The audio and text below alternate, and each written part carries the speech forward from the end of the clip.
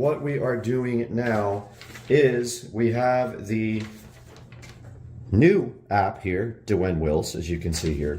And we will start over on the instructions, and you guys will not see me fumbling around for an hour trying to get this working and not being successful. So let's open this Dwayne app and follow the new instructions, because like I said, it was not apparent that they had changed, and I should have read the instructions. So we got the Dwayne app opening here, and now I have already signed up for an account with Dwayne, and most likely we will have to enable the skill as well to get this working. So it says to, let's see. Okay, so download the app. We did that already. We signed up. And now it says turn on Bluetooth on the smartphone. It is. Click the plus. It's okay, let's see. All right, it says to click the plus here. We got the Wi-Fi low voltage transformer. All right. It says power off the device, and after 10 seconds, power it on again. So here we go. We got the power plug pulled here on the Dwayne. We're waiting 10 seconds here. And then it's going to want us to hold the reset button down for 5 seconds. Now I have a pen, but to protect the button from getting ink on it, 1, 2, 3, 4, 5. Solid light. It is blinking rapidly. We're going to the next step. Hold the reset button again until it's blinking slowly. It says 5 seconds. Now it's blinking slowly. Yep. You can see you have to press confirm here. Next. And it says to enter a password for my 2.5 gigahertz network, which we will likely have to blur that out. It says allow location access to search for nearby Wi-Fi. So let's see what it is already on, so we can go back.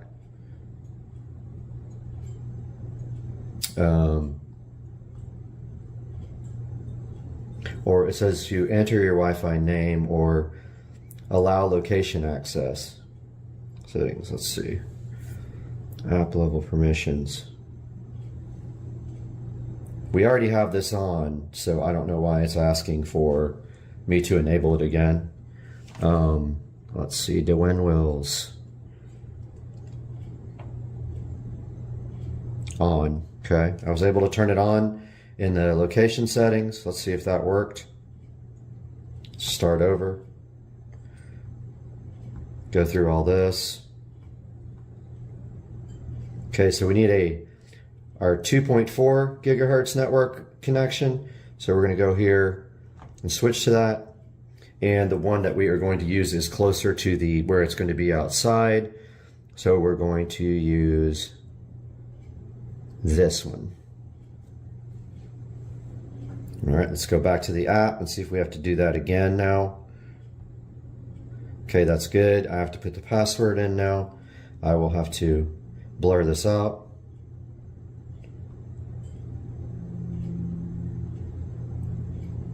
Okay, password is in. Connect your mobile phone to the device's hotspot.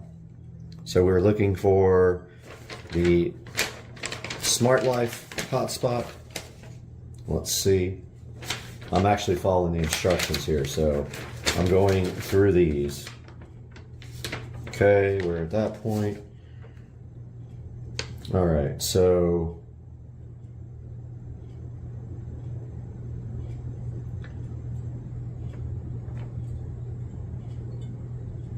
yeah, it doesn't talk about this part in the instructions, but we're supposed to connect to the Smart Life, I guess the Smart Life hotspot here. Let's see if this is it. says Smart Life 8E-D1 is the only Smart Life I see.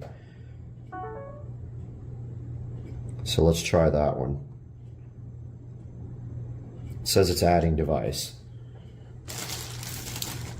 This is all new for me, so I'm doing this with you guys. Now I'm guessing I have to keep the old devices on the Eco plugs. So yet another app that I have to manage in my arsenal of apps for everything. And it says adding, let's see if that is the case. The light did go off here. And I don't have the skill enabled yet. And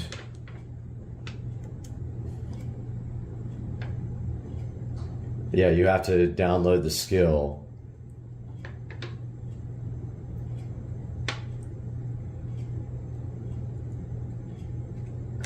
So it still says it's adding. Let's see if this is actually going to work.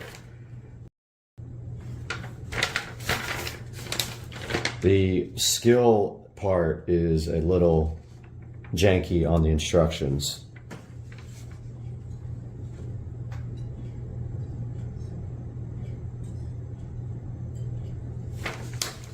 Still says it's adding. That's interesting. It's taking a really long time. We might have to try it again.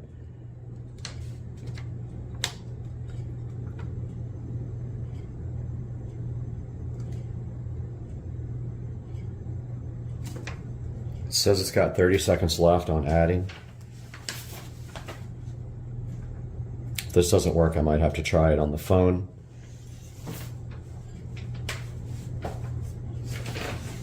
Instead of the tablet. Got 10 seconds left. It doesn't look like it was successful. Let's see.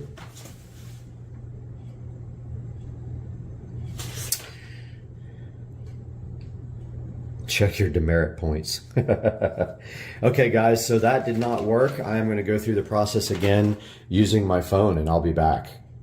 Okay, guys, I went through the whole procedure again on the Dwynwills app on the phone, and basically here is how you do it. You will go through the instructions on the actual app to add the device. It will flash rapidly when you hold down reset, then it will flash slowly. Once that is able to be flashing slowly, then you connect to the hotspot on this device, which says Smart Life. After you do that, you put in your Wi-Fi password name and make sure you're on a 2.4 gigahertz network. And then here you can see we have added it. Now, it does not really explain adding the skill, but there is a skill in Alexa called Dwynwills. And the actual instructions here make no sense. It says, let's see, work with Alexa. Option 1, app to app. OEM app redirects to Alexa to bind. Discover the corresponding app OEM Alexa skills directly in your OEM app and easily complete the skill. So it says find me on the home page. So here we go to me. It says tap Alexa. And then it says sign in with Amazon. So I guess that's how you do it. I'm going to go ahead and attempt that now since I can't put that on camera due to passwords. Okay, it looks like we are just have to hit link here. Let's see if we do have to put in a username and password. Okay, already linked with Alexa. Okay, so I just got a notification from Alexa on my phone that this is already linked. So now we should be able to control the devices from Alexa and from yeah, I woke up everything in the world. But here's a good look at the actual device. And I don't know if we have to upgrade the firmware or not on it. We can try that. Let's see if it actually loads here. Okay, it did load. It doesn't really have any, let's see, device update, automatic updates. I turned on automatic updates in the device. Doesn't look like there are any. Now the rest of this configuration, see here's the name of the actual device. We can probably take a picture of it. Let's see, device information there, the MAC address and everything, and the icon. Yeah, you can take a photo, so I'll do that once I get everything outside and ready to get hooked up. So yeah, that is the first initial setup of the DeWinWills low voltage landscape timer. Totally different from the other ones in that it doesn't use the EcoPlug app, it uses its own app now. So now we're going to take this outside and actually install it.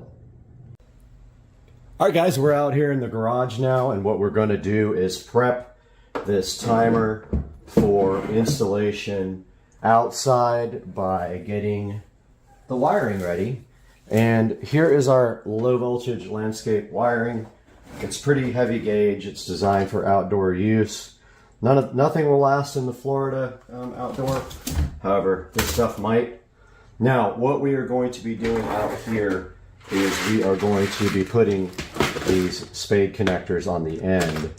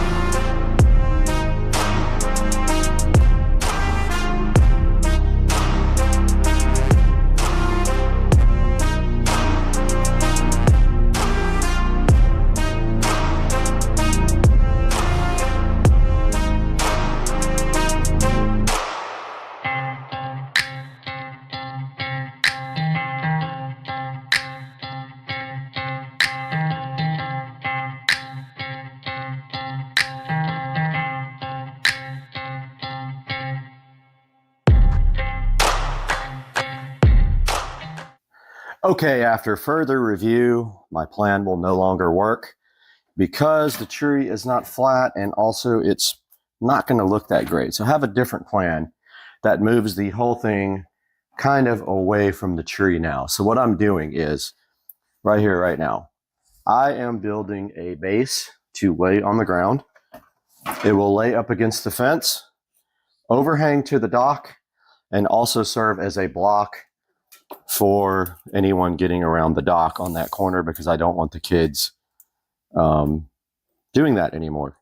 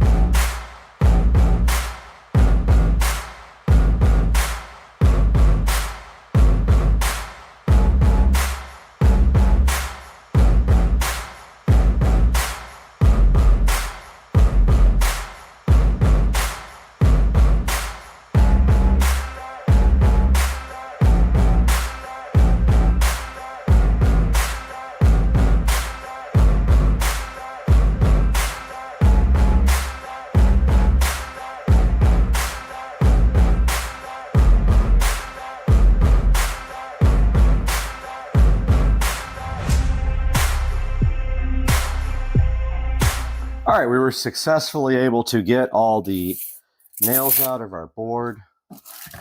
And so what we do now is remeasure 7.5 from the edge, about right there.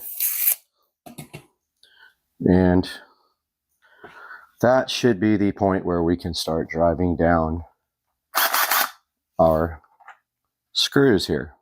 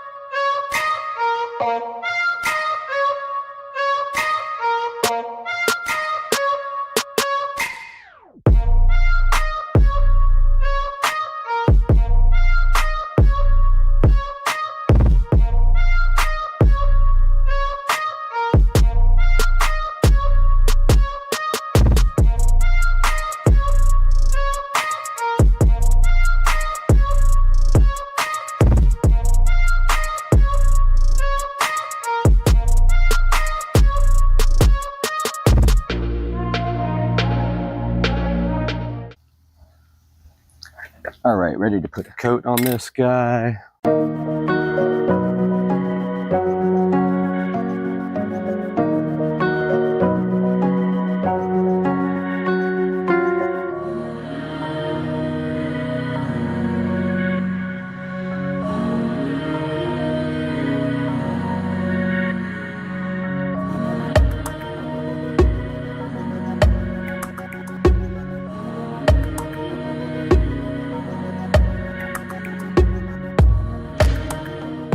All right, we're out here with our friendly neighborhood alligators. There's one right there. Right there. And what we are going to do right here, right now, is run this brand new power cable from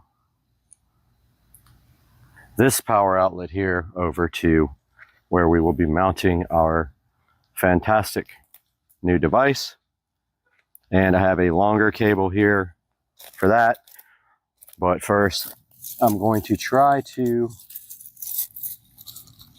secure this. Is it raining? It's raining. Project over.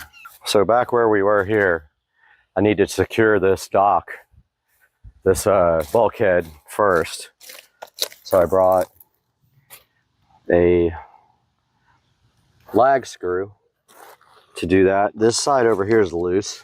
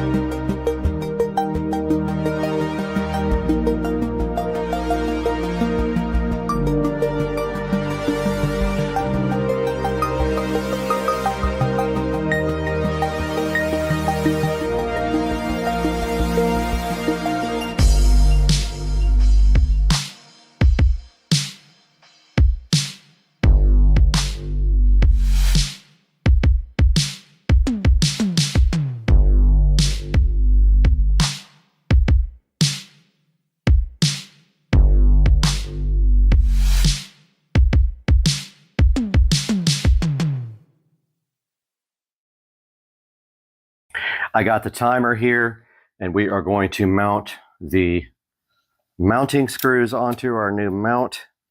And so we measure across from here to here, and that is right in the center, 3 3/4.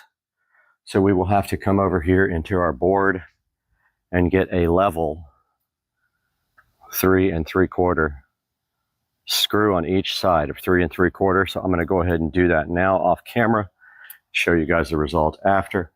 Okay, it started raining again, but I got the screws done for the mounting part for our landscape timer. So all I have to do now is hang this timer on here, and it should be fine because all the weight will be pulling straight down and not towards us. Then this guy over here gets screwed to the bulkhead. That should be fine too, and that will keep the whole thing steady. Now all we have to do is go install it, and hopefully our wire here is long enough to reach to the next light, which I think it is. That would be sweet. So I borked that up really good, and the only way, I mean, this will work still. It's going to be more flimsy. I may need to get some L brackets for the back.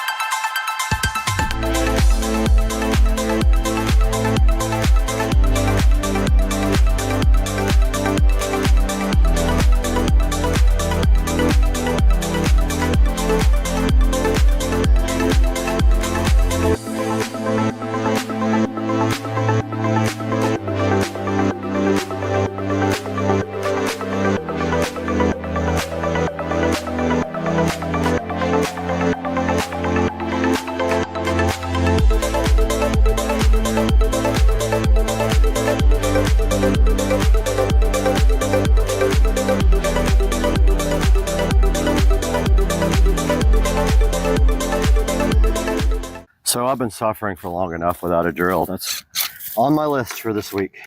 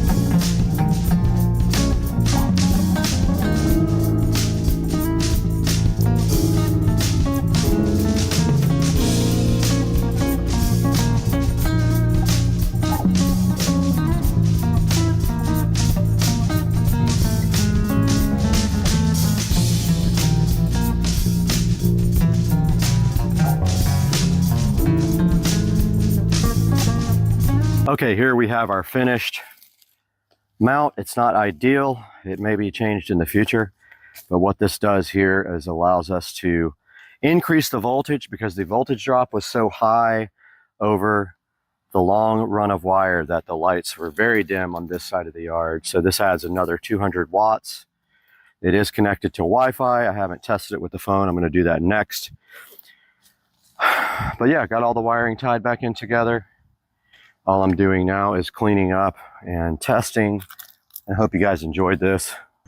All right, guys, I didn't want to end the video without actually showing you guys some shots of the lights in action. I was going to wait till completely dark, but I decided the sunset looked really cool, and I have these lights off under here on purpose, but I wanted to show you guys now with adequate power what this system can do.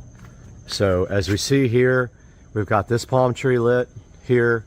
That light probably needs to be de-rusted. It has a few bit of rust on the lens from the watering of the yard, and it gets caked on there and you have to de-rust it every once in a while. We have a yard light right there next to the tree.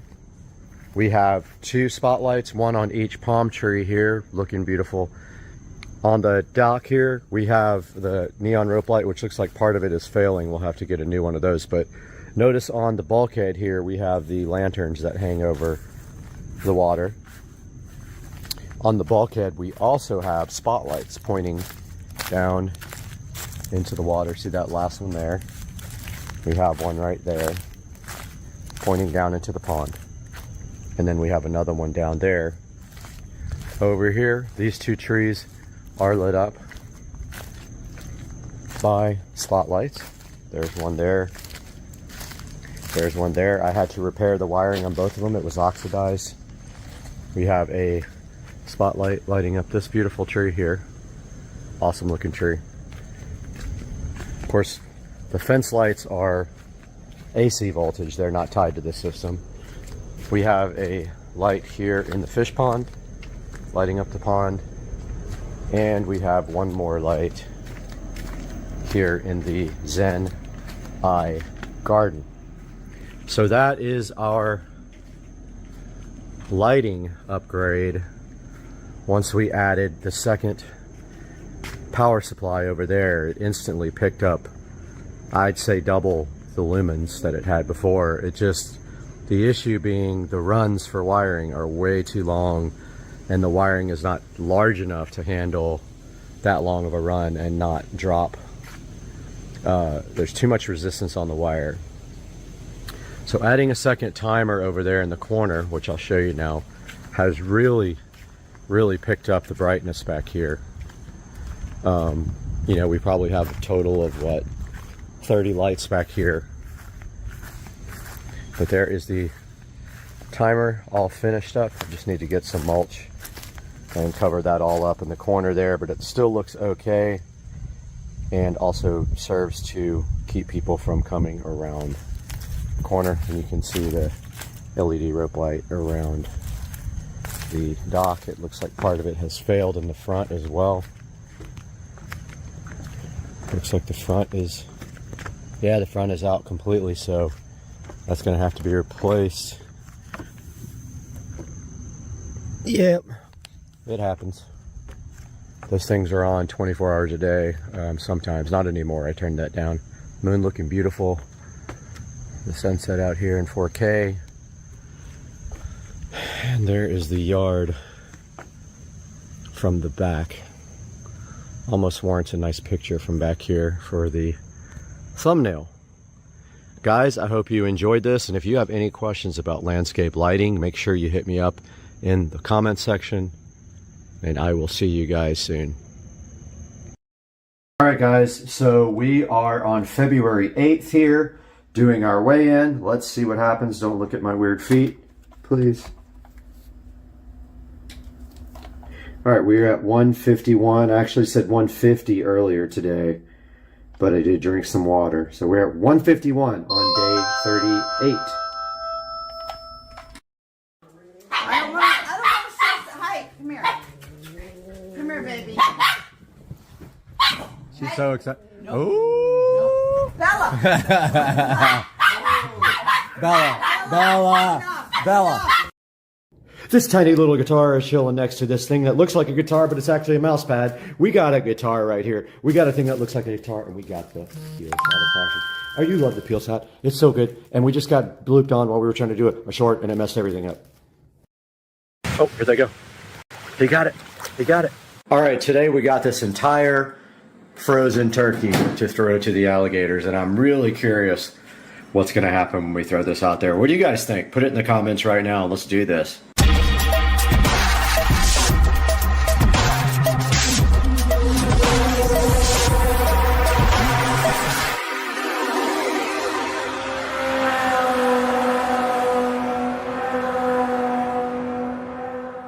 The first thing we got to do to get this frozen turkey out there to the alligators is get this guy unpackaged. This thing is old, so it's time to get rid of it. Now I'm wondering if I'm going to be able to unpackage it, so I'm going to try to get this skin off of here now with it completely frozen. Let's see what I can do. We got this thing unboxed, unpackaged, whatever you want to call it. Now we got to put gloves on. It's freezing cold and get this outside and see what happens when the gators grab it. All right, we got some eggs to get the alligators interested first, and then we're going to throw a frozen turkey out there and see what happens. Now you guys saw when we threw a dead bird. We're going to find out what happens with a frozen turkey real quick. Let's do this. And we already got one coming over. Let's throw him some eggs. Oh, he's the big one too. He's hissing at me.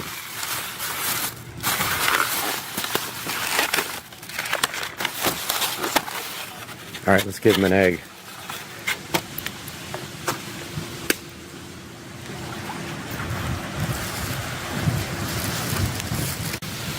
Get your egg. Here comes another one over here on this side.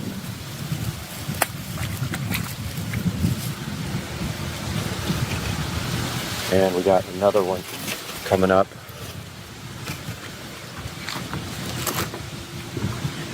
We got one over here.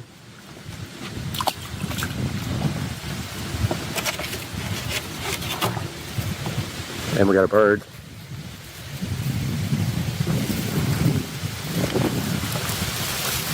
All right.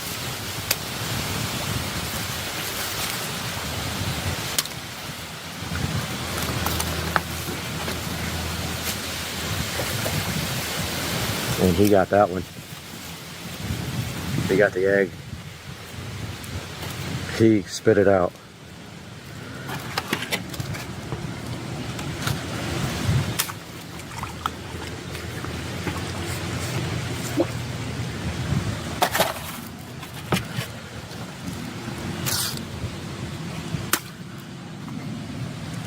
They are not too interested in the eggs. Oh, look at these two fighting. They totally fought.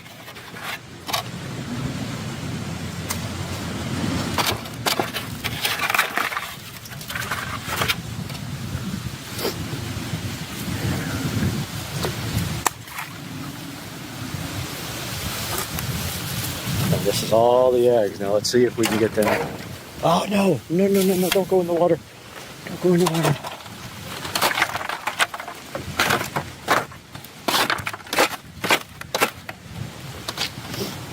All right, it almost went in the water. Are they interested in the egg? All right, let's see if he'll take. He's trying. Let's see if he'll take the frozen turkey. All right, here we go. Completely frozen, 100% frozen turkey.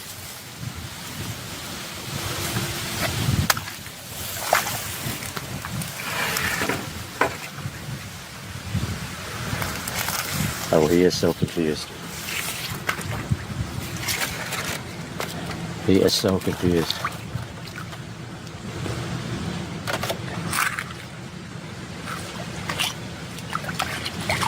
He's trying to eat eggs. Oh, they're fighting. He doesn't understand it. He just cares about the eggs.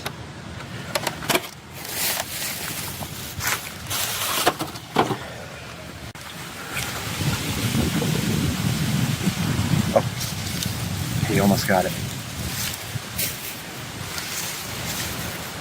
He doesn't understand it.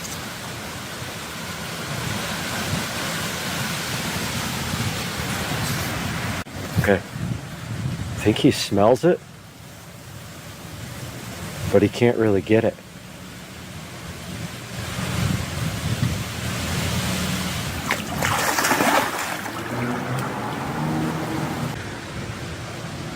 You can see the turkey is putting some smell out into the water. Let's see if they're going to do anything. There's a turtle right next to it. Soft shell. A turtle's trying to drag it in the water. A turtle thinks he can drag it, and he almost had it. There's all kinds of turtles coming up. Fish. A turtle was dragging it into the water. Oh. Alligator got the egg. Oh, he might see it. He might see it. All right, here it comes. He got it. He got it. Oh yeah, let's go.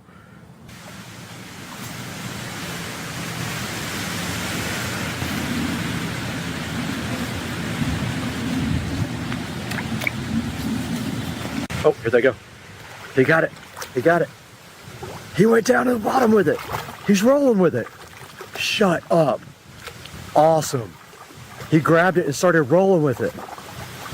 That's amazing. Look, he's still going after it. Wow, crazy. He got a piece off of it. That was insane. He took it to the bottom and started rolling with it till he got a chunk off of it. And now it's just floating in the water. I'm waiting to see if they're going to grab it again. But there's fish jumping around near it. He did take it though. He's right there.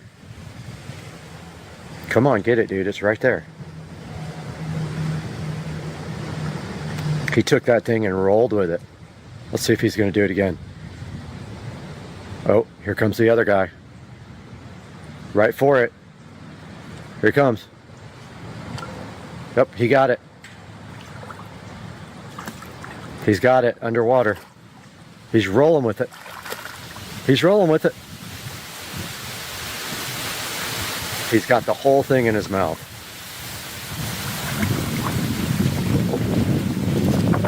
They roll around with it. I guess they're having trouble getting the meat off of it, and now he's over there with it. He's taking it to his homeland. Alright, he's got it way over there now. He took it way away from the other gator, which is right down here. And he's going to take it to his own little area where he can chomp down on it. Crazy. What a cool thing to see, them rolling with these things. Okay, so pool is getting drained today. So we've got the hose running over into the pond there, and he's got his pump over here. He's priming it.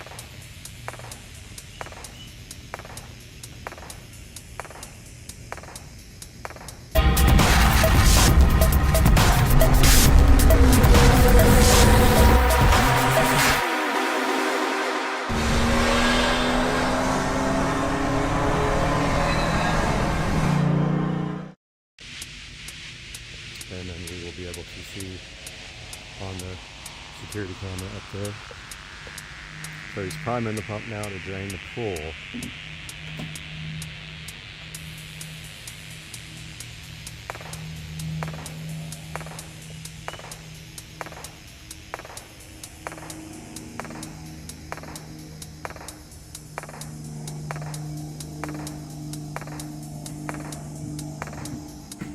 Here we go.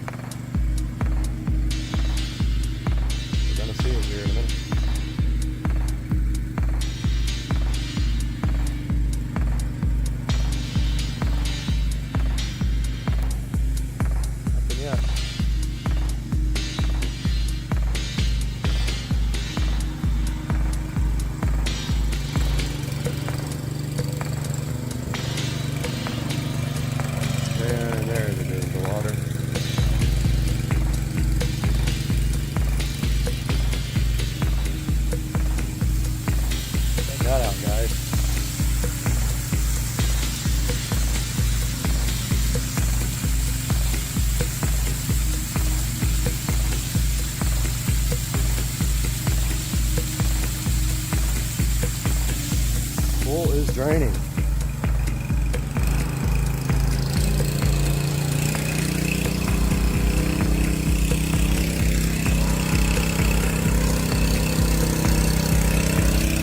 Nice. It's actually going a lot faster than I thought it would. That thing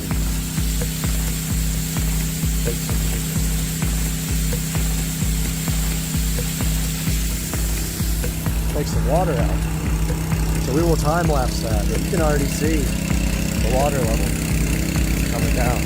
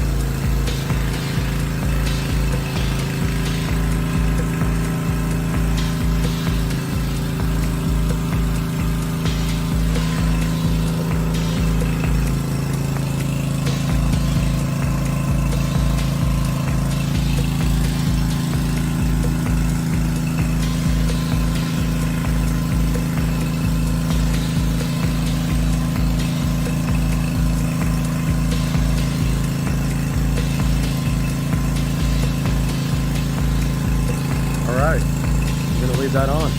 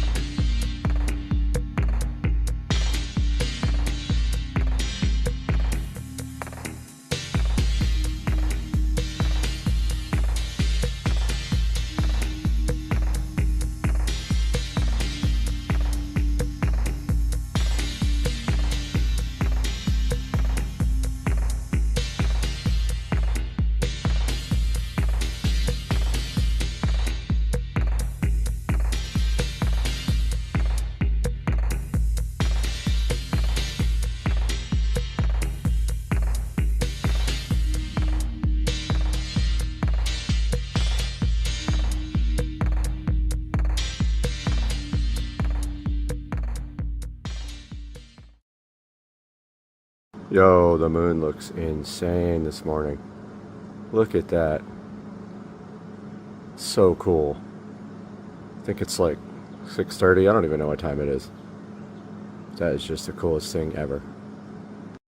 Hey, what's up guys? We want to welcome a new channel sponsor and someone that I actually buy from all the time. This is EBL Batteries. They sent me this EBL badass green wave box, and it is all about saving the environment. It says on the front, promising, inspiring, and sustainable. And inside of the EBL box, they brought me some really cool stuff to show you guys. The first thing that we have here is an EBL battery charger right there. Right there. EBL battery charger charges both AA and AAA. They gave me 4 each of AA and AAA batteries right here. They gave me a cool little fridge magnet stuff and a cool little sticker thing with several stickers in it about EBL. This is such a cool thing for them. I love EBL. I actually use them on all of my stuff anyway. And then I got this pretty cool hat right here as well. So this EBL box is available to go ahead and order on their website. We'll put up a link in the description to this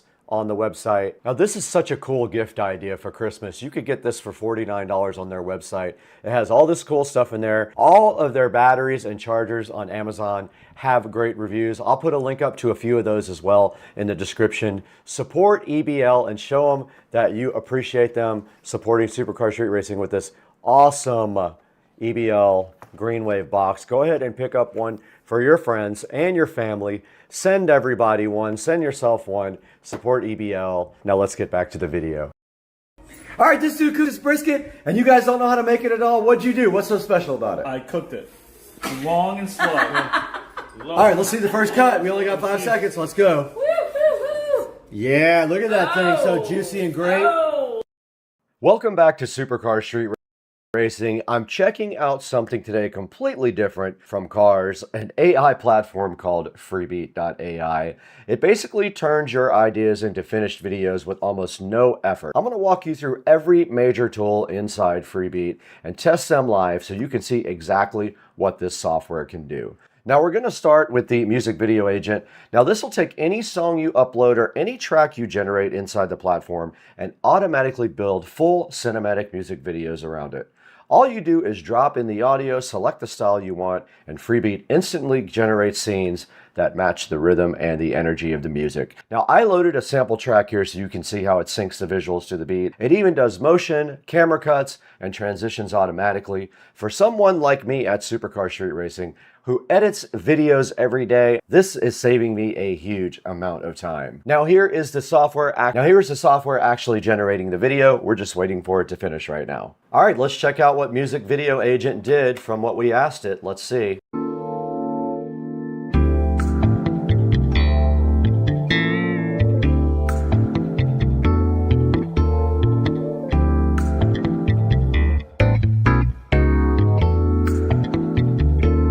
All right, that was pretty cool. Did you see that? I was actually in the video partially. That's pretty cool. I used myself as a reference. It put me directly in the video. That's awesome. I love that. Now I'm going to show you guys a few samples of how this website works.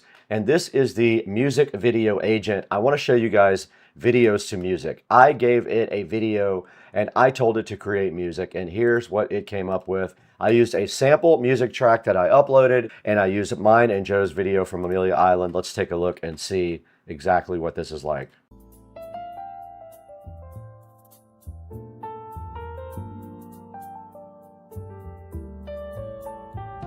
The asphalt unwinds a blue and gray ribbon to the sea. Sunlight on my skin, setting my silent spirit free. No rush to... Now next is my favorite feature, ideas to full-length video, and this tool is basically magic. You just type in the idea for your video, anything from a product review to a full short film, and Freebeat will build the script, generate all the scenes, and edit them together. It'll add effects and give you complete, ready-to-use video. So I typed in, a man is making a YouTube video in a studio, and this is what it created. Now this thing would usually take me hours to make, but let's check out what Freebeat AI did here. The camera is on.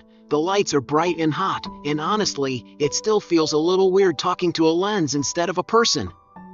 But here we are, embracing this modern way of connecting. This is the space where raw ideas and half-formed thoughts hopefully turn into something you'll find interesting or even meaningful. It's a constant process of trial and error, of figuring out what truly resonates with an audience and what simply falls flat, all while constantly learning how to be better at the craft itself.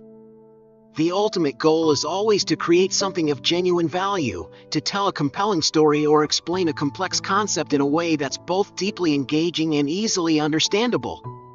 It's all about striving to make that authentic connection, to bridge the digital gap, even if we're not physically in the same room. All right, now let's take a look at Translate and Dub, and this feature is perfect if you want your videos to reach audiences in other countries. You upload your video, you choose a language, and Freebeat automatically translates your script, matches your voice, and dubs it in that new language. I'm going to drop in a short clip here from a previous video and translate it to Spanish so you can hear the voice match. It keeps the tone, pacing, and emotion, which is wild. For people building global channels like Supercar Street Racing, this is huge. Now keep in mind, I only gave this one try. Sometimes you might have to give it multiple tries like other AI programs to let it smooth out a little bit. But it did a really good job on this clip, I think. Translation here. Let's see what it did from English to Spanish. Con los sensores Starvis Swen, y justo enfrente de mí está esta cámara exacta aquí. Está a 139 porque tiene un 46% de descuento en este momento. Así que adelante, compruébalo. Tiene una genial opción de visión nocturna aquí. Como puedes ver aquí, otras cámaras no se ven así. Now next up is Image Edit. Instead of traditional Photoshop tools, Image Edit uses AI to instantly modify or enhance your photos. You can remove objects, you can add new details, you can change environments, or restyle the whole image with just a sentence. Now I uploaded this photo and told it was a picture of a man in a hotel room, which it was, except it was cut off before because it was in portrait mode. And check out what it made here. It made this cool picture of me in the hotel room, and then you can remix it to a video if you really want to. It completely transforms scenes in just seconds. You can create thumbnails, backgrounds, artwork, anything you want. Go ahead and check that out. Now there's all kinds of other cool tools on freebeat.ai. Check out on the side things like face swap, AI dance generator, character swap, lip sync video, video upscaler, AI image generator, and image upscaler. All tools found on freebeat.ai. Go ahead and try out freebeat.ai for free. There'll be a link in the description. Tell them Supercar Street Racing sent you, but we got to get out of here. It's Sunday night. All right, guys, I find my own nut and bolt and finally MacGyver that thing back.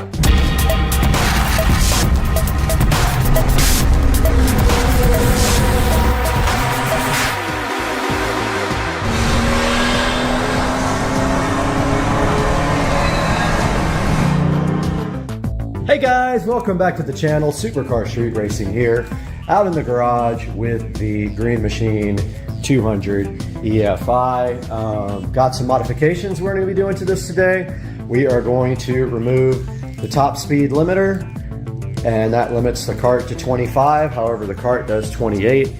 We are also going to be installing a battery tender on the cart so that it stays charged when I'm not using it. And we are taking a look at the part of the cart that is annoying, and that is the backup warning chime. We are going to be removing that. So let's start with the backup chime. All right, guys, taking a look at the speed limiter on the cart, it is mechanically limited to 25 miles an hour with this set screw. So I removed the bolt from underneath the vehicle. All we had to do now was just pull out this speed limiter here. And what we're going to do is I have a little baggie for it marked in case I ever sell the cart. If somebody wants the speed limiter back on, we've got our speed limiter right there. So the top speed is now unlimited on the golf cart, whatever the motor can do. However, the guy who I bought it from said don't keep it at high speed for a long period of time because the oil will run up, stay in the top of the engine, and it will do damage to the engine. So you're not supposed to run it hard for a long period of time. The next thing we're going to do here is we are going to install our battery tender so that we keep this battery charged when we are not using the cart. So we're going to get our tripod out and go ahead and do that now. All right, we are back out here in the garage with the Green Machine 200 EFI, and here is the battery. Looks like it is just your standard hex nut with screw terminal. Now here we have our battery tender that has the screw holes to attach it permanently to a battery. We're going to use this, and what we are going to do is look for a good place under here that we can secure the connector on the end to, so that when we want to use the battery tender, we can just reach under and plug in the cord here. So here's the end that plugs in. It's a quick connector. We're either going to try to do that in the front of the car or the back of the car. The front is more convenient. The cable is not very long at all. That's the only issue, is we may not have enough to really do that. We may have to extend this cable. Yep, I think we got to extend this cable because I kind of want it to be underneath. And let's see how long it is. So when it's fully connected here, that'll be about that long. Let's see if I can actually reach under there and still grab the cord. If I can, then that's fine. We'll just tie it off and use it like that. So let's see, we probably need that much. Yeah. Let's see. So it's kind of inconvenient. I think I am going to go ahead and extend this cable. So we will go ahead and do that now with my new heat gun and my new connectors. All right, guys, we are back, and here is the original cable. And if we take a good look at this cable, on the red side, there is some markings, some white markings, so we can keep the red, the positive, and the negative separated. We've got our heat shrink tubing here, and we've got some extra wire, some landscape light wire that's kind of perfect for this if we can get it inside of these solder shrink guys. So I'm going to go ahead and cut towards the end, not all the way to the end, but semi towards the end. And maybe right there is fine. Okay, now let's go ahead and separate the wires.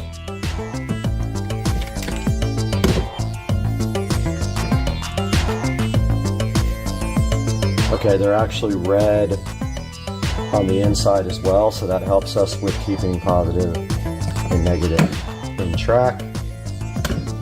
There's a red wire inside there showing you that that's positive.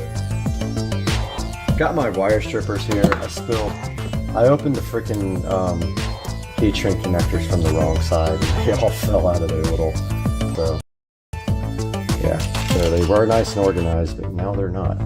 All right, we're gonna take and strip back some wire.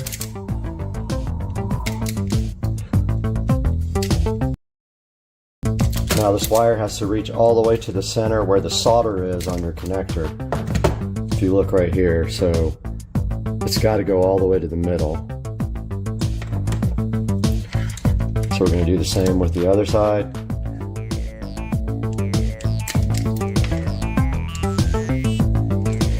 Kind of helps to have something non-fireproof to do this on, because this heat gun gets pretty hot.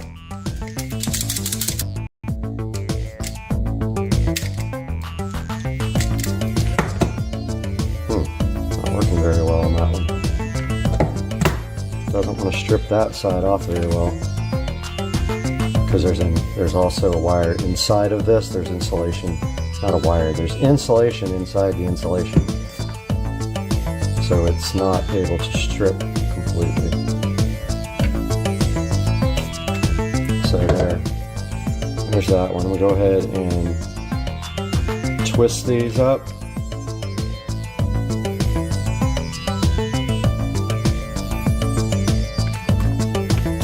And then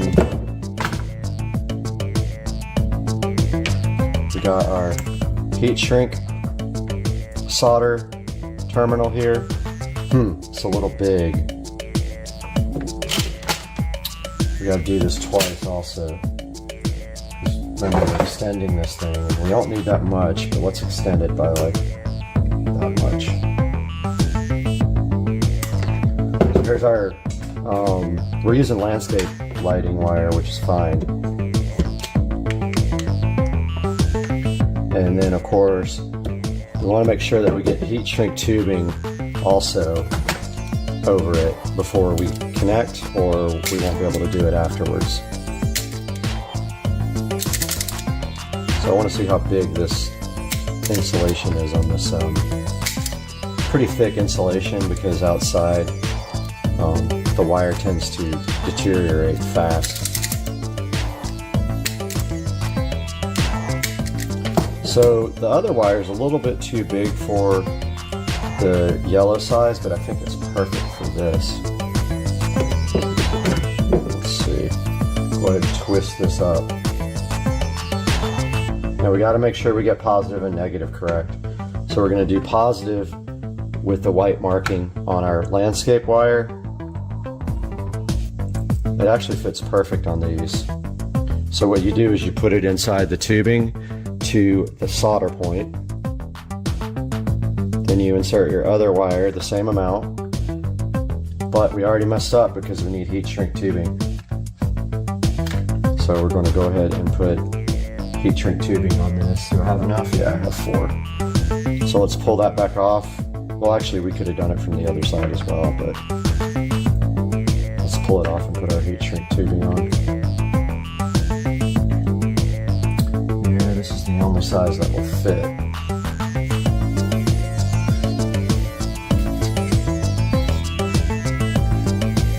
All right, it's stuck inside.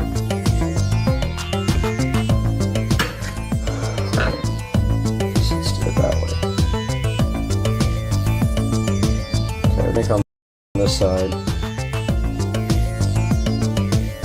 we honestly don't need that much. Let's shrink that. Yeah, we do. We do need that much. Let's put it back through.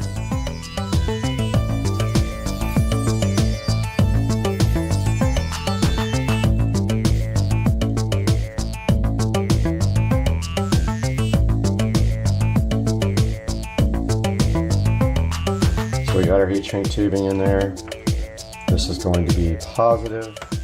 Make sure I still got that positive. It is. It's the side with the marking on the wire.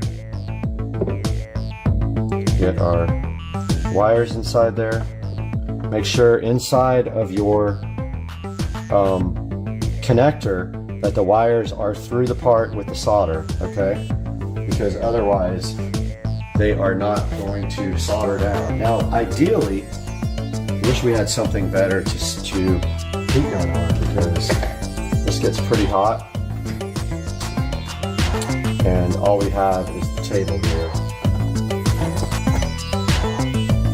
So we don't want to shrink our tubing yet. So this is kind of a pain, like when you're doing this.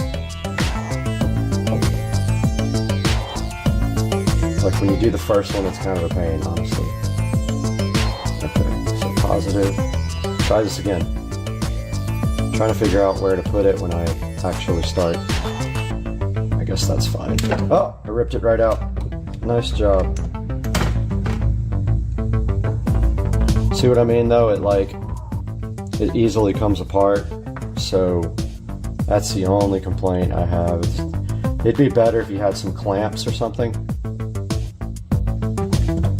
Let's go ahead. See how the other wire always tends to get in the way and stuff? It's awkward doing the first one.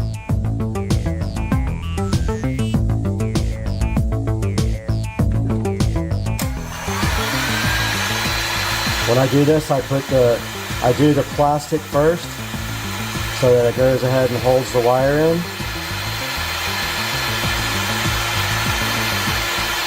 Like that. See how it's shrunk around the plastic? And then you can concentrate on the solder part. Wires are right in the way. Now you melt the solder in the center.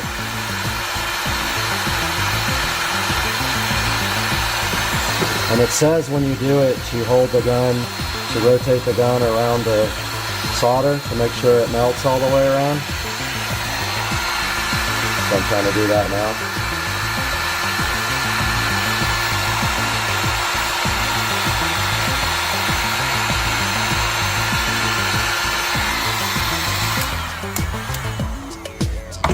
Alright, I think I got it.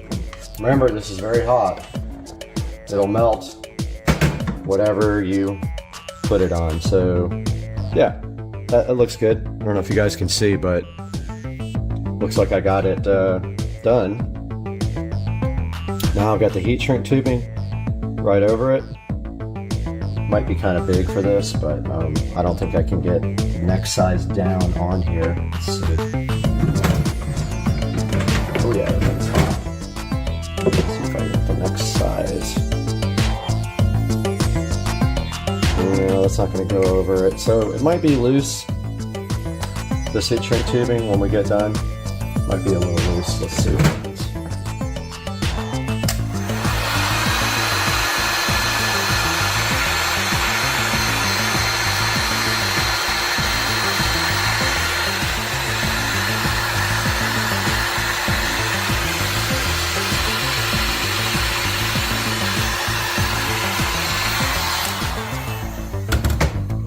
Okay, got our first one on.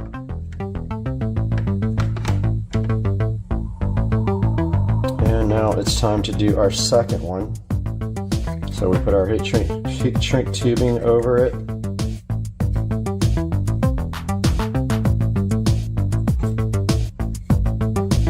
And we got our connector here.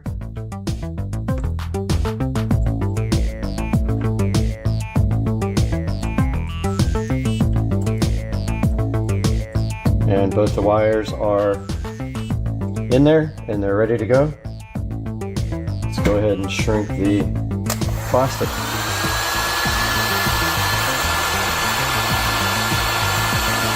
Plastic is shrunk. Now I'm going to work on the solder part.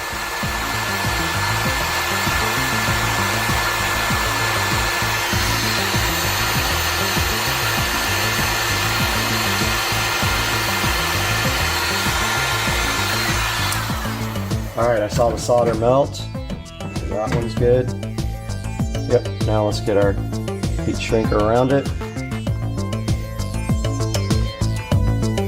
Uh-oh. Is it coming out? Oh, my tubing melted too soon.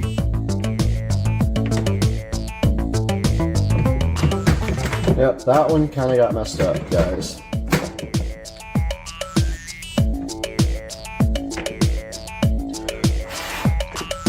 I'm not sure if it's still connected or not.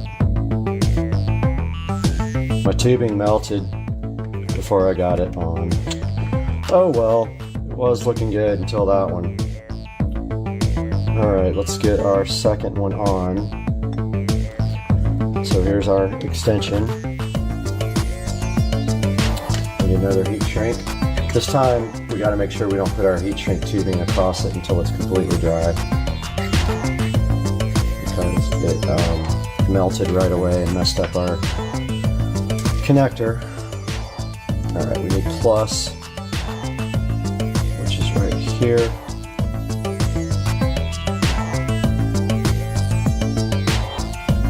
And plus right here.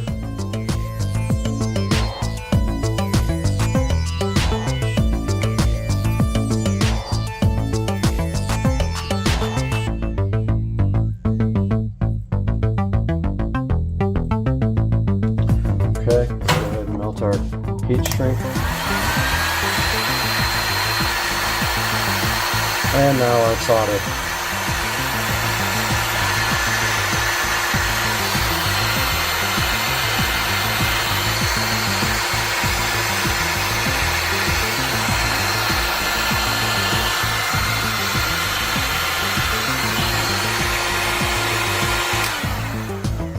Okay. Now it's got to cool off a bit before we pull our heat shrink over it. Lesson learned.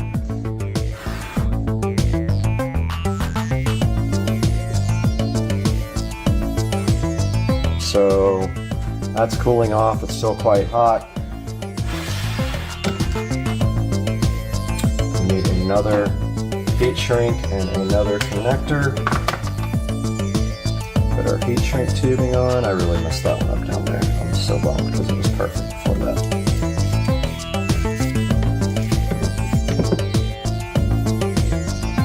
Okay. Got our tubing ready.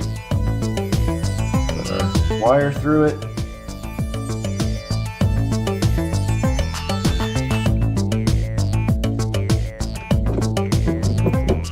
And go ahead and melt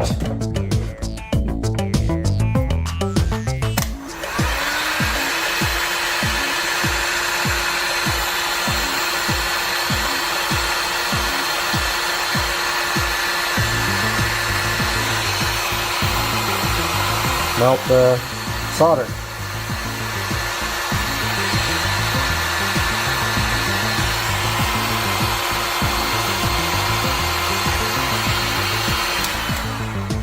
Should be good. Don't forget this gun is very hot. Okay.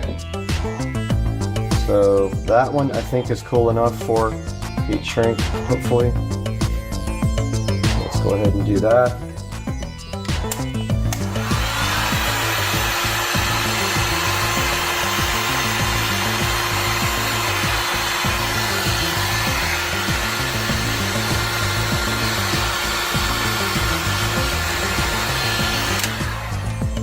All right, one side done.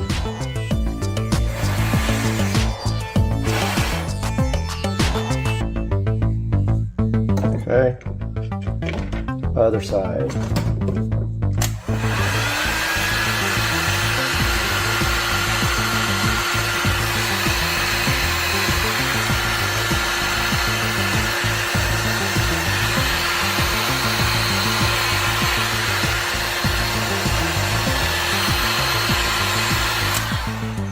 Okay, so we got that one mistake down here.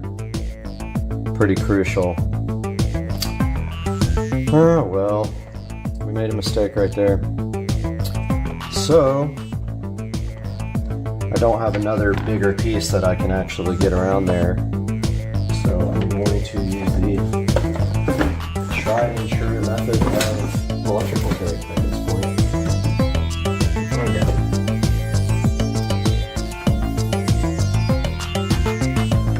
Go ahead and wrap this guy up. Hopefully this works. I didn't test it yet.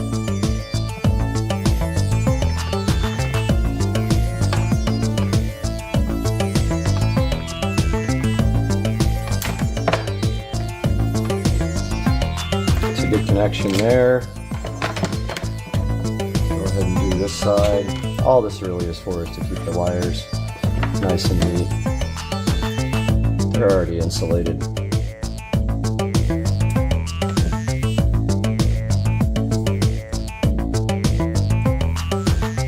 Still a hot little potato.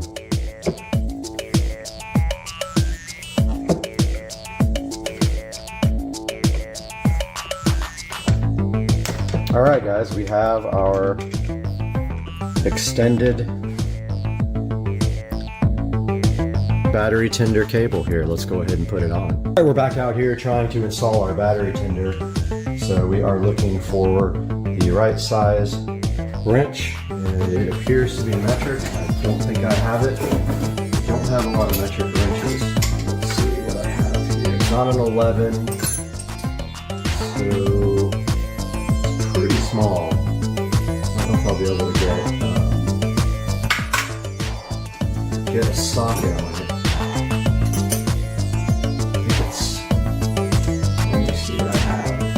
Got a 10. Problem is, I think it's blocked by the. That might be it.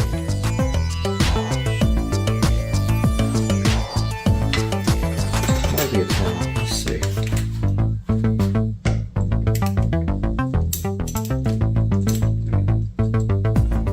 Okay. 10 worked.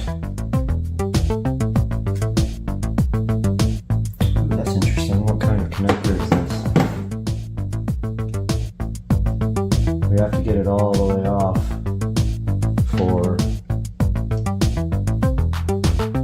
almost like thinking we should just do the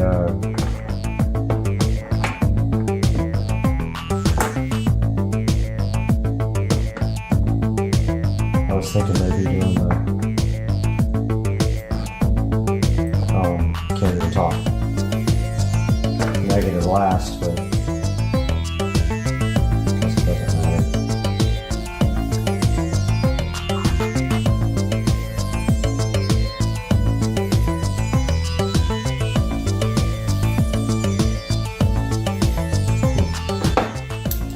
Doesn't want to go on.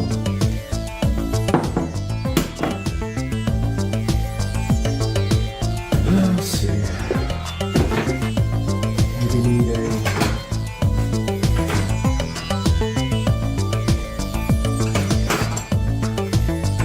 Phillips.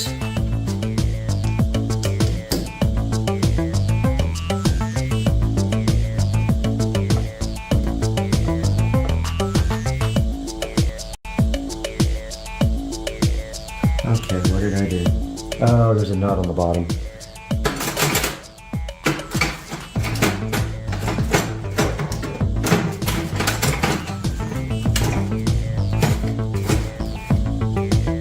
The nut came off on the bottom.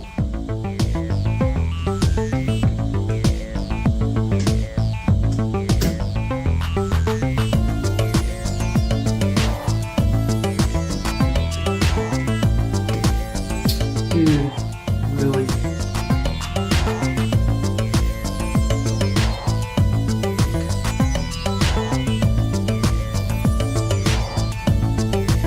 Well, this sucks.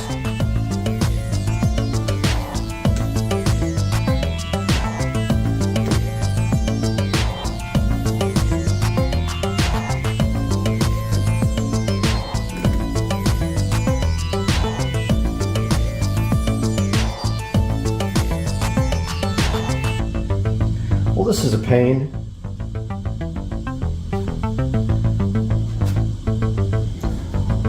The hell am I gonna get this thing back on?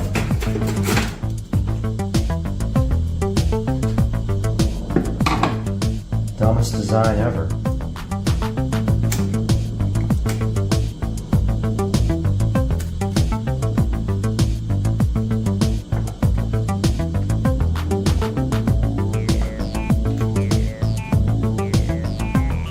I think I got it, but man, that is a stupid design.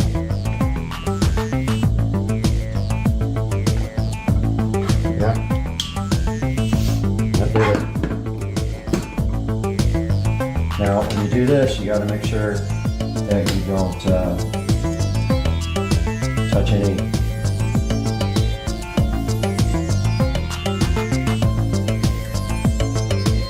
touch anything negative with the positive terminal.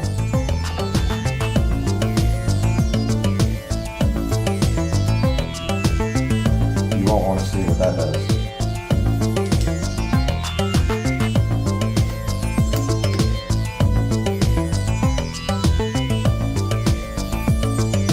Once again, it's screwed. The nut is like way down in there.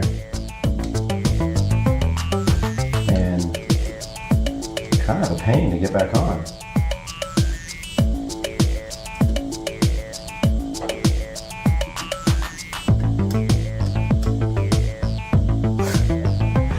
This is such a stupid ass design.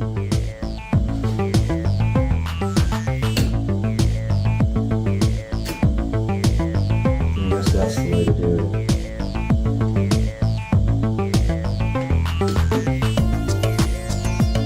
Make sure you don't touch your screwdriver or anything while you're doing this.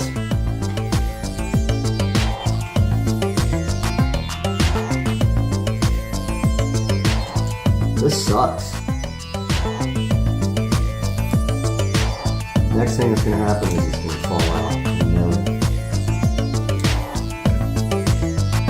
So what's happening is the nut is in a place where you can't get to it and it falls down.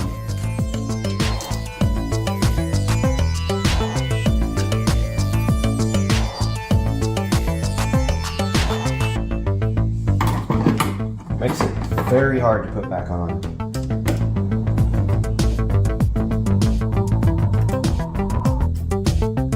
Oh my god. Really? Dumbest design I've ever seen. The nuts, the screw is not long enough.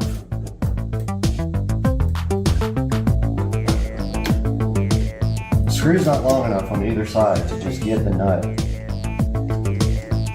So it's like maybe one thread too short.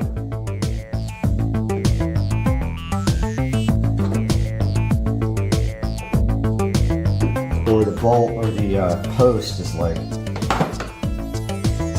you can't get a screwdriver in there either. This thing sucks, I hate it.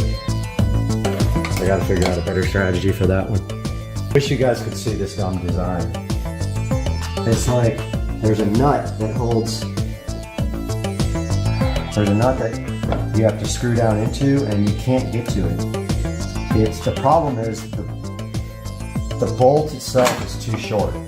If it was like one thread longer, it would work. But it's not long enough to bite on the screw. You need literally 3 hands to do this, or 2 people. Or you gotta be lucky. And I think I got lucky on that one, on the negative cable. But that's what happens.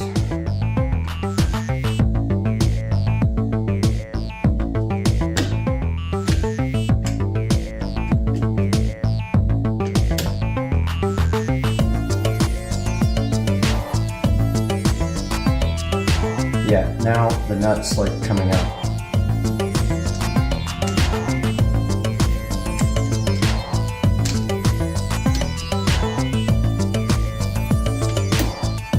This sucks big time.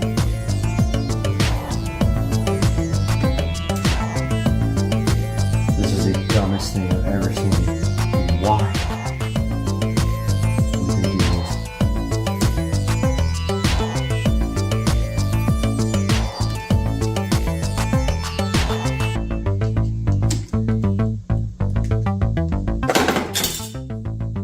Did I just lose it?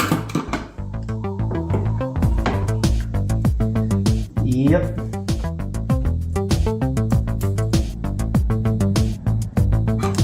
This is a dumb design. I'm sorry.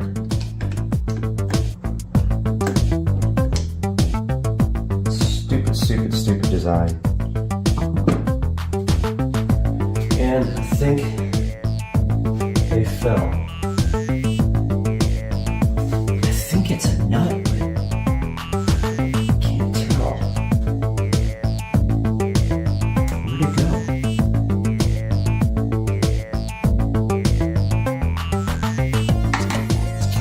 Well, I think I lost it. Great. How could it go? Alright guys, I don't know what to do about this guy because other side tightened right up. This guy's not tightening. I lost a little thing, I think. I heard it fall, but I don't see it anywhere. Unless it fell on this tray.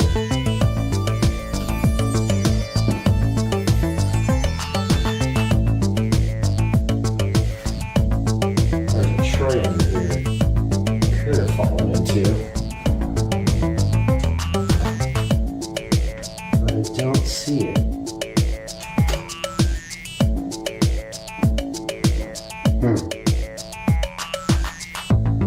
Well, I gotta figure out what to do about this. Alright guys, I was able to find my own nut and bolt and finally MacGyver that thing back. Not ideal. I'll go ahead and look for a replacement bolt for that. I don't know where the bolt or the nut went. Barely got a nut underneath that thing.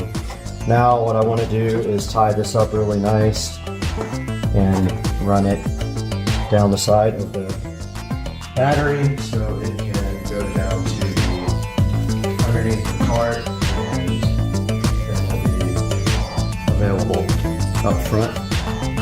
So I'm going to get some zip ties here. And I'm going to first tie it off to this battery clamp. Battery clamp's just a bungee cord, by the way.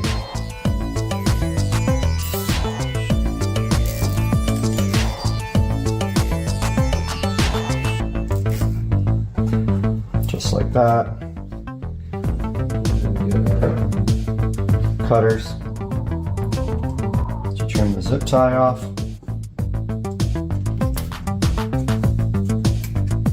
Which isn't working at all because they're too big.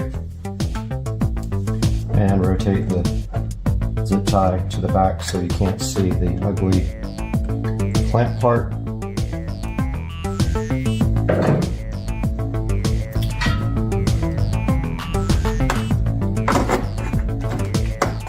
And then the rest goes down here.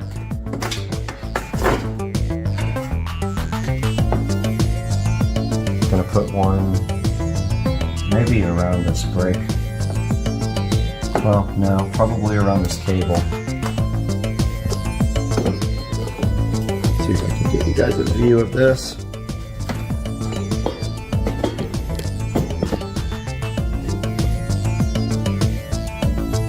You might not be able to see this, it's hard to get a camera view, but I'm going to tie it up to, there is a throttle cable or something here. I'm going to go ahead and tie it to that underneath, which is really hard to get to, by the way. Yeah, it looks like that might be that's one of the brake cables, I think. I wish I would have made the wire a little longer now. I don't know why I do that all the time.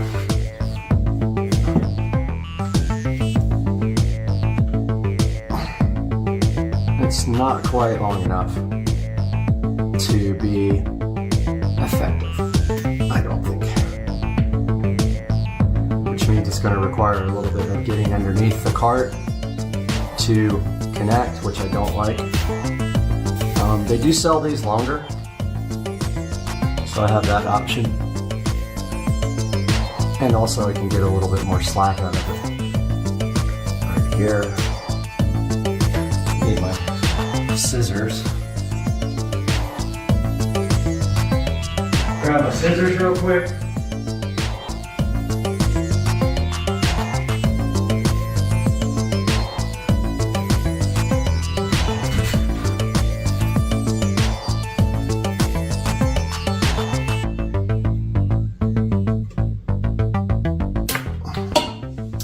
Okay, that's good.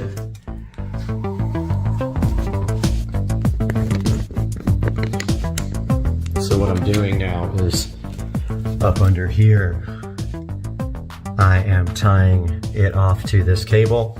You guys won't be able to see that, so I'll be right back. All right, we're back in the garage with the Green Machine 200 EFI. We got our battery tender connected, running down through the bottom. We have it tied off right here. And if that looks bad and I start seeing it, I will move it. But for right now, it's ready to go. And we've got our battery tender right here. I'm gonna go ahead and plug that in and then plug it into our cart, which probably will take 2 hands. But all we have to do in the future is just undo this little cap here and plug it in. I'm gonna do that now. Okay guys, we got our battery tender plugged in. It is showing a red solid light, and that means that the battery is charging. Now don't forget, the battery tender charges very slowly, so it'll take a couple of days to charge this guy up to topped off power. But the good thing is I don't drive the cart every day, so this means that this battery will stay charged. Now all we have to do is button up the top and we should be good to go. All right, so that was the first time I ever took the top off, the hood. Here is the hood, and really it just slides in down here, and then it has 2 latches at the top that just this. So I think that's all the way in. a difficult time with this last time. I don't know why. Because it's super easy. It's got 2 slots down here. Bummer, every time I do this, I get fingerprints on it. Alright, so that one's it. This one gave me the last time. Alright, it's in. Now, we just gotta clean off all our fingerprints.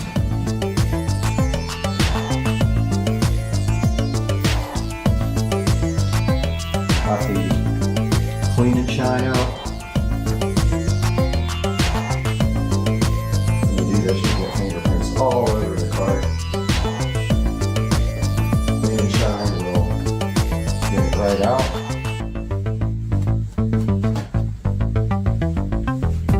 You know, it's like wet wax. Up here.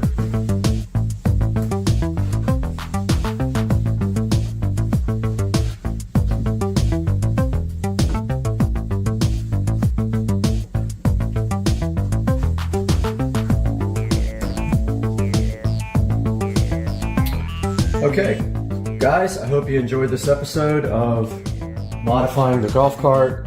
That will charge now for, say, probably 24 hours. It will flash green first, and then when it is fully charged, it will stay green.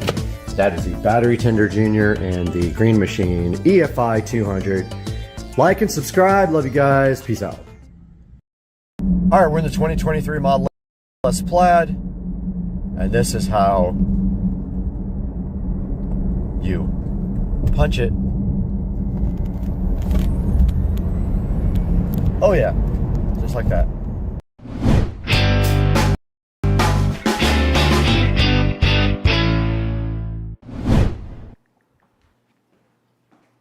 Hey man, what are you doing?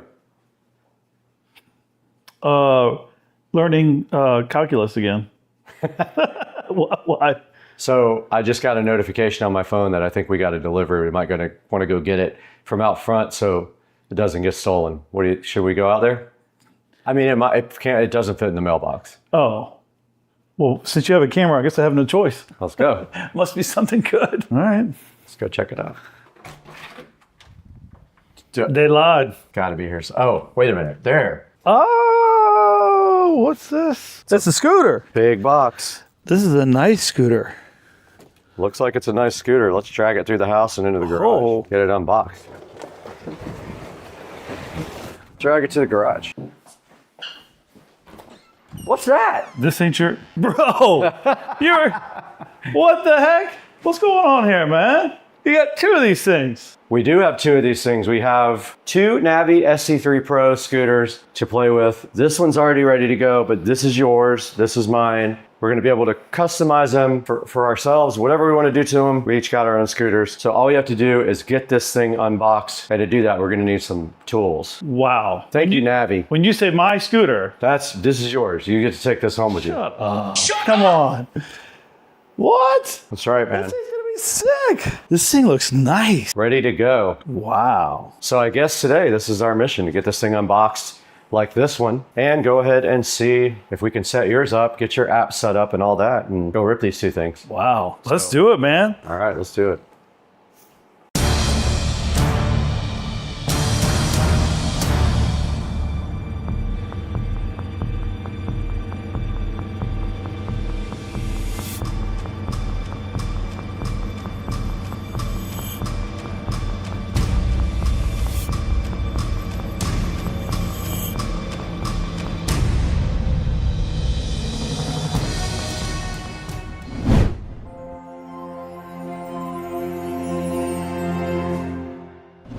Hey, what's up everybody? We are in the Supercar Street Racing compound garage right now with something special from Navi. They reached out to me a few months ago and said, hey, do you want to take a look at our SC3 Pro scooter? Joe, take a look at what we found outside today. What is this thing? Well, yeah, I was obviously surprised when we went out to the front door to see this sitting there. From the quick research that I did in a few minutes in prepping for this video, like, this thing is awesome. This thing has a lot of bells and whistles, including the first thing I love from a security standpoint is it has a built-in AirTag from Apple, which is great. I'm an Apple guy, you're not a big deal, but I'm gonna be able to take both scooters and add those to my account. So if this Wait a thing, minute. What other scooter? What are you talking about? well, you already showed them that scooter.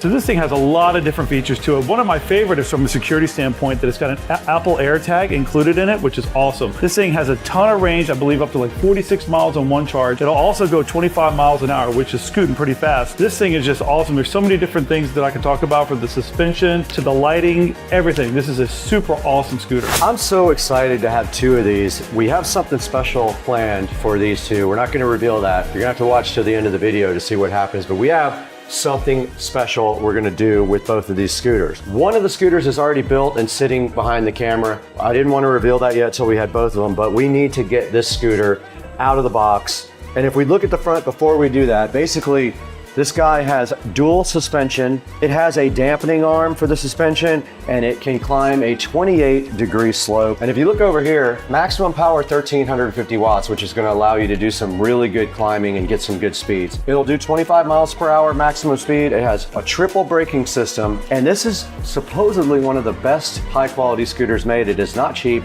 The box was heavy. It took two of us to get in here. So what do you think? Should we get this thing unboxed? Let's do it. All right, let's do it right now.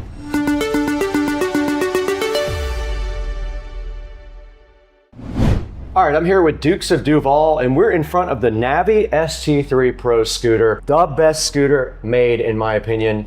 And we're gonna go ahead and get this thing unboxed now. You ready to do it? Let's do it. Get the knife out, let's go, the Black & Decker. Okay, so the first thing is we just had two straps holding them down, and we have now some tape to deal with. Looks like that's about it. We got some styrofoam, and it looks like in this one, Joe, we have a charger. Yep. So this looks like the charger for it. Just like a regular power brick charger, nothing substantial. And then there's a bag here with a power plug for the charger. That comes also with that. A little bag of screws and a wrench. So we're gonna have to assemble this. It's not much. I think it's 4 screws or 3 screws. Wow. I can't remember. And then the actual scooter is now in the box. Another styrofoam. And then the Navi should just come right out of the box. And it does have a kickstand. You can go ahead and put that kickstand out. Man, I tell you, this is really nice to come almost fully assembled. Almost like ready this. to go, right? Yeah, So it really is. all we should have to do from memory is lock the front in place with that lever. Locks right in, that's easy. Should be it. And now this stuff here, there's gonna be one wire that's gonna go down into the front fork right there. So all you do is tuck the wire in like this, the neck in there like that. All right, so now we're just gonna go ahead and install the 4 Allen screws that go in here. They give you one extra one just in case you lose one, but it looks like this is the only screws that you have to use on this entire assembly to get this thing put together, which is awesome. And it looks like there's some thread lock that's put on there. That's the blue stuff that once you tighten it down, you should stay in there pretty nice. So there's 2 in the front and 2 in the back, correct? Correct, yep. Okay. That is going to be the entire assembly, which I love that. You really don't have to do anything. I gotta be honest with you, for something this nice, you know, you'd think it's gonna take a while to put together. It does not. It is very quick. That is the fastest I've ever put anything together. Now there's going to be a couple more steps after that just to get this thing completely unboxed. We're going to need to go ahead and cut off your tag here and take off the plastic and the deck down here. So, all right, so we're gonna go ahead and take the tag off okay. here. Got some plastic we gotta rip off. Just underneath the wheels, huh? Yep. Okay. Looks like you're going to have to take off this protective deck cover as well. Rip that off. This thing's unboxed so good. All right, looks like the display screen has a little bit of protective film on there with some information for, looks like maybe downloading the app that goes with it.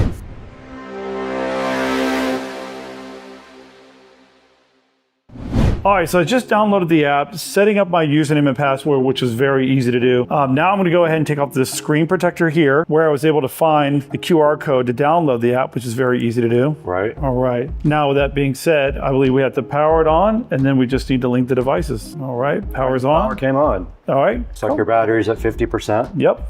All right, so you're gonna go ahead and add a device now, huh? Correct. I'm gonna link the device. Okay, found it already. Look at that. That was fast. Link the device. Cool. Sound like we're connected. Writing. have to So there's register a the writing device. guide that goes along with it. You can skip that. Yep. All right. We're connected. Awesome. So you can see your scooter now and all the perimeters, right? Yep.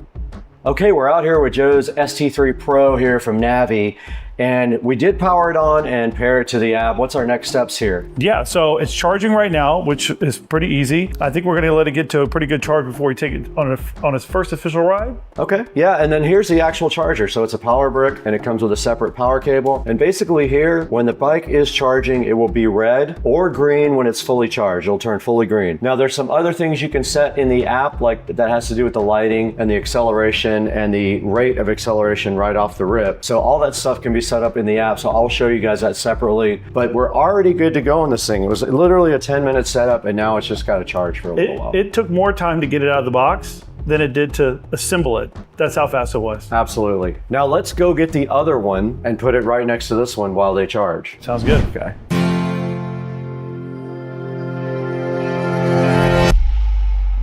Okay, we're back in front of our ST3 Pros. We got both of our ST3 Pros right here on the chargers. I think Joe's is at 58% right now, so we're letting it charge up a little bit. But we wanted to get together with you guys and talk a little bit about the features of these guys. So one of the cool things is there is a variety of ranges available depending how fast you want to go. Yeah, so I think the speed also is indicative to how far you can go. So if you want a top speed, of course, you're going to go less distance. Right. But if you want a longer, then you put it on eco mode. So I think there's 3 particular modes, right? Yeah, Eco? sport and drive. Correct. So in eco mode, you get 47 miles. In sport mode, you get 20. So there's a trade-off there. Yeah, absolutely. But depending on what you're doing and how fast you want to get there, obviously you can change in the settings pretty quickly. Yeah, you just have to plan your trip. Another thing about this thing is that we didn't even know till we started researching is it has a 1,350 watt brushless motor. Yeah, the brushless part is a big thing, right? So a lot of the newer motors are all coming brushless, and what it basically does is it's less wear and tear on the motor, so it lasts for a lot longer. I have a good idea that these things are going to last for a long, long time. Cool, I'm excited about that. It says it might last 10 times longer than a normal motor. I would believe it with brushless. All right, another cool feature of these awesome electric scooters are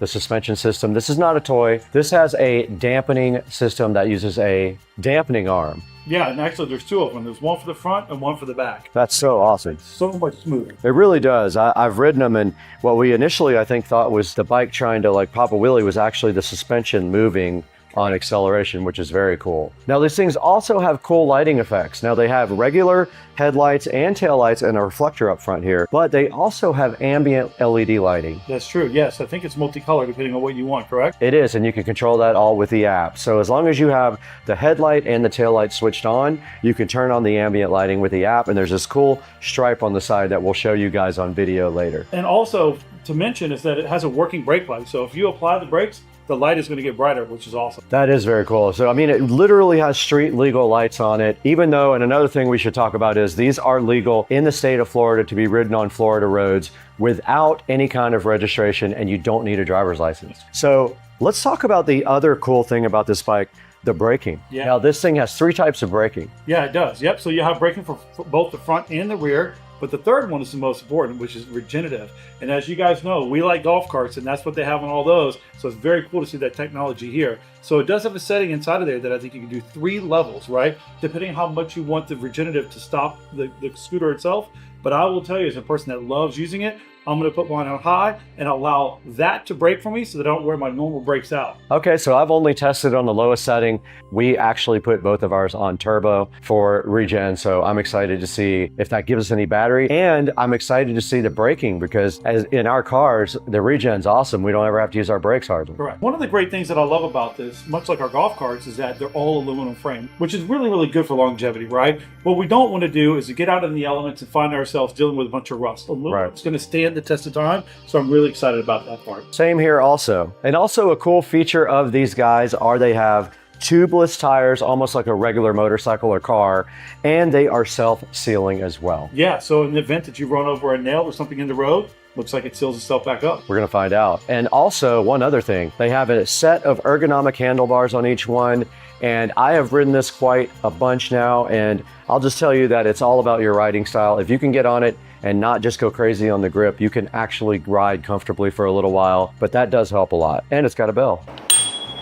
So one of the great features about this is that it has a thumb throttle, which makes it very easy. So you can still hold on with a nice grip on it as you're riding. So you can use your thumb to accelerate when needed. Also, it's also kind of a safety feature because on a bike with a twisting, you can actually lose the bike and turn it wide open and it can literally fly out from under you. With this, when you let go, the acceleration literally stops. So that's a good safety feature. So one of the other great things is that it has a very wide deck on here, which is good to get your feet in the position that you want for long-term rides. You want to be comfortable, which is great. And it's also rubberized. Very good. Yeah, that does help a lot when you're riding it. It does also have your heel kick right there in the back, as you can see. So this thing also has ABS and it has anti-skid acceleration too, so you don't spin the tires, and it's all configurable inside the app. So another cool feature about this bike is the display here. So this thing has all the information you need to ride. It also is interactive, so it can work with the braking system and the power button to set some of the features on the bike and also to unlock it. And it shows you everything from like Bluetooth to your speed and your battery charge. And I know we talked about this before, but this thing has the ability to unlock and lock from the app. And the fact that it has Find My app built into the scooter itself. So for your Apple users, you know how great that is. So if you lose this or it comes missing, you can obviously track it down very easily. Absolutely, and you can do two forms of locking also on the bike. You can set it to unlock with a password, which is configured and unlocked on the actual bike, or you can set it up with a Bluetooth unlock so that when you walk up to the bike, all you have to do is do a certain couple of things and the bike unlocks for you and nobody else can steal it.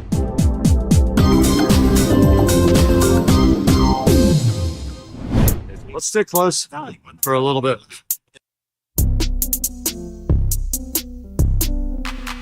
Dude, I did pop a wheelie.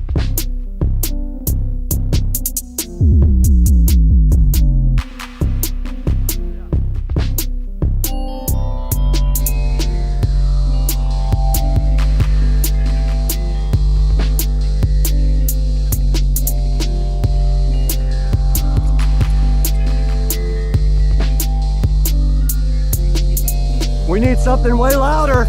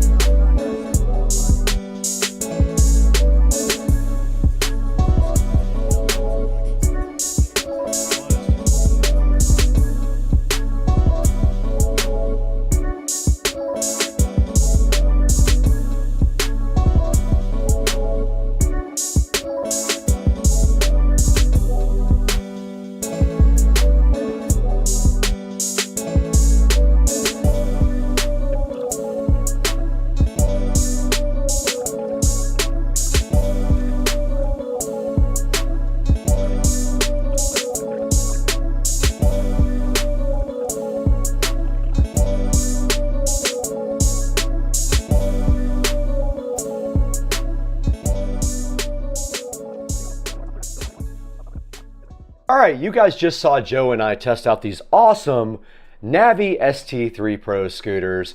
We did a very long trip on these and it was awesome. We had a blast. Now it's time to see what these guys can do off-road. Let's check me out going through the park right now on the Navi ST3 Pro.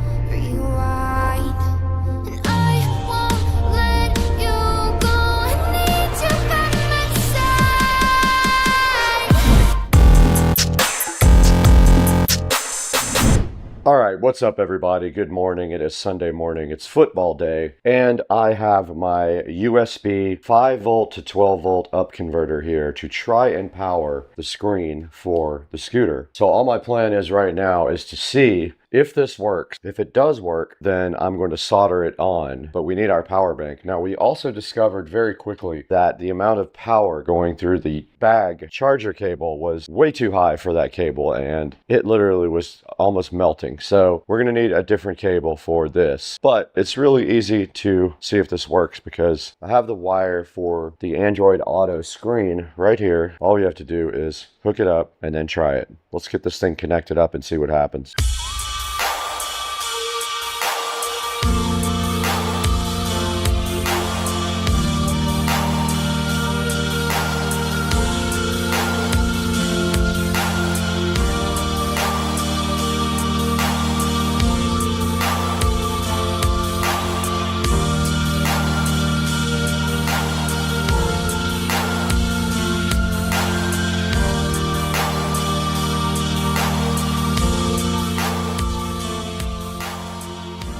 This is our USB 5 volt to 12 volt up converter. So let me see if this will power up our Android Auto screen. Here's our power pack, but I want you guys to see firsthand if this thing comes on. I've got my power pack right here. It is on. All right, it says 12 volts on the display of the power pack. Is our screen on? It is. It is on. Wow, that's so freaking cool, man. I'm so hyped. All right, I have another mission. I am going to go ahead and permanently run the wiring for the screen. All right, we know that works. Let's turn it off. So basically, I'm gonna drill a hole in this bag and run the power through there. Okay, my wire and my screen are tied up nice. It's gonna come right down here and into the back of the bag. I went ahead and got my drill bits right back here. Close as I can to the wire.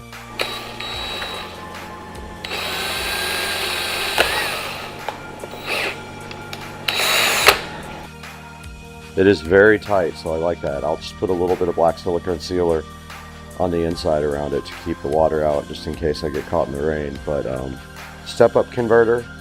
Now I'm gonna have to solder this to my other wire.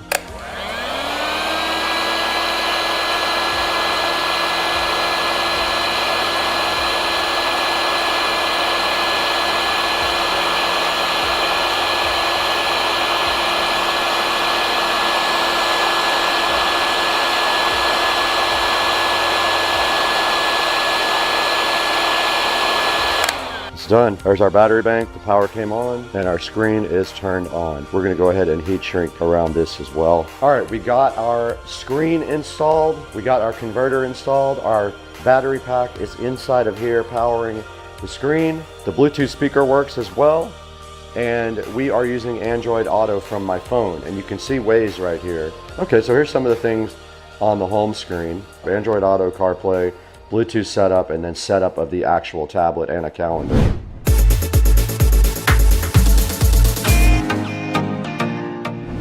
Hey, what's going on, everybody? Welcome back to Supercar Street Racing. We are so happy to have you on the channel once again for something super special. You guys saw what just happened. Joe and I got two Navi ST3 Pro scooters. We went ahead and took them out and did an awesome excursion. We went about 6 or 7 miles at one time. Didn't even get close to coming less than 50% battery power. What you see on the screen right now is the Navi ST3 Pro. Navi sent us two of these and we were so happy to go ahead and check them out, modify them, and in the process, we added another sponsor to the mix. Lamto sent us their 7-inch wireless motorcycle CarPlay system. Does Android Auto also, and we put it directly onto our Navi ST3 scooters. It was a very cool project. You see, we can do everything from there and play out the music on our Bluetooth speakers as well. What a cool time we had with Navi and Lamto on this collaboration for Supercar Street Racing. Go ahead and pick up your Navi ST3 Pro. These things are awesome. They are not kids scooters. They have full suspension, so they work great on any ground. You saw me go into the park as well. They work great on the road, and when you go over bumps, they do an awesome job of keeping you safe. They'll go up to like 47 miles if you keep the power level down. They are very fast. They have a lot of torque. No problems climbing hills or anything like that. The Navi ST3 Pro is the real deal. If you like scooters and you are not a child, this is not a child scooter. You will want to put an adult on this because it is a bad boy. Now I'm going to have a link in the description to both the Lamto GPS, CarPlay, Android head unit for motorcycles, and one for the Navi ST3. Please click through our links in the description to buy all your products for Supercar Street Racing. It helps us out greatly. We get a few dollars here and there, enough to keep the channel going. And also, I want to thank you guys for over 225,000 subscribers. That's absolutely amazing. We couldn't do it without you guys. You are our support system. This video was crazy and it took me forever to edit, so I got to get out of here. I have to get out of here.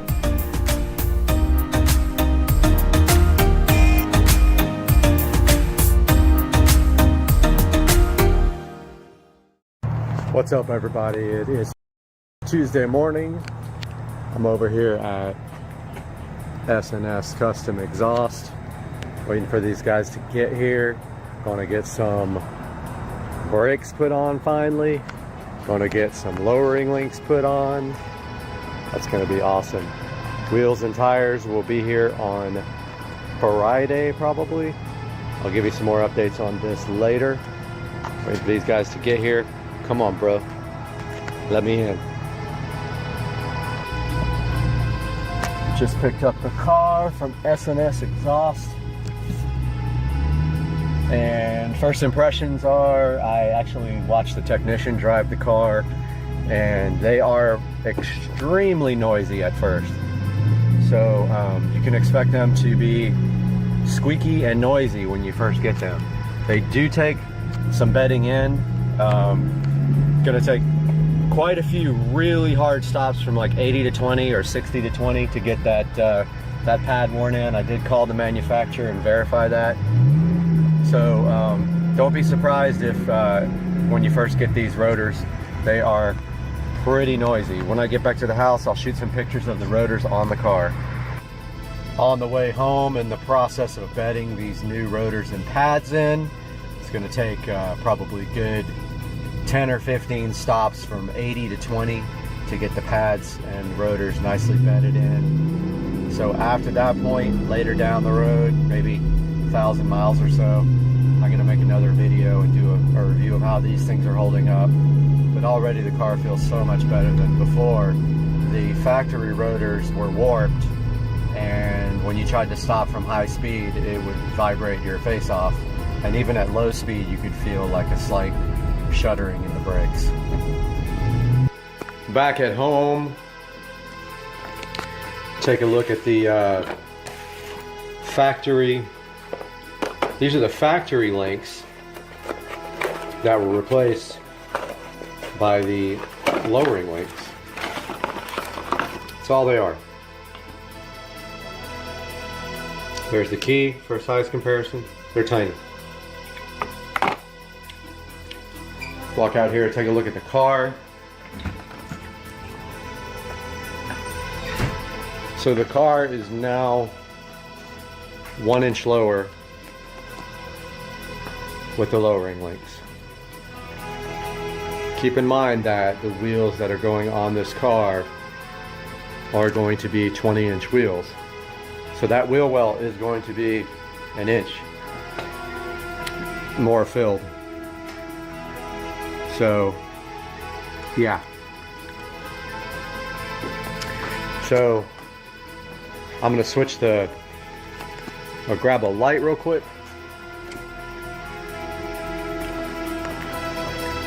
So these are the new racing brakes rotors and pads on the factory Mercedes-Benz calipers. There's a little RB logo right there. I was on the phone with these guys today a couple of times, back and forth. They were very cooperative, great customer service. I was asking them about bedding in the rotors and pads, how to do that. And there's that rear pad and rotor.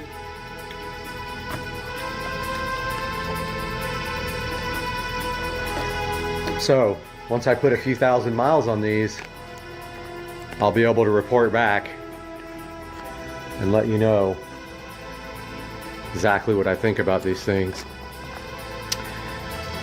So, like I said, I did order wheels and tires. I'm not going to reveal which wheels I got yet, but I will reveal that they are matte black. So now you see my reason for blacking out the side markers there and the emblems in the side and in the back of the car. Stay tuned. The wheels and tires will be here on Friday. We're also rolling these fenders because the new tires are 305s. These are 285s. Putting some more meat back here.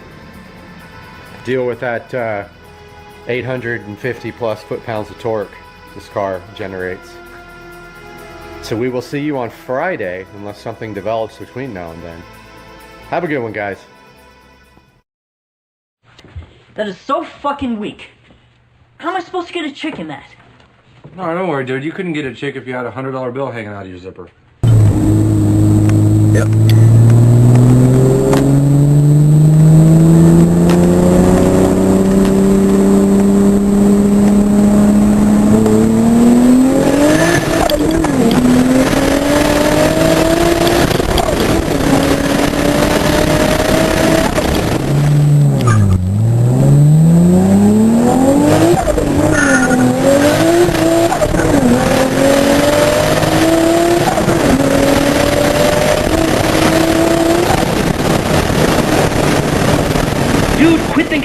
For a change. Dude, I'm not gonna cave in. End of story, dude. Dude. Dude. Dude. Dude. Dude. Dude. Dude. Dude. Dude. Dude. Dude. Dude. Dude. Dude. It's so slow.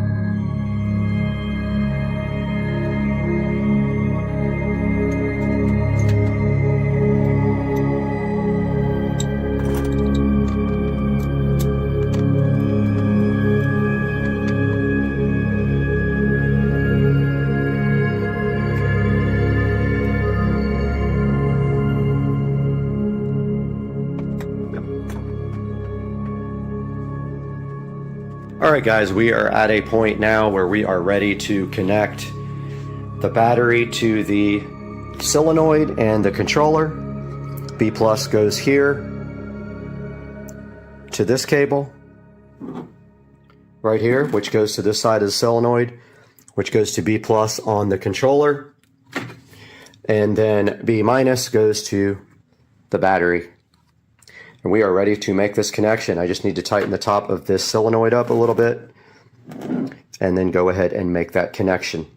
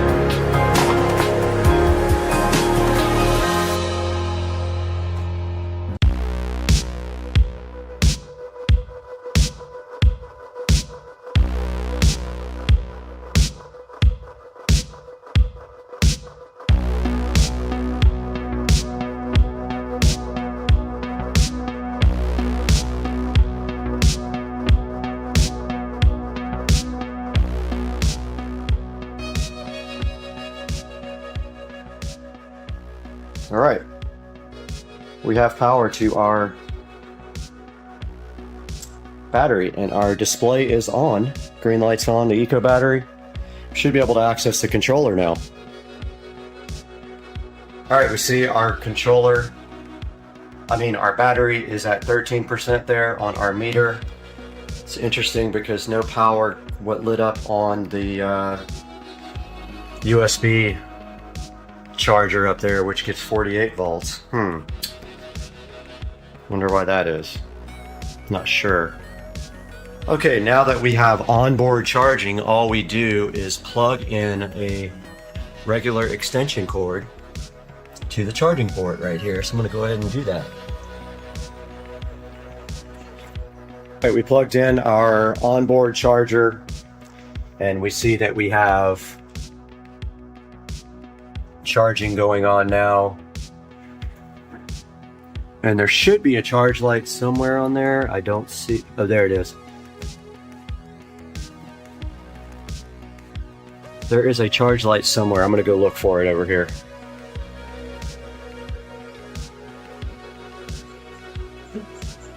All right, we're back out here. We have been troubleshooting the controller. We both have COVID. And so it's okay, we can hang out, but no, we've been troubleshooting. We had a couple wires reversed. We think we got it, and we're ready to start putting the controller back in the cart. And we did test that the motor actually works, and we're ready to go. So we're just buttoning some things up now, and it's going to be insane.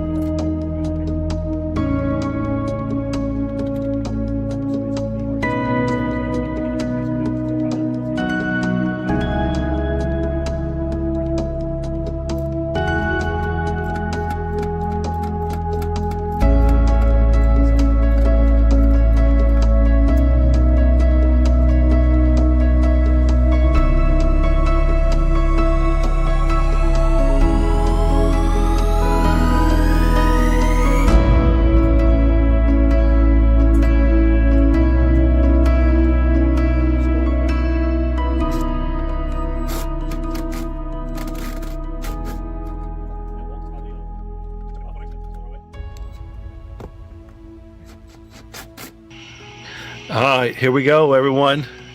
Maiden voyage on the 70 volt upgrade. I think this is going to be a little ridiculous. What do you think, Brad? I think this is, from what we just saw, this is literally insane. All right. Check motor temperature. What? Oh wait, it's on demo. It's on demo. Yeah. How do I? Communications. Okay. So we gotta connect to the controller. All right, we're connected. Waiting for forward and reverse switch. We're on. All right. It's a good sign.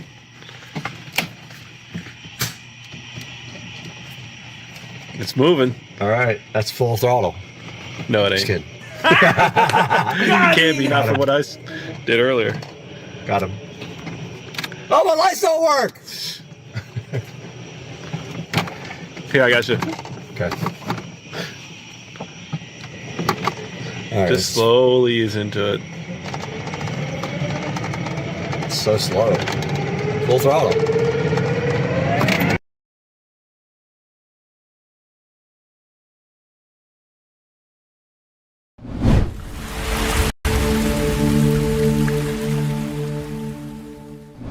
We can see here that it is kind of a mess coming out of the wall, all the audio. Okay, we are left with this stuff. And pull my wire over to where I'm going to repair a bad splice over there.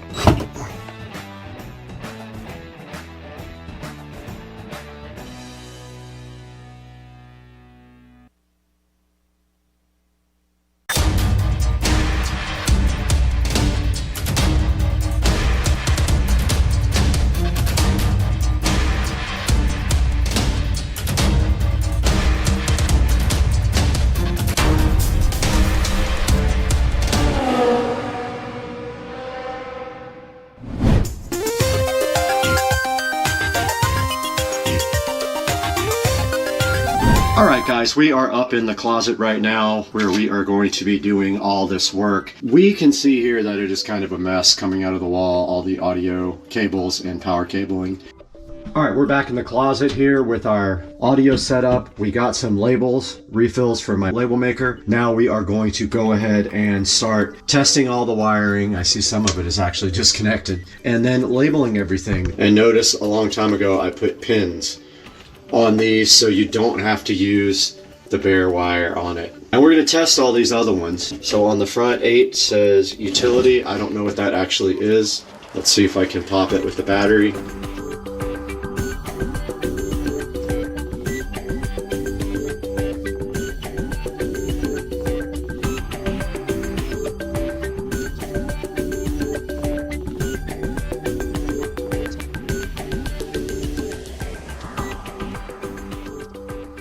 Alright, I'm gonna go ahead and make a label now for this. Camera was locked up.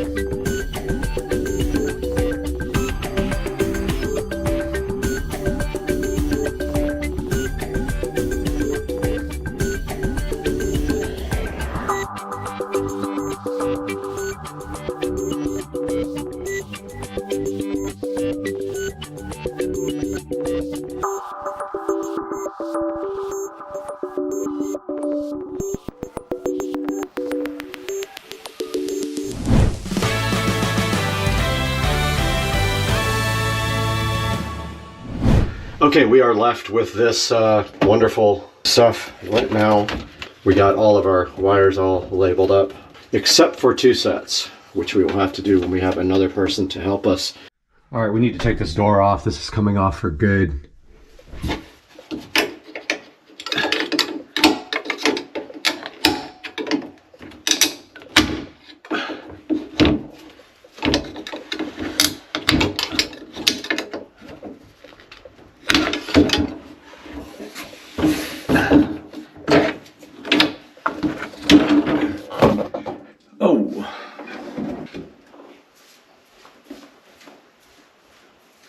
Okay. power's off.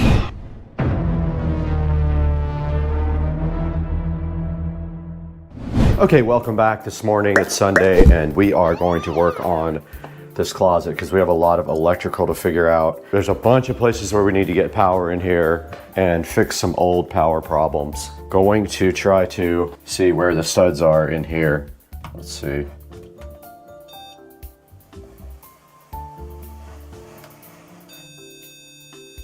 Oh, there's a stud right there.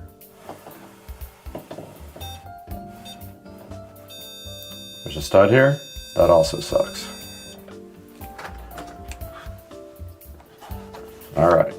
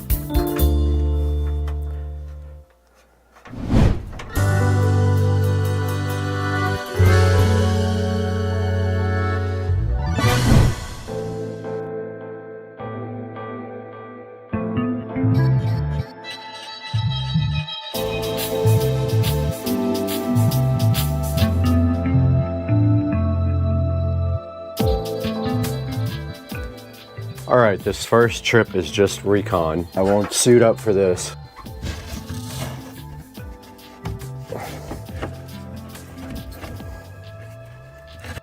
All right, of course the camera overheated, but I'm gonna go ahead and drill through the cap right here and pull my wire over to where I'm gonna repair a bad splice over there. You aren't gonna be able to see this part, it's just drilling.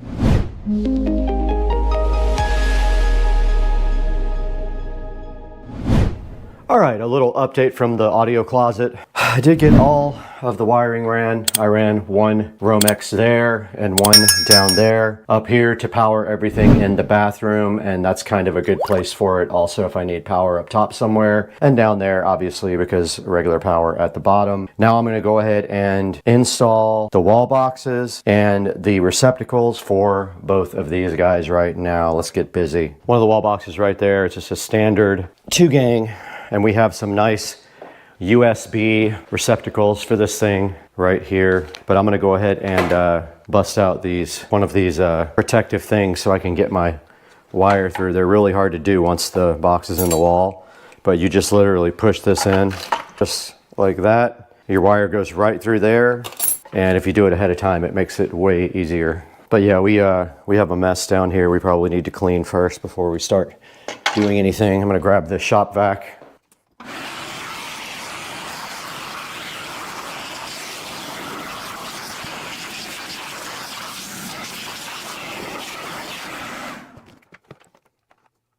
Got all my tools in my work bag right here that I need. Power's still off.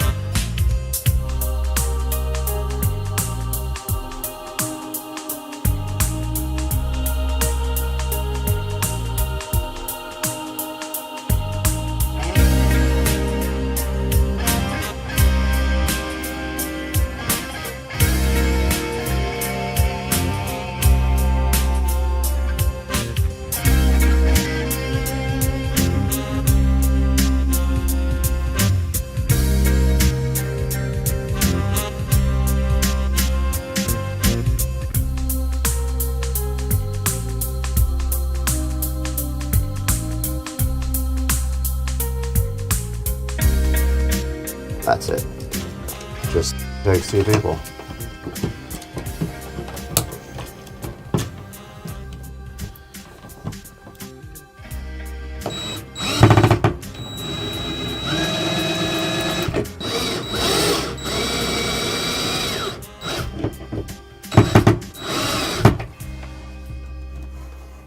Oh yeah, look at that.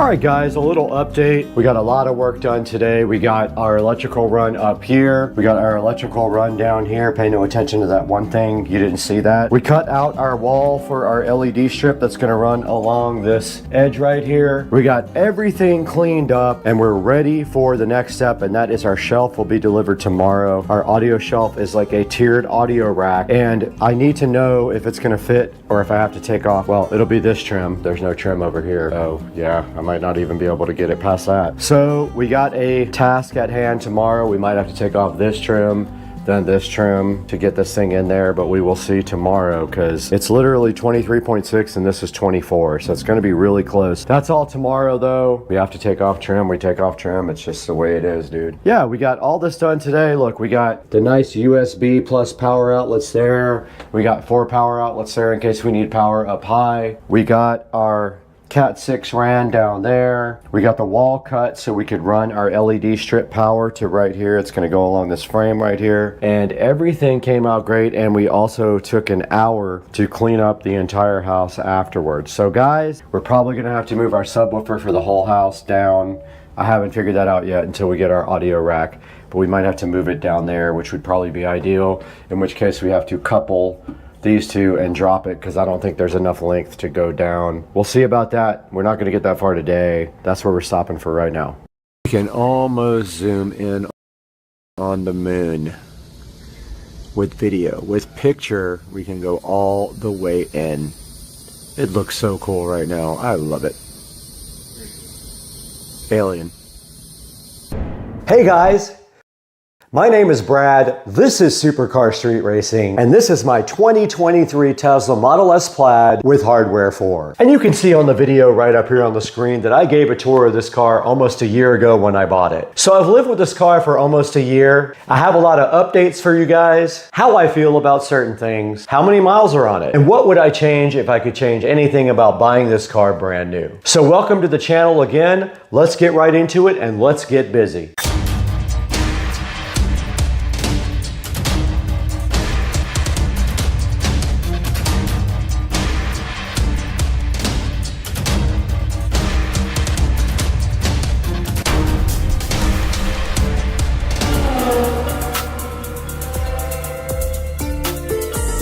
Guys, welcome back to Supercar Street Racing once again. My name is Brad, and if you don't know me, I hope that you'll consider subscribing to the channel and liking this video.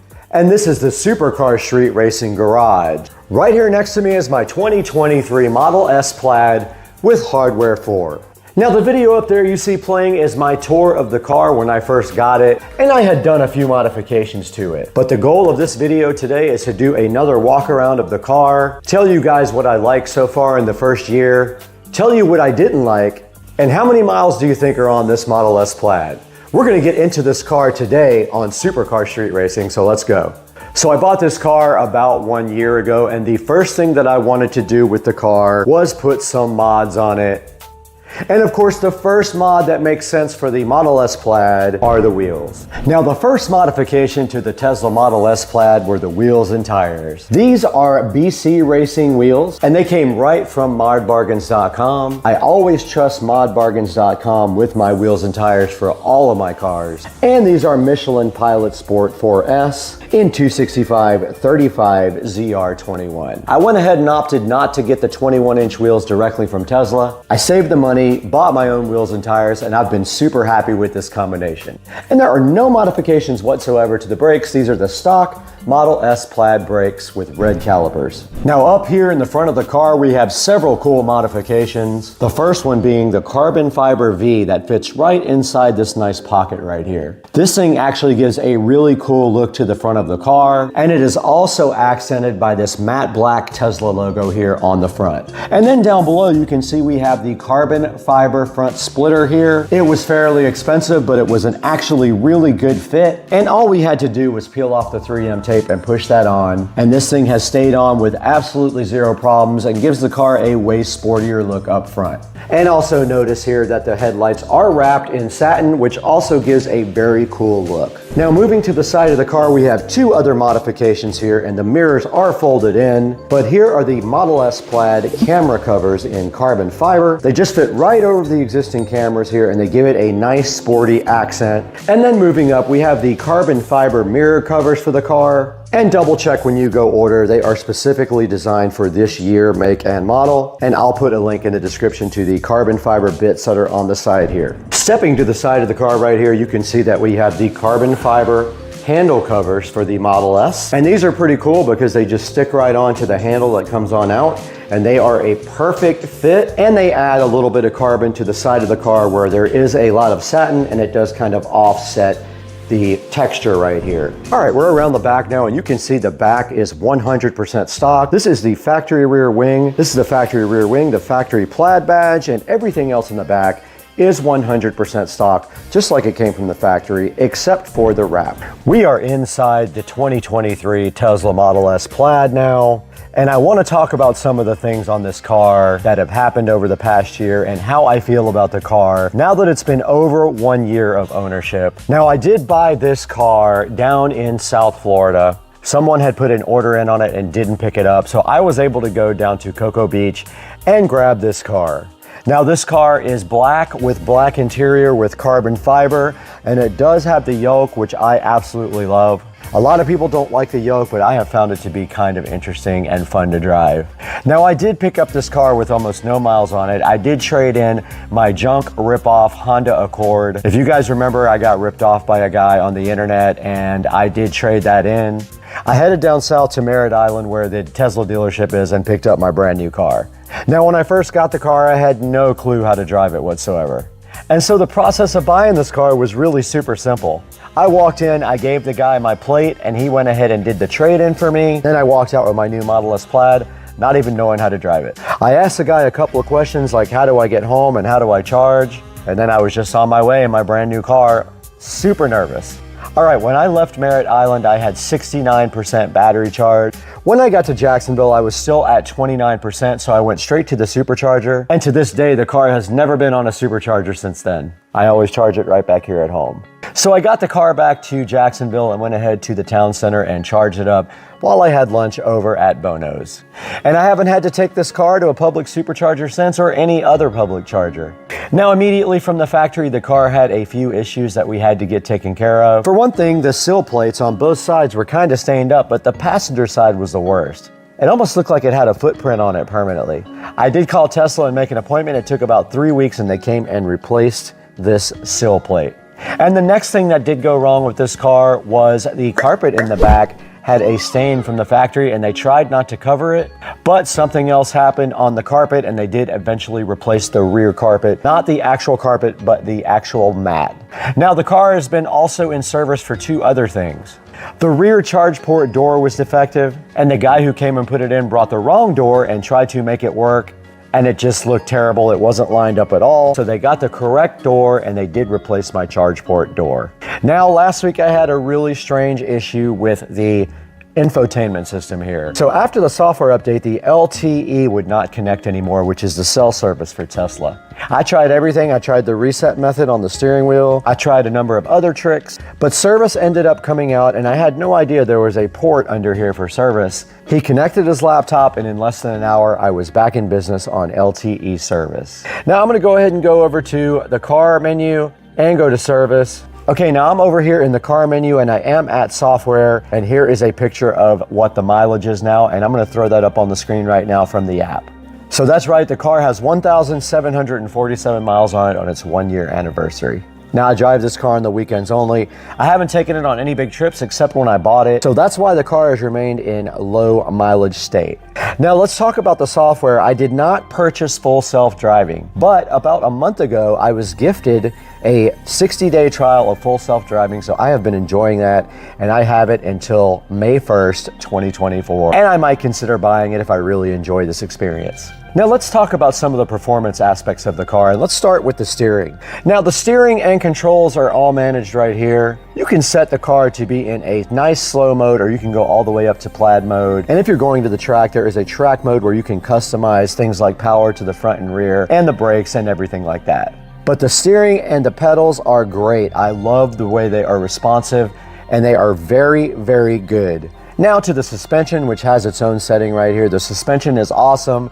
I usually keep it in sport, and I do keep the Model S all the way down as far as it will go. I do not have lowering links, so I'm not really into those, and I'm worried about rubbing, so I'm not gonna get those. But yeah, the suspension is really good. It is very sporty, and the car handles amazing. So let's talk a little bit about charging. We do charge with the dryer circuit back here, which is 24 amps, 240 volts.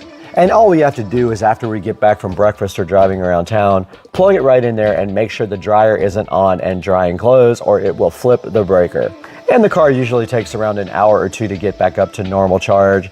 And I do set the charge limit to 90% as recommended by Tesla, since I don't drive the car every day. Now, we already talked about autopilot, which I do have like basic autopilot, but right now I do have the full self-driving, and so I have been enjoying full self-driving and learning how to work it for about the last 40 days. The lights in the car are really awesome. This 2023 model has redesigned front headlights with self-leveling, and they are laser headlights, so they are very good, and the eyesight is very happy for them. Navigation system has remained solid, have not had any issues with it, and I also put Waze up on my phone so I can see if there's police around. But so far so good with the navigation system and full self-driving. Okay, on the software we're up at 11.1, and we have 12.3.3 of full self-driving.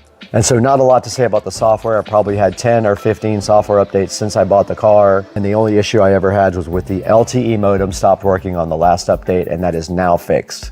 Now on to the upgrade. I have not subscribed to full self-driving or bought the full self-driving for $12,000, but it is on my mind. I'm thinking I want to evaluate all the way to the end of the trial period and then see if I really want to go ahead and spend that amount of money.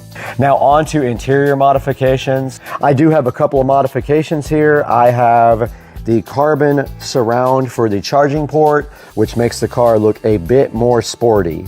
And that is all of the modifications I have inside of the Model S Plaid.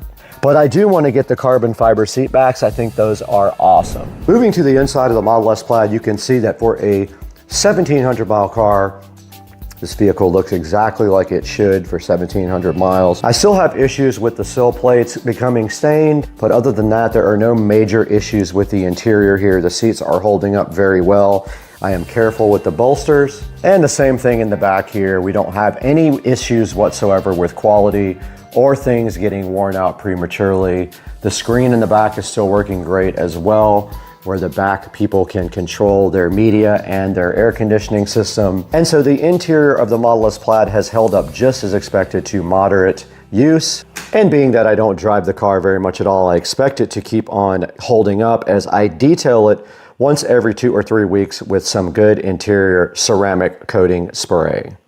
All right, that is gonna wrap up the tour of the 2023 Model S Plaid, 1 year of ownership down.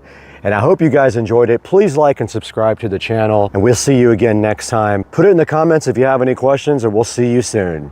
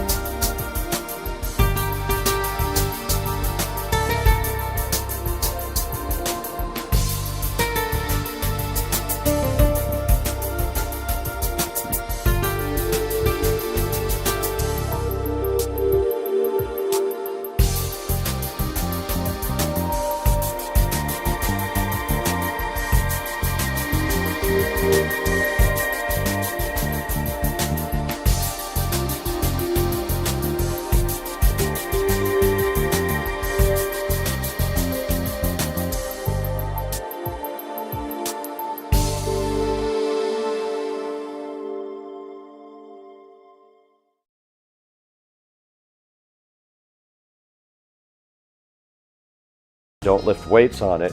Don't let somebody sit on your lap. Don't put your surfboard in it or a sword. It's a sword. Don't surf on it, and don't go crazy and use it for a vehicle. All that stuff is on the box. Pretty funny. At least I have a sense of humor, right? Alright guys, real quick before we jump into the next part of the video, I want to take a moment to thank a brand new sponsor on the channel, Umevo. They sent over their AI voice recorder with app control, and honestly this thing looks super useful. Now this guy right here is an AI voice recorder that automatically transcribes and translates your recordings. No more scrolling through all your files trying to remember which one was your parts list, which one was that note you made at 2 a.m. last night, and which one was a video idea. It's all recorded right here and organized. When you hit record and talk naturally, Umevo's AI turns everything into clean, searchable text. And because we're always filming around loud environments, all that noise, the built-in noise reduction microphone is a lifesaver. Even in the shop, this thing will keep your voice clear and make your voice understandable to the AI. Now you can control the recorder also remotely. You can start and stop everything from your phone. You can see your transcriptions pop up instantly, organize your notes, export everything. It all syncs automatically. I'm using it right now. I'm recording this whole video, and hopefully after I'm done, I'll show you what it recorded. Now the battery life is also really solid. It comes with a USB charger right here. It is the magnetic style. They also give you a USB Type-C adapter for that if you don't have USB Type-A available. Now this is the app, the AI DVR link. You can see it's actually recording me right now to the freaking app. I love this thing. It's so cool. And we want to thank Umevo. So huge thanks to Umevo for supporting the channel and sending us this cool AI voice recorder. When this is done, you can export all of your recordings in multiple different formats to your computer to organize them there as well. Please everyone, check out the link in the description to order yours. Now let's get back to the video. This box is very heavy, by the way. Now we got a nice big poster with instructions on the back. I can read this. This is the only thing I can read. So we're gonna put that over here, just like that, while we go ahead and open up the rest of this. Now right here is a nice folder, and the rest is just the chair. Let's get this in a position where we can actually build it.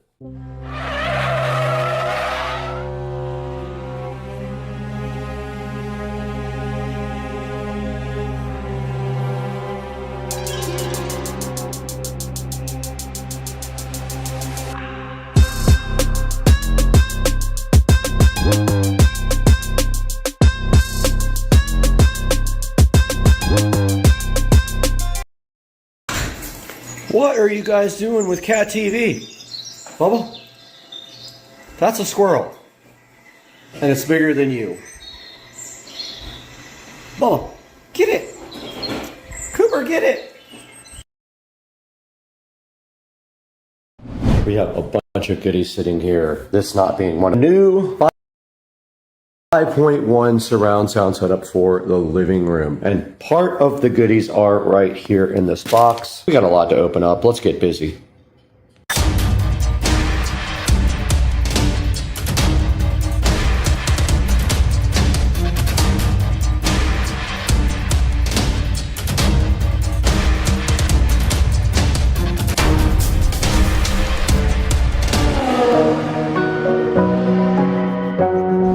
Outside the Supercar Street Racing door, there are some goodies here that need to come inside. All this is for the surround sound project for the living room. This is not part of the project. This is for a return. This thing died within a couple of weeks. And this big box out here is most likely speakers, which I cannot carry while you guys watch. Overnight, the other speakers and stuff came in from Mika. We have now 4 of the 8-inch Mikas and 1 of the center channel. Now we'll show you the plan for this. We're here in front of the entertainment center from IKEA, and the current plan is to mount the television. It's a 75-inch Omni 4K television from Amazon. And the plan is to mount that right there on the wall with this Mounting Dream mount right here. And then right below it in the center, we're going to be doing right there in the center, we're going to be doing the center channel speaker, and it is right here. And it is an in-wall center channel with dual 5 1/4 inch woofers. We will pull that out right now and take a look at it and measure it. All right, I wasn't sure if I was supposed to use this part or this part for the cutout template, but I mean, this works. Just to tape to the wall and trace out. So it's going to go about right there and right next to the stud, right between the two studs there, hopefully. So only thing we got to be careful of is there might be wires inside the wall. So when we cut, we got to be careful. Here's an inside view of the Mika with the two 5 1/4 inch woofers and the single tweeter, and a look at the side at the mounting depth on the actual speaker. All right, I have measured the wall. It is 78 inches. I found the edges of the studs are on this side of the tape and this side of the tape. The center channel speaker mounts right between it. That is the center. And then we have our cutout template somewhere. Here is our cutout template. So all we have to do now is center that right there and level it. Let me grab the tripod. So I'm gonna hold off on doing this part because basically I don't know where the speaker is gonna go yet.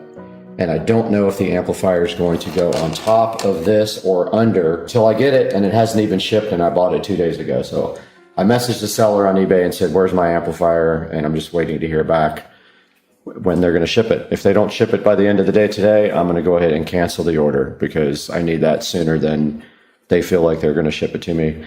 And it is Friday, but yeah, I'm not exactly sure about the placement of the center channel yet. This is kind of a rough estimate of where it's going to go. Even if the amplifier sits on top, this will not interfere with the amp, but I don't know how low the TV is going to hang because I don't have the television yet. I got to do some measuring with the TV before. All right, I completely forgot we already have one of these so we can measure it. This is the order that I placed for the Cinema 70S. So yeah. We can go ahead and measure this now and see if it's going to fit in the entertainment center. So this is 17.5 wide by 4 1/4 tall. So let's go measure the space. All right, here is the space available. It is very, very slim. No way. No way. It is probably 1/8 of an inch from being able to fit. We have 4 exactly here, and the receiver is taller. It's going to have to go on top.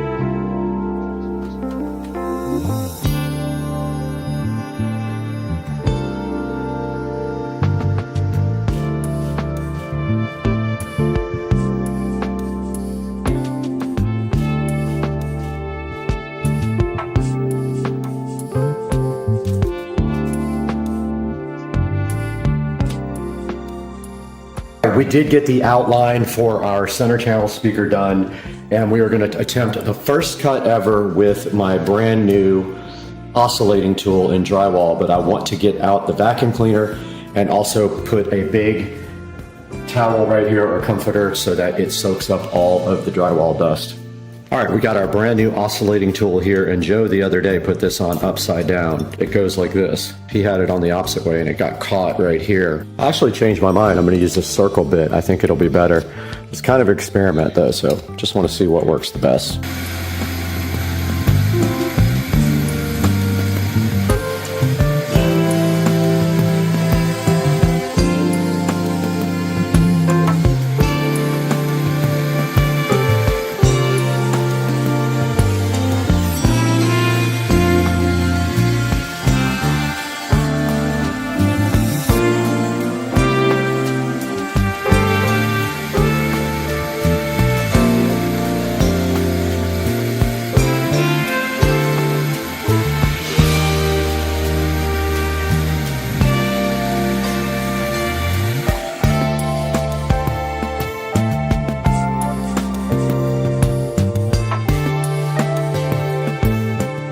Okay, I'm going to try to mount this low voltage electrical box.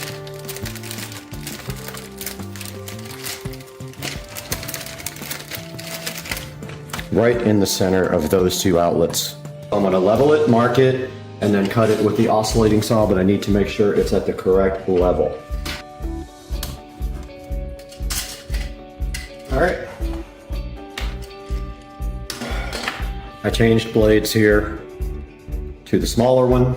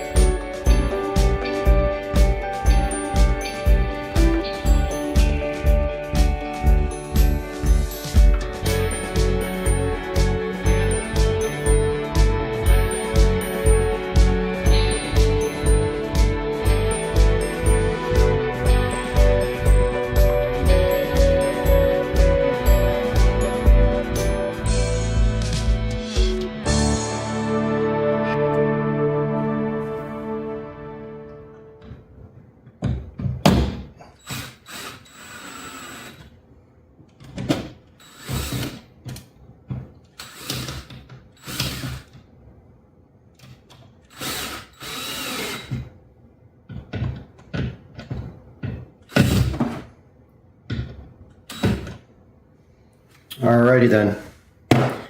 Made a mess, but it's in. Alright, taking a look at this mounting Dream TV mount. So basically it looks like this. It's two pieces that you join together. There is a building step in here right now. So we can't attach the brackets to the TV because we don't have the TV. So step one is there. Step two is attach the wall plate to the wall, but you have to assemble the wall plate first. So you get parts 4 and 5 out. These are the wall brackets. Or the TV brackets. We don't need those yet. So this is 4 and 5. And I'm gonna get something to put on this thing to protect it. So you put 4 here and 5 here. And they slide together just like that.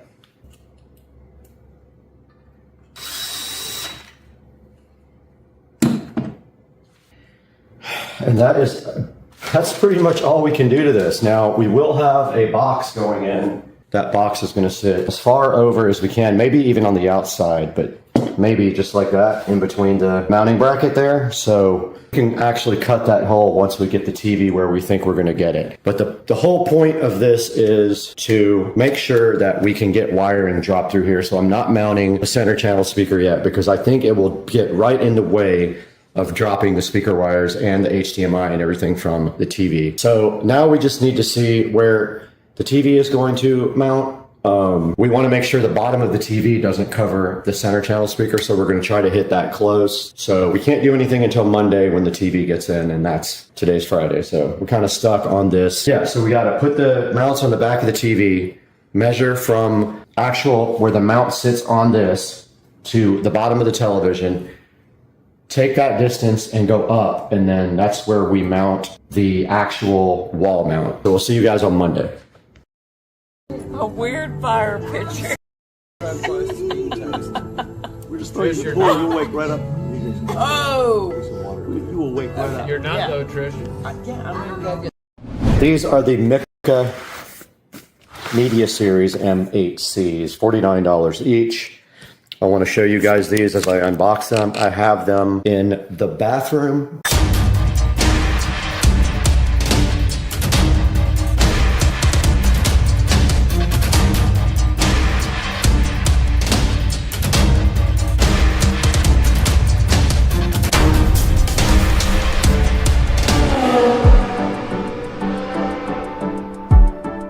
These are the Mica Media Series M8Cs, $49 each. I want to show you guys these as I unbox them. I have them in the bathroom and one in that bathroom, but now we are going to be putting them as our front left and right and our rear left and right.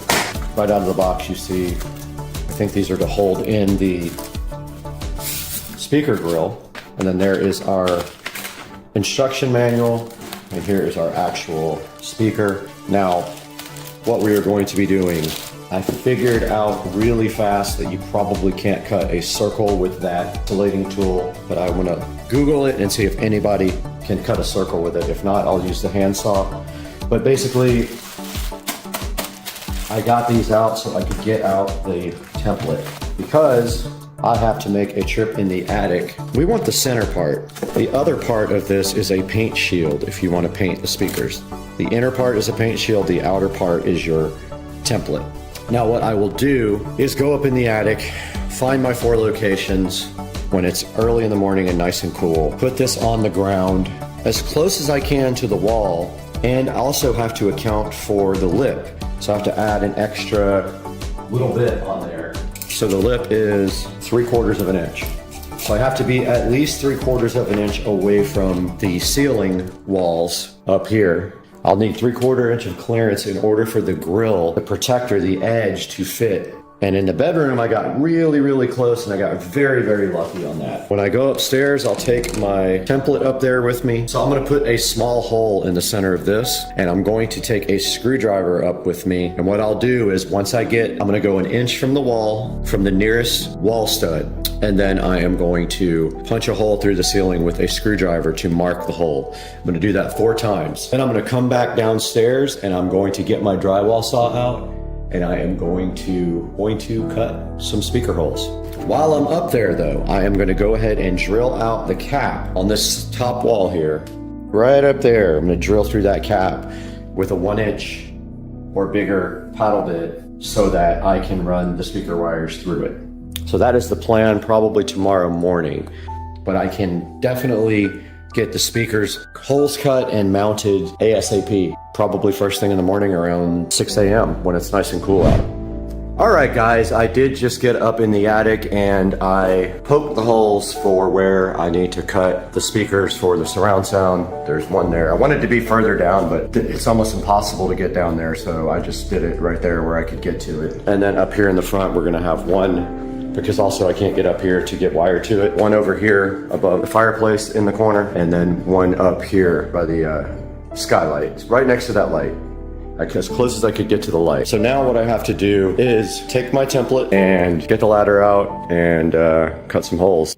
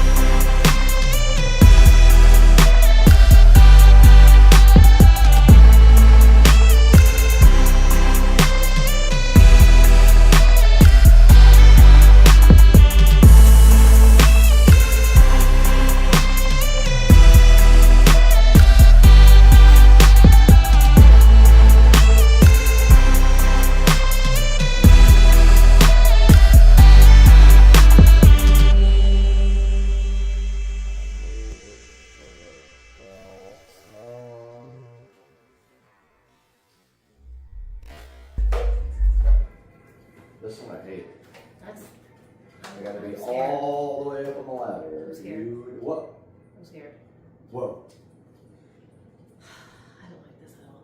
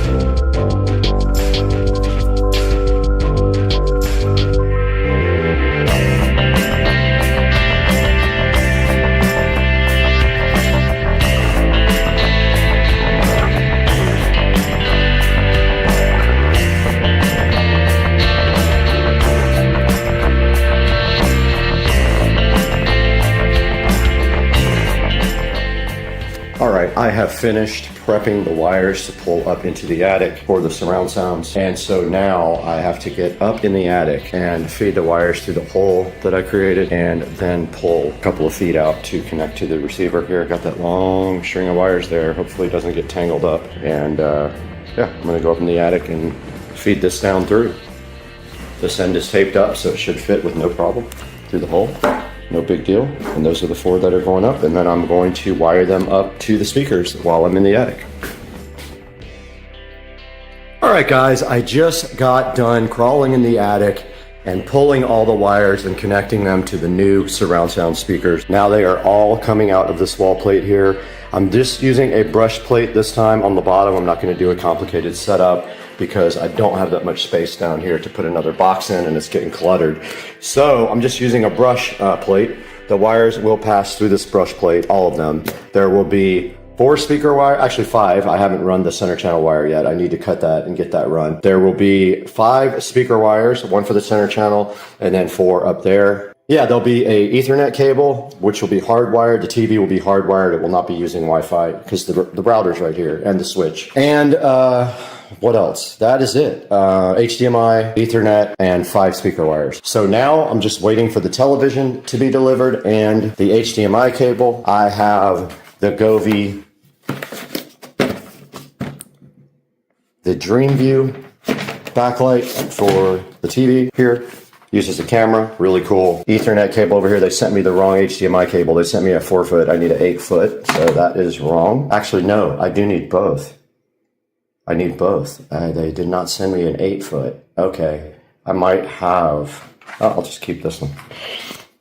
Another piece of the puzzle did come in, and that is we have our banana plugs for the ends of the speaker wires, and we have our long HDMI cable. Now this will actually go from the back of the wall box to the receiver, and then from the TV to the wall box, we have a short HDMI cable for that. But the next thing we are waiting on is our wall box and our TV, and both are scheduled to be here today.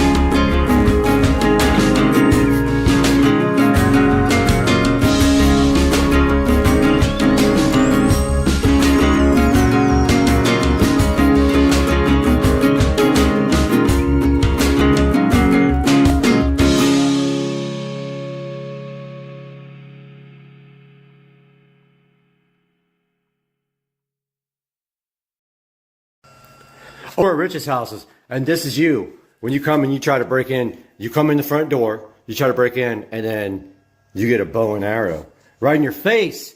Because when you try to break in here, you better not try to break in, you'll get a bow right up your...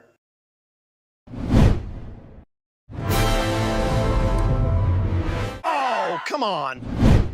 Hey, what's going on, everybody? We're in beautiful Studio B today to tell you guys about the VC Box V6 Max. VC reached out to us to see if we wanted to check out this bad boy right here, and I can't wait to get this thing open tonight and try to watch my favorite stuff tonight on TV.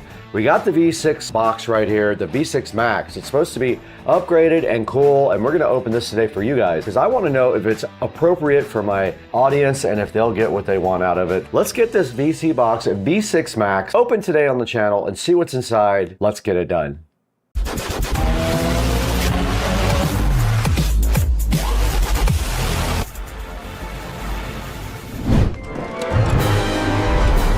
Oh, come on. Supercar Street Racing back once again. We're in beautiful Studio B. We're not always in Studio A. Sometimes we're inside the house, you know, just to get stuff done and everything like that. But we're in Studio B today, which is also my main office. And VC has reached out to us and said, do you want to cooperate on this beautiful V6 Max VC box? They said I can get anything I want on this box for a one-time fee without a subscription. We are gonna have to find out because there's some stuff coming on tonight I really wanna check out. The first thing we have to do though is get this VC box unboxed. And we're now on their product page, and on their product page you can see the V6 Max. And under the V6 Max right now you can see it's an 8K Android TV box, and it does have an Amlogic 905 Y4 processor. It says it right here on the screen. Quad-core ARM Cortex A35. It uses a Mali GP31MP2 GPU. It's got 4 gigs of DDR3 DRAM and 64 gigabytes of flash eMCC as well, and it runs Android 14. Now you can see right here it does use RJ45 for 10100. It does not do gigabit Ethernet on the Ethernet port, remember that. It does have built-in Wi-Fi for 2.4 or 5 gig up to AX, and it does support Bluetooth 5.0. It says it's got RJ45 built in, and it does have a Wi-Fi antenna. It does support HDMI 2.0, meaning you can support 8K60. It's got 2 USB ports on it. It runs on a regular 5 volt 2 amp power supply, and it just has an LED indicator right on the front. Offers a big range of decoding. You can see there a lot of decoding, multiple format for subtitles, and MPEG and JPEG. And of course, all these other cool features like HTML5, RTSP, HLS. It supports external storage up to 2 terabytes. It can be upgraded over the internet or via the USB stick if you don't have internet available, but you would have to have it to really use this box. And you get a remote control, a manual, a HDMI cable, and a power adapter with your VC box. That actually looks like USB 3.0. So that's your HDMI port. There's an audio video port there, which is a mini. There is a setup guide right here on the website that tells you how to go ahead and set up. Let's go ahead and see what this guy has inside of the box. Let's get this thing unboxed.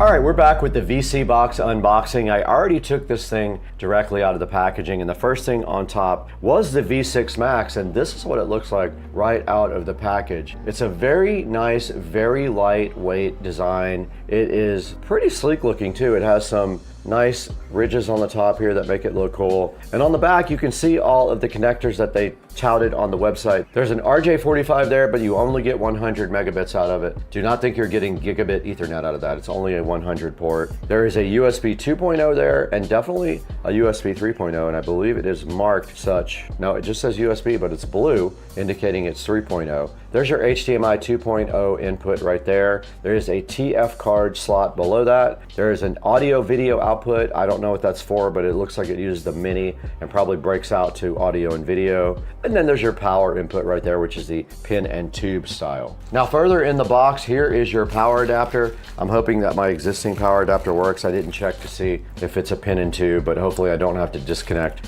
the power adapter that's there to use this one. And then of course you get another free HDMI cable. I'll put that in my sock, or if you want to eat it, I'll give it to you later for dinner. And then we have this remote control. And by the way, this video is also sponsored by EBL. EBL sent us batteries specifically for this VC box remote control. So we're gonna be getting our EBL rechargeable batteries out and go ahead and put them directly into this remote control right here.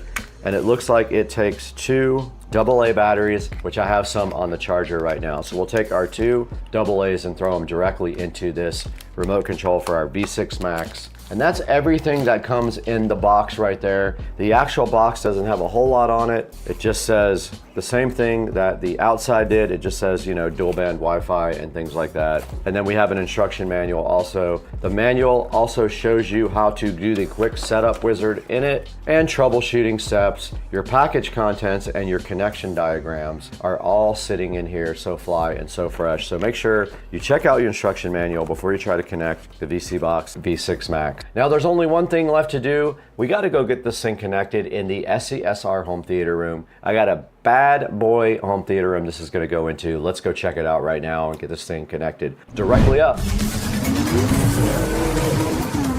Hey, what's up guys? We want to welcome a new channel sponsor and someone that I actually buy from all the time. This is EBL Batteries. They sent me this EBL badass green wave box, and it is all about saving the environment. It says on the front, promising, inspiring, and sustainable. And inside of the EBL box, they brought me some really cool stuff to show you guys. The first thing that we have here is an EBL battery charger right there. Right there. EBL battery charger charges both AA and AAA. They gave me 4 each of AA and AAA batteries right here. They gave me a cool little fridge magnet stuff and a cool little sticker thing with several stickers in it about EBL. This is such a cool thing for them. I love EBL. I actually use them on all of my stuff anyway. And then I got this pretty cool hat right here as well. So this EBL box is available to go ahead and order on their website. We'll put up a link in the description to this on the website. Now this is such a cool gift idea for Christmas. You could get this for $49 on their website. It has all this cool stuff in there. All of their batteries and chargers on Amazon have great reviews. I'll put a link up to a few of those as well in the description. Support EBL and show them that you appreciate them supporting Supercar Street Racing with this awesome EBL green wave box. Go ahead and pick up one for your friends and your family. Send everybody one, send yourself one, support EBL. Now let's get back to the video. Okay, this is quite an unfortunate turn of events here. The VC box does not use the same connector as this other streaming box, which we are disconnecting. So what we have to do right now is get this thing out. Get the power supply out. This uses USB Type-C. I will speak with VC Box and ask them about converting over to USB Type-C. That makes the most sense. That box is gone. Pay no attention to this. And we have our new power supply right here with the pin, and it's the small pin type. Oh, it's gonna be hard to fit in there, dude. All right, temporarily, that's fine. So this uses a regular wide one, and that is gonna be difficult to fit behind this subwoofer. So for now, this is temporary to check out the VC box, but we will have to remedy that situation. Here is the VC box here, and all we have to do is plug this guy in to power, but I want the power to be on so we see it boot up. Let's plug in HDMI and get everything powered up. HDMI's in. Let's power up the theater. Takes a second to get everything going. There's the theater projector up there, and it is firing up right now. There's Nebula. Now guys, this video is also sponsored by EBL. To get this remote going, we're gonna need some batteries. I just happen to have some EBL AA's right here, and this uses 2 of them, just like that. Once again, thank you EBL for being a proud sponsor of Supercar Street Racing and providing the batteries for our V6 Max. EBL is my man.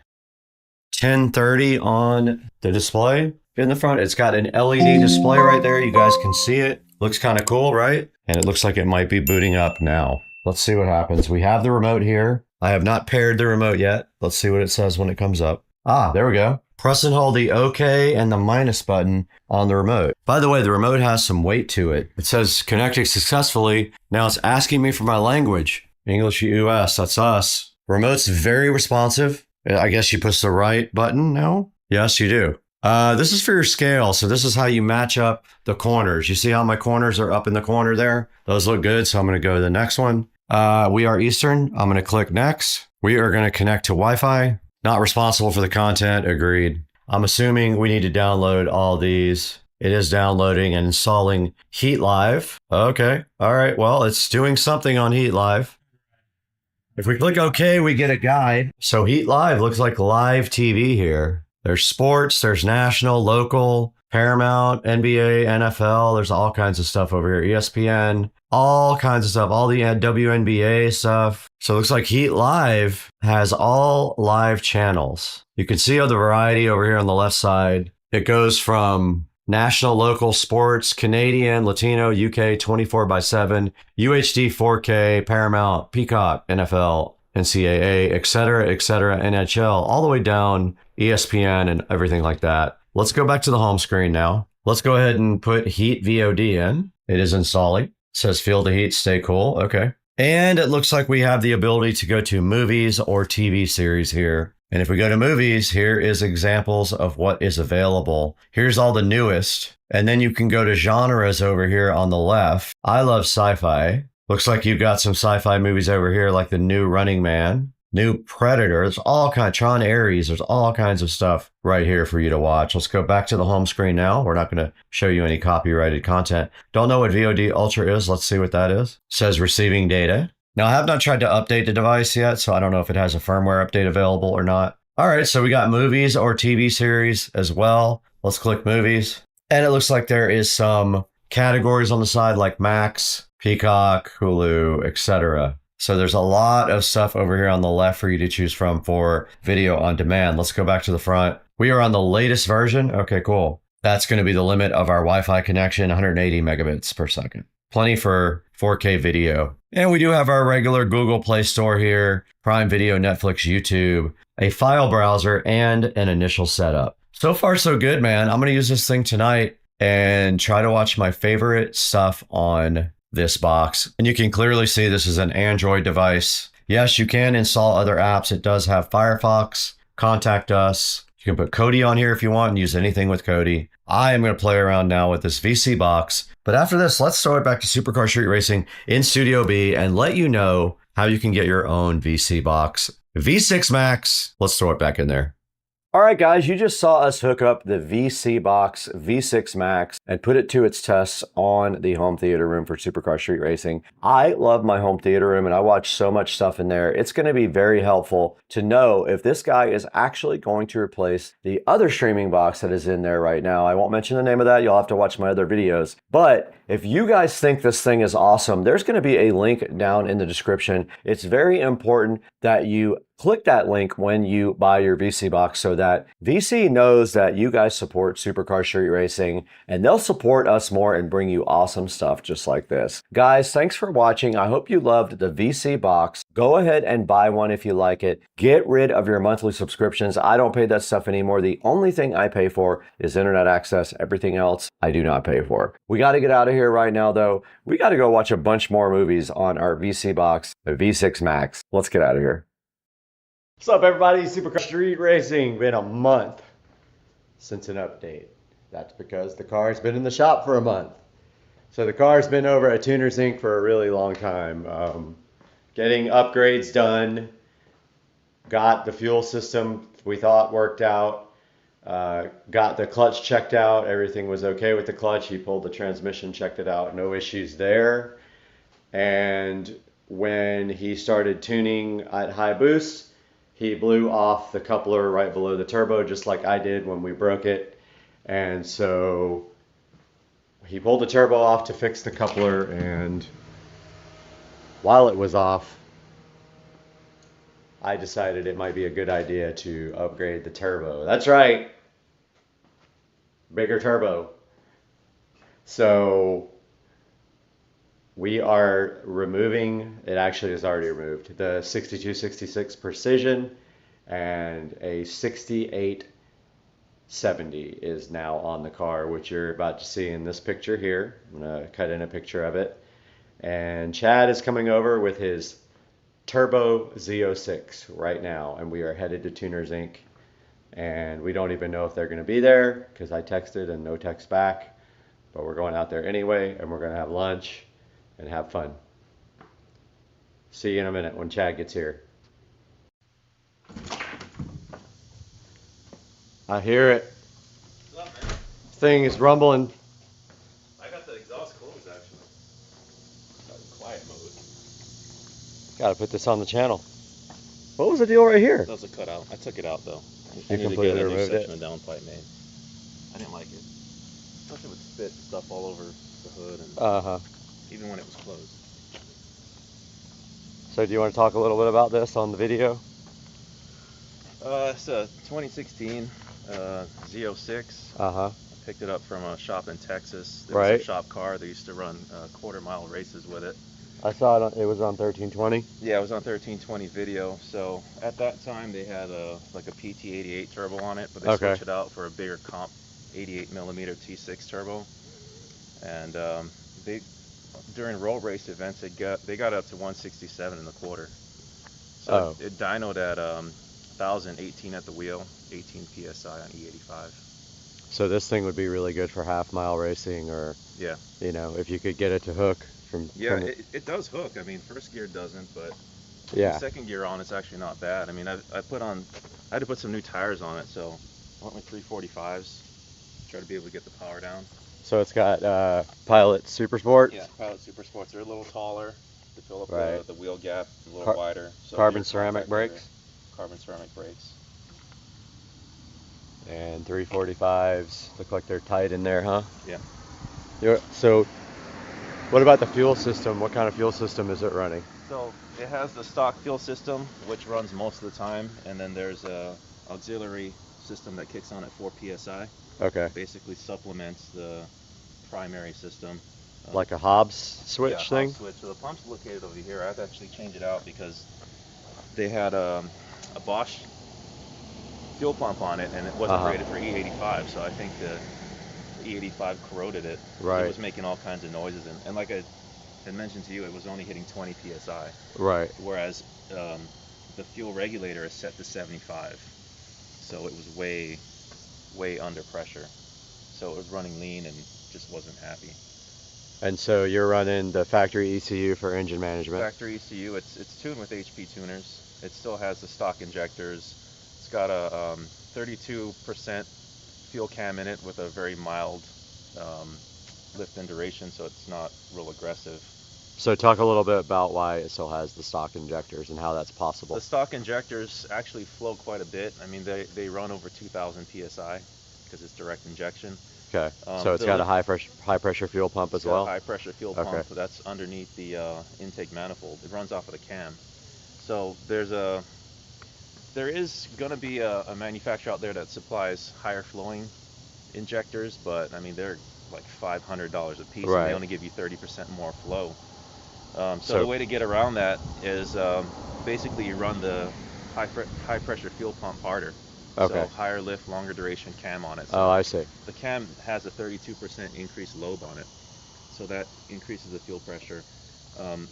One of the issues that when I was talking to the guys who tune these cars, he said that once the fuel pressure drops, they command 70 psi. But once it drops to about 62, then essentially your fuel system's done. So that's why they do the secondary setup. I see. And so the secondary is good for, by itself, is 900 horsepower on E85. So cool. When you combine the two, you can get to about 1100 at the wheel. And that's about the limit with the stock injectors. After that, the best thing is just to go with the port injectors. Port injection, So I'll go ahead and pop the hood. Excuse me. Pardon me. Out here blowing an O-ring.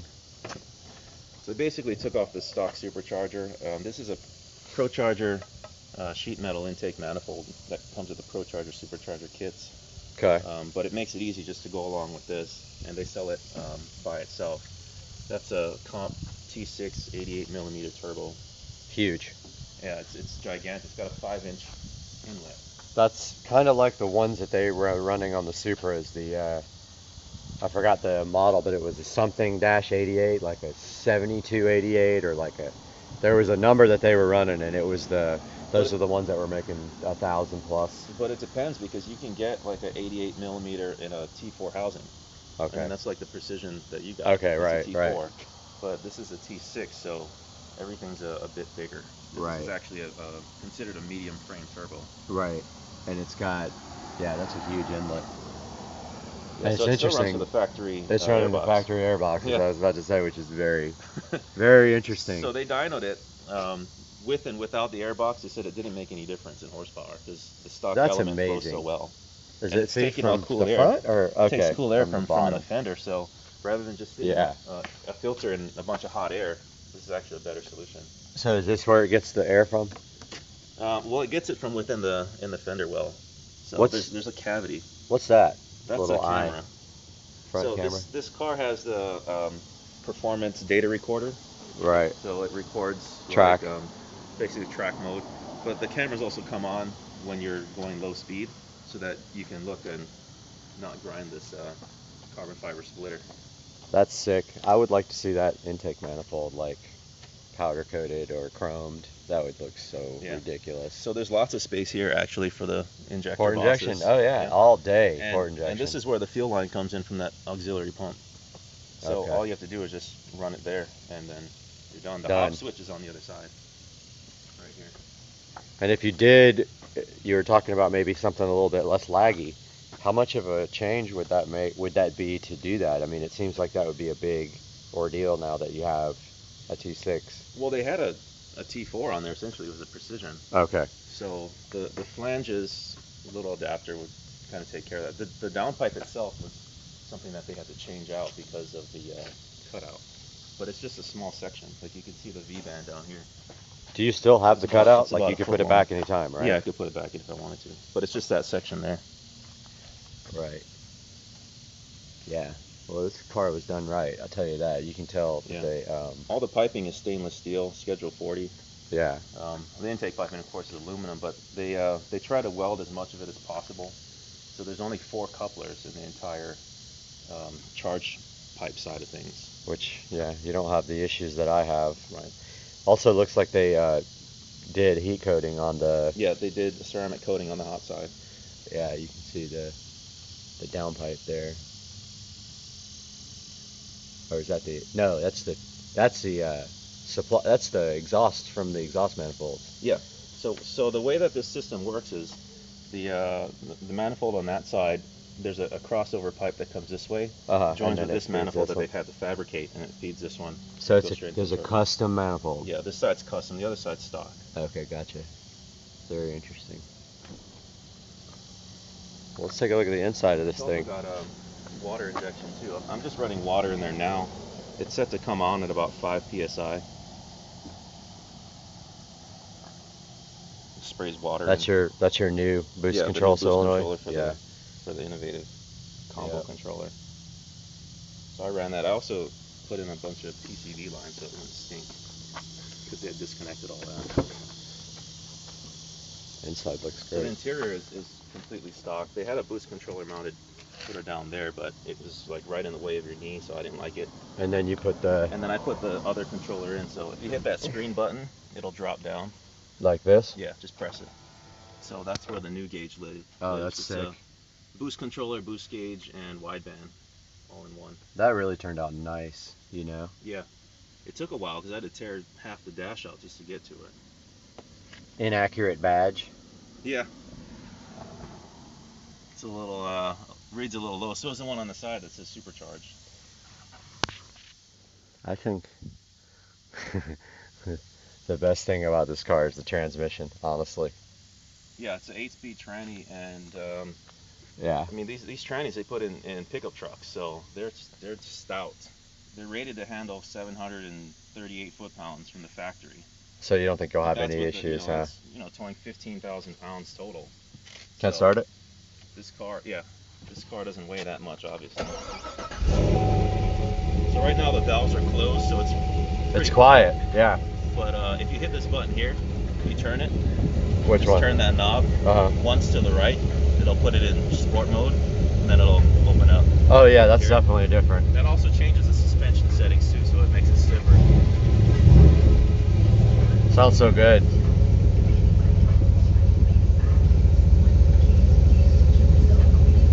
So under here we have the boost controller, which also has wideband AFR. And we got cut off while we were recording, but I don't know if you guys can see this, but there's the HUD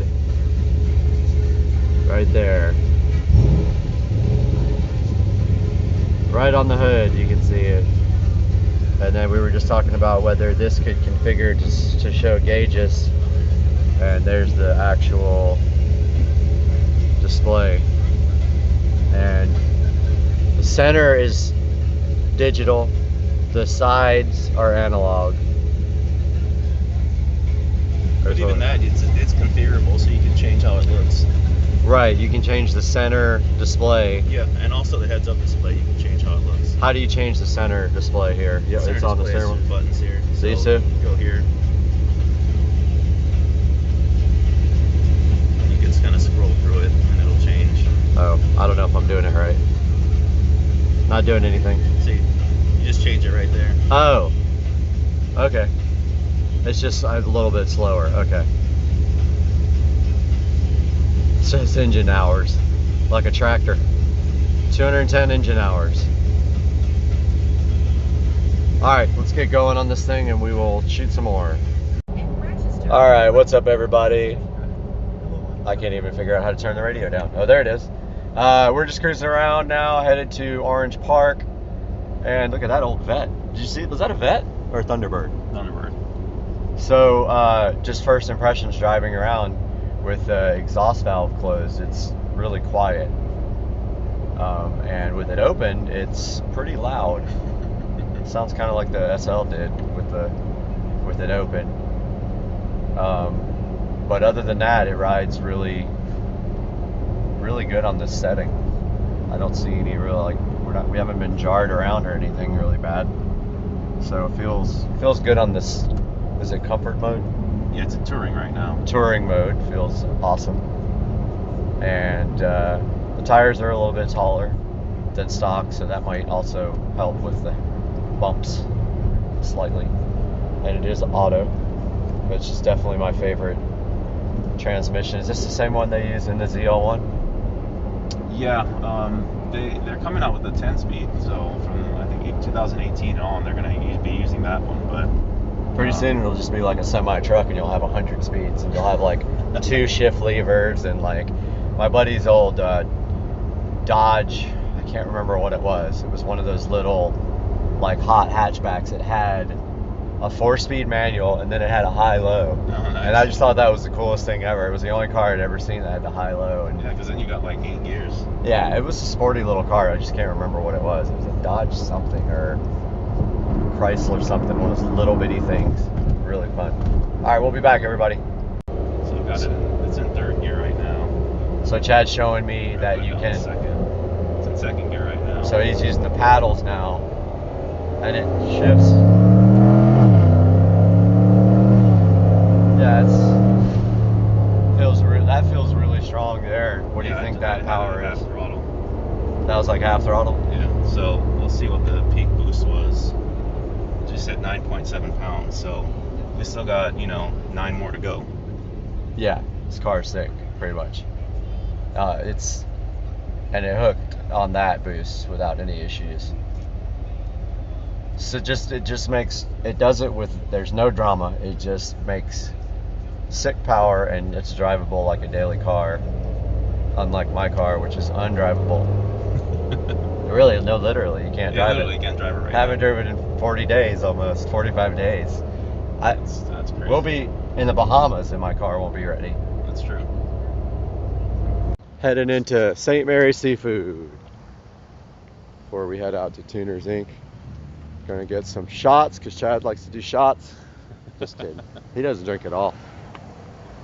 Just hanging out with an alcoholic for real. Yeah, imagine how it's gonna be on the boat. Oh my God, we're going to the Bahamas in like 2 weeks. It's 2 weeks from now. Yeah, it's 2 weeks. It's 2 weeks.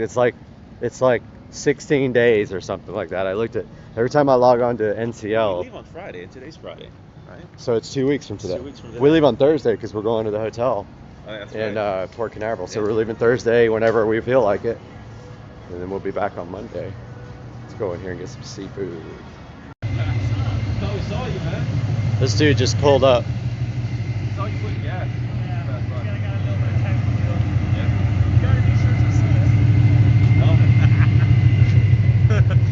What's up? Nah, man, just give me Saw this guy at the gas station. Yeah. I lived down the street, so I was like, what time you get done? I'll probably go check it out.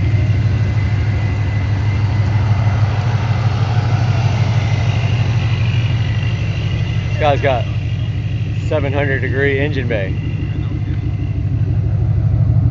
So hot you can't stand next to it. Like every so often you can feel it. Yeah, it's coming out for sure.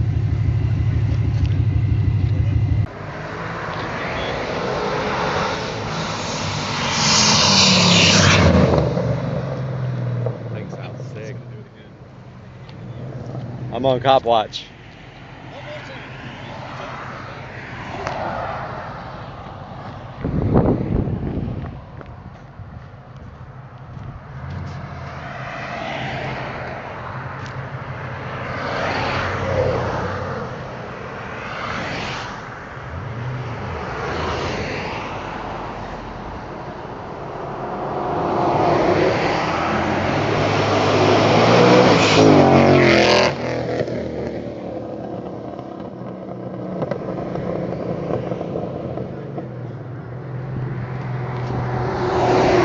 Out here at Tuners Inc.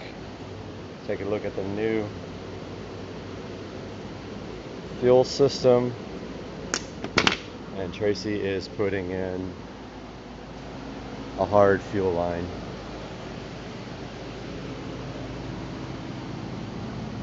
Thinking that the line may not be holding pressure.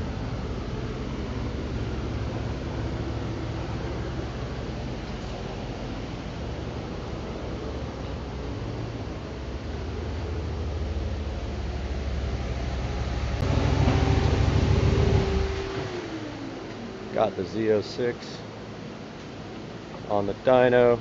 I guess he's gonna pull the tables on it and see what's up. Gonna look at it. Okay, that's good. He's running a hard line for the fuel system. He doesn't think that the stock line is enough. You're driving it.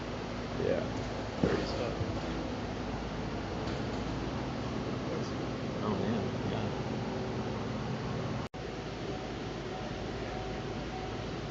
I'll take a look at the tune. See what's cracking.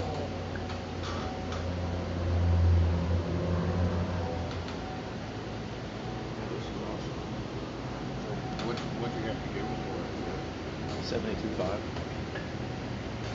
You have 5,500 miles on it. Yeah.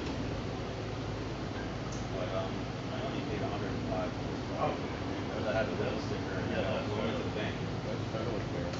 Yeah. So he wanted 85. I said, you know what? I'll come this weekend and give you 72.5 for it. I'll write you a check. So, That's fantastic, dude.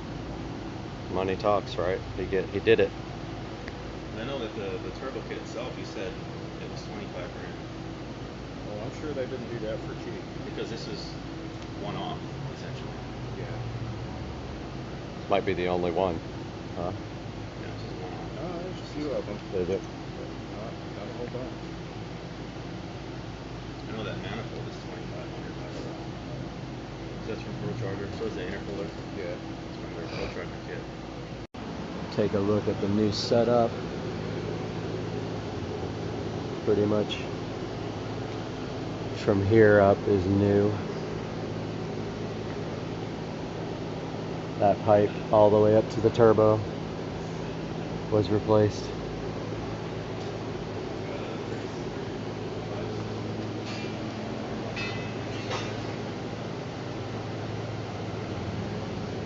Looks like it might be much easier to keep on there.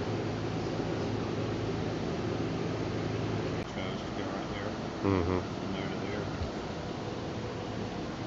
And then the front. Just wide under 2/6. One in the front and one in the back.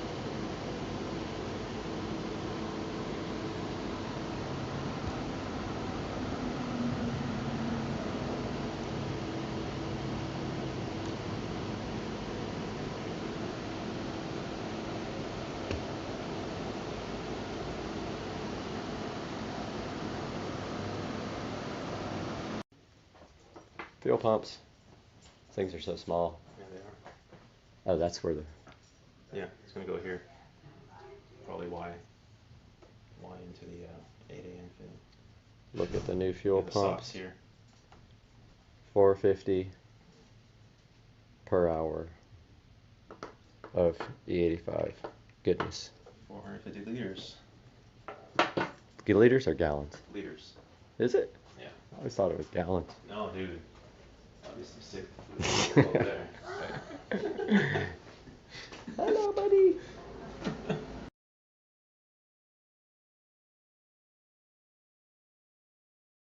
Hey, what's going on, everybody? Supercar Street Racing.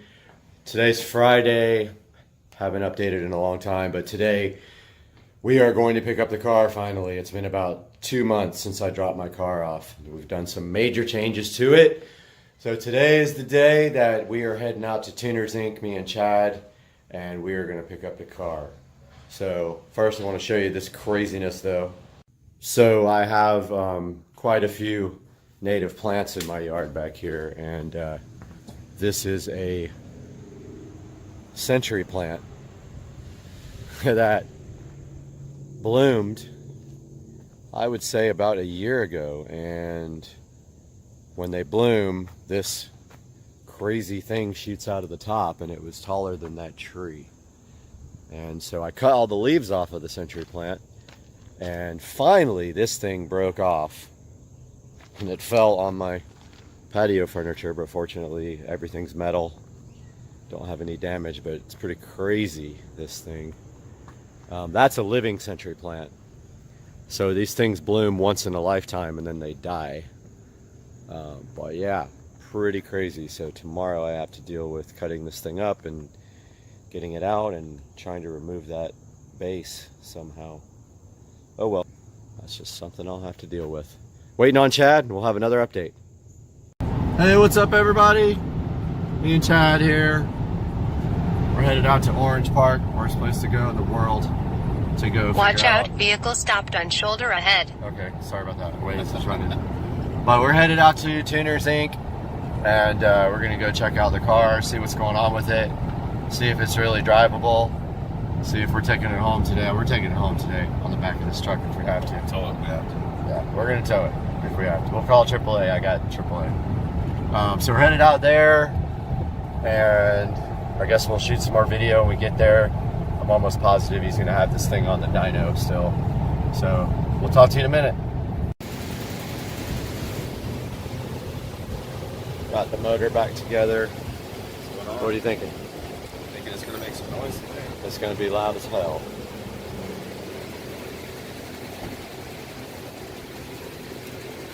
But need a bigger wastegate spring.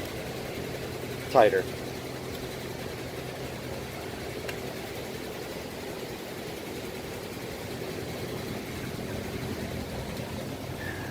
It's the new turbo.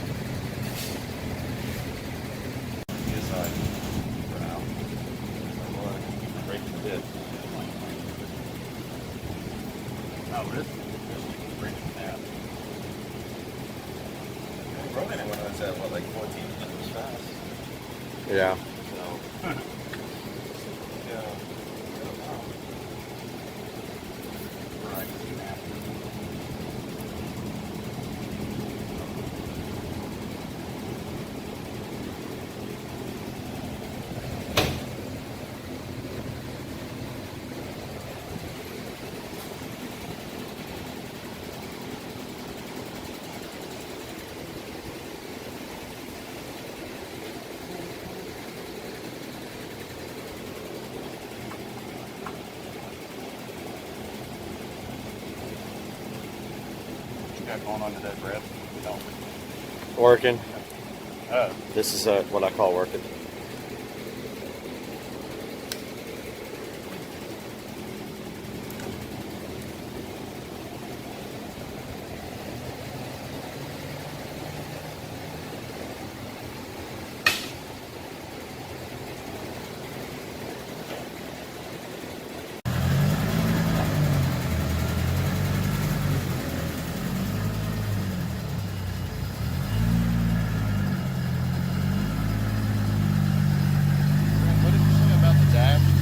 About what? What did you say about the dash, about changing the dash? Oh yeah, the guy's got my new dash ready to go. Oh, okay. And a new center console. So he's removed it and all that, sanded all that sticky shit off, right. Repainted it, polished it, and same with the center console. So we're just waiting to put all that in now. Oh, okay. Cool. Yeah, it'll be good.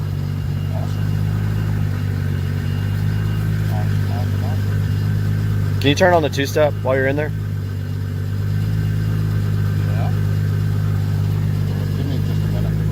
All right.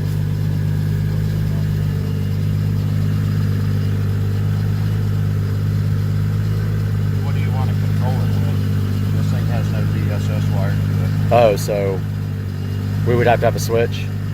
Okay, don't worry about it then. I mean, we can do it. We can do whatever we want. Nah, don't worry about it.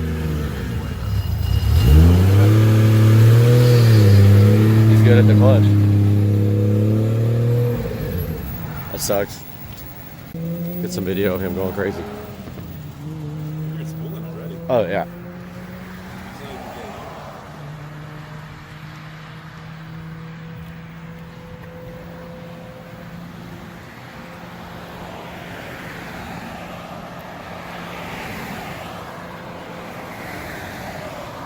Alright, got Chad here to take over. See if I still can drive this thing. Haven't driven this thing in 2 months. I don't know about the clutch.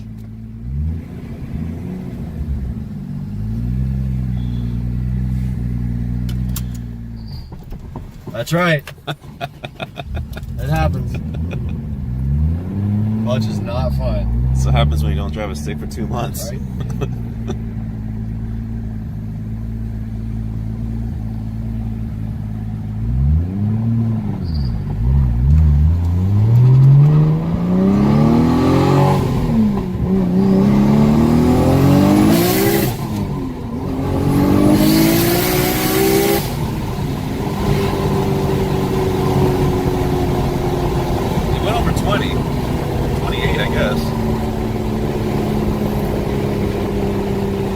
That external gate is loud.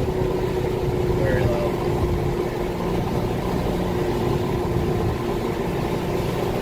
It's almost quick. It does for big, semi-big.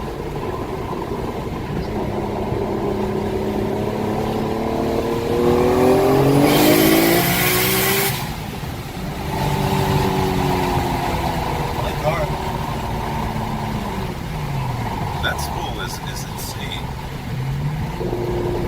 Way faster than your other turbo. Oh, yeah. Way faster. Raining. Seems kind of dangerous.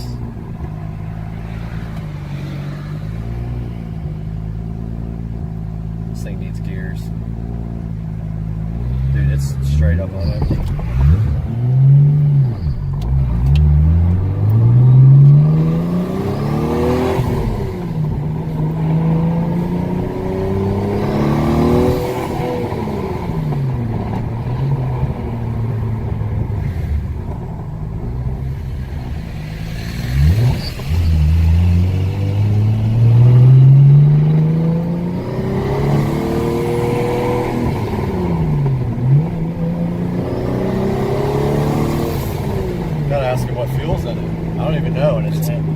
E85. Dude, it's on dead empty right now. It's E85. I can smell it. It smells like oil.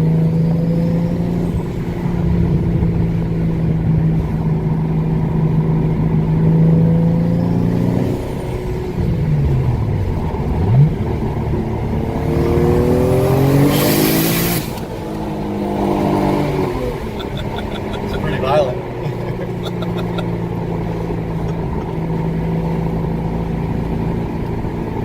So funny. Is it showing peak? Yeah. Why does it say 26 right now? This thing's not working. It is working. Huh? It is working. Why does it say 18 right now? It's 18 vacuum.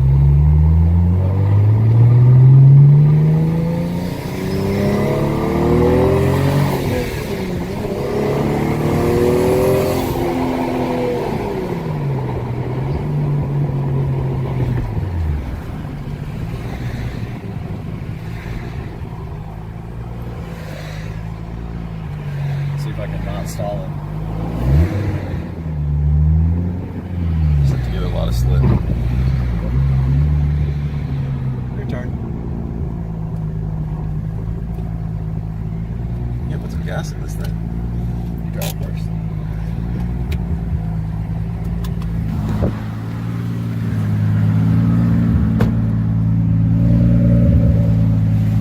Switch places with Chad, or it starts pouring.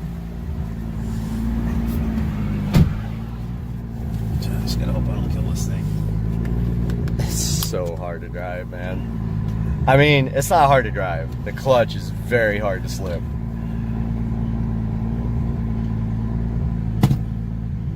This dude's coming from an auto. Yeah, I haven't driven a stick since He's definitely gonna stall it. I sold that MIC. Shit, you did perfect. You drive better than me.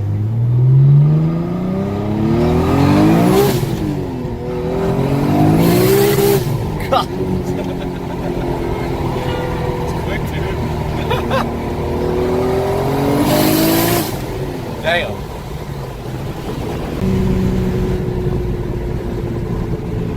It's literally out of gas, I think. Like, not completely, but We're gonna end up pushing this thing. it's on fumes. I mean, I need to put like a gallon of something into it, or two, before we go to, before I hit the 85 station. I wasn't watching that this gauge. 18, 22 or 23. Actually, this clutch is not as bad as I thought it would be. Can't get it in gear? Fist straight up. You're going too far. That's Okay. it. There we go. Alright, let's pull in before we run out of fucking gas. Right here. About to get some E85, because this car is on empty.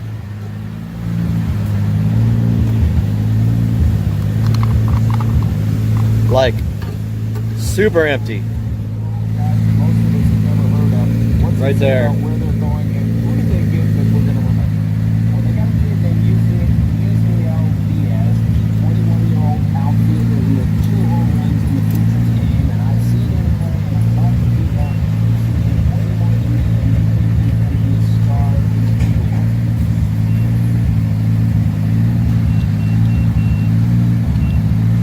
Got it. I got it.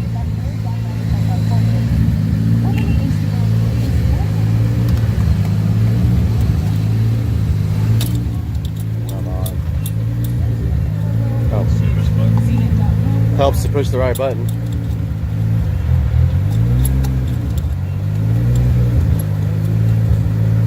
My God, how long does it take? So cheap. 218, that's cheaper than that, baby. That's cheap. Gonna fill this thing up. I think it was bone dry because the fuel gauge doesn't work anyway, but if it's on empty, it's on fucking empty. But the fuel light wasn't on, was it? Fuel light works. Okay, then it wasn't bone empty. It had some left. The gauge doesn't work. Gauge doesn't work, but the fuel light does. Well, the gauge works, but because of the way the AEM is interfaced with the factory computer, nobody can figure out how to make it work right. it comes down in like big chunks and it's not accurate when it comes down. But when it gets to empty, it's fucking empty. It just jumped. Did it jump up? Yeah, it just wouldn't jump like that. It just jumped. Weather's nice and cool today. Yeah, this would have been perfect for him to tune it. Didn't even get a dyno sheet.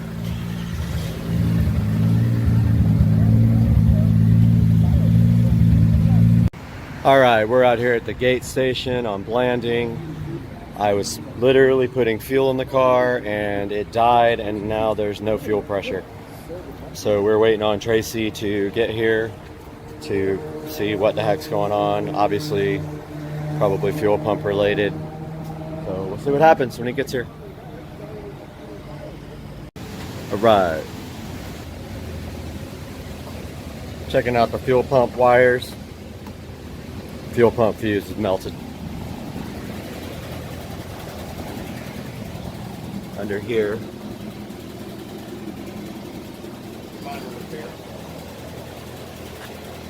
Fire averted. Minor repairs. All good.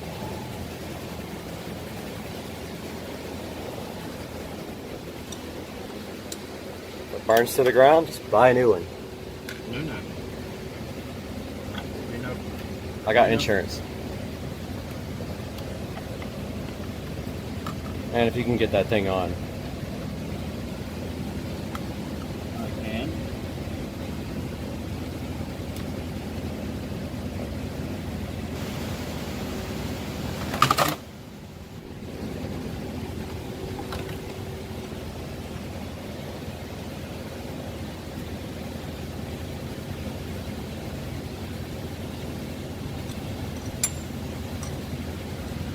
Smart. Learn a lot from a dummy. Yeah. Self-taught on the internet.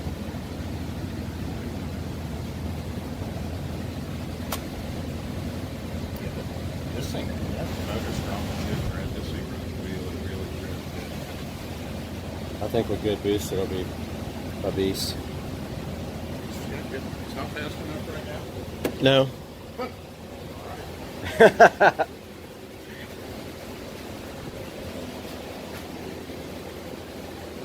It's got to be faster than the old car. Yeah, it wouldn't bother me to run it up like 30-ish pounds. Let's do it. On, What do we have to do that? on this, well, just like I was telling you about the wastegate spring. What happens when the spring goes in? What is it going to make boost-wise? What's it tuned for? Oh, it's tuned up to 35 pounds. So it's going to make 35 pounds if we put a spring in it. That will do that?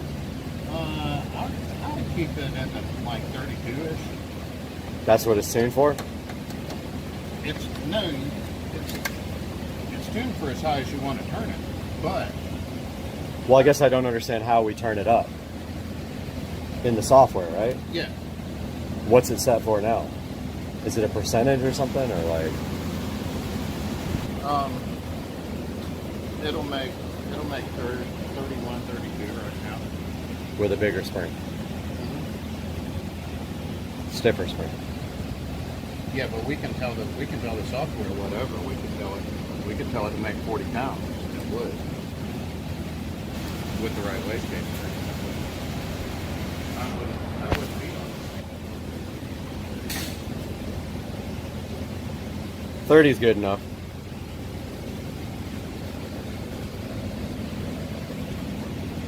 it. 32 makes just over 800, and I would, that would. It did make 800? Yeah, oh yeah. You have a sheet for it, a dyno sheet? You have it saved anywhere? I will look in just a minute. I have that on. I'd like to put it up online.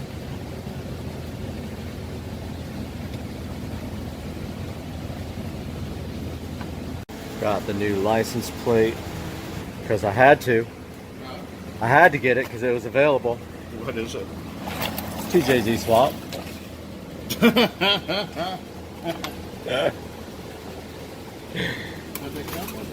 I know.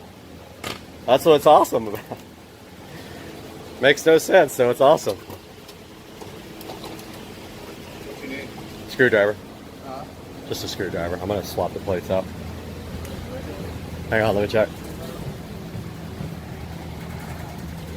Oh, nah, it's some stupid Allen wrench. It's gotta be some kind of Ricer Allen wrench thing. Is it a Torx or is it a... No, it's an Allen for sure. Yeah, it's like a smaller Allen.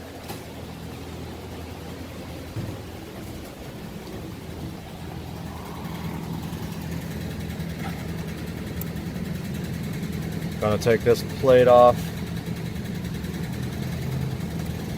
put on the new one, the plate that makes no sense because when I ordered it I thought it had a GTE swapped into it, but it doesn't. It has a built GE, but I don't care. I'm surprised I got the plate anyway. I think it's awesome. I'll change it next year maybe. Of course, I've got to have these stupid special Ricer bolts in my car with my Ricer name tag, which doesn't even, is not the car I own. I'd love to get rid of that one day. I'm gonna get this out. Got the new tag installed. Actually looks way better.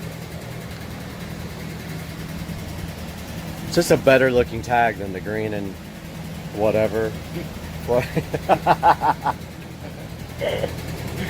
Oh man, made sense when I thought I bought the car.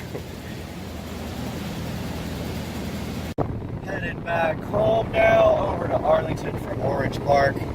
Got the fuel pump wiring fixed, and so we should be okay for now. Chad and I want to redo the fuel pump wires though, make sure it's all good. So, state of the car right now, making about 22 pounds of boost.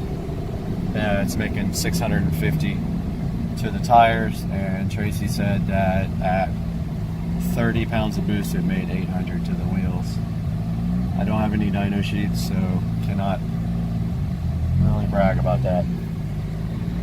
We'll see you guys next time. We'll figure it out. Just got back to the house after leaving Tuners Inc. Got the fan on the engine, trying to cool it off a little bit. I'm about to fully detail the car as best I possibly can. It has been through some tough times for the last 2 months, so about to do that now. Going to start with the inside.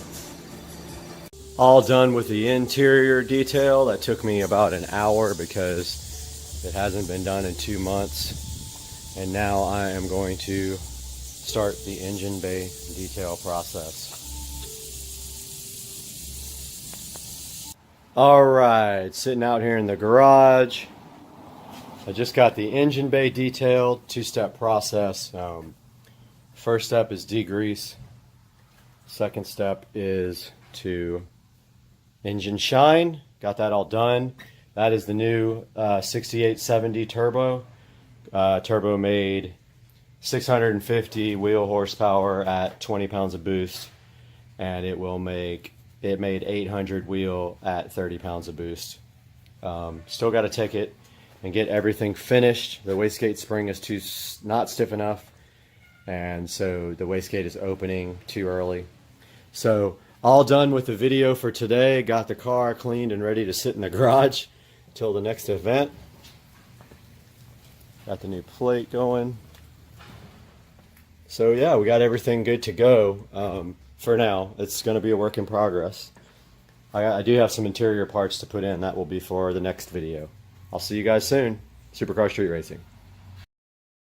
Guys, welcome back to Supercar Street Racing, and once again we have something to take a look at here. This is the Logitech LitraGlow. We bought 2 of these for the studio, and today we're going to be opening these up and taking a look at them on the channel.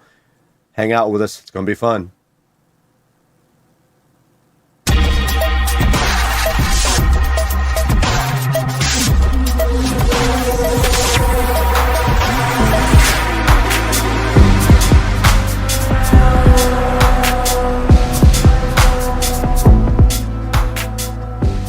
Guys, welcome back to Supercar Street Racing once again, and today in front of us we have the LitraGlow light, and this is a light designed for creators like myself to light up your face, and it literally mounts directly to the monitor there. So I did buy 2 of them for the studio because our ring light did go out and we needed something so we can do content from inside of the studio. Now, taking a look at this, we're going to unbox it today, actually set one up and use it and see how it performs. Welcome back to Supercar Street Racing once again. We're here in the 4K production studio, as you can see, and today we have this Logitech Litra Glow that we are going to be checking out on the channel. Now, this light is designed for creators like me because you need some sort of front lighting source when you do voiceovers, exactly what we're doing right now, and we are actually being lit by the Litra Glow right now. And to give you an idea of what that looks like, check this out. So right here in front of me, we have the Litra Glow, and we are recording in OBS Studio, and that is lighting us up from the front. And behind me, of course, we have some interesting LED lighting. Here's another view of what it looks like from inside the studio, but not really much there you can see on me because the camera is tilted down a little bit. This is kind of the environment that the studio has, so that's what we are dealing with. Now, the light that we were using before, the ring light, did die, so we went ahead and got the Litra Glow. We actually ordered 2 of these. We are currently being lit by one. There will be one on this other monitor here. If I go ahead and show you one more time the view here, we're going to put the other monitor the other light right on this monitor here, so we have 2 of them. We're back here again in the front camera, and we have the Litra Glow in front of me, and we have not opened this one yet, so I wanted to go ahead and open it with you guys. Let's do that now. Right in front of me, we have the Logitech Litra Glow, as you can see right here. We haven't opened this one. I wanted to do it on camera with you guys so you can get a look at the packaging and everything. And on the back of the packaging, it just says it has an adjustable mount, TrueSoft technology, and adjustable brightness and color temperature on the back as well. There are controls on the back for all of that. You can make it either warm or cool light by pressing buttons on the back of the actual Litra Glow by Logitech. This is how the packaging looks. This is how it comes right from the factory. There is the Litra Glow looking so fly inside the box. And when you pull it out right here, you can see that it does have a long stand to keep it pressed up against your monitor. And then this part is like draped over the top. It does have a USB Type-C connector here for power. So when you guys power this up, you can power it up with any 5-volt USB adapter, that as long as it has a USB Type-C. And they do give you a USB Type-C cable here in the package as well. And to use this, you simply do like you use any other USB device. You can plug it in any USB outlet that provides power. And then on the back of the light here, there is the USB Type-C. You just plug that in. And this is a look at the Logitech Litra Glow and how it attaches to the monitors.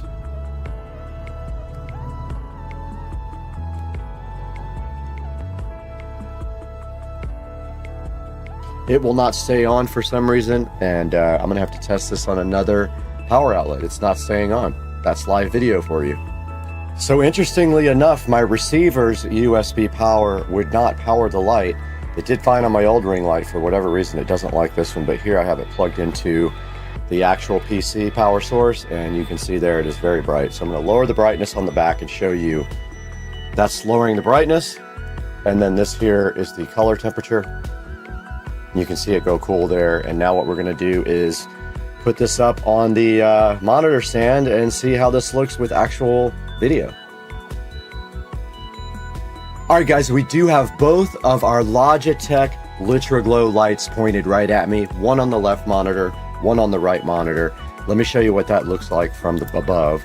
Now you can see how I'm lit on both sides, which will prevent shadows from happening on my face here. And they do just mount right to the monitor stand so easily and kind of rest on it like a webcam does. Right here in front of me, guys, we have the instruction manual for the Logitech Litra Glow light. And in the instruction manual, it simply has pictures such as an IKEA product would, and it literally just shows you putting the light onto the monitor, and then that you can tilt the actual top of the light forward or backwards as well. And then also it says that it can spin on its axis as well. You can put the light wherever you really want to and turn it in any direction, so it could be on either end of your monitors. Now, giving you a better view of what it looks like here, you can see right here we've got one almost on the end of this monitor and one over here on this monitor.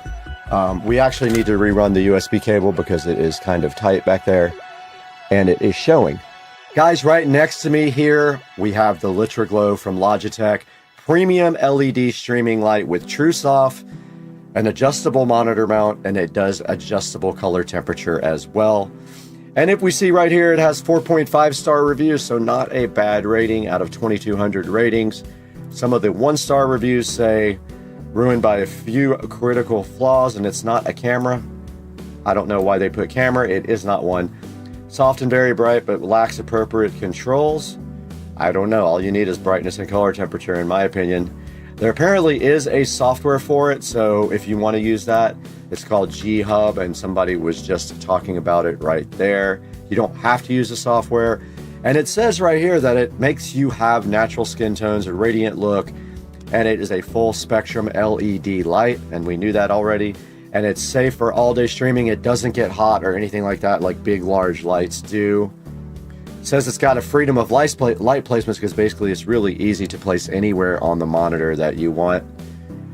Now they're fully customizable, it says, with your keyboard and mouse, which I have not looked at that software. Maybe we can take a look at that.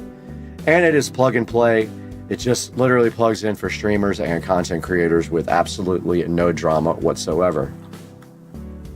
So right here in front of me, you can see the Logitech G-Hub software that you can download and install. And this lets you be able to program the light and control it from the keyboard. However, I did notice in one review, someone was saying that to really control this the proper way, you need the Logitech keyboard, and you can't really do function keys or whatever on a normal Windows keyboard. So just be aware, it's not easily controlled unless you also have the Logitech keyboard in front of you.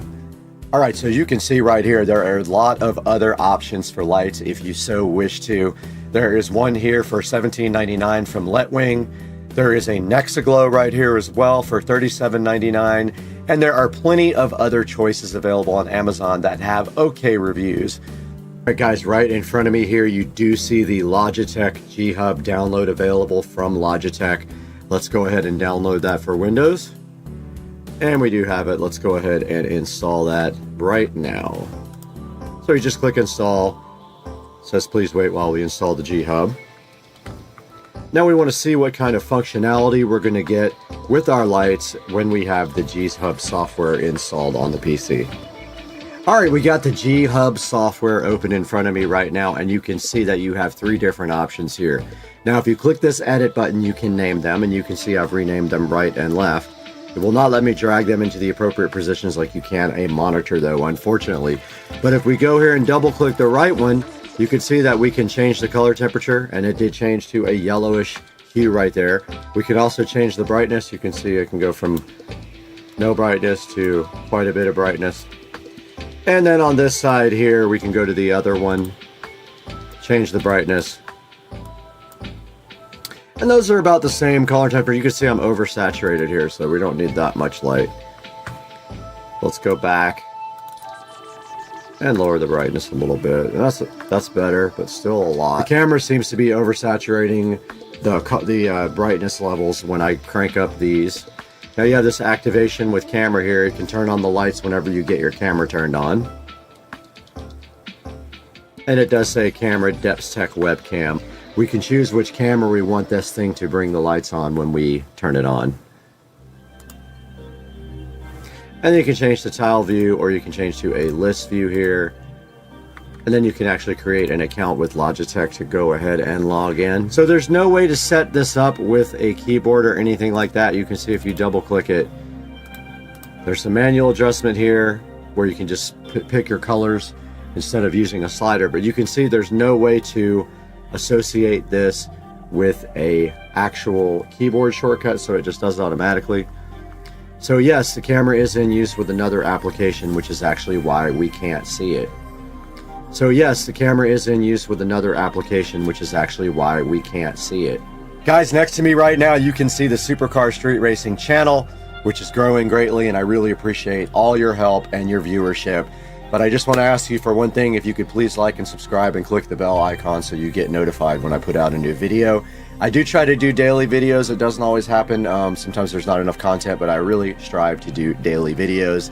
And do me a favor, when I give you an Amazon link, go ahead and click through it. Let's give you an example. So if we go into YouTube Studio here, and we just go to one of my videos, and inside of my video link here, there will be a link to something like these Hexaglow lights. Now, you don't have to necessarily buy the Hexaglow lights. Buy anything through that link, and it does hook me up with just a tiny amount of money to keep the channel going and to keep bringing you guys great content from Supercar Street Racing. I'm really happy you guys joined us today, and we will see you next time. We got to get out of here and go find something to do on Christmas.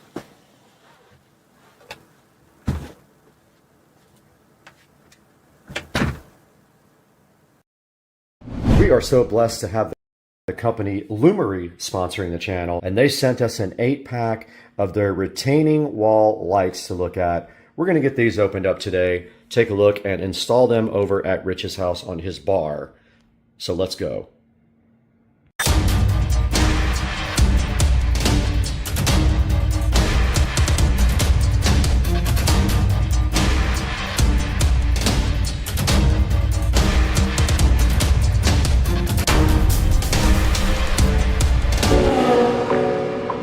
Inside of the actual carton, we can see right here and right now that they do look like this.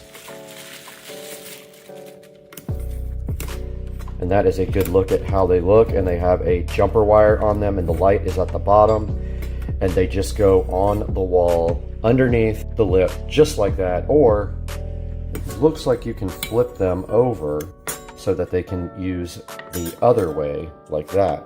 So they can mount either way, and then this is hidden up underneath the wall, just like that. Okay, so it makes it so you can light up a wall and you don't see the bracket. As indicated right here on the front in the picture, the bracket is hidden by this little ledge on top of the wall. So that is what one looks like. Let's get them all unboxed now and see if they gave us a power supply. I don't think they did. These are the rest of the lights, but there is no power supply. You will need a 12-volt power supply with these to get them working. So you will use a landscape lighting transformer that converts 114 volts to 12 to 24 volts. And that is all that is included. So we will have to order a low voltage transformer for this. I do not have one. I had one, but I purged it, I believe, so I don't think I have that anymore. I'll have to check. Double check, I do not have a transformer for this. I wish I would have kept the one that I had, but I didn't think that I would ever have a use for one of those small transformers. So I do not have a transformer to put these in with for Rich. I will have to order one for him, and I will get on the horn to Amazon right now and get that ordered so that we can continue this project. Because yeah, you cannot do this without a transformer.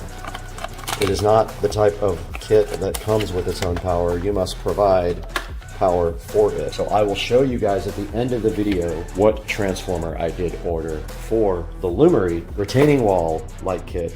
We'll need a 24-watt transformer for this. You can see on the back here that you get 8 of these, and they take input voltage of 12 to 24 volts AC or DC, and they have a 3-watt per light requirement.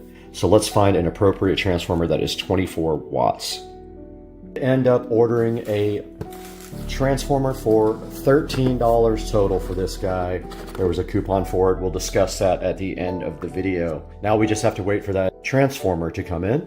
Okay, the second part of the equation did come in for Rich's lights, and that is the 12-volt 30-watt power supply that we got for like 13 bucks off of Amazon.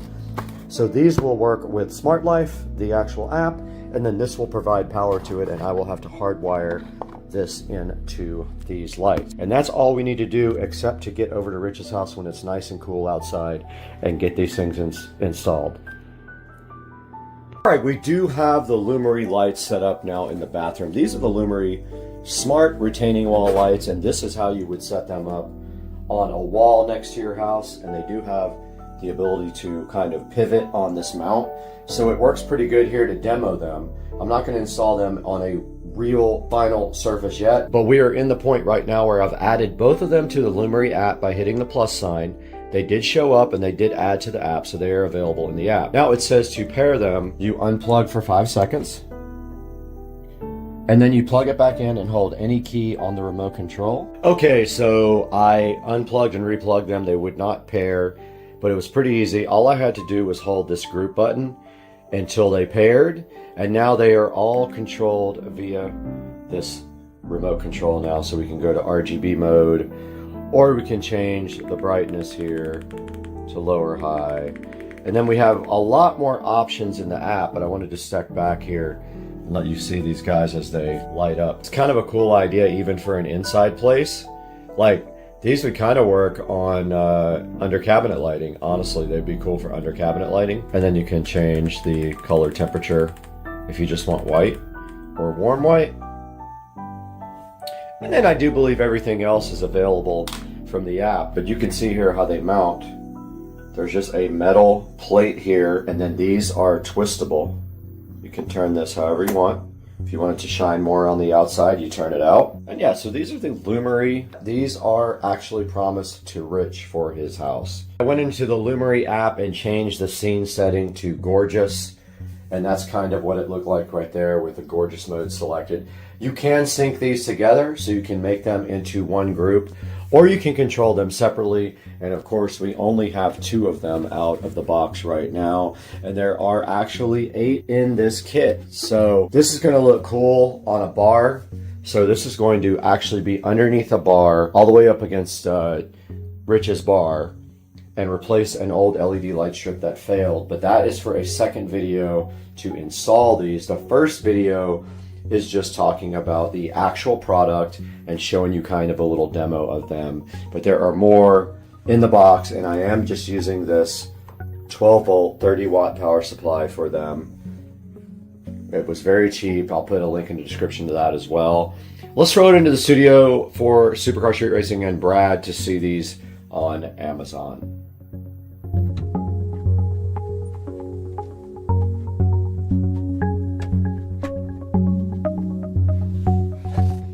Hey guys, you just saw us check out the Lumery retaining wall lights, and Lumery was so generous to send these to Supercar Street Racing. Now let's take a look at Lumery showing you how to use the app to operate the lights.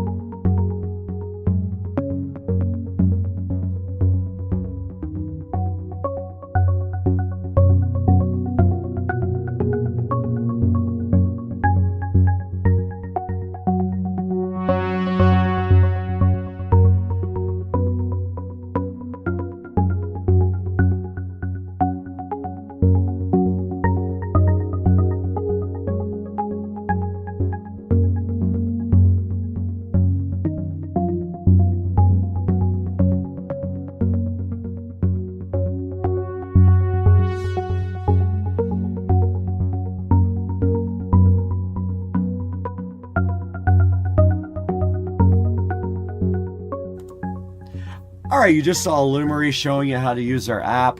Now let's take a look at them showing you how waterproof these awesome retaining wall lights are.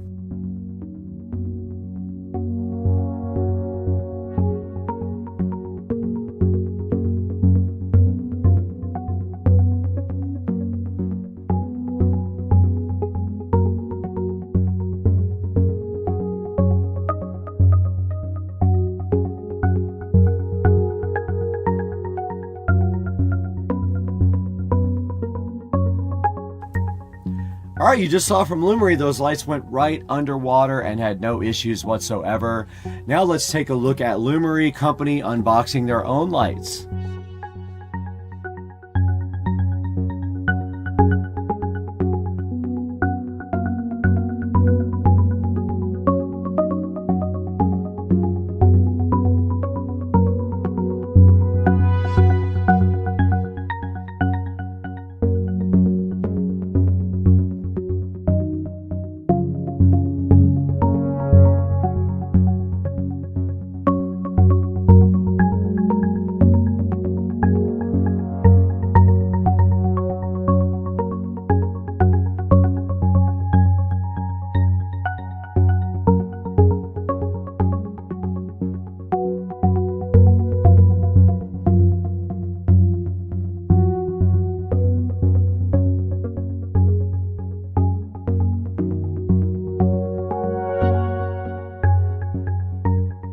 Guys, thank you so much for watching the video, and I hope you buy through our links in the description. It helps us out so much, and you don't even have to buy this. You can buy anything you want. Go ahead and check out the Lumery 7-inch smart LED hardscape lights, and we'll see you next time on the channel. We got a lot of stuff to do. We have 7 million projects going at the same time, and it's mind-numbing.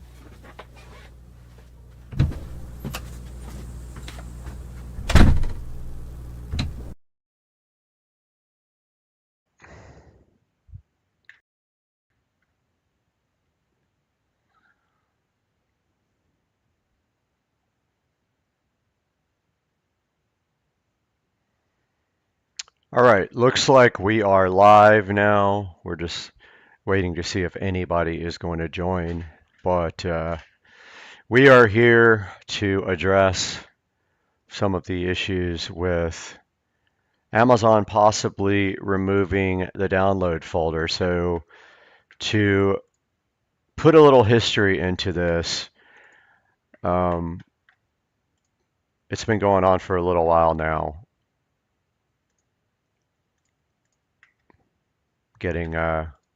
Getting comfortable here with the stream, but basically, so I got my Echo Show 15 a few months ago, and the first thing that really I was curious to find out is that I didn't know, first of all, that they had the Fire TV mode coming on the Echo Show 15. Once that launched, I was really curious about being able to sideload apps, but immediately when I noticed that trying to sideload that, it basically would block the installation of the apps. Now, it would let you get to the app and you could hit the button to install it, but then after that, it would just fail and there was no way to do it. So I did a little bit of playing around with it, and I was able to come up with a way to sideload. And let's see if I can get that video pulled up. So that's this video here.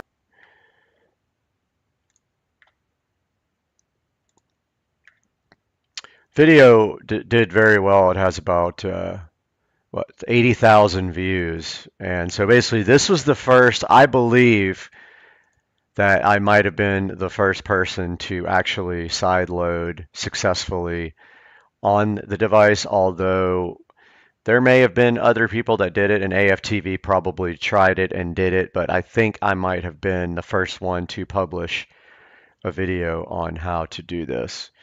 So yeah, this video has about 79,000 views, and it has 146 comments. It no longer works because Amazon has decided to block the downloader app from the Fire TV. So you have to have a different way to get the software from the internet or from your house onto that Echo Show 15.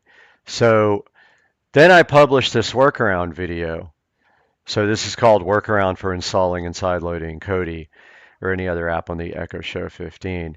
Now what this does is this works around it by getting the files on there a different way. So you can get them there a number of ways, and actually I pinned a comment here just now. You can do wireless file manager to transfer the files from the phone. You can use Explorer File Manager and File Manager for Fire TV, actually Wi-Fi FTP server and simple HTTP server plus can also do it. However, now people are actually saying that the downloads folder is no longer there, which that is a problem because when I was trying to install software, the only folder that I could get it to install from was downloads.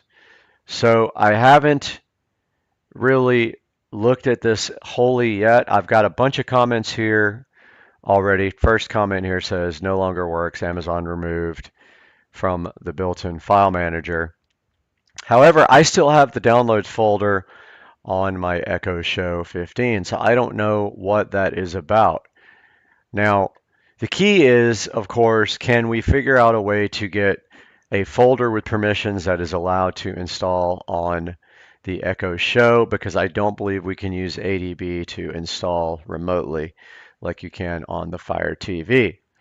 So I'm going to be looking into this. I don't actually have a way to show you here while we're on the live stream here, but here's the two videos. So this is the first video right here, how to install Kodi plus sideload add-ons on the all-new Echo Show. And this is the workaround video I published, and then let's take a look at the article here on AFTV that was published.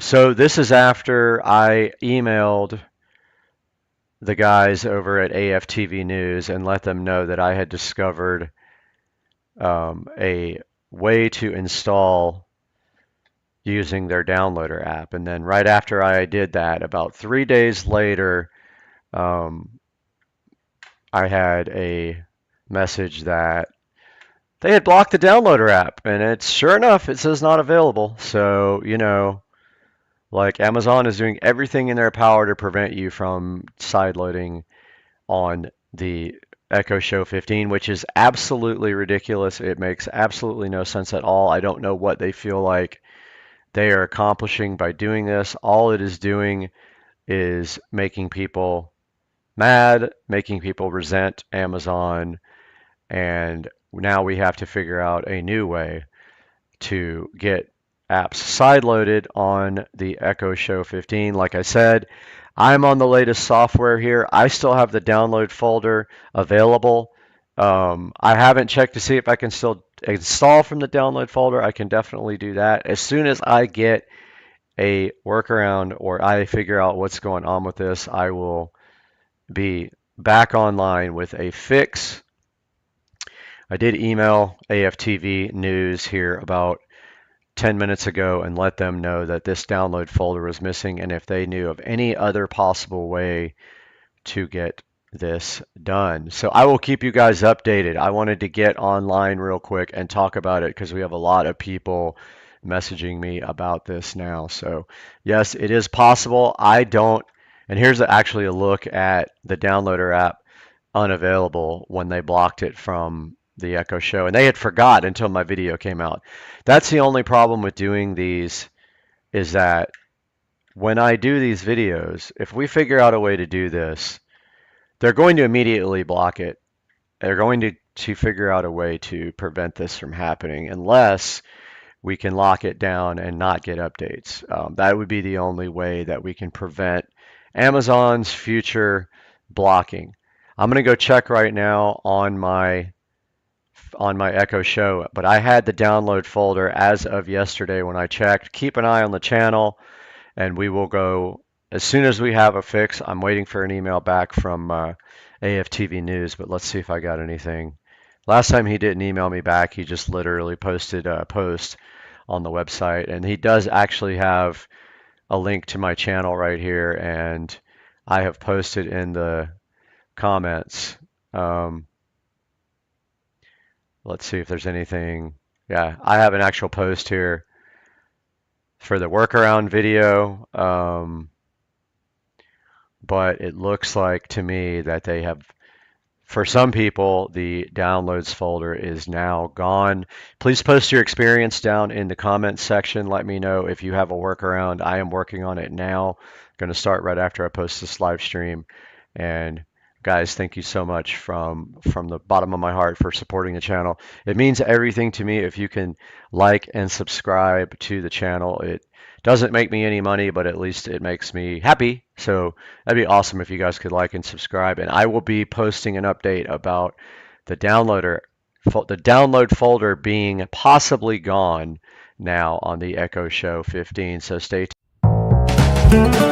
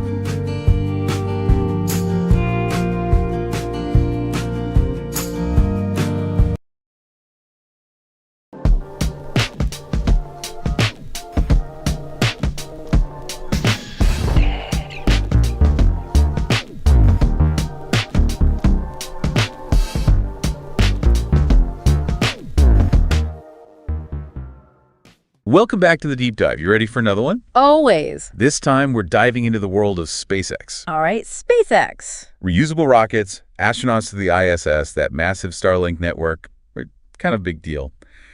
But we're going beyond the headlines with this one. Oh, yeah. What do we got? Articles, sure, but also some pretty interesting Reddit threads, even a piece about their move from California to Texas. Wow, a real mix. That's what I love about these deep dives. You get to see things from all these different angles, official news, hardcore tech analysis, and, you know, the raw passion of people who just love space. Exactly. Yep. So, mission for today. Figure out what makes SpaceX tick. What's the secret sauce? What are the challenges? And what does it all mean for the future of space exploration, especially for you listening right now? Let's do it. Okay, first off, got to acknowledge that SpaceX has done some pretty amazing things.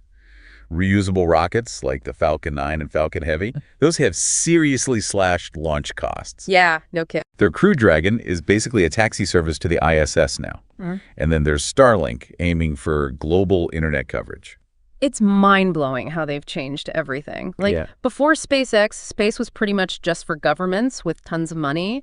Reusability was a sci-fi dream, and launching anything cost a fortune. Right. Now it's almost routine. SpaceX really forced everyone to rethink the game. And, you know, it's crazy to think about their early days. We found some info about their early struggles. It was pretty intense.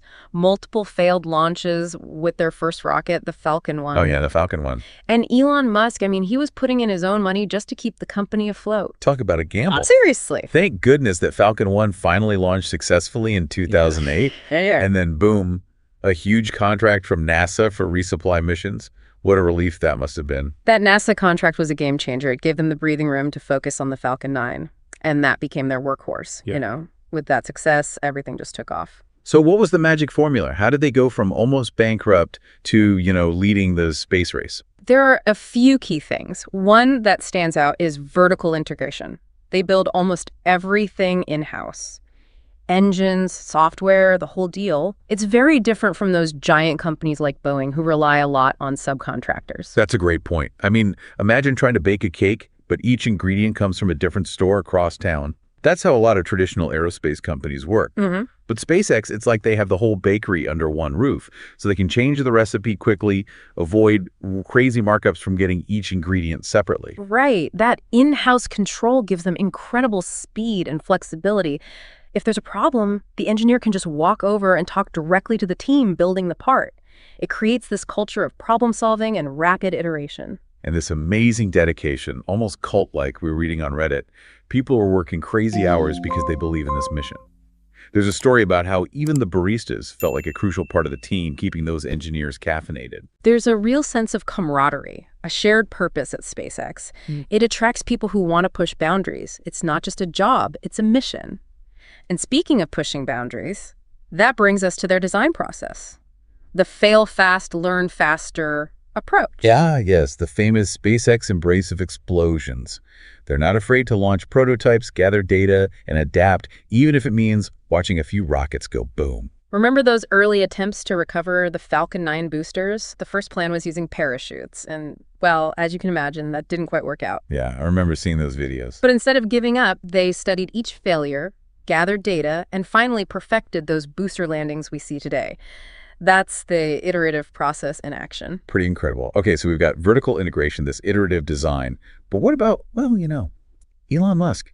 You can't talk about SpaceX without talking about him. His leadership, his ambition, it's woven into the company. Right. Musk's drive to do the seemingly impossible, it's contagious. It's everywhere at SpaceX. He sets these huge goals and then empowers his team to go beyond what anyone thought was possible. His influence is undeniable. And that drive, that's what fuels their ultimate goal, right? Making humanity a multi-planetary species focused on Mars.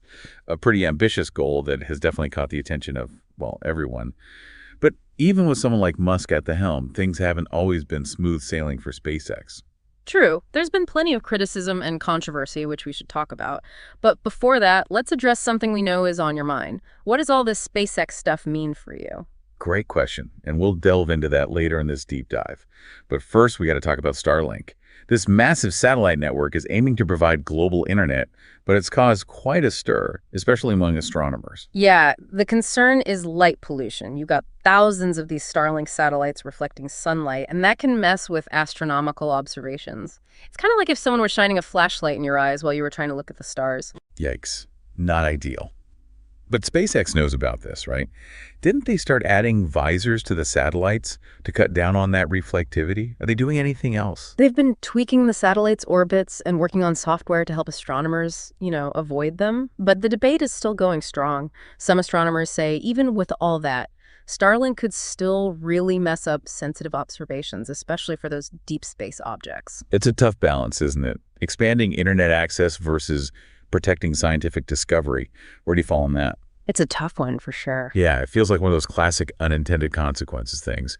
And that actually brings up another concern, space debris. I mean, the more we launch up there, the higher the risk of collisions, right? And then we just end up with this hazardous debris field around Earth. Think of it like rush hour traffic, but in space. One wrong move and bam, you could set off this chain reaction of collisions, putting future missions at risk. We could even end up with a barrier, blocking us from even getting to space. Okay, now that is scary. It's like we're building our own space junk obstacle course.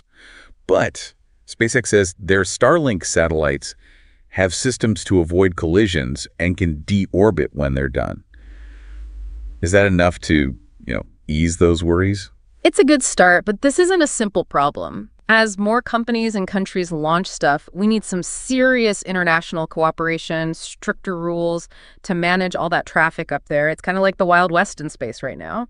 We need some, cosmic traffic laws or something. Cosmic traffic laws, I love it. Okay, so we've got the light pollution issue, the space debris dilemma, and then there's the whole national security side of things. Yeah. Remember that article about SpaceX building a spy satellite network for a U.S. intelligence agency? Right. That gets complicated fast. Yeah, it blurs the lines between private space companies and, government stuff, raises questions about who's really in control. Could this tech be used for military purposes? What happens to international cooperation in space? It's like SpaceX has become this powerful tool in the global chess game. Makes you wonder how this is going to impact space exploration and our relationships with other countries out there. But let's shift gears a bit. Talk about some exciting stuff. What can we expect in the future? Okay, back to the more optimistic side of things. Right. We've talked about Starship's potential, but it's not just about Mars. It could change how we travel here on Earth, too. Oh, yeah, that whole point-to-point travel idea. Imagine hopping on a rocket for a quick trip to, Tokyo. Right. Sounds like something out of a movie. SpaceX wants to make it real. They're talking suborbital flights, New York to Tokyo in under an hour. That would revolutionize transportation. What about space tourism? We've seen some of that already, but Starship could open it up to a lot more people. Absolutely. Imagine orbital cruises, lunar vacations, honeymoons on Mars. Honeymoons on Mars, that's a new one. Okay, maybe Mars is a bit far off. But the point is, Starship could make space tourism way more affordable, way more accessible. So are we talking about a future where people are commuting to space stations for work, maybe even living in orbital habitats? It sounds wild. But with SpaceX, who knows? It's not as crazy as it sounds. We're already seeing more interest in space-based industries. Manufacturing in microgravity, mining asteroids, experiments you couldn't do on Earth. Starship could be the transportation system that makes it all happen. It's a huge shift in how we think about things. Yeah. We're not just exploring space anymore. We're talking about living and working there. Exactly. And there's the potential impact on Earth, too. A lot of space tech ends up being useful down here. Right. SpaceX's work on reusable rockets, those advanced materials, life support systems, that could lead to breakthroughs in transportation, energy, medicine, all sorts of fields. So they're reaching for the stars, but their innovations could have this ripple effect, making life better here on Earth. Pushing the boundaries in space pushes boundaries down here too. Exactly. That's what makes SpaceX so fascinating. But we can't forget the ethical stuff, the environmental concerns that come with these big plans. Right. We talked about Starlink, the space debris issue, but there's also the impact of space travel itself, Launching rockets uses a lot of resources, creates emissions. What's SpaceX doing about that? They're looking into more sustainable fuels like methane. They think they could make that on Mars using stuff they find there. That would mean less hauling fuel from Earth. They're also working on minimizing their carbon footprint in how they manufacture and launch things. So they're not just focused on getting to Mars, they're thinking about doing it sustainably. It's great that they're taking those steps, Yeah. but it's still a really complicated issue. Totally. As we go further into space, we need to be having these conversations about the challenges. And it's not just SpaceX, right? We need to think about the impact of all the countries and companies out there. You're right. It's a much bigger picture. And that brings up another interesting point. The growing role of private companies in space exploration. It used to be mostly government agencies like NASA leading the way. Now you have companies like SpaceX taking charge. Do you think that's a good thing? It's both good and, well, maybe not so good. On one hand, private companies bring a lot of innovation, efficiency. They're not stuck with the same bureaucracy as government agencies, and they have different motivations. Right. It's like they've injected this entrepreneurial energy into the whole space race. That's a good way to put it. But there's the flip side. Their involvement raises questions about commercializing space. Will it just become another place for profit-driven exploitation? That's a valid concern. We need a serious conversation about the ethics of space exploration, making sure it benefits everyone, not just a select few. Absolutely. And that conversation needs to include everyone. Governments, companies, scientists, ethicists, the public. Space belongs to all of us. We need to shape its future together. Couldn't agree more. Well, we've covered a lot. The big picture, the controversies, potential benefits, ethical dilemmas. But I'm ready to geek out a bit now. Tell me about the tech that makes SpaceX so unique. All right, let's dive in. You know, one of the things that sets them apart is their rocket engine design.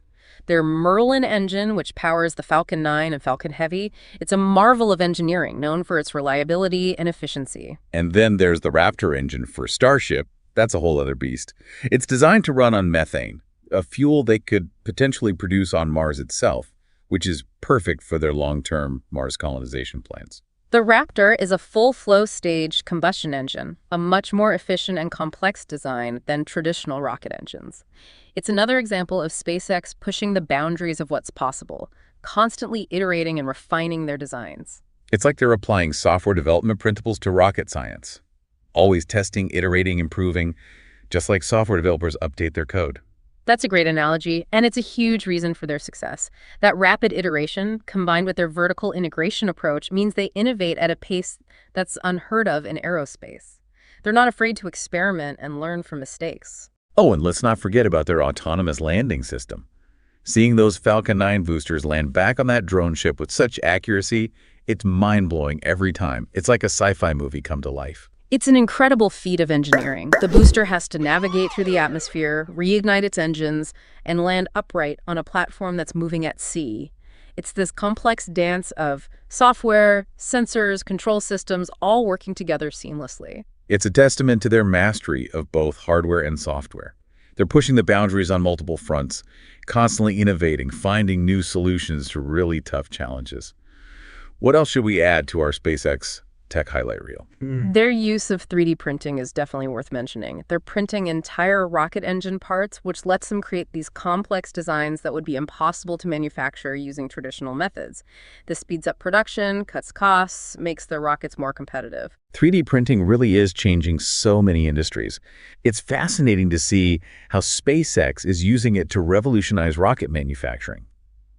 What about heat shield technology? I remember reading about the challenges of protecting Starship during re-entry. Those heat shield tiles have to withstand insane temperatures. Absolutely. Re-entering the Earth's atmosphere at those speeds creates incredible heat. SpaceX has had to come up with innovative heat shield materials and designs to protect Starship. It's another area where they're pushing the limits of material science. It sounds like they're constantly pushing the envelope, innovating in so many areas, and that's what makes them so exciting to follow. They're not just building rockets, they're building the future of space exploration. And that future is full of possibilities. They're talking about a world where space travel is normal, humans are on Mars permanently, and technologies developed for space improve life here on Earth. It's an inspiring vision. There are definitely challenges and ethical things to consider, but it's thrilling to imagine what the future holds for SpaceX, for humanity's exploration of space. So where were we? Oh yeah, the tech. The tech, always my favorite part. What makes a SpaceX so special on that front? Well, for starters, their engines. They've really mastered rocket engine design. Engines, okay. Like what specifically? Take the Merlin engine, for instance. It's what powers the Falcon 9 and Falcon Heavy. Super reliable, super efficient. It's a real workhorse. I've heard of the Merlin, yeah. But what about the engine for Starship? The Raptor. Raptor, right. That's supposed to be a whole different ballgame. Oh, absolutely. The Raptor's designed to run on methane. And get this. They think they can actually produce methane on Mars using resources they find there. Whoa, wait, really? Produce it right there on Mars? That's the plan. It would mean they don't have to haul all that fuel from Earth for the return trip. Game changer for long-term Mars missions. That's incredible. Yeah. It's like they're not just planning to visit, but to actually live there. Exactly. And the Raptor is just one example. They're pushing the boundaries with all sorts of tech, like 3D printing, for instance. It's revolutionized their manufacturing process. 3D printing, yeah. I remember reading they're printing entire rocket engine parts. Is that right? That's right. Really complex components that would be way too difficult and expensive to make the old-fashioned way. 3D printing lets them build rockets faster, cheaper, all while keeping things top-notch quality. So they're ahead of the game in cost and speed because of 3D printing. Pretty smart. Okay, what about those landings? You know, those Falcon 9 boosters landing back on the drone ship? It's mind-blowing every time. How do they do that? It's pretty amazing. Think software, sensors, control systems, all working together perfectly. The booster has to fly through the atmosphere, fire up its engines again, and land perfectly on a platform that's actually moving in the ocean. It's like threading a needle while riding a roller coaster. It's hard to even wrap your head around it. Right. It really shows their mastery of hardware and software, both. Yeah. And they're not stopping there. They're always looking for new solutions, new ways to solve these really complex problems. Always innovating. Okay, so we've got efficient engines, 3D printing, those incredible landings. Anything else we should add to our SpaceX tech list? Well, heat shield technology is pretty crucial. You know, protecting Starship during reentry is a huge challenge. Those heat shield tiles have to handle some seriously intense heat. Yeah, it's like falling through a furnace when that spacecraft comes back into the atmosphere. Exactly. And SpaceX is coming up with innovative materials, designs, all to make sure Starship can survive those extreme temperatures, again, pushing the boundaries of material science. So they're ahead of the curve on engines, manufacturing, landings, heat shields. What's the common thread here? They're not afraid to push boundaries, to constantly innovate, and that's what makes them so exciting to watch. It's not just about building rockets, it's about building the future of space exploration. A future where space travel is more common, more affordable, open to more people. Exactly, and they're not stopping at just getting to space. They want to build a permanent human presence on Mars. It's a big, audacious goal that captures the imagination. It makes you think about all the possibilities, doesn't it? It's what we might be able to achieve out there. For sure. But it's also important to remember that this journey comes with responsibilities. We've talked about the environmental impacts, space debris, national security concerns. These are things we need to think carefully about. We have to be good stewards as we venture further into space. Yeah. Making sure what we do is sustainable benefits everyone. Right. Space exploration is this amazing testament to human ingenuity, our desire to explore. And SpaceX, with their bold vision and dedication to innovation, they've sparked something, this excitement, this sense of what's possible. It's going to fuel humanity's quest to explore the cosmos for generations to come. So as we wrap up this deep dive into SpaceX, we're left with a sense of wonder, of possibility. It's been an incredible journey exploring their work, their goals, their challenges, and who knows what the future holds. But one thing's for sure, SpaceX will be right there, pushing the boundaries, inspiring us all. Thanks for joining us on the deep dive.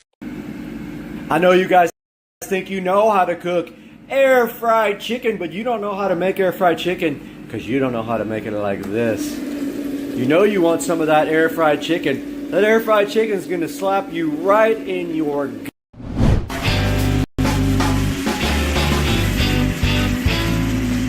Hey, what's up everybody? Welcome back to Supercar Street Racing. We're out here again in the Supercar Street Racing living room where we have something exciting to show you today. Something that follows up on another product that we already showed you, but this is a little bit of a different and bigger version of that product. We're going to be checking that out today on Supercar Street Racing. Hang out with us in the SCSR living room right here.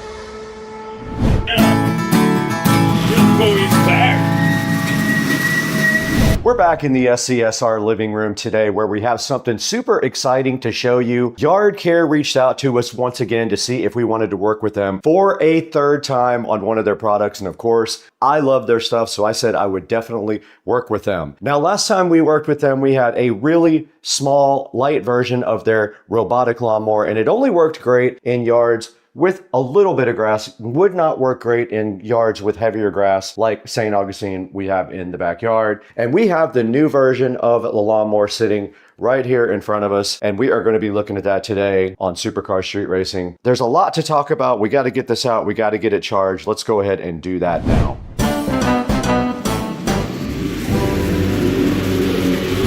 Okay, directly in front of us is the Yard Care mower. Now this is the M800 Plus in black. This is the upgraded version of the mower that we had before. This does supposedly a lot more. We will see if it can handle my grass in the current situation that it's in right now. Let's go ahead and get the SCSR scissors out and get this unboxed, because we need to get it on the charger would be one thing we need to get done first. It's gonna have to charge first. And I think it has a cradle charger that it drives up to. So let's go ahead and get this open. It does have some sort of measurement device there. And here is the Yard Care user manual right here, looking so fresh, and a Yard Care valued customer brochure telling you to contact them if you need assistance. And on top of the Yard Care is a nice cardboard condom sitting over a cool looking black mower. I'm going to leave the packaging just like that because I want to be sure I can get it repackaged. All right, let's get this thing out of the box. Here's the Yard Care M800 Plus inside of the packaging. Pretty cool looking. Got a bunch of cool stuff on top. Bunch of buttons here. It's got a stop button here. It's got a yard height right here. And there's a box underneath it as well. Must be a box full of accessories there. There is a cradle underneath there for this to charge in. So what we need to do now is get this thing out and get it on the cradle. I suggest we do that right here where we have a plug, or right here. Might even be good. Let's pull this out. And it is a rubberized mat. Now this is the box that came with the Yard Care. I'm assuming it has the rest of the power brick. It does. It has some extra blades here, and these look like they might be yard stakes, but I'm not 100% sure on that. Here is the power brick, and I think this is part of the charger. Got a barcode on it. This has a very long cable, by the way, so if you're looking to put this away, if you need like a long extension for putting the base, and this is keyed, you can only go one way. And we already do have power. You can see the green light is on right there. All right, taking a look at the top of the Yard Care mower, I will show you all the stuff on it. So starting at the very front here, there is a camera and a rain sensor right here. There is a height adjustment. There is a control panel here which has a peel sat on it. There is a large stop button here. There is a QR code here. And these are the side chargers here, these two pads. You can go ahead and download the Yard Care app for it. Go back to the Yard Care app. We did get the mower up against the charger where it is flashing now, as you can see. There's lights on the top that say that it is fully charged. Now I'm gonna go ahead and click add device on my mower. It's gonna wanna take a picture and connect to local devices. I allowed it to connect to local devices. Wants me to scan the QR code. The device is in the distribution network. Close to the device and wait please. There is the mower right there. It is in range and it is under Wi-Fi. Now we will go try this in my yard, and if it won't work, I will try it on Rich's yard tomorrow.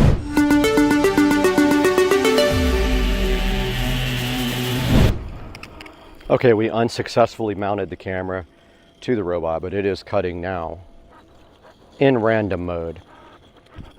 Doing just fine.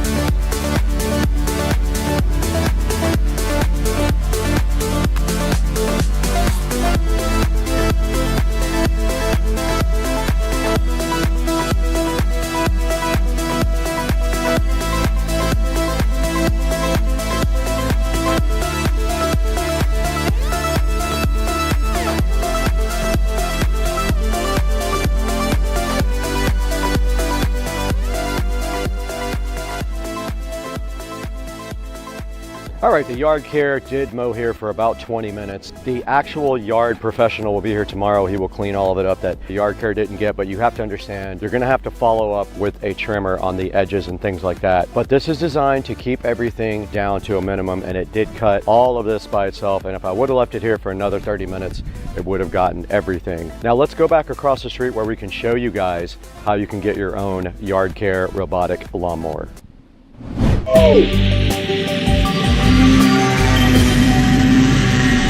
Hey, what's up guys? You just saw me take a look at the M800 Plus cordless robot lawnmower with GPS and 3D visual navigation. We did attempt to use it out in my yard. Not the fault of the manufacturer. The design is not designed for very, very thick grass. It has to be in thinner grass or the front wheels will sink down and it won't be able to move. We were able to successfully cut Rich's grass though with absolutely no worries at all. We did put it out there for about 20 to 25 minutes and it did go ahead and cut his entire grass. Now you can see right here, there is a Prime Day deal on, but you guys will probably miss that with this video because it will be after Prime Day. It says right here, you don't need boundary wires or RTK here, and then it says it has built-in GPS here, so we can actually figure out where to go. It's got visual obstacle avoidance, so it will actually figure out if there's something in the way and try to go around it or start over. It says it can do a 40-minute orderly and a 60-minute randomly mowing combination, and then it will return to its charging base based on the QR code scanner that you put on the actual charging base. I didn't get to show you guys that out in the yard,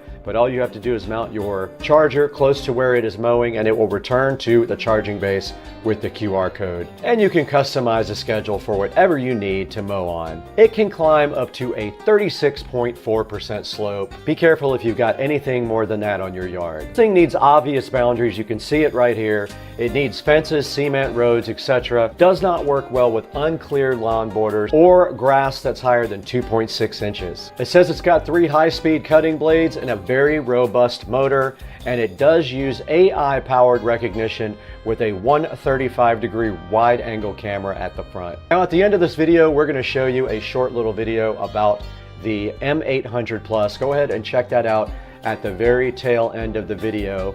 And I want to thank you guys for 222,000 subscribers. 222,192 is a great big number, and I could have done it without you. There will be a link also in the description of the video to not only the product, but to my Instagram and TikTok and Facebook entity pages. Please check those out as well and follow me on TikTok and Instagram and buy your product through the official link in the description. It helps me out great. It gives me just a few dollars here and there to keep operating the channel since I don't make any money directly on the channel. Now we have to get out of here. It's almost bingo time and I need to cook some dinner as well.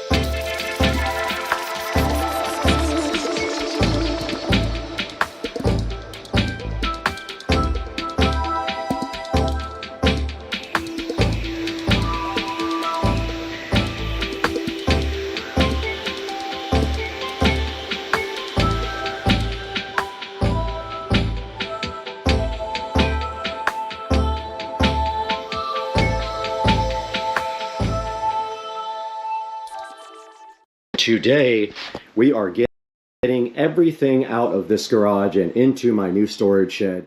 All right, we are inside the new Suncast shed. And this is what it looks like on.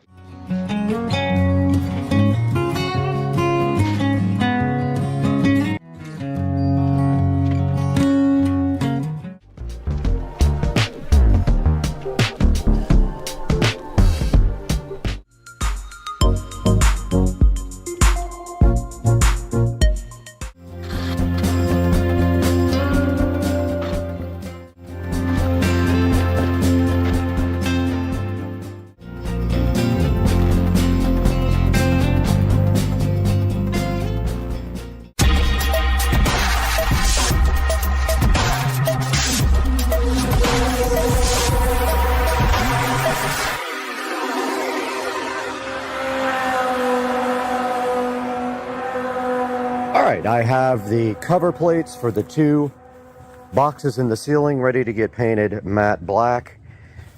I know the lights up in the ceiling are white, so it doesn't really matter, but these will probably show up a little bit more. So let's go ahead and paint these guys black and the screws.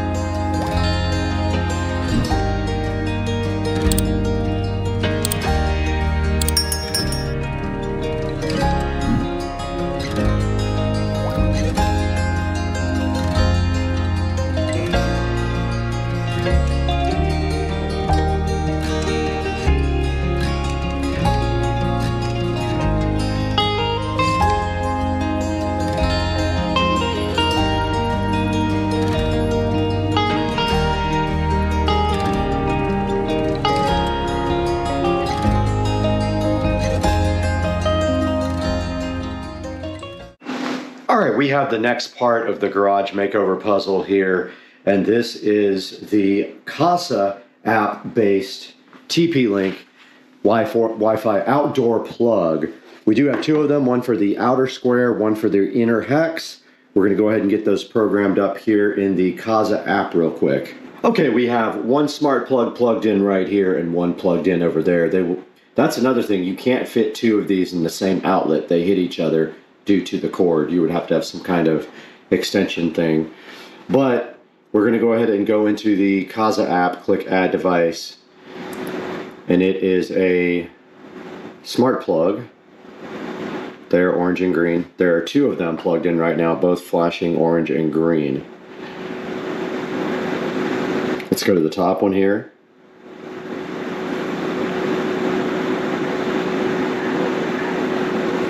Go ahead and connect it to Wi-Fi. It wants you to be on the same Wi-Fi network, so it is now connecting this guy. I see it turn green over here on the plug. It is connecting, and then we will name this either outer garage square or garage hex. Then we'll put them in a group called garage hex lighting on Alexa. And the light is still flashing orange and green on the front, and we did get a prompt on the phone to connect to the device. We went ahead and said yes to that, and it's asking for the Wi-Fi network and the password, which I did provide. And you have to be on the same network on your phone when you configure this, or your tablet. And here we go, garage hex lights. Now all we have to do is be helpful to label these, so I'm going to grab my labeler real quick and we'll do that. We got our label maker. Go ahead and set this to uppercase, garage.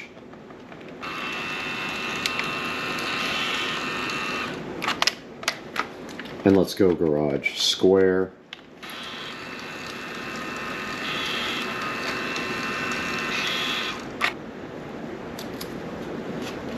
There's garage hex. And these guys are ready for install in the attic.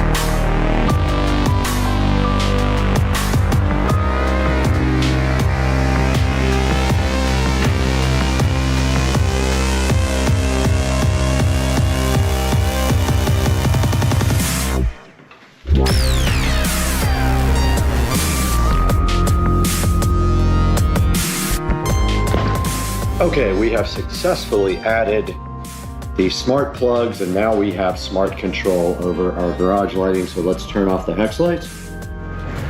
And we can see we can just go with these if we want to. We can turn off the square lights and just turn on the hex lights. And now all we have to do is go into the Alexa app and make a routine called garage lights. And we can turn on both of these at the same time.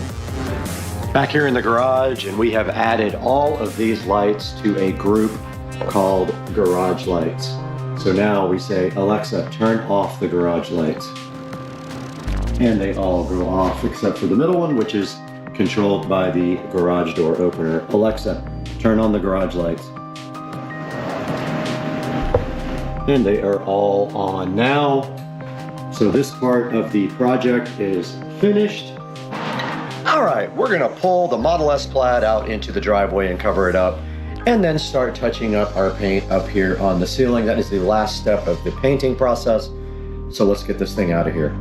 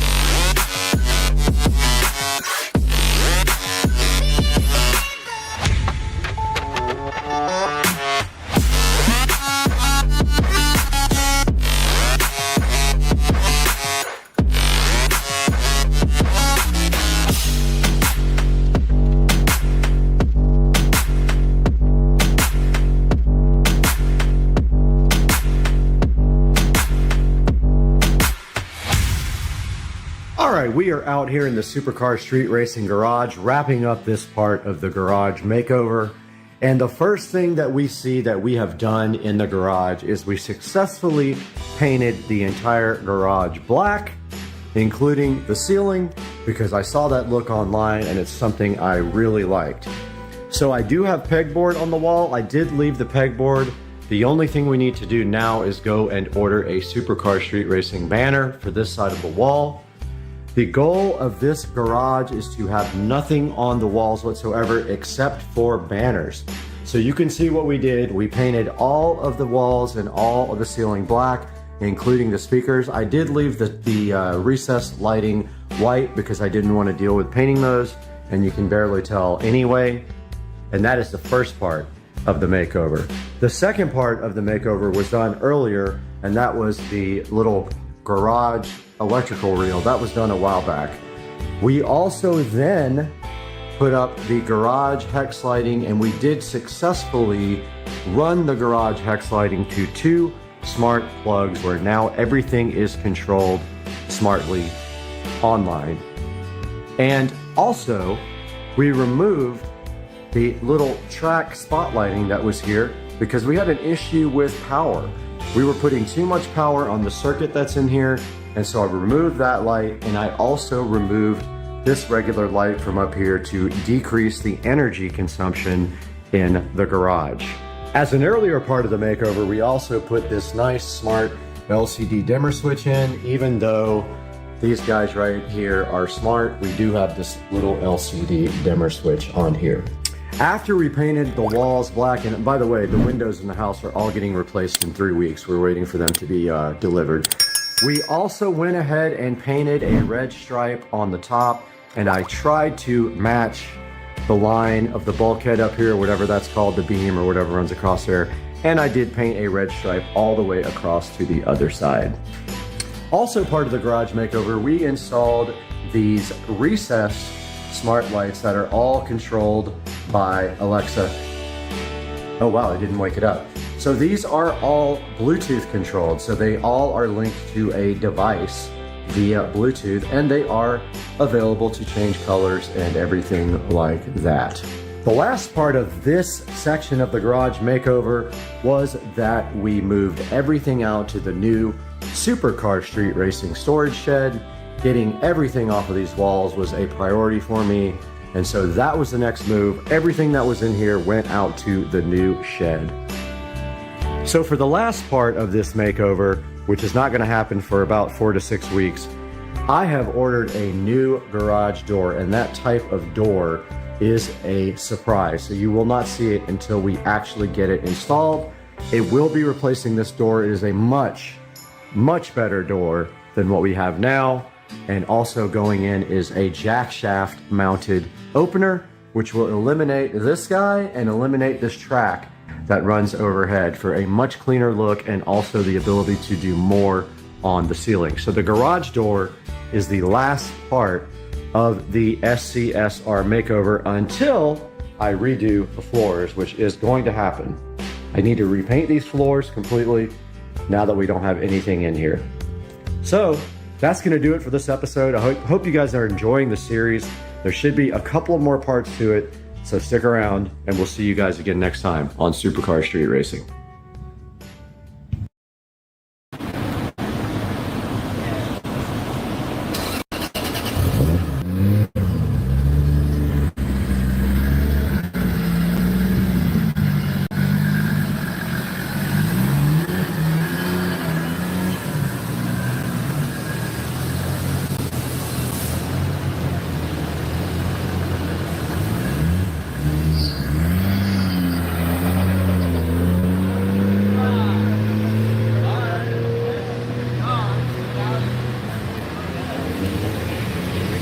Out here at Titan Live.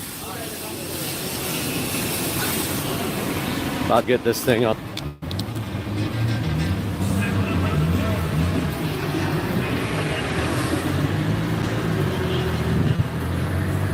There's the dyno, outdoor dyno.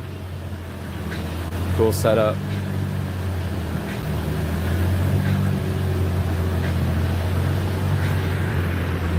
Somebody post my link in Jack's Turbo. I don't have time.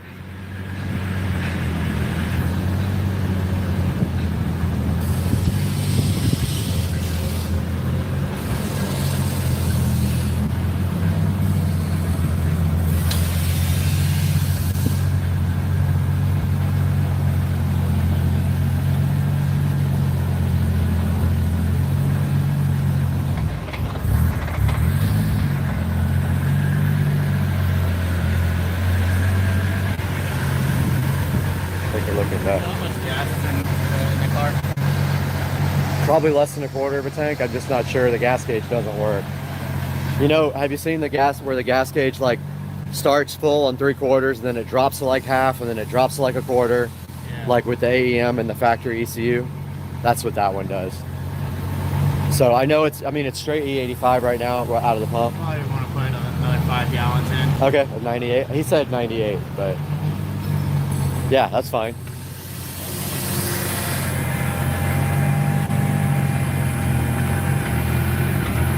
You hear how it like wants to stumble on idle? Yeah. Yeah, when you turn the AC on, it wants to die. Okay, thanks, man.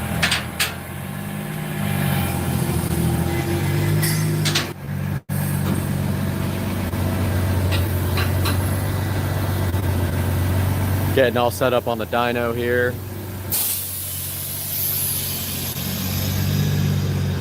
Here's a good look at their all-wheel drive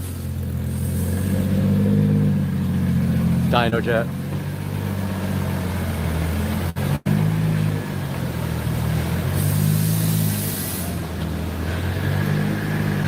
Seems like that would be bad for the components being outside.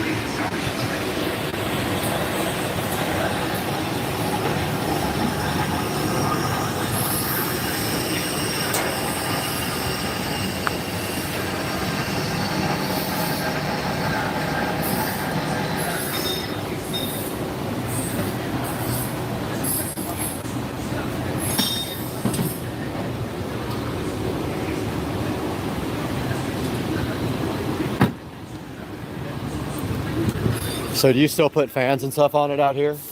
Yeah, you have to, huh? Because you're not moving.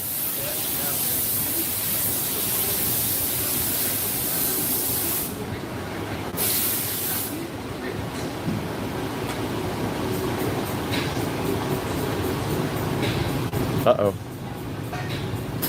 That's not good. Aha! New hood. Quick releases.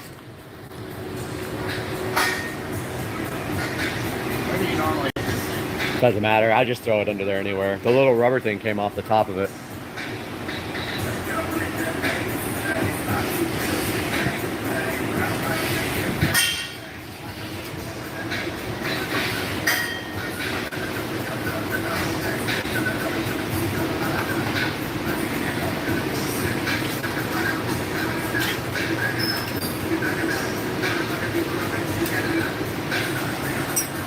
Getting it strapped down right now. You're gonna have to get RPM under the coil pack cover. Yeah, unless I can pick up the number 6 and that. Okay, it's kind of hard to get off with the strut tower brace on there. It like will scratch it because it is right up against it. You know what spark plugs you got in there? Yeah, they're the NGK, the ones that replaced the older ones that everybody was running. There's a new series that came out, but they are, I'd have to look and see what we put in there. They're the BK7 REs. Yeah, they're the replacements for those. They're a whole new series that came out. They don't make them anymore.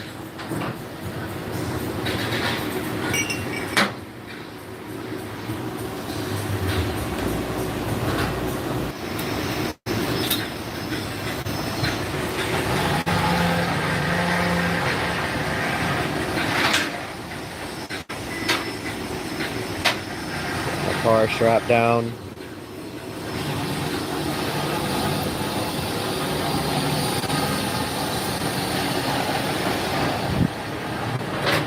These bad boys.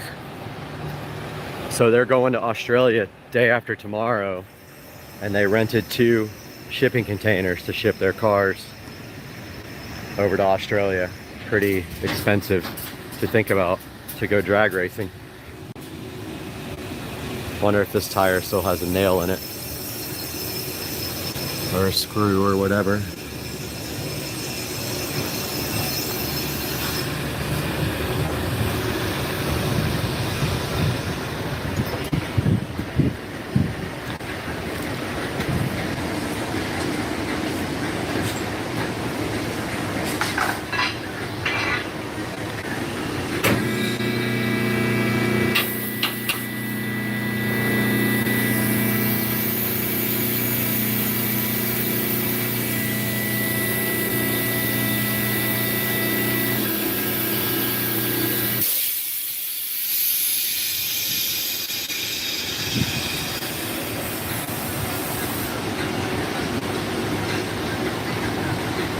About to get this thing cranked up.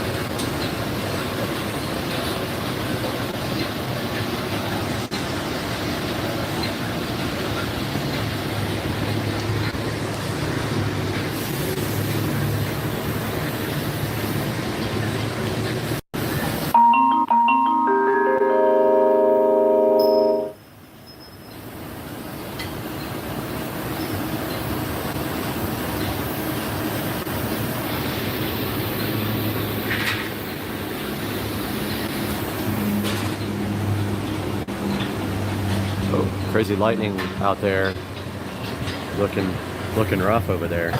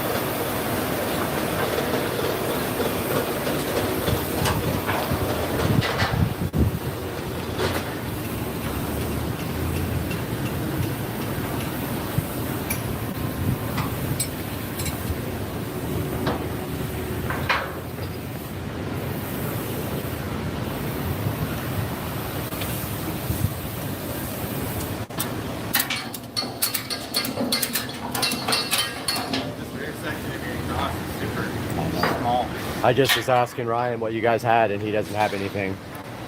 I'm gonna get that. I see it goes from 3 to 2.5 right there. Yeah. Yeah. Yep. Sucks. I haven't had a chance to do anything about it yet. Turbo, you should really have 4-inch all the way back. I'm gonna look into that. You know, it's tough when they don't make hardly anything for this type of. Yeah, you gotta just make something, have something made. Yeah, go to the exhaust shop and tell them to do it. I was gonna do that.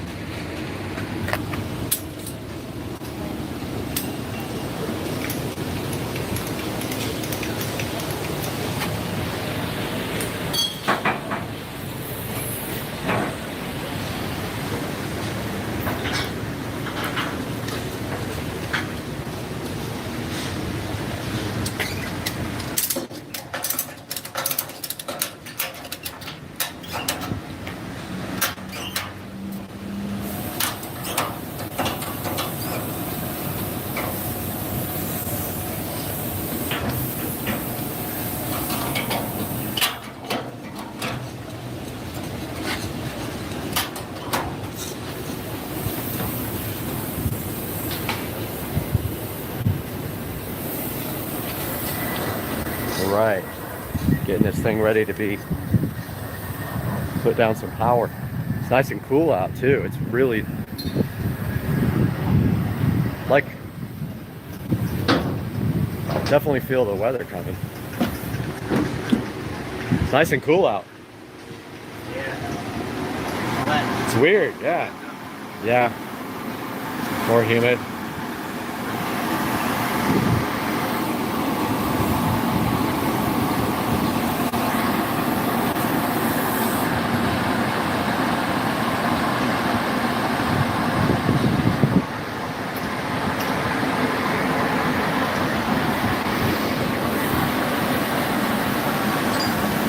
Looking for that RPM sensor on cylinder 6.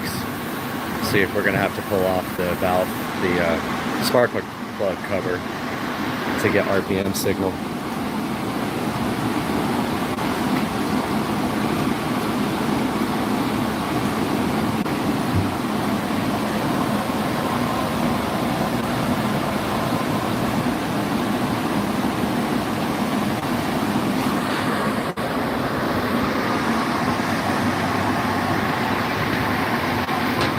Got this Tight Motorsports truck back here.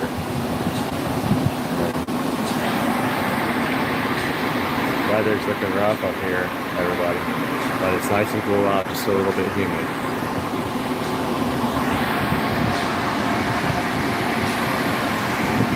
Trying to get the tach sensor hooked up, get a little RPM.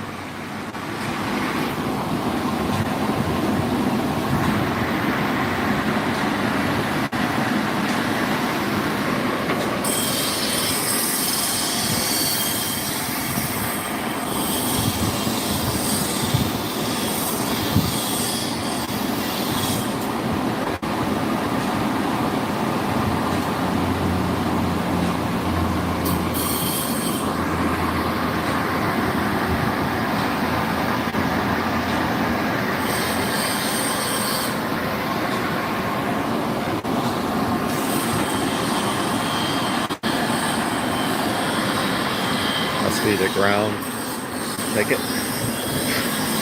Not sure.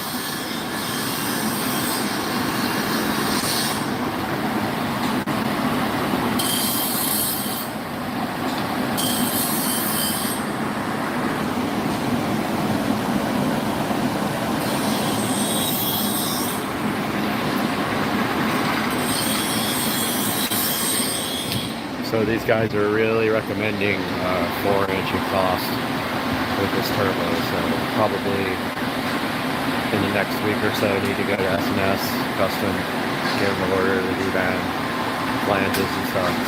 Get that done.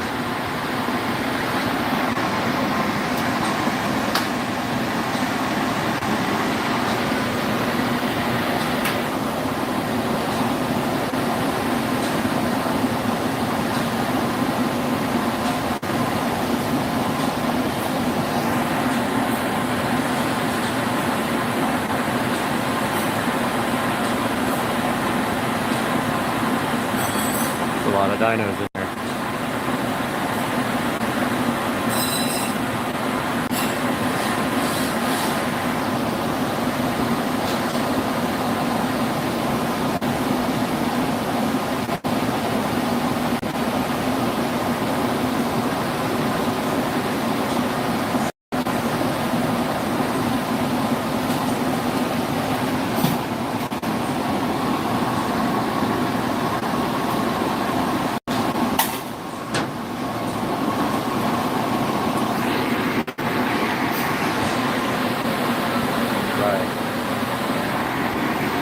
Ready to blow some stuff up.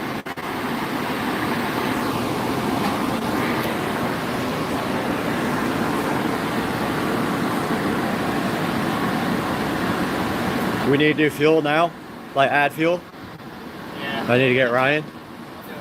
Oh, okay. Sweet.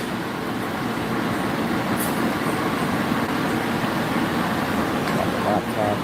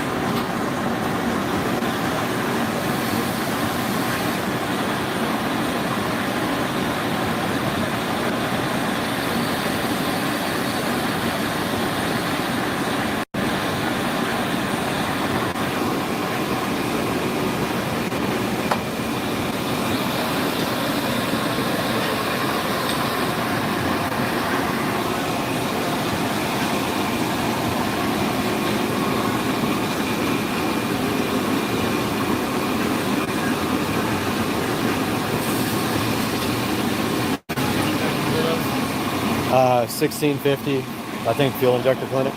Yeah.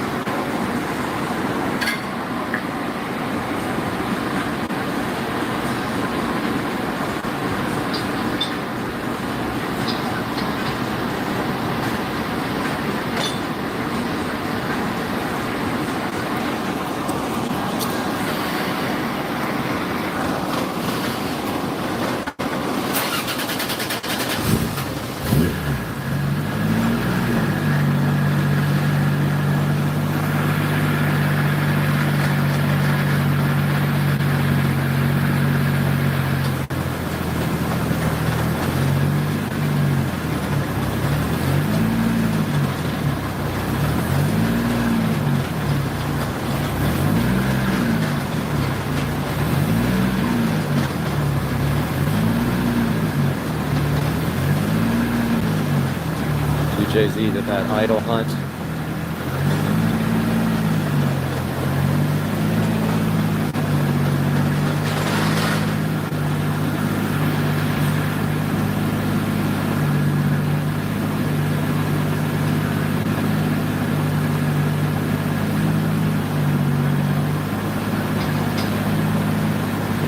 Idling really good right now.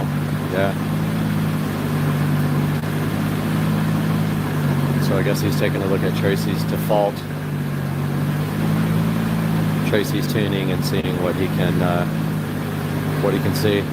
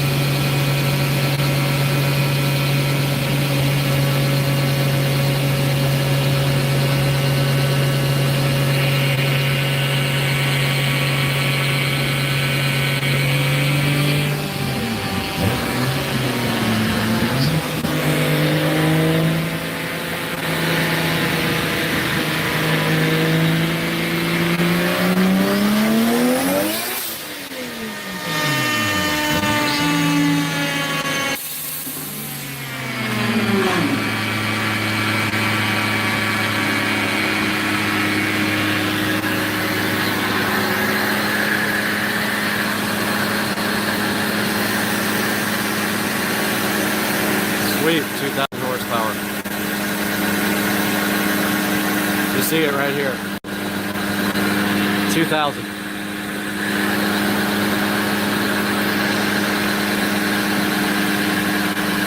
There it is, proof. 2,000.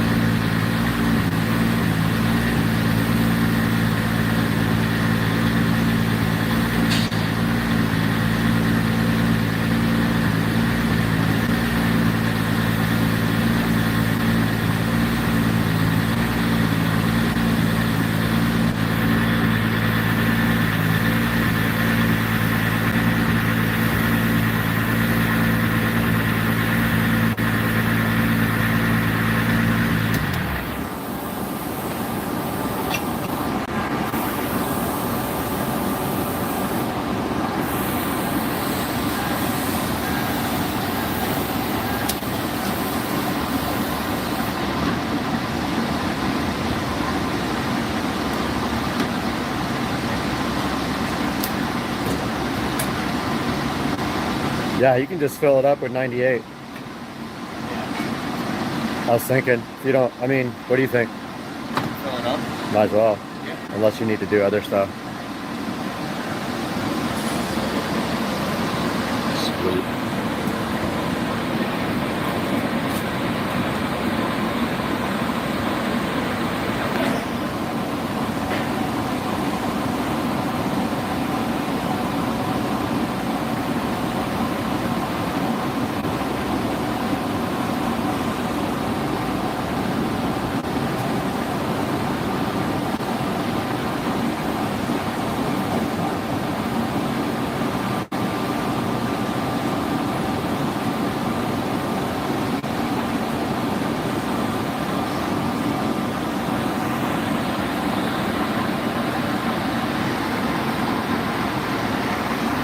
Got to get that 4-inch downpipe and exhaust ASAP. Next week, dude. Next week. S&S custom exhaust. That's what's happening.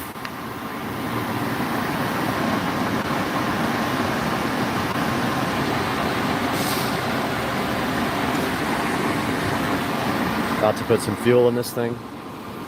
Hopefully it'll be enough to get me home and also to Cars and Jackasses tomorrow.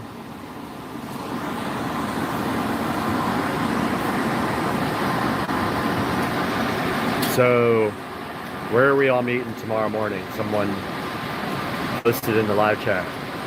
Somebody make a comment. Where are we meeting for cars and coffee tomorrow? Comment. right now. Go. Ready, go. I don't see it.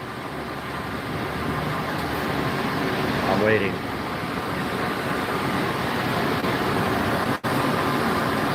Where are we going? Where are we meeting for before Cars and Coffee? Fellas. Alright, anyway. Airtight Motorsports, getting the car dyno tuned on high boost, hopefully. About to find out. So the funny thing is that he says that the spring was fine. It's a 50-pound spring, so it should be making plenty of boost on the boost control solenoid. If that does not work, then he's going to have to figure out why. But as of right now, it should be on the boost control solenoid. It should make enough boost to blow the engine up.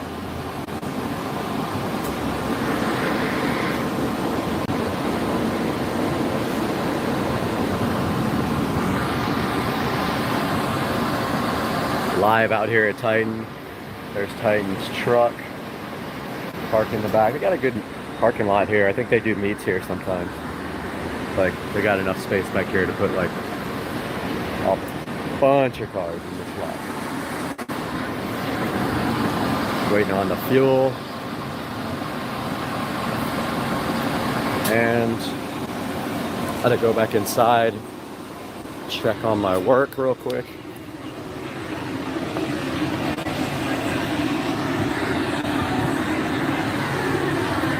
Supra right here. This one. Got a pretty sweet Lexus right here. 370Z. 911 Turbo. Another 6 Supra. Supposedly these are the tires to be running these ET Street SS's. Mickey Thompson. Got a slow Corvette, Chad's Corvette. Got another black Supra with a sick body kit. Up front we got this thing. It's only safe when it's parked, and then even so it will kill you. I'm gonna stay back. I'm gonna stay back. Get away from me. Get away. Get away.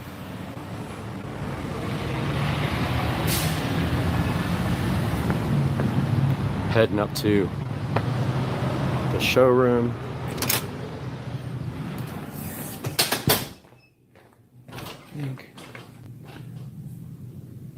Don't know who's in here. Nobody. They got me all set up right here to work. So we're just gonna check on my work.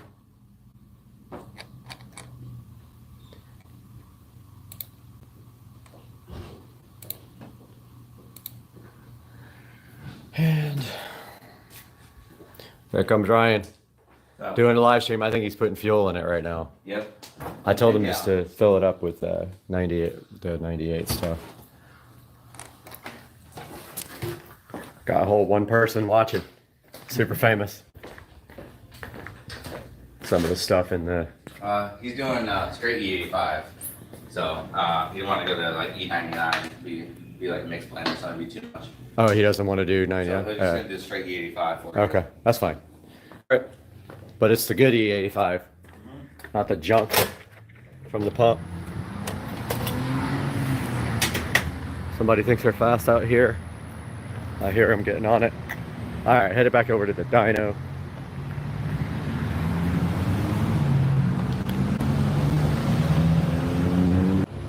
No idea what the gas mileage is. But check out those HRE wheels on the Supra. I think I've seen better days, but yeah. This thing's fast, by the way. This thing will smoke every one of you guys. Every one of you. Every last one of you.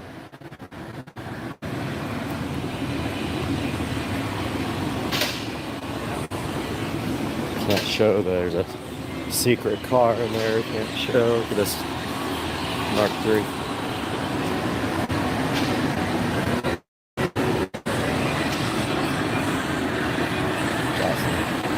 E85. This is the good stuff too, not the junk.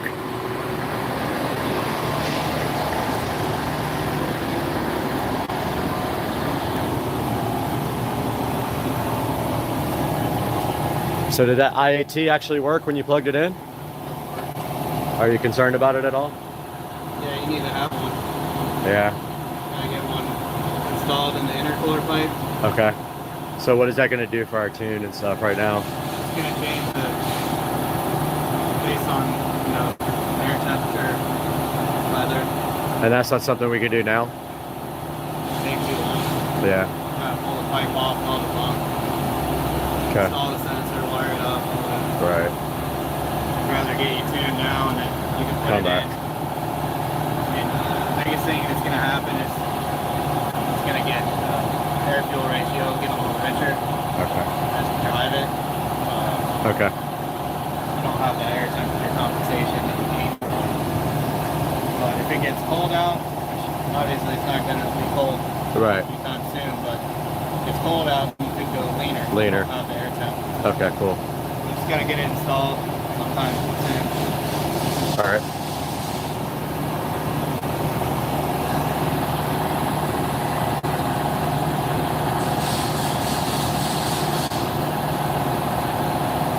Are we going to need to pin the AEM and all that to get it installed? Like install the pins on the... They may already be ran to the patch harness. I don't know, I'd have to look. All right.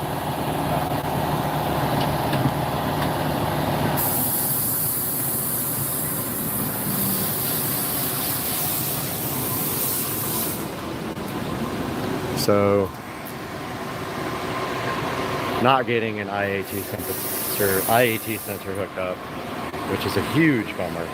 A waste of my time driving 2 hours in a hotel room to not get stuff done. So that's a fucking super ass bummer. Whatever.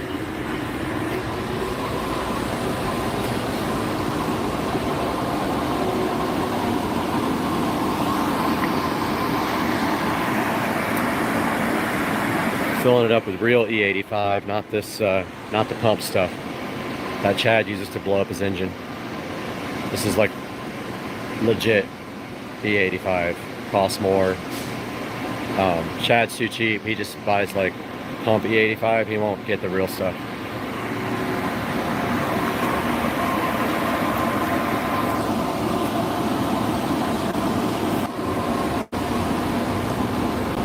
That's sweet that it made 2,000 horsepower though on the first pull without even going full boost. That's sick. That was like a half RPM pull too. So, you know, that's like 4,000 when he goes full.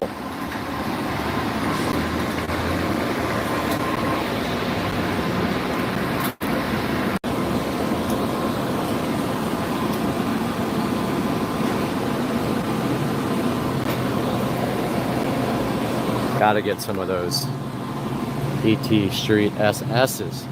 Somebody comment. All two of you. Throw a comment. That better not be a scratch.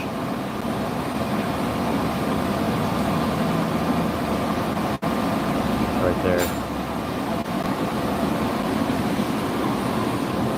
I will be so butthurt. Yep, it is. That's a big scratch. Look at that. Just happened too because it's white. Man, I don't even have the paint for this car.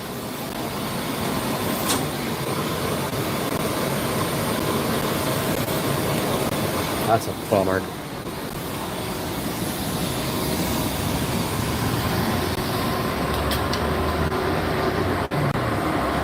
Hopefully that'll come out.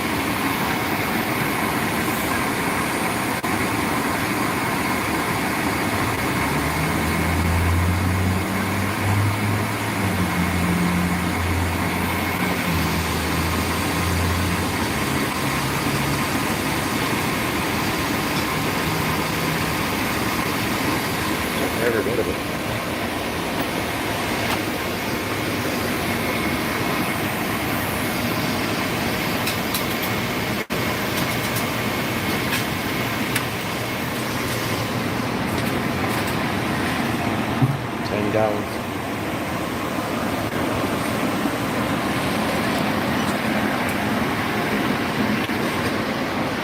To get on the diner.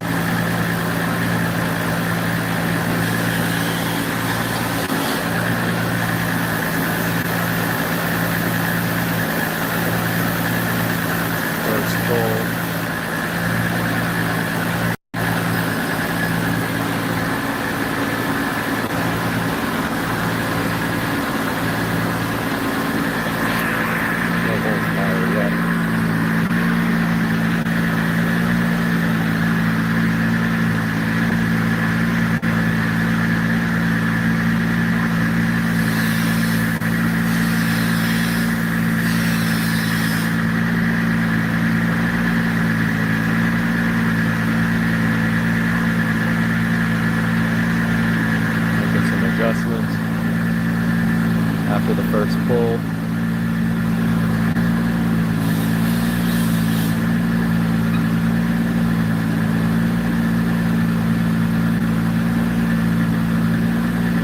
Thing spools so crazy. So crazy. Sounds so good on the dyno.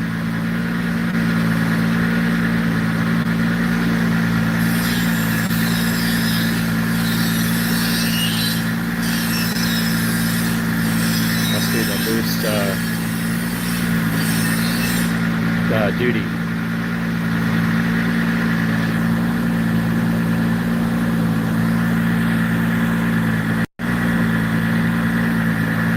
Cycle. There we go.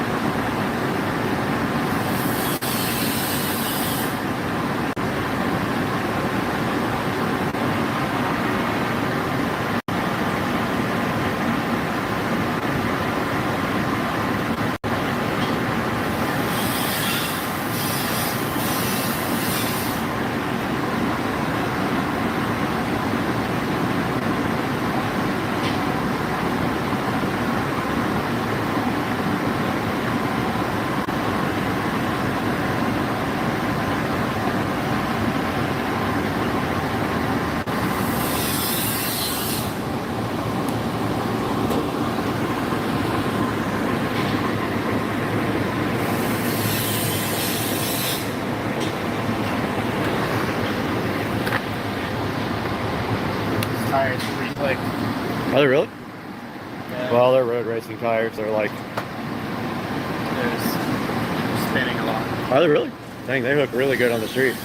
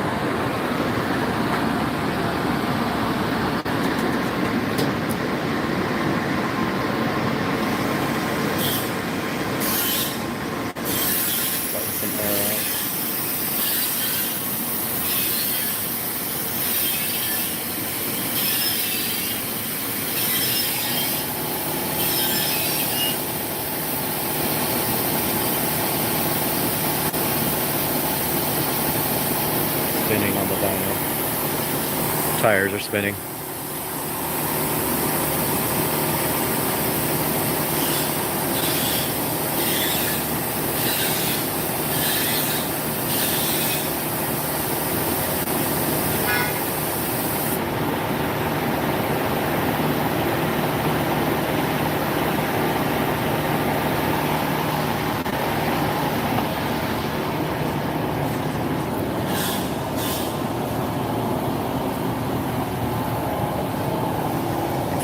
Because 2,000 horsepower. That's what happens.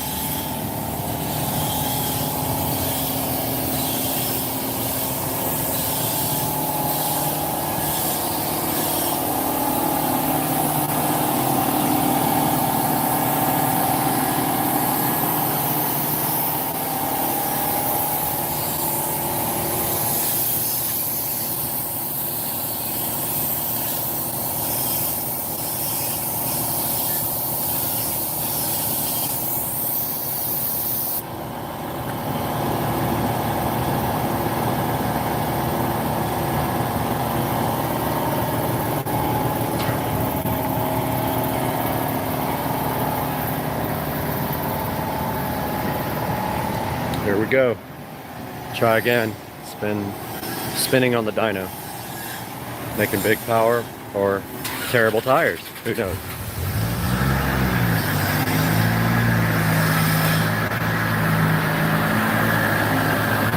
Alright. Here we go. See if it spins.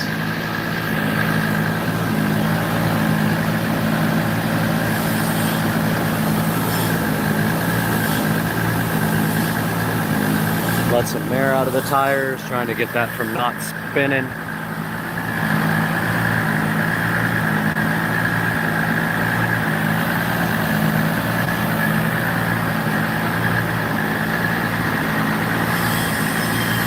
Here we go.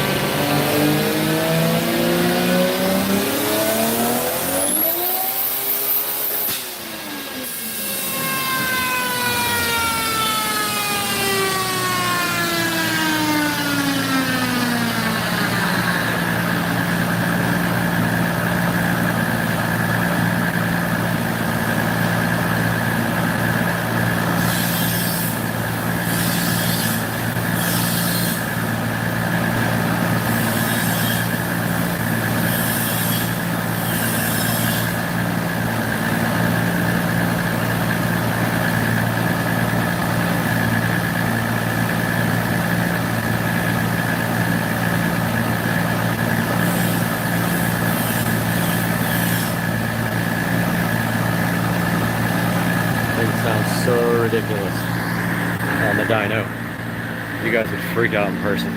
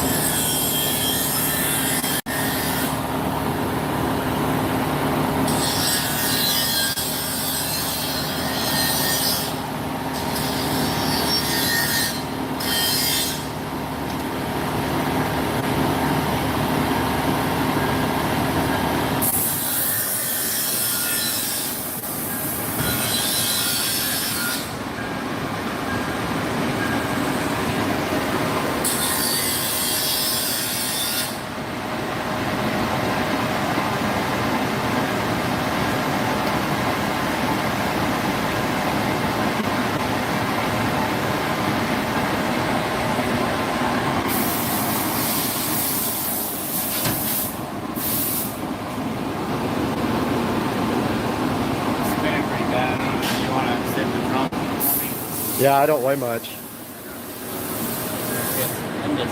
We don't have any blocks or anything like that we can throw in there. Cinder blocks? We'll probably have to get somebody bigger than me. I weigh like 130 pounds. Yeah, I'll grab And that thing's full of fuel too, so that's got a little bit of weight in it. yeah, let me get Taylor. Okay. All right, cool. I'll get back here too.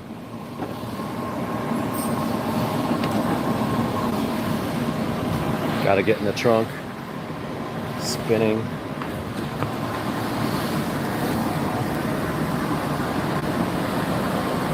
Going to get somebody heavier than 140 pounds. But I mean, I guess I'll get back here. It's going to be pretty crazy back here.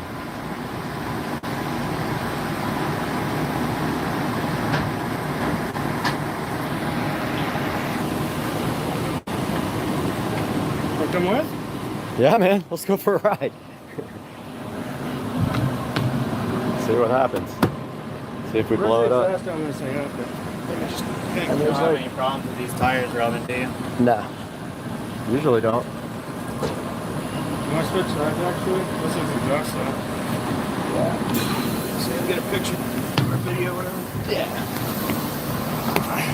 Good boy, sorry. This is where I shine though. I can't believe this thing's spinning. It's gonna be fun. Hold on. Know what I'm holding on to. I got you. Yeah? Get on with it. It's gonna be weird.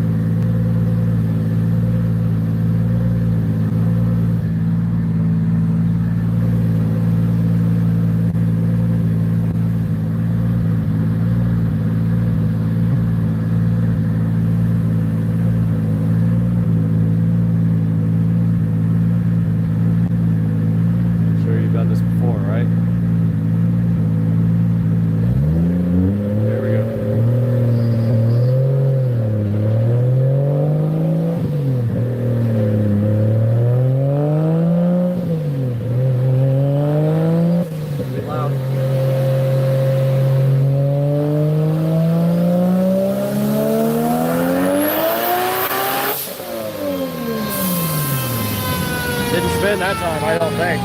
Got like a grip good. Out here live. I think we got a bullet.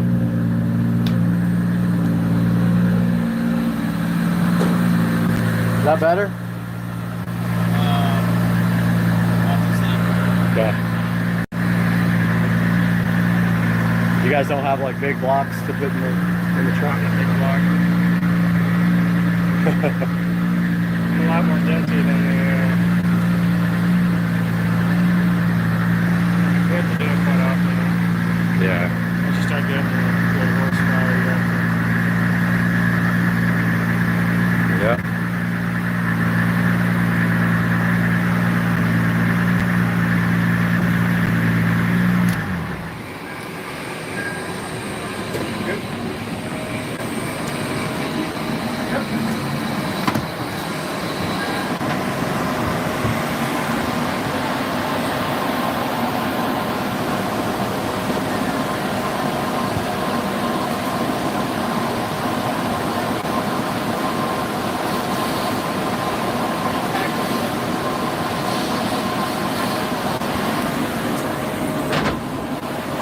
What did it do that time on power? 7. What kind of boost it made 26. that? 26. That's like the most I've ever been able to get it to do.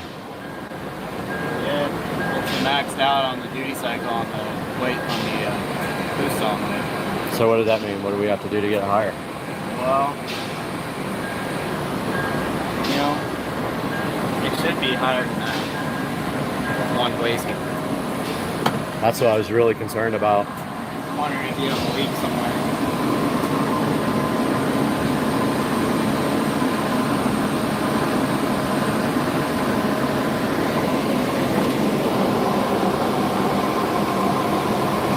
You got the small housing too, that's part of it.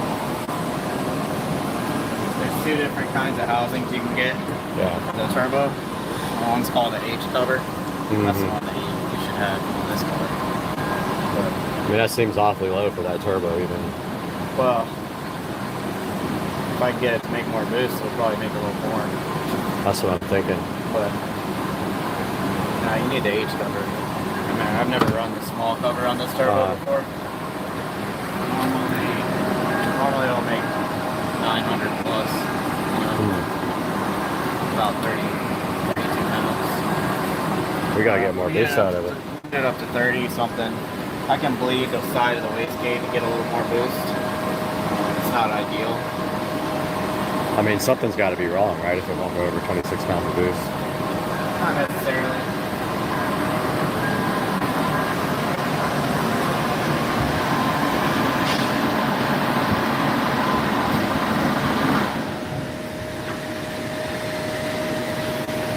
You know what exhaust housing you have on here? I don't know. I do know that he said he had to take off. That's why the solenoid was off, because he couldn't get it to make enough boost with the solenoid on. You make the solenoid can do the exact same thing as the manual. I don't know what Yeah. So you're putting full pressure to the top port of the wastegate. That's all you can do. Now I can take and bleed some off to the side. Maybe get us a couple pounds more, but yeah. usually either you got a leak or that's just all the turbo. Be disappointing. That's kind of the main reason I came. Yeah. We can try to leak down. We can leak test it. You got something leaking.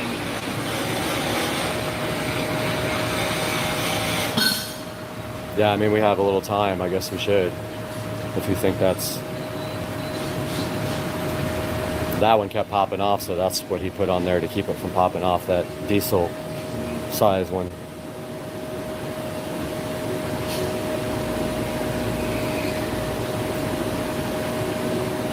I don't know, whatever you think, man.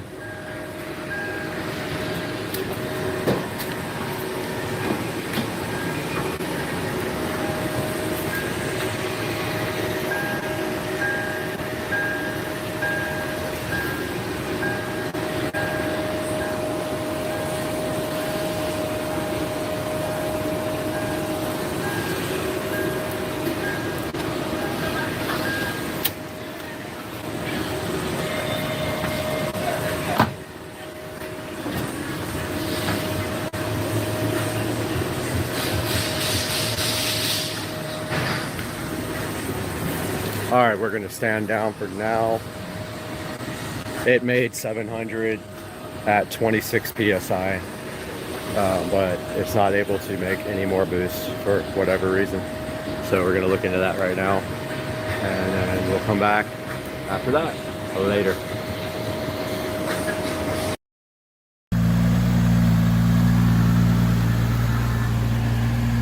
Making a video for the new owner.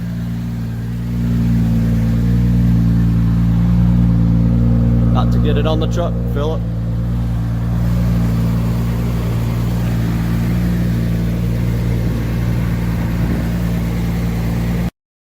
Hey guys, welcome back to Supercar Street Racing. We have something special for you today. I thought I would come on camera on the intro and talk to you guys a little bit about getting my garage floor shark coated. You can see right here in this first clip, we are trying to get the washer and dryer out. But before that, I did a lot of organizing and stuff. Let's get this started. I'm so hyped for you guys to see this. Let's go.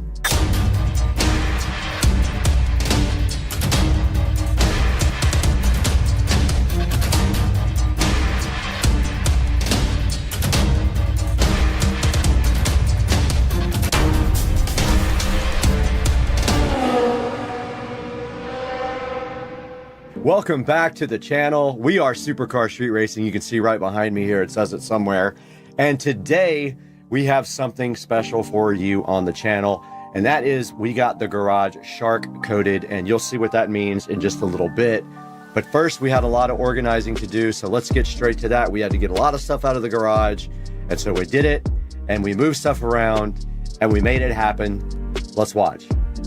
All right, so what you're seeing here basically is me in the kitchen, and I have already taken the cabinet out of the garage at this point. So what I'm doing here is there's a space over my pantry where we were keeping the cleaning supplies, but I decided that I was going to put the car cleaning supplies in here instead, and then move everything from the cleaning supply area for the house underneath the sink. So let's watch.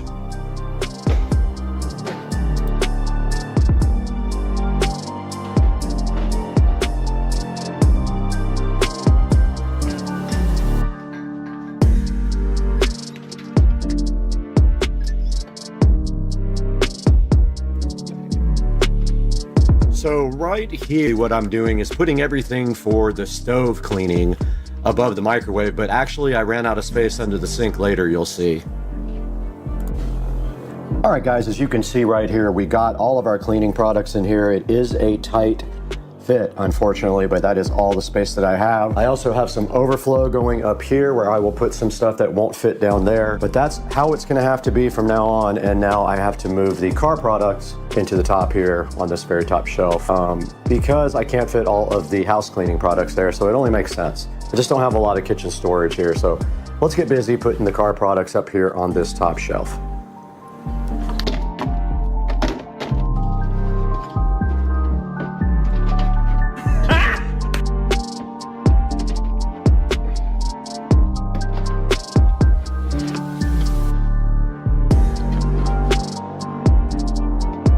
Okay, we have finished mostly cleaning up. No, we haven't. We gotta do the rags. We gotta do rags, and then we'll be done with this automotive area. Now, this is just temporary until we get some real nice garage cabinets installed. This is what I have so far. A lot of this stuff is really just in here for the moment, so things like that aren't needed can go up top. Then all my supplies for my car cleaning go right here. Now let's get all the towels folded up and inside of here as well.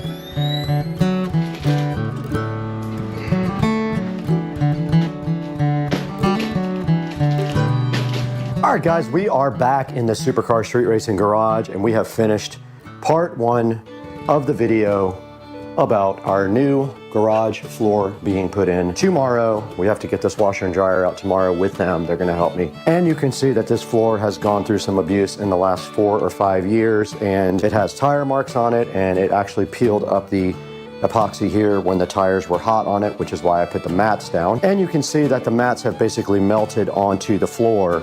But as you can see, I got the cabinet out of here today, completely out. I got cleaned out underneath it. Unfortunately, we can't take out the hot water heater. I was gonna do tankless, but I don't have enough service. I think I only have a 100 amp breaker right here, and you need at least 200 amps.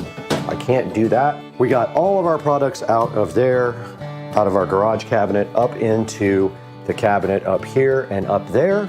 We got all of our cleaning products out of there and move them down underneath the sink right here. And then we put the rest of the overflow right up here on top of the stove.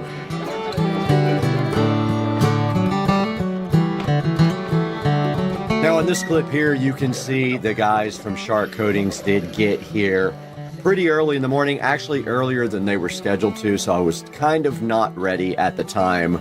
But right here in this clip, you can see we're trying to figure out getting the washer and dryer out. Now just remember, this washing machine is actually 2 washers. I do have the thing below it that's a small washing machine. This thing is heavy, and my hand truck has flat tires, so we did struggle a little bit getting this washing machine out. The dryer wasn't so bad at all, and we took those and put them on the side of the house because they had to be out for 48 hours, where we covered them up with a tarp. So let's check it out.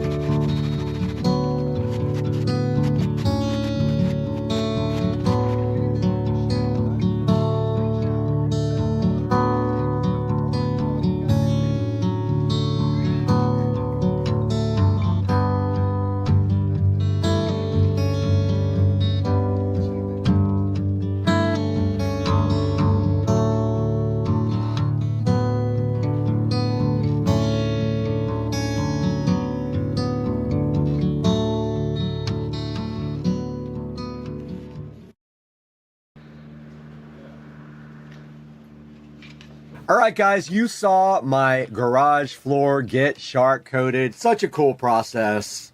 They had those huge grinders. They ground everything down, and then they put the surface coat on there. And now what you're seeing on the screen right here is me prepping this back wall. Now, I took the bench out, and the bench had electrical running under it, so that left me with an issue that I needed to put electric down closer to the floor and over by the wall for my sprinkler controller and my landscape lighting timer. So what you're seeing right here is me doing the electrical work in the back of the garage.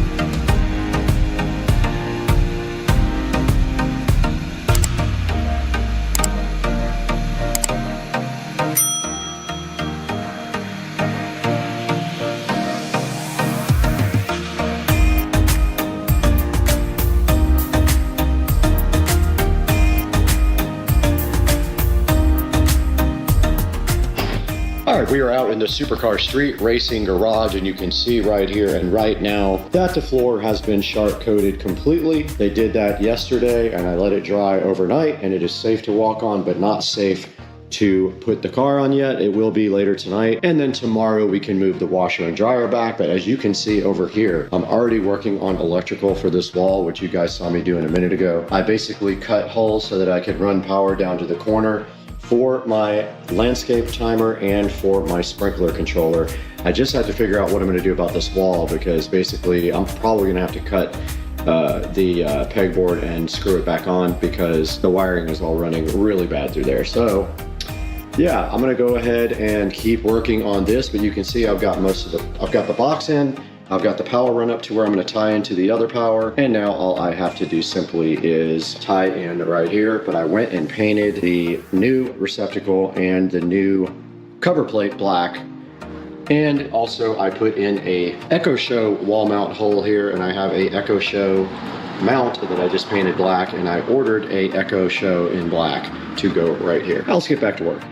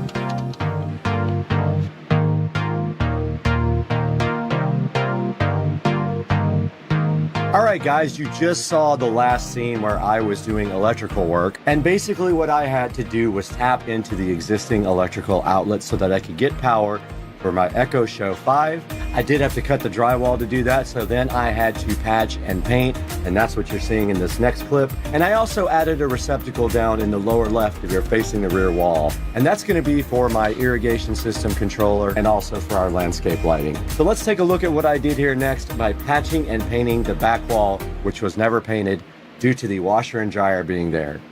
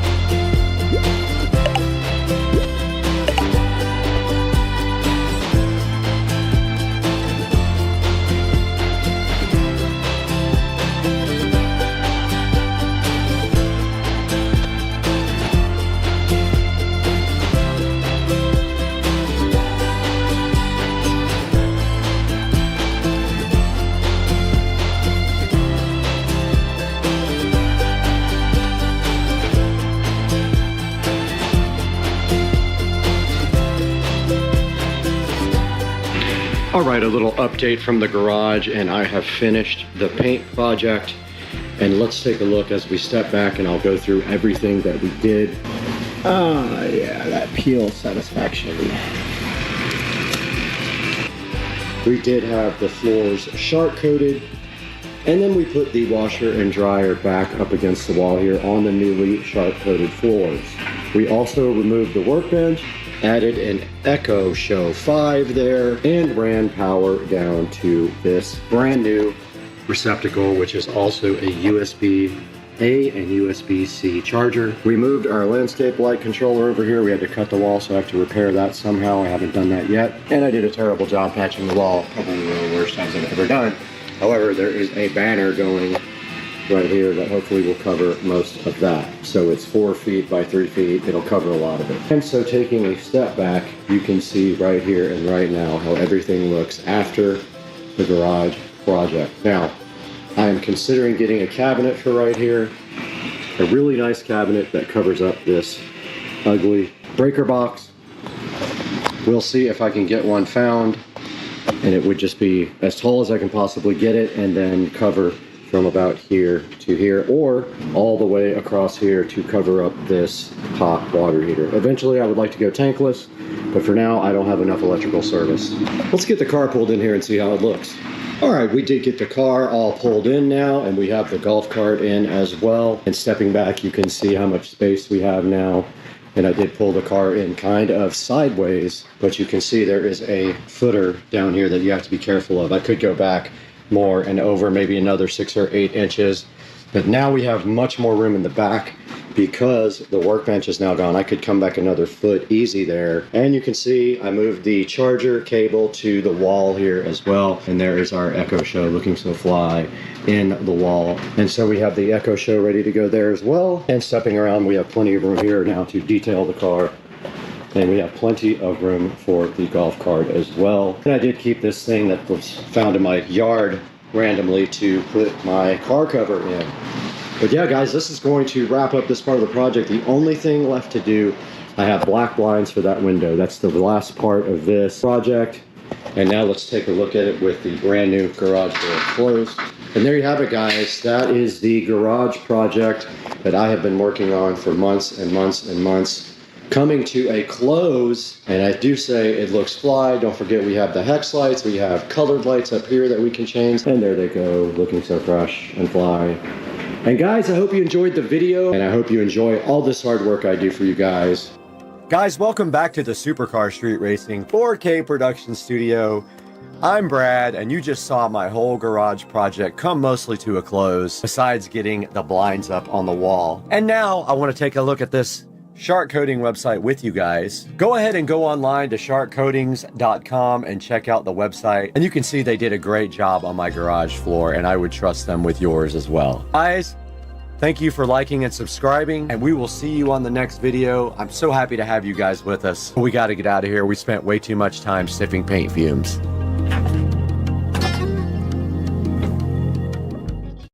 Charging, you will see the RGB light up right there. It's pretty cool. Now it has something called a unique low current mode also, and this guy is 100% airline safe. And you can see right here, I've got it sitting directly on the wireless part of my phone, and it is charging right there. You can see the RGB right there as it's going. Very cool. You just sit it on top of your phone and it starts wirelessly charging it. Very neat device. Go ahead and check out the Ice Mag 2 in the description. Buy from our sponsors and tell them Supercar Street Racing sent you so they come back to us.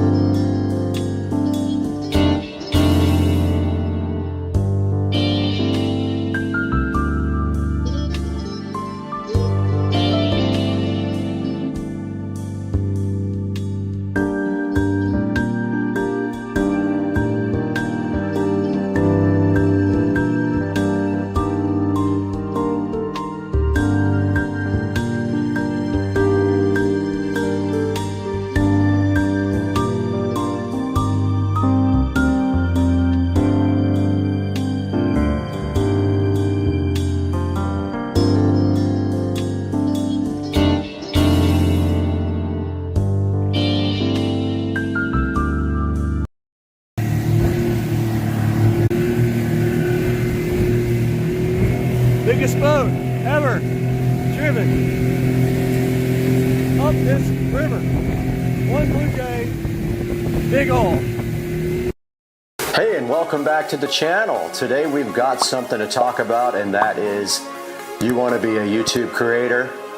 Well, I've got some things you should probably think about before you make that commitment.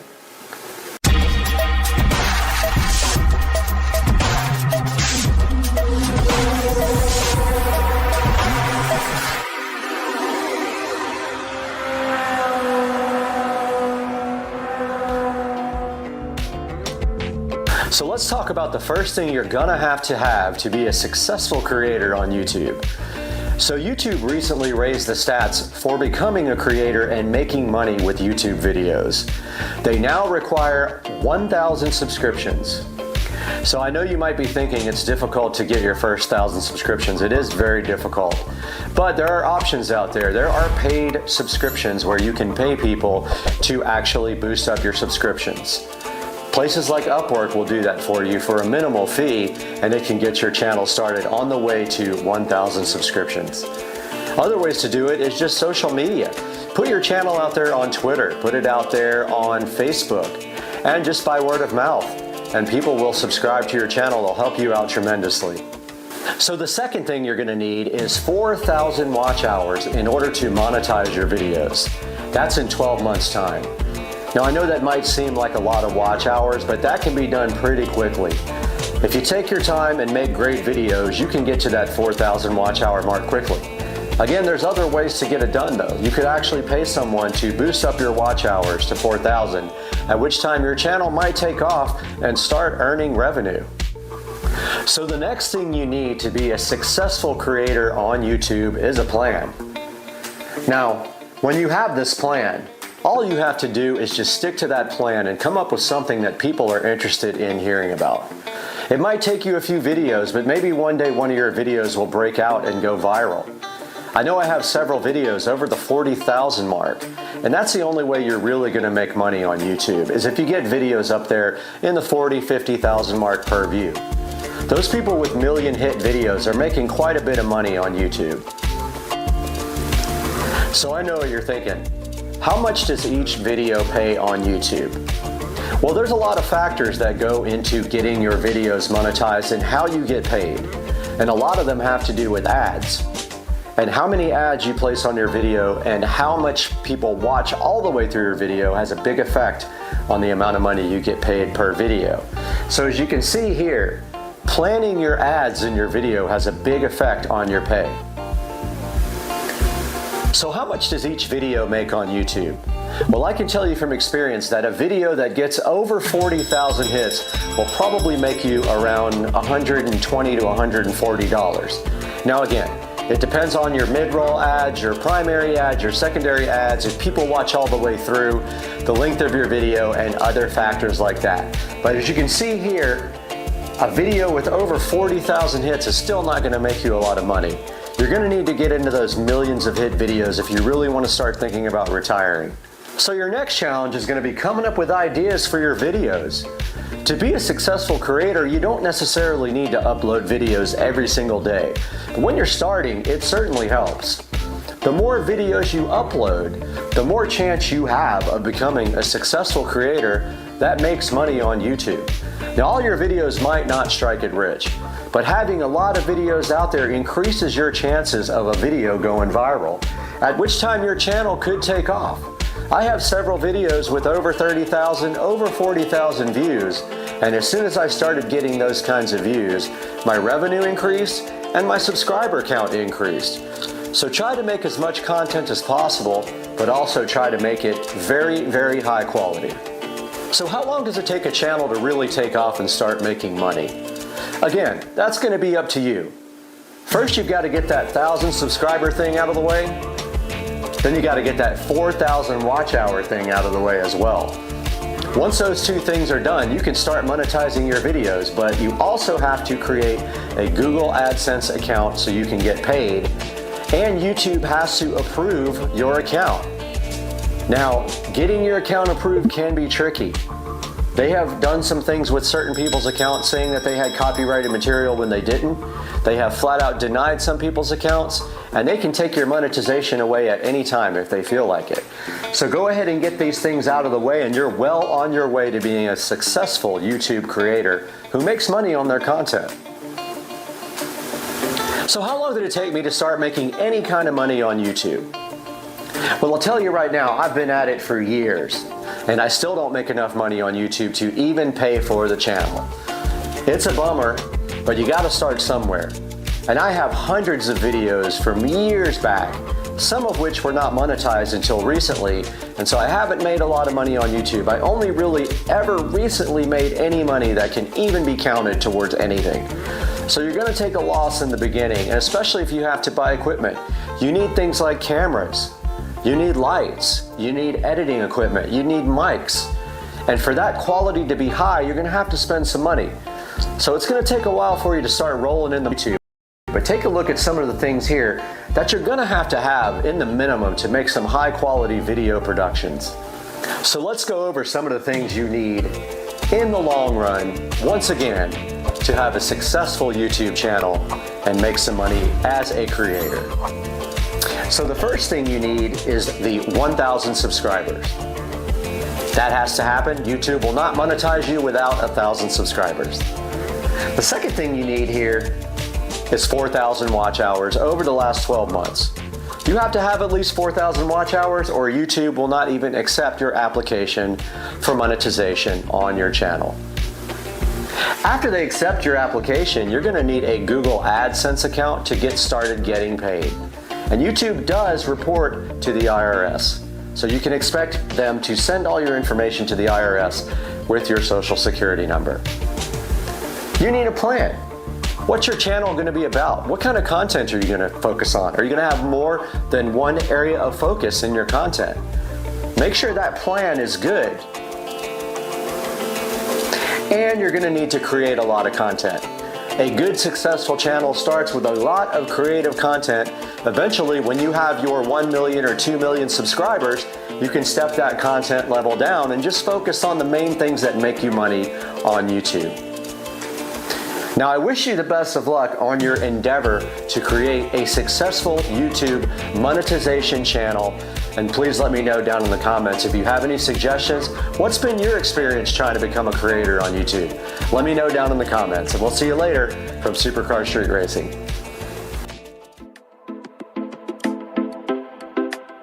The YouTube Partner Program, or YPP, gives creators greater access to YouTube resources and features. If you're looking to make money with your channel, you'll need to apply and be approved for YPP.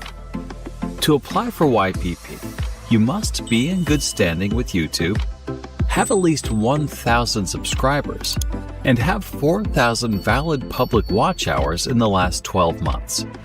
We've set these thresholds because we want creators to be good citizens on the platform, and these requirements ensure our teams have enough information to review your channel. You can check your progress towards hitting these thresholds on the monetization page of YouTube Studio. You can also choose to be notified with an email once you're eligible to apply. Once your channel does hit these thresholds, you'll need to sign the Partner Program terms and sign up for a Google AdSense account. After all of these steps are completed, then your channel will be reviewed against our policies. If everything looks good, you can start earning money from ads and from YouTube Premium subscribers watching your content. You can also earn money in other ways with channel memberships, Super Chat, or even by selling your own merch, as long as you meet their criteria and they're available in your location. Now, let's walk through some common questions. 1. How long does it take for my channel to be reviewed? If you think your channel qualifies for YPP, but it hasn't been reviewed yet, we'll usually get back to you in about 1 month once you hit the review thresholds. Remember, you can find more about your status on the monetization page in YouTube Studio. 2. Why wasn't my channel approved? If you're not approved for YPP, it's likely because our reviewers found that a significant portion of your channel doesn't meet the YouTube Partner Program policies and community guidelines. Some of the most common reasons for not being accepted are regarding the AdSense program policies, specifically related to reused or repetitious content. This is content that is very similar or exactly the same across videos and channels. You can reapply again in 30 days, as long as you still meet the watch hour and subscriber thresholds. Before you reapply, we suggest you read through these policies and edit or delete any videos that violate those policies. 3. Do I have to meet the threshold every year? The short answer is no. However, you do need to stay active with uploads and community posts. If you're inactive on your channel for 6 months and fall below the threshold, we may remove your channel from the partner program. For more information on applying to the YouTube Partner Program, check out the resources in the description below. Thanks for watching.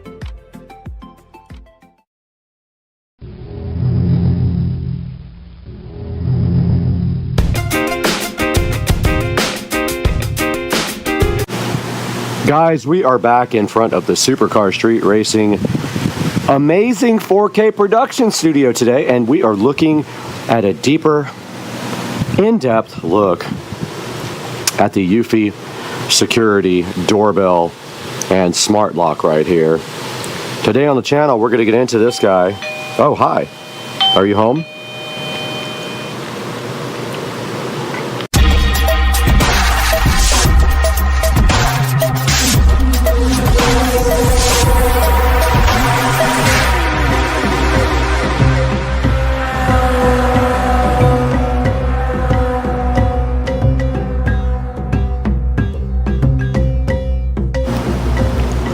Guys, welcome back to the Supercar Street Racing Studios. Brad here, and we are looking today in depth at this Eufy Security Smart Lock doorbell, and it is pretty cool. And it's sitting right here on the Supercar Street Racing 4K production studio. And what did they do? They replaced this actual shed door with a real door, an actual framed-in door finally for the 4K production studio. And to complement that, we have placed a nice quick set lock on there and this Eufy security doorbell smart lock. And today we're taking an in-depth look at this. Yesterday we showed you guys how to install it. Today we're going to show you how it actually works on the channel.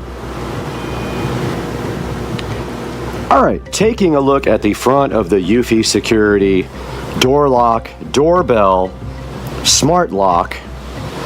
You see a number of features here on the front. Now right here immediately you notice on the very top there is a fingerprint reader, and you can see right here right now that the door is unlocked. There's a slight gap in this door. Don't know why, but that's just the way it came out when it was installed. But if we put our fingers on it, see it turn blue. And it did lock the door and indicate with a red LED right here that the door is locked. And you can see right here through the gap in the door that there is a deadbolt right there. Now, if we place our finger on it again at the top, you will see again, turn blue, unlock the door, and turn blue on the LED. That is one of the many ways that you can unlock the Eufy Security doorbell deadbolt smart lock. It has been threatening to rain all day in northeast Florida. So far we've been lucky. It's been a beautiful day. We do see some rain clouds right there, but today our goal is not to get rained on. It's actually to take a look at the other ways that you can unlock and lock the Eufy Security smart door lock and doorbell. Now there's also a keypad in the front, as you notice right here, and you will put your code in, which I can't show you obviously, but if you put your code in,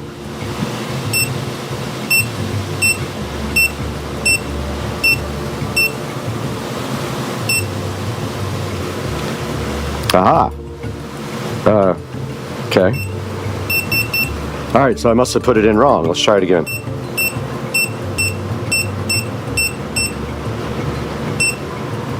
Okay, that worked that time. It did lock with my code, and then I will unlock it now.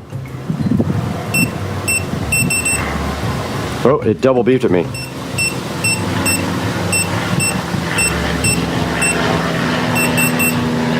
Didn't like that.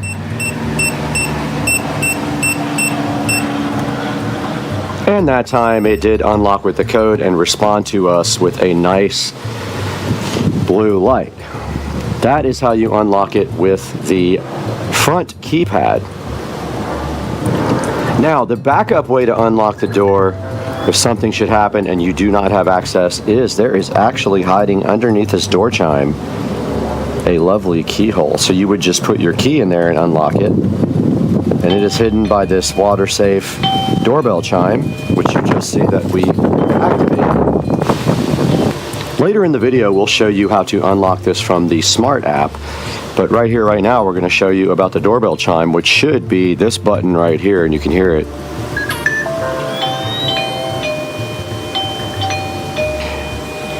And now moving inside the Supercar Street Racing Studios, Alexa, turn on the studio switch. And now let's hit the button from outside and see what happens.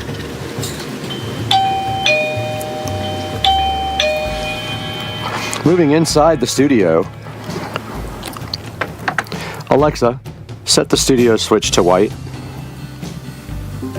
Moving inside the studio down here, we see the doorbell chime. Now this chime actually serves two functions. Not only is it a doorbell chime, it also is a Wi-Fi bridge for the door lock. And you can see right here, right now, it has an SD card slot on the side. There is a 128 gigabyte SD card in there. That does not come with the system. Make sure when you order it, you actually order the SD card.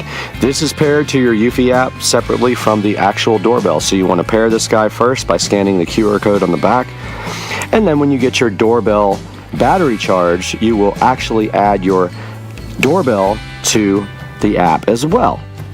And they will automatically use each other and function properly. But that is the chime. It can go in any 110 volt outlet and provide you with a nice sound when you ring your Eufy security lock and doorbell. Inside the studio, really simple. You can see that we have just the back plate of this. This back plate slides off from the top. And yes, I have some foam in the way, so I have to push it to get the back plate off.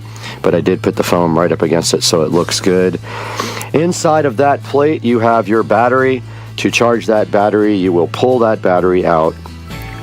It does have a USB Type-C connector on it. You place that on any USB charger and it will charge in about 6 to 8 hours. And it does have a standard lock right here that you can lock and unlock. So if I want to lock it, we are now locked. And it will tell you that in the app also, and we'll visit the app next, but now this door is locked. And now, right here and right now, it is absolutely 100% unlocked and will let us out the door.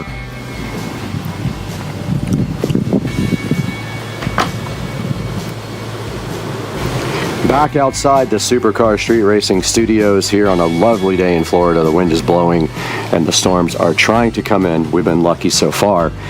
I'll look at this Eufy Security Smart Lock and we can see right here, right now, that is the camera on the front, and right now I'm sure we are triggering all kinds of alerts on this guy. This has a motion detector in it. You'll see all that in the app. You can download the videos to your mobile device after you trigger an alert. You can set the sensitivity and whatnot on the app, which we will show you separately. I just wanted you guys to see a very good close-up look at the front of this lock. There is a USB connector underneath, which is interesting because it looks like it would get rained in, but maybe not. It does not say to put any kind of plug or anything in it. You would think that it would get wet, but no. So moving from the top to the bottom, there is that fingerprint sensor, the camera, the keypad, the doorbell button, which is also hiding the keyhole. And then underneath here, there is a button and a USB-C connector. Below that, we see the quick set lock that I put on the Supercar Street Racing Studios as well. All right, guys, we are back in front of the Eufy app now, and you can see the Supercar Street Racing weird guy out front of the studio right now. And you can also see my devices here, and you can see that my front door is on this, and it is unlocked. So I'm gonna hit that button now, and I have to actually drag it down. And I did hear the front door lock, so it did work. And then also the Supercar Street Racing Studios are unlocked, as you can see by the red unlocked indicator right there. And if I push this little button here with the lock, it is locking the Supercar Street Racing Studios supposedly right now. And the Supercar Street Racing Studios are locked. And you can see right here and right now the weird guy in front of the studios. And if we go down to events, and you can see at 4:33 is when it started, I think. There's a weird guy. We'll just look at this guy right here. We hit that button right there. There is a creeper outside of Supercar Street Racing Studios trying to break in, and he was busted, and I got a indication on my phone, a notification that there was a weird dude trying to get in. And you can see here, if we go back to the front screen, this is September 21st here, so it shows you all the events. So it is showing us right here where the front door was unlocked by me and then locked automatically. You can set it up to auto lock. If you leave it unlocked, it will help you. And then here's all the events that it detected. Any of these events we can go play.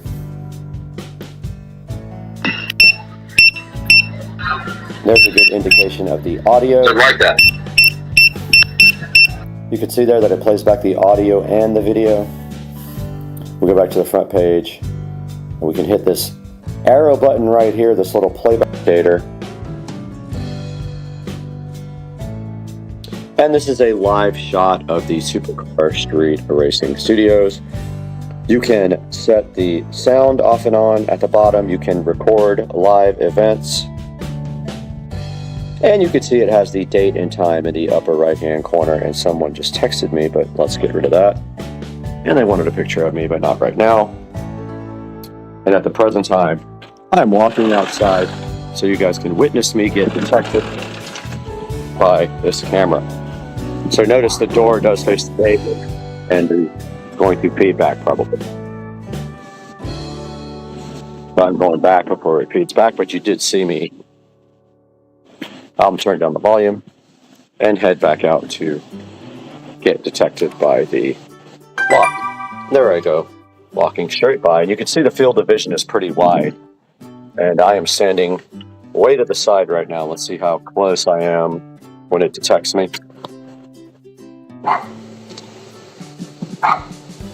And I would say I'm about 3 feet away and to the right of the door. And I did just walk by again.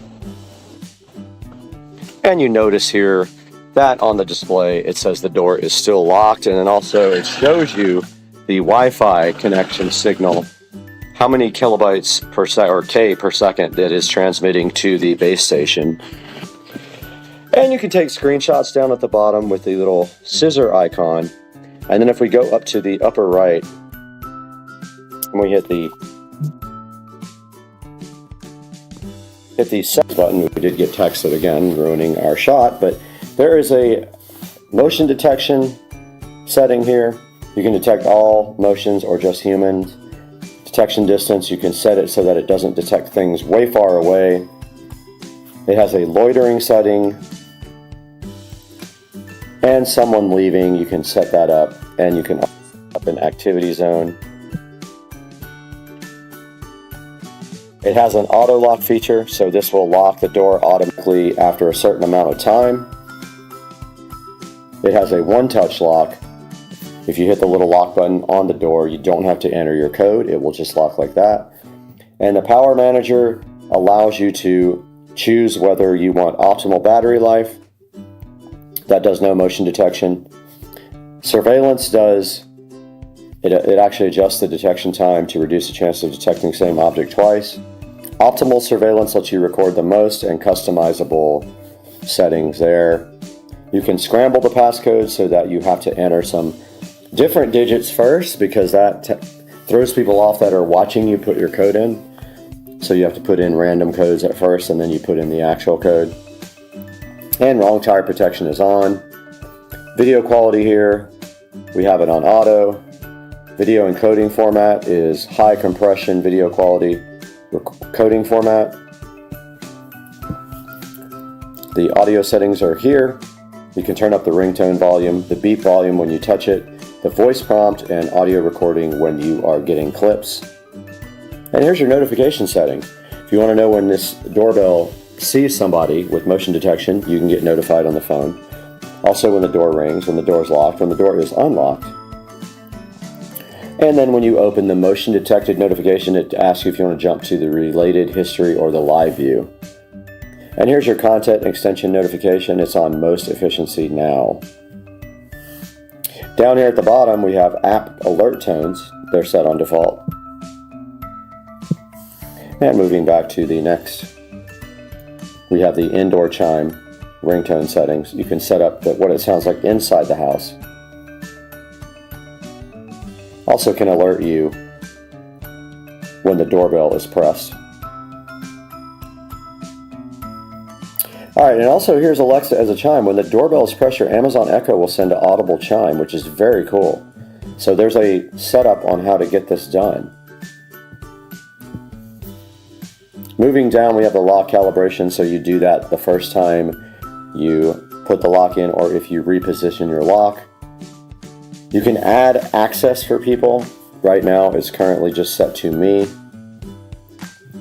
Under General, you can set up the name of the device, your storage, and we have a 120 gigabyte SD card installed, and it has used only 18 gigabytes.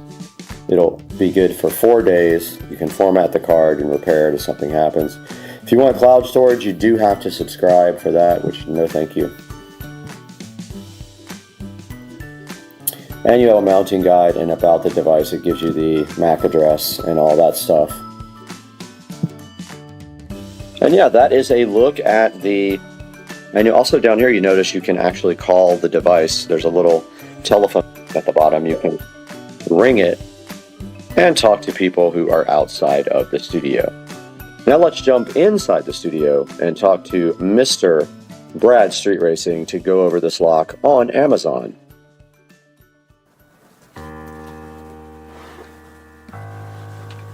Guys, welcome back to the Supercar Street Racing 4K production studio here. And as you can see right here in front of me, I do have the Eufy See Everything Smart Lock. And we did do a video about the installation right back here on the studio door. But today I wanted to take a closer look at how this works and show you guys the app and the actual box closer up. And this is a look at the box here. It does have 2K video and multiple ways to unlock the door, which I just showed you in this video. Taking a look at the screen right now, this is the Eufy Security Video Smart Lock S330 is what it's called. And it does a camera option, a doorbell option, a fingerprint option, and a keyless entry option. And a key, there's like 10 different ways to unlock this thing. And you can unlock it with the smart devices as well. I don't want to say it because it will wake up, but I tested that this morning and it works perfectly. I have tested out all the motion detection and everything on this guy, and it is a really good product so far. Looking online, it does have a 4.4 star review. I don't know why that would be, but taking a look at some of it, it says that it's glitchy, great for 5 months, does not detect motion as advertised. So I don't know about the length or the longevity of the life of this product because I have not had it long enough. I've had it only now for 2 days. The only thing I haven't worked out, and it's not a fault of the product itself, is that the strike plate for the deadbolt on my particular door frame is smaller than the strike plate provided with this. And this is a good example here of what I'm talking about. This is the strike plate that was provided with the lock. My door frame has a lot smaller one, so neither one of these will fit, so I have to order a strike plate today for that. Other than that, so far so good with the Eufy Security Smart Lock. I haven't had any real issues with it at all. And I think that it is a decent buy. It is kind of expensive at almost 300 bucks. But it is 15% off right now, so that's a good thing for you to buy at this point. Now, guys, I just want to ask you one more time to please subscribe to Supercar Street Racing. And remember, in the links for the video today, you will see this door lock. You don't have to buy the actual door lock if you don't want to, but anything, if you click through my link in the description, anything you want to buy on Amazon, and it will help me greatly because I'll get a small amount of commission on that, and I lose money on the channel. So anything you can do for us would be great, and we're so happy to have you as a subscriber and sticking around for all the videos, and we will see you next time on Supercar Street Racing. Peace out.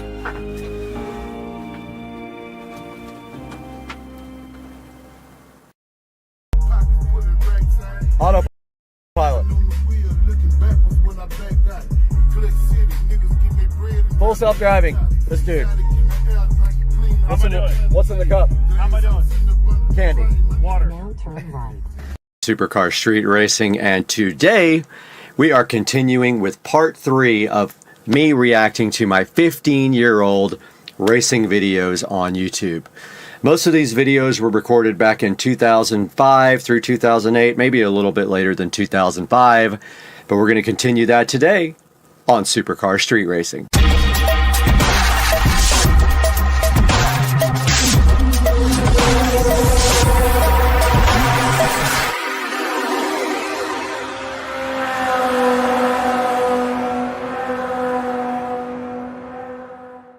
Guys, welcome back to part 3 of me reacting to my 15-year-old racing videos on YouTube.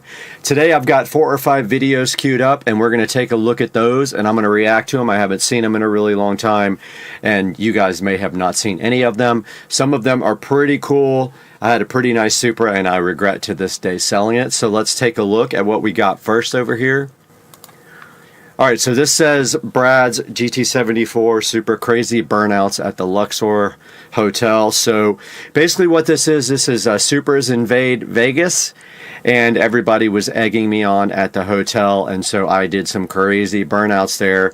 And I do remember in this video, I believe the police come by at some point. So what we're going to do is listen to this, and I realized there was an echo when I had my mic on yesterday, so I'm going to go ahead and turn the mic off when we do this. Or actually, let me just do this. Let me mute desktop audio and turn up this video audio, and we'll see if we just listen to it there, how that is. So you guys can still hear me. Alright, let's give this a shot.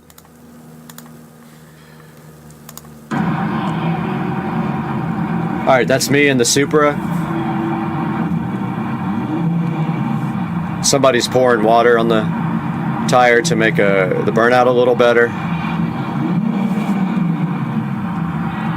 This was fun, I remember this.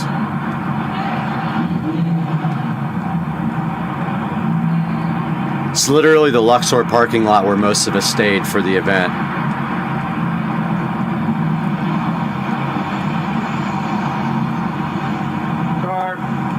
Car. Had to wait for a car to go by. I gave the thumbs up. And of course the play other video things came up at the end. There I go.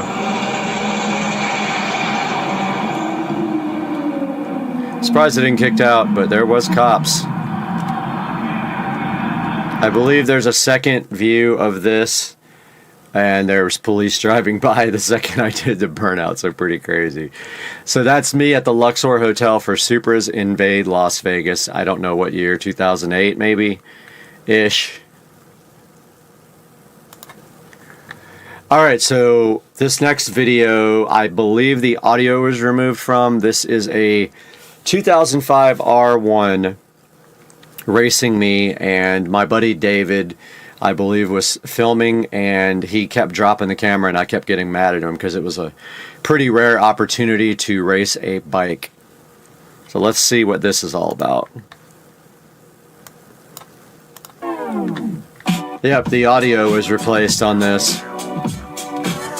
This guy had 165 rear wheel horsepower. There's the actual bike. We stopped and talked to the guy. He was really cool. Really, really beautiful bike. Now the bike's so old. This one was modded, exhaust, tune, 165 at the wheels. Pretty fast for a bike. And there is me chasing the bike on the way to an Orange Park car show with my buddy David. Audio, of course, is removed because I didn't realize back then YouTube was going to start cracking down on the audio copyright stuff. And my buddy is freaking out because he's never been in a car. I'm like, dude, come on, man, get it on video. Terrible camera work. Also, the music is absolutely horrible on this. And I think that he tries again. Yeah.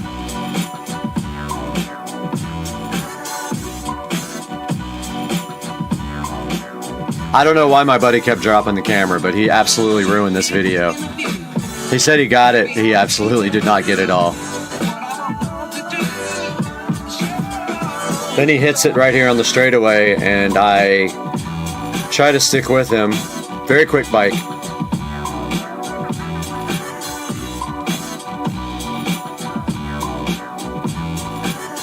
This had some Star Wars stuff in it, I know, because the bike was black and like it just reminded me of Star Wars.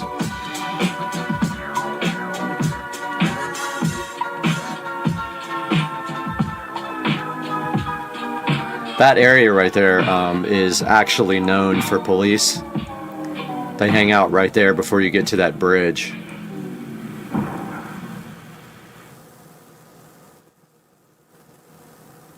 So I guess, I don't remember this part, but apparently his tire was shot. Yeah, he was riding on cords doing 170 miles an hour. Back then we thought we had to put that it wasn't us in the videos. We were so worried about getting busted by the cops.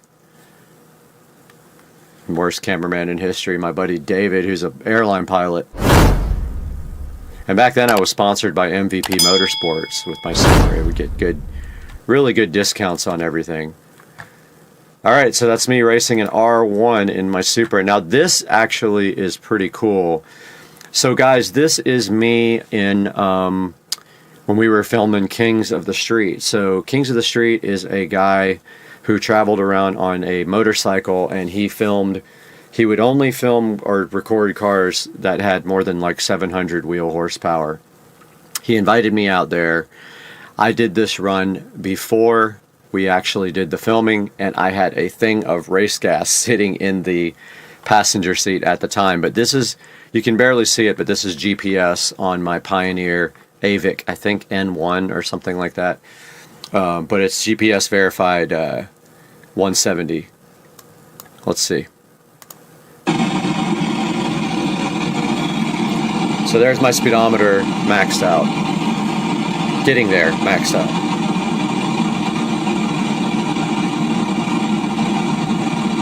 So funny because you can't even hear the motor. There's the race fuel.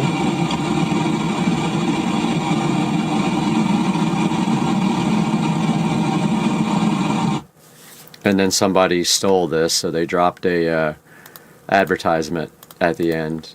They stole my video. So that's me going 170 on pump gas.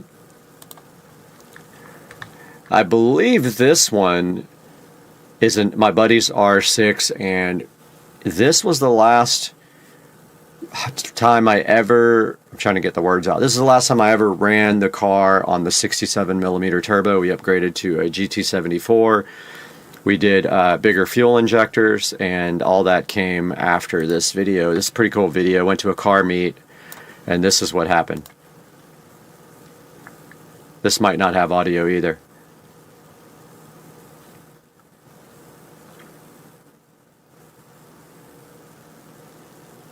Yeah, all these videos had copyrighted music on them. It's a bummer that I don't have the originals, but this is before you could even save these guys. Okay, well, it does have audio. Okay, there's my Supra.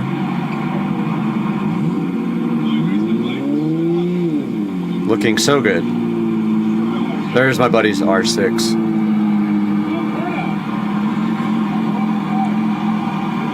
I think they were telling me to do a burnout.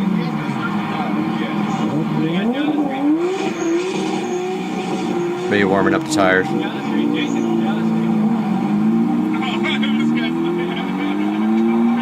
There's my buddy Dan.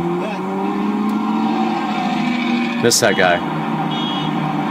We couldn't get quite started here. We had a car behind us too.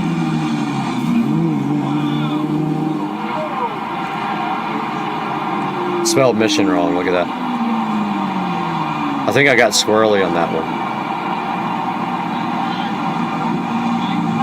Here we go.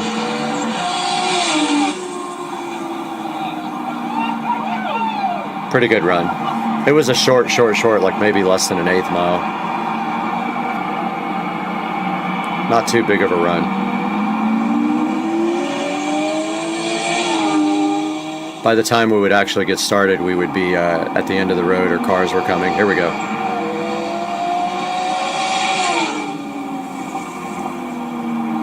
This was like on a little side road next to the freeway. And yeah, I was getting the car upgraded after that, so that was kind of cool. Alright, here is, it says single turbo Supra does 50 to 170 in seconds, Ricky Bobby style, which I guess there's some Ricky Bobby stuff.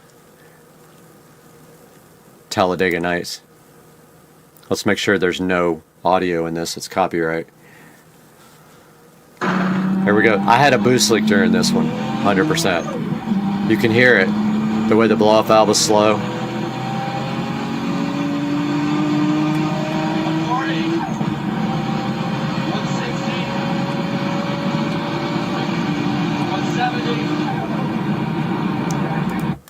So that's kind of, let's watch that one again. So this starts at 40 all the way to 170. This is race gas, 33 pounds of boost.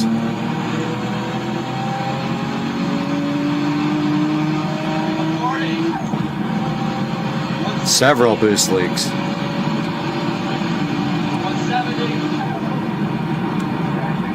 Car was insanely fast. Now this one we're moving on to, this was that same Turbo 350Z that I raced in the other video with my buddy. This is his video, and they talked a lot of smack after the video, like they won. Literally, they said they won the racing, but they got, I mean, their car was not, it was probably 350 to the tires, and I was making double that. But here is this video.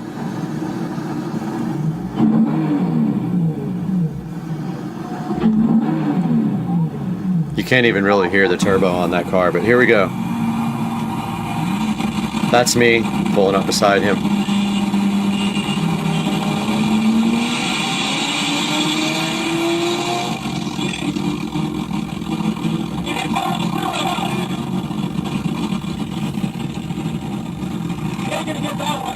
Another, he goes, you ain't gonna get that one. He dropped the camera as well. This is my buddy racing him. Stock fuel, single turbo.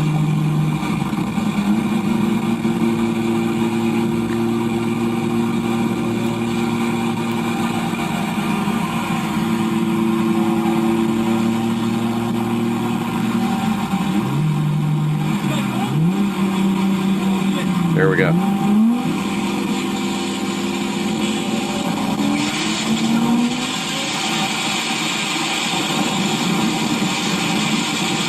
And he gets walked.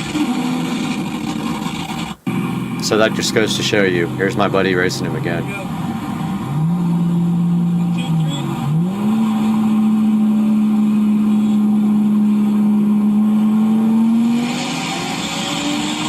See, when they start evenly, my buddy just walks him. Try the #1 professional. And then we get an ad right in the middle of the right in the middle of the thing. For up to 72 hours. Formulated So let's with argan oil, let this ad run out. acid, powered by science, prescribed by pros. Oh, that was it. Okay. So that was the end of the video. It cut off right there. I believe he cut like a lot of the video out. So that was the next set of videos, guys, on me reacting to my old racing videos. I hope you guys enjoyed it. Stay tuned for the next part of this series where we'll go over this again, do some more cool videos on supercar street racing. All sick?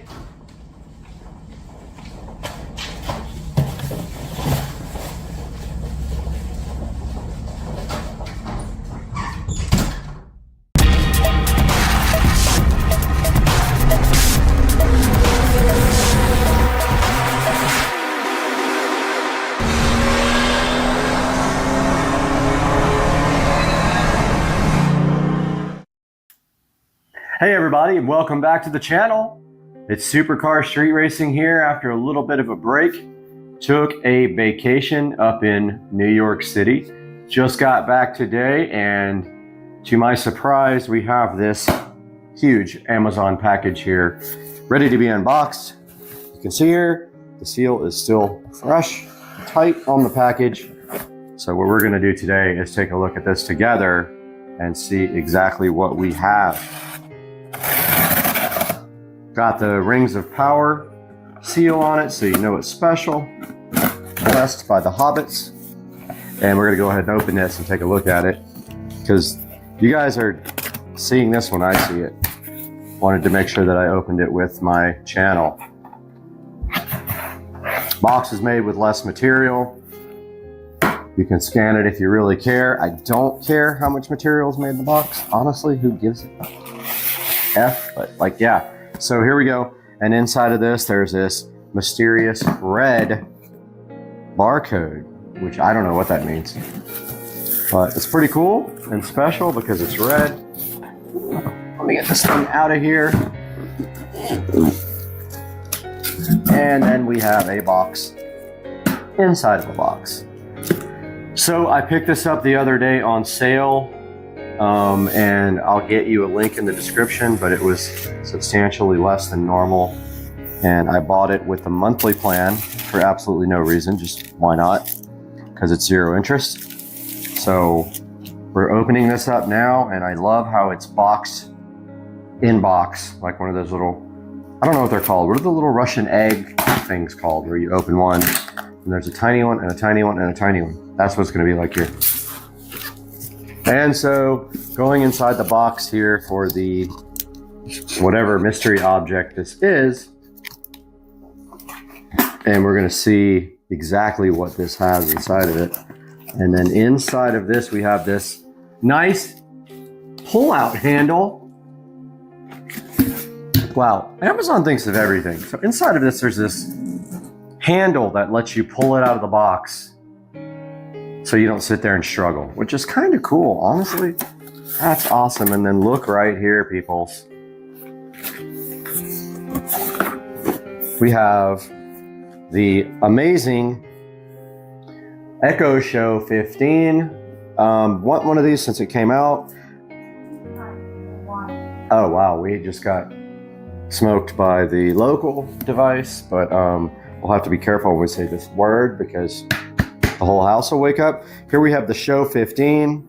Has a beautiful blue packaging here with it, and on the front you can kind of see what you can do with it. On the back it says that it has household harmony with Alexa, and that's about it. Very simple packaging, honestly, for the Echo Show 15. There's not a lot on it. It's got a barcode with a little nom. So it literally says nom. I wish you could see this. It's like eating on the side of the package. It's got the typical little Amazon condom here. You just rip it off with satisfaction to get into the Echo Show 15. And then we're going to take a look at what's inside here. And damn, that is awesome. I am so hyped. I'm so hyped on this Echo Show 15. Do you see this? It's literally, wow. Okay, I'm hyped. Look at this thing. Okay, you see how big I am, right? This is me, and look at the Echo Show 15 chilling next to me and taking up the entire width of my body here. So stoked for this thing. Check this out, guys. Wow. And there's the mounting on the back. Looks like it's got a mount with it, which I didn't know. I literally ordered this on purpose without checking anything on it because I wanted you guys to see it when I saw it. It does have mounting on the back. Inside the packaging, we've got this hello, bonjour, hola. And it looks like that comes out in one piece. And inside of that, you have some sort of mount. Guys, this thing mounts like a television. Pretty exciting. Here's what was inside the box, along with this manual. This power supply here. We've got some screws and drywall inserts. And we've got a manual there. So this guy mounts exactly like a television. So you mount this to the wall. Looks like, I haven't read the instructions, with these mounting screws like this.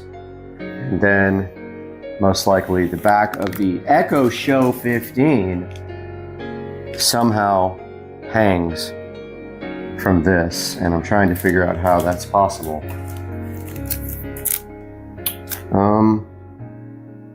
Yeah, I don't know. That doesn't make sense right now.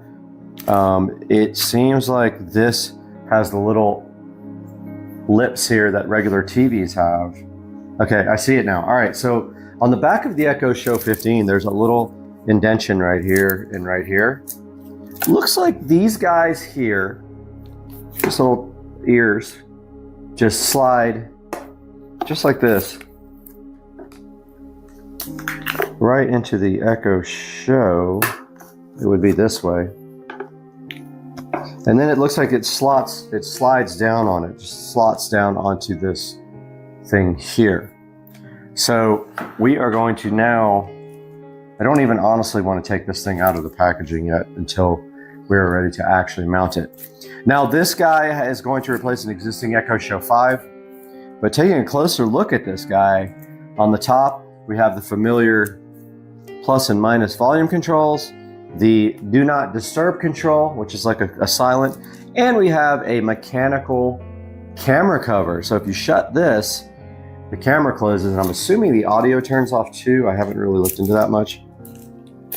And we have our connector in the back here, which is the standard round connector here, and it has also a USB.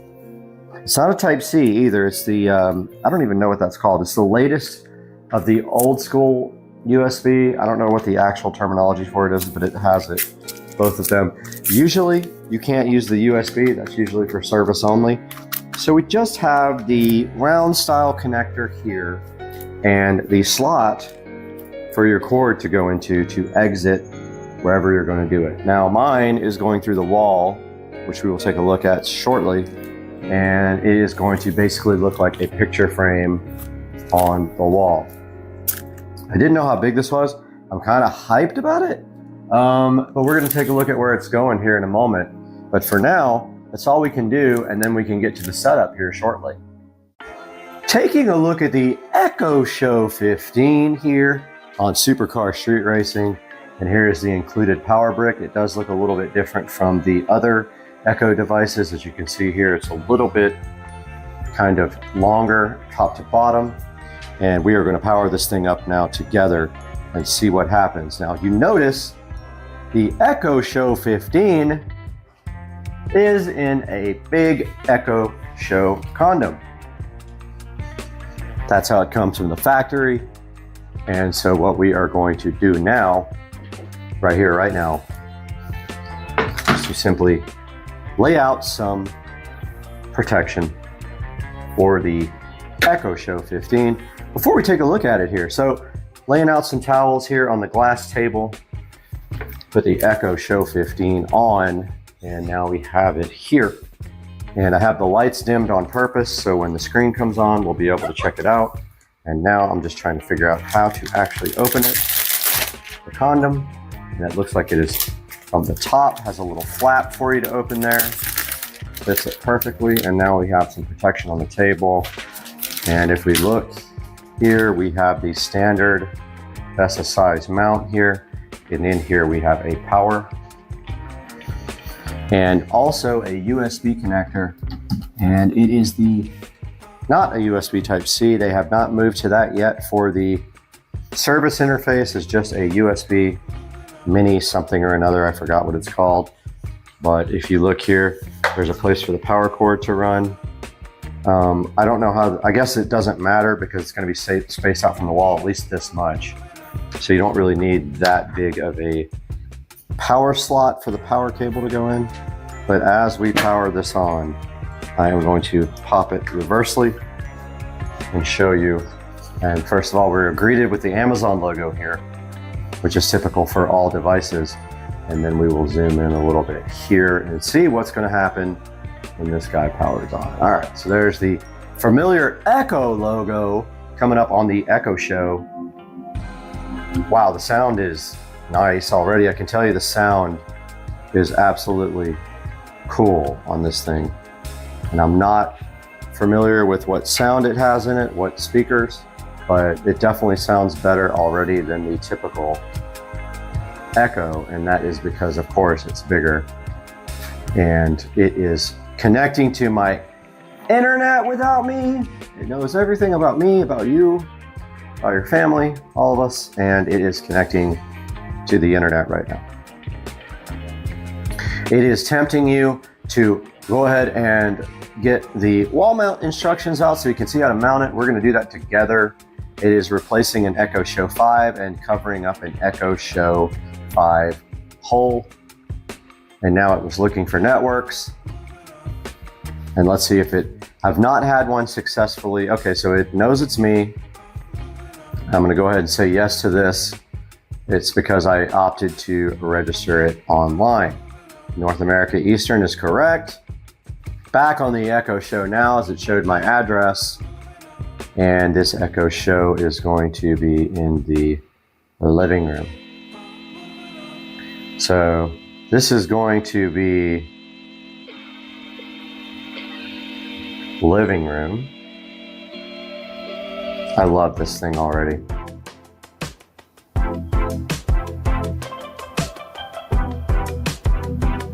Living room Echo Show. Replace the old device.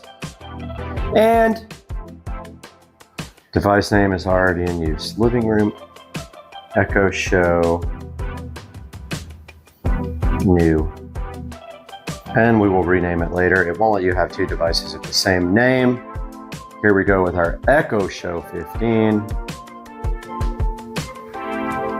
And at this time you can put what your photo display will be.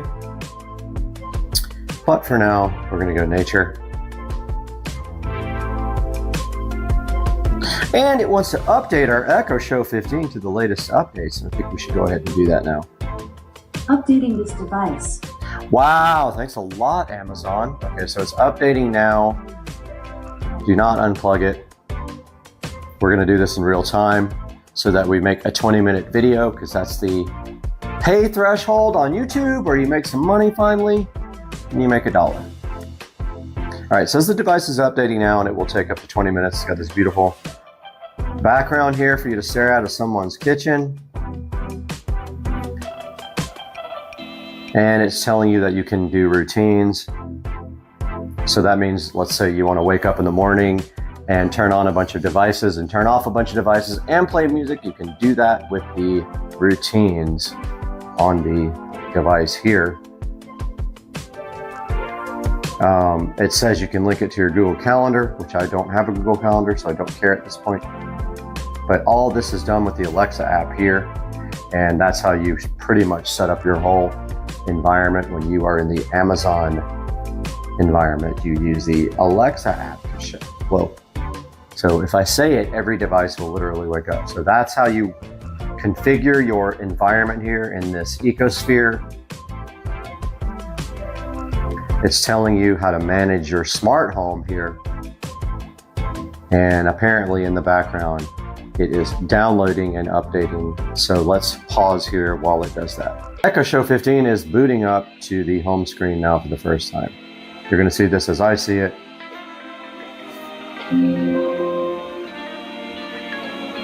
Hi there. Welcome to your new Echo Show. I'm excited to show you a few things that you may not have tried yet. Let's get started. So I'm going to I can translate words and phrases for you. Try saying, how do you say happy birthday in Spanish? So that's a little bit of an idea of how loud it is. It's very loud. So I'm just... Okay, let's move on to the next one. The last two things I want to show you will help you navigate your device. You can access settings like Do Not Disturb and browse new things to try by swiping down from... Okay, so this is kind of just a little tutorial that it goes through with you. And I swipe down from the top, and I am going to the home screen here. First impressions, very, very high resolution screen.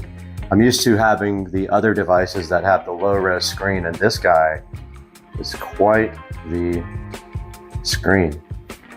Now, I don't know what the wake word is. Let's go to that. I don't know if we can get that here.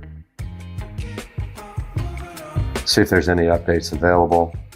Ah, it's downloading another update. 7.5.3 is downloading. So once that's done, we'll be able to install yet another update. And I think the wake word is the same as the other devices. We're going to stop down now and hook this up to the 5 gigahertz network. This is connecting to the 5 gigahertz network now instead of the 2.4. Looks like we're good and connected. And the wake word is probably set from the app. I don't know yet. It's not important at this moment. But check this out, guys. The picture on this thing is absolutely insane. It looks so good. So hyped to have this installed on the wall. I wish I could do it somewhere else on the wall.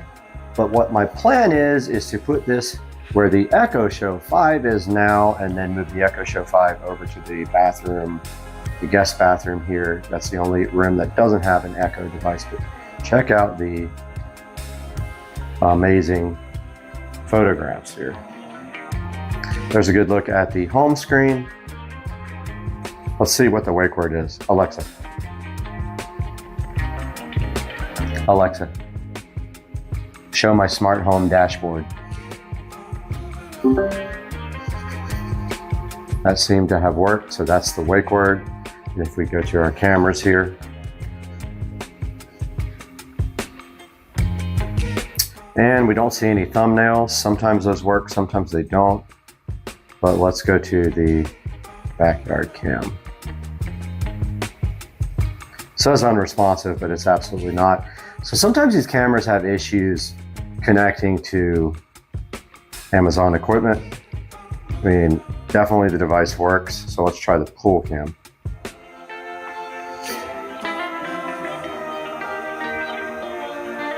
And it exited us to the home screen. I was waiting for the Wise Cam. So there's a good look at the pool camera. And I gotta say, the screen is absolutely fantastic. I mean, what a screen. I am so hyped for this. And the next thing we're gonna show you guys is getting this thing installed on the wall. Because, oh, look how it picture-in-pictured camera. We can close it with the X. Now we're going to show you guys how to mount this on the wall. On the back of the Echo Show 15 here, we see we have the standard VESA mount. Also came with this mounting bracket. You can see where the power cable goes here in the center. Let's take a look at the way the Echo Show 15 mounts. So there's some ears here on the mount. They go up into the Echo Show, and it just kind of sits directly on them like this, here and here. So our goal is to figure out where this mount needs to go on the wall. How we're going to do that is we're going to measure. So they have a convenient little dude right here that tells you where the center is. That also is where the mounting holes are. And we want this guy to be replacing the Echo Show 5. It doesn't matter. It needs to sit center on this receptacle or outlet. Sorry, not receptacle. Switch panel, not outlet or receptacle, needs to sit center on this switch plate. So it will sit right here in the center. And then we need to figure out our up and down here to mount the actual plate. So we know that we need to have our center. So it's 6.5 here. So 3.25 would be our center. And we have this convenient little tab right here, which looks like at the center. 3.25 it is, as we look. Okay, so our center of our Echo Show 15 is over this tab. That's where this arrow will line up here. That needs to be directly down to the center. Then we got to figure out where to put our holes here. So we have 8 pretty much. We have 8 inches from our holes to the bottom of the Echo Show 15. So we need to make sure we go 8 up, and then we'll throw our laser level over and mark these 2 holes. So just to be absolutely 100% certain we're not in the way of this, and to keep the spacing, we're going to do 9 inches above that, which will keep the same spacing, cover this hole, and allow us to mount our brand new Echo Show 15. So let's get the stuff we're going to need to mount this guy with. It's not too much and it's not too hard, and let's get that happening. So what did we say? We said 8 plus 1. We're going to go 9 inches above the center. We'll pull this guy out first, jaw line up to our center, and then we'll go ahead and get this thing mounted next. We got our Echo Show 5 here mounted with the Echo Show 5 wall mount. We're gonna go ahead and pop that guy out. Comes out really easy. And if you look inside the wall here, we have our power connector, which has been so wonderfully mounted and taped just to kind of keep it from moving. But we can go ahead and disconnect this guy now. This was done amazing over the last year, but it is out now and ready for the next room, which is going to be the bathroom. And then we have little clips here that keep the wall mount in place. We don't need this mount anymore, and it's moving to the bathroom. And of course, like they should be, they're a little hard to get the clips off. These clips are what actually holds the wall mount to the wall, keep the pressure onto the drywall. That came right out. Now make sure you don't lose this power connector if you've gone ahead and run power to your device. And if we see here, this is what it looks like after you remove the Echo Show 5 wall mount, which is featured in another video. Now, our goal today is to get this guy mounted. It's not going to be flush mounted. It's going to be more or less a picture frame mount is what it actually looks like. And we're going to try to mount this guy 9 inches above the center. And doing that, we need our laser level.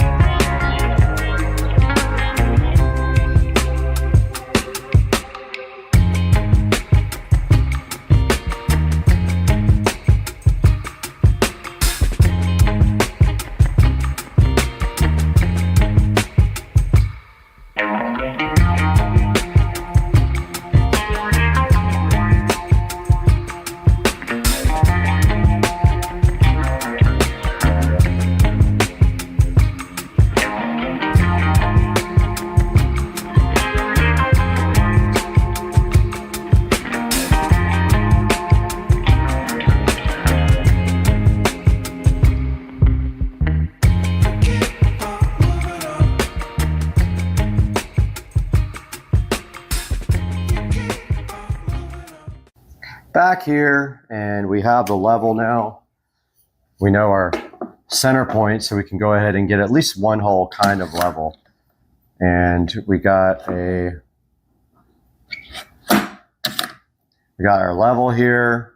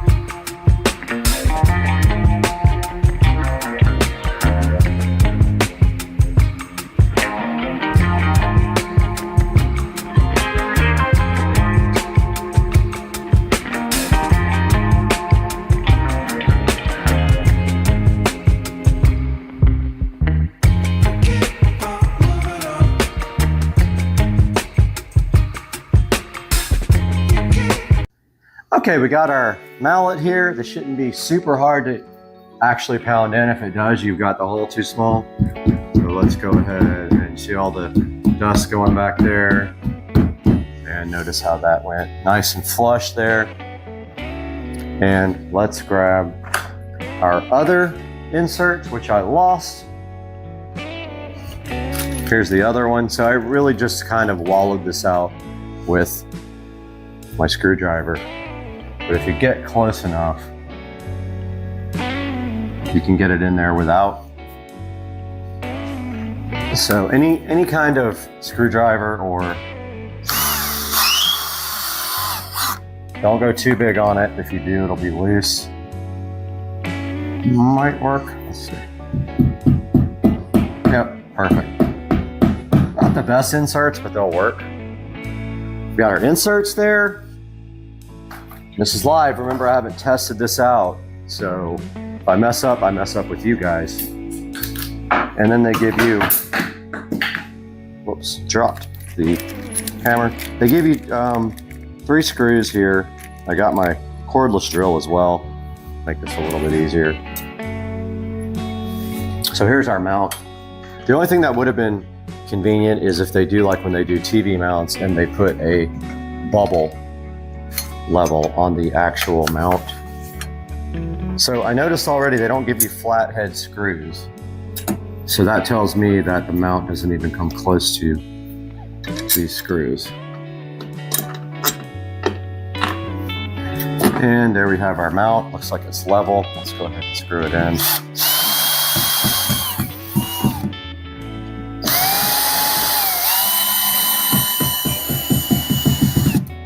All right, that should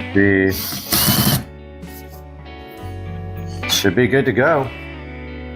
Moment of truth. Let's mount our Echo Show 15. If we did it correctly. So I'm grabbing that now. I'm taking the power cord out of the back. You can't see this because you're a little ways away. But this should just literally slide right over the mount here. So there's some little ears to line up. I actually dig that. That's perfect. I really got it close to the switch. Wow. Okay, no, actually that's perfect. And it's centered. If you look here, I'm fine with that. I'm good with that. It's a little bit low. You could actually raise it if you wanted to. I mean, technically it could go up an inch or two, but It almost is even with the switch.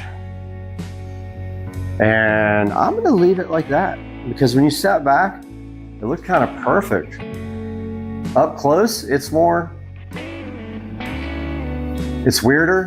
but it's flat against the wall. It's not hitting the switch. It's also covering the top line of the switch, and that's good. So now all we have to do is get our power cable. I would have wanted that a little bit higher in all reality. I don't know how I was off a little bit, but that's live YouTube for you. Go ahead and plug in our power connector. Tuck that into the wall. Remember, this is code legal because this isn't a permanent installation. We're not covering it. So you can actually do this without being against code. It's when you cover it up and drywall it that becomes an issue. We get our Echo Show 15. Go ahead and plug that up. See how we're going to run the power cable. We're powered up. And there we have our power. Literally, this thing is mounted. If you step back, you don't see it covering the receptacle so much, so it looks less.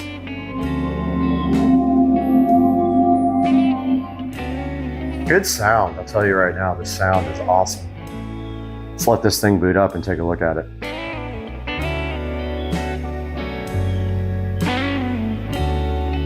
So here comes the Echo Show 15 booting up. And there we have it. Alexa, show my smart home dashboard.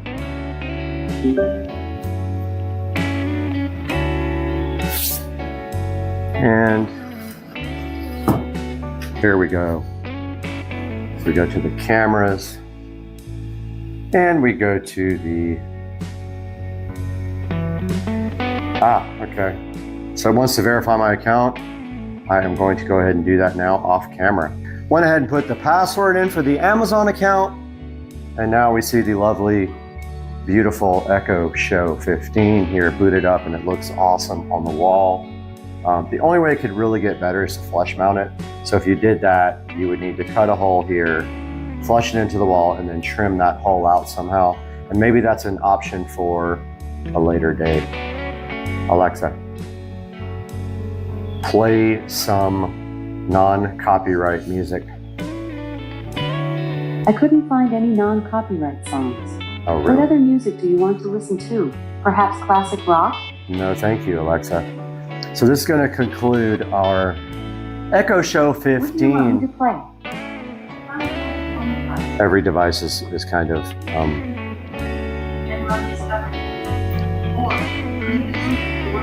all right, let's do a couple of other things before we exit the video. Alexa, show my smart home dashboard.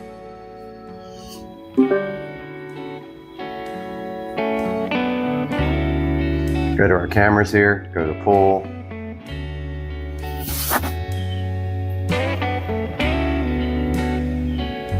I'll see how it acts. And there is a good representation of how the Echo Show 15 works. And of course, it will do everything that any other Echo device will do. And pretty cool, man. The screen is absolutely amazing on this thing. So my plan is to hopefully make this the actual, well, the other devices are going off in the background. Plan is to actually make this guy the main device. I'm so waiting for this guy to shut up.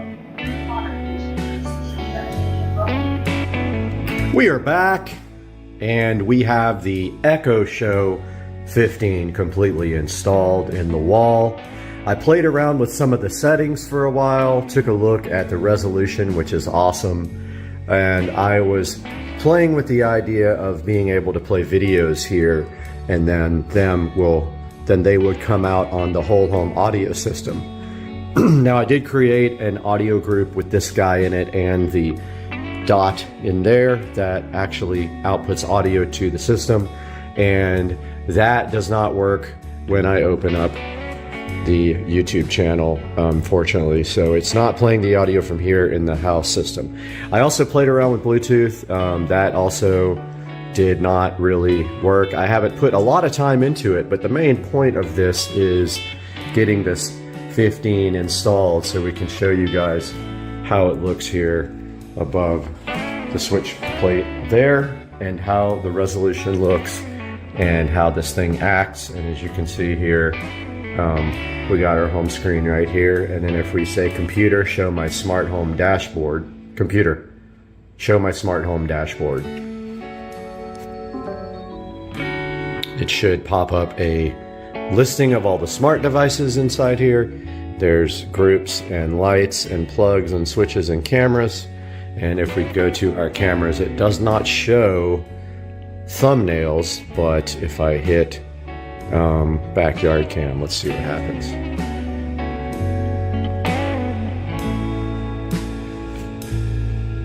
So they all are Wyze cams, so it accesses the Wyze app to, it's actually the skill to open up your Wyze cameras, and that's a good view of how the screen looks. And as you can tell, it is pretty high res. All the information for this guy will be in the description, so you can purchase one. Please use my affiliate links. It helps me out tremendously and supports the channel so that I can buy things like this to review. So far, so good with the Echo Show 15. And that's going to do it for today. If you guys have any questions about this device, hit me up in the comment section, and I hope you guys have a good day. What's going on, everybody? It's Friday in Florida. Confusing weather. Wants to be cold one day, hot the next day. Nobody knows how to act. So today, who knows? Could freeze, could burn up. Little update on the carbon fiber, and then we're going to reveal it. So I've been waiting for this carbon fiber from Italy for, it took exactly 1 month to ship carbon fiber pieces from Italy from a forum member via Correios, which is, I believe, the Italian post office. And finally got this stuff, been tracking it over a 30-day period and been freaking out because thought it was stuck in customs, but it did get here finally. Had an appointment to get it put in because I wanted a professional to do it. So because the door panels had to be taken off, and I also wanted to do the door speakers at the same time. I have had some Infinity Kappas, not the new crappy ones. I have the old school ones from 2008, brand new in the box that I bought about a year ago, and I have not put them in yet. So my plan was to do everything at once, and so I brought everything to Audio Design and Custom Graphics in Jacksonville. Long story short, they had the car for 2 days, charged me like $500, and had some bad news once I got to see the car. So the next thing you're going to see is the nightmare that I've been going through for about a week and a half now with this carbon fiber that I bought from a forum member who has not responded to my emails since I complained about a few things with the carbon fiber. So headed to the auto parts store to pick up some more Plastidip. I'll update you after that. Headed into Advanced Auto Parts to get some Plastidip, and I'm going to show you guys kind of what they have here, what kind of selection here in a second. Taking a look at what they got here cleaning wise. Looking for some engine cleaner and shine. I don't even know if they carry that anymore. Still looking. Where's engine clean?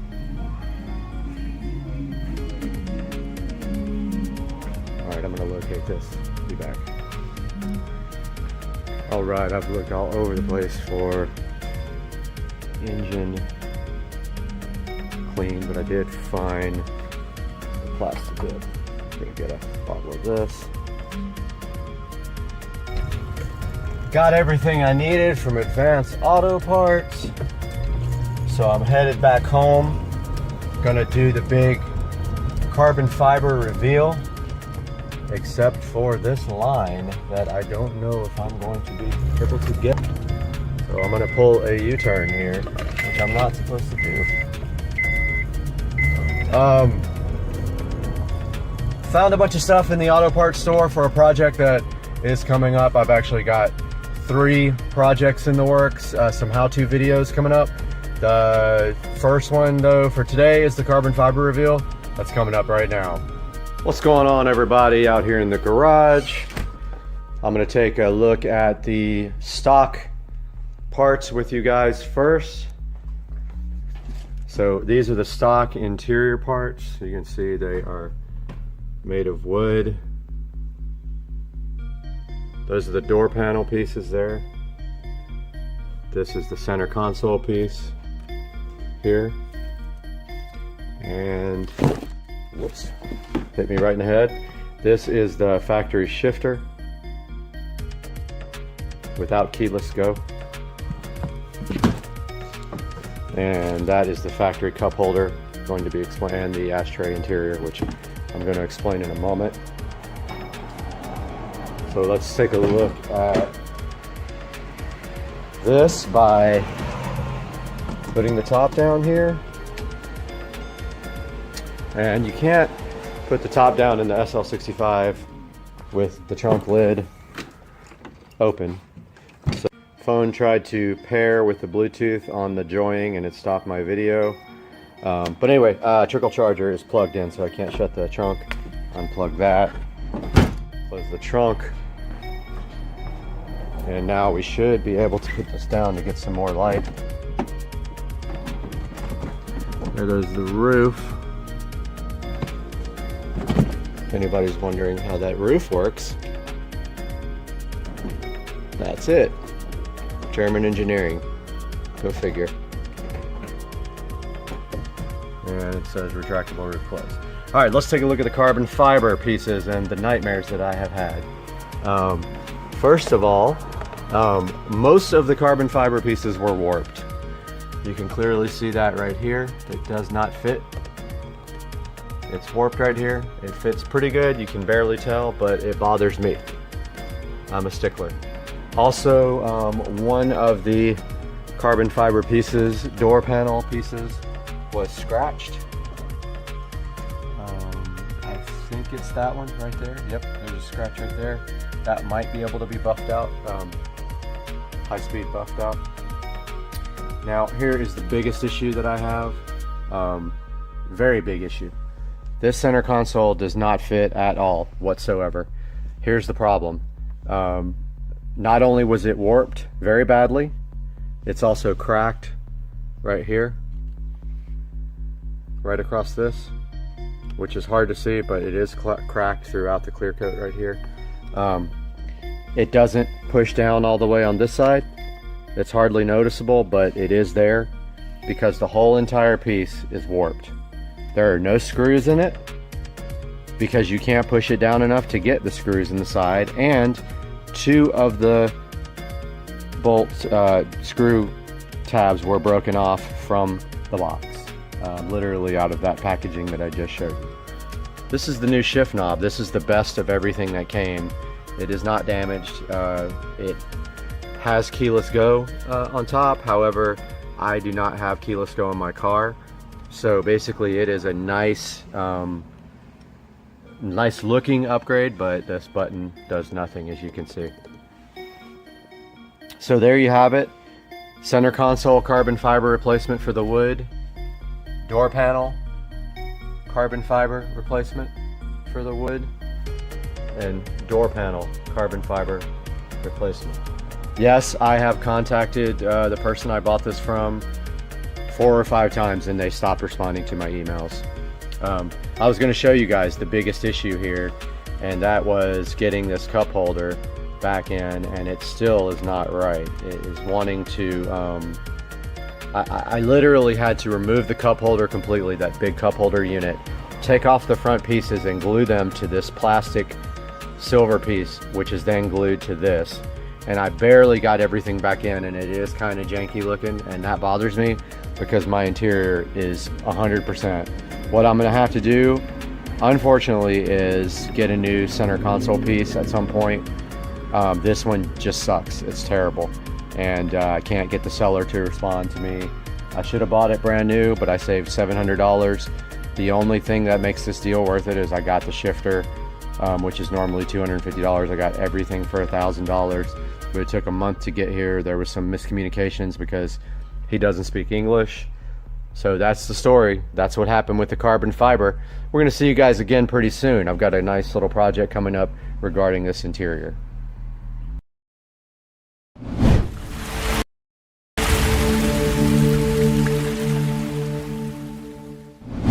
We are back today in the Supercar Street Racing bathroom. Brad here from Supercar Street Racing with another cool project for us today. We're going to be checking out Komi LED. They sent us 24 of these retrofit LED lights to go ahead and check out and hopefully replace all the aged lighting up in the office. Now these are not smart lights, they're just regular lights with selectable color temperature, but they have this awesome night light as well. I thought we would give them a shot right here in the office, and if I like them, we'll also do the bathroom right here. So let's get underway today and let's take a look at these Komi LED lights.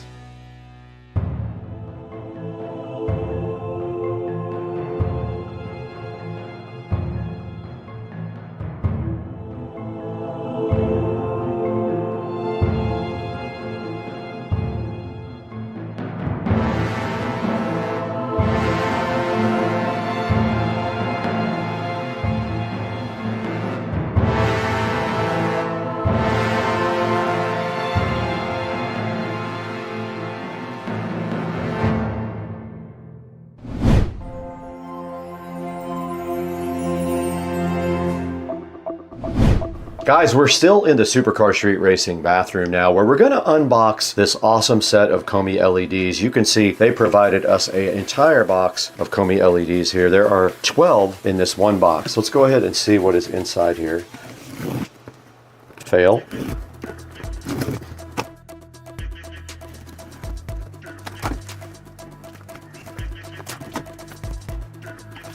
Right on top of the box, we do see a little card from Komi LED. Telling about their company, their quality control, all that stuff, how to mount their lights and things like that. And then they should just be the actual lights. Let's get these out of the box.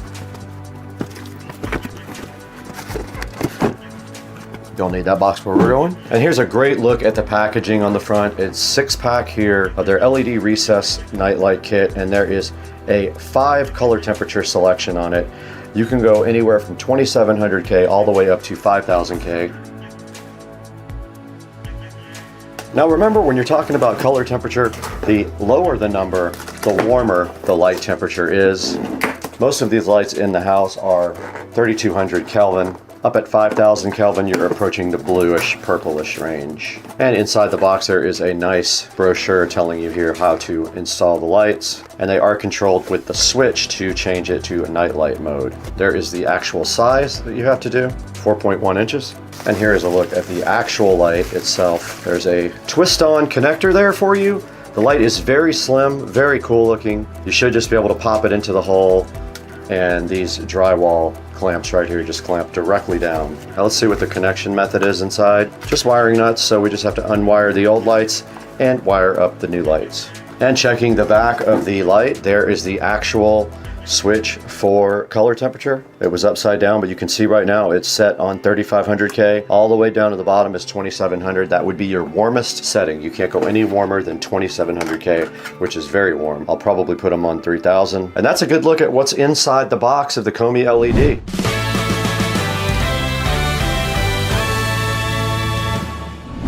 Alright guys, you just saw me unbox the Komi LED lights right here. These things look pretty awesome. They look pretty easy to put in. The whole size should match up with what we have in the office right now. All it should be a matter of is unwiring these lights and wiring in the Komi LEDs right in their place. Now let's dig into the Komi LEDs and get them up in the ceiling and see if we can get one wired up.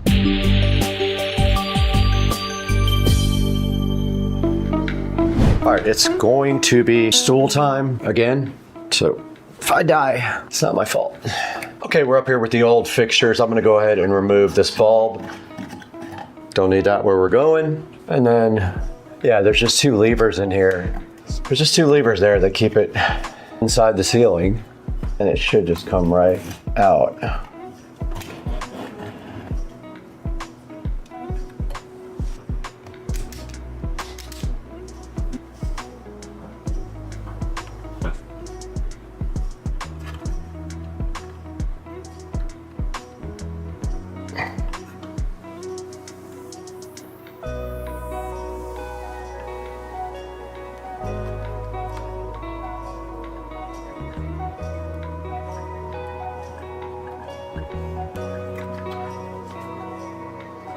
All it should have to do now is plug in the light, pop it up in the hole.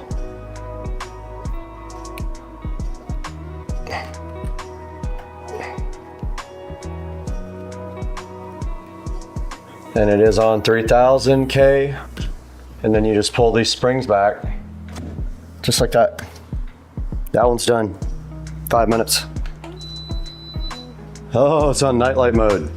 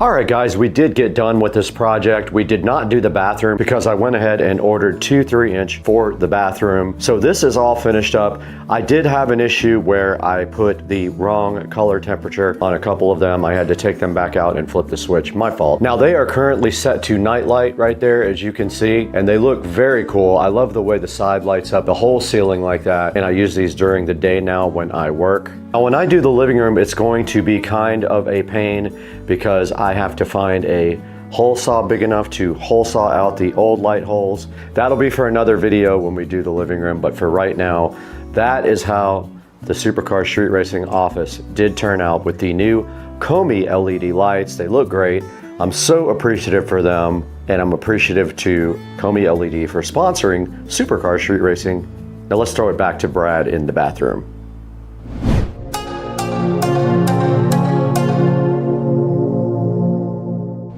Now what we need to do is wrap this up in Studio A. Let's walk over to the Supercar Street Racing Studio A editing facility and see where you can pick up your Hdmi LED lights online.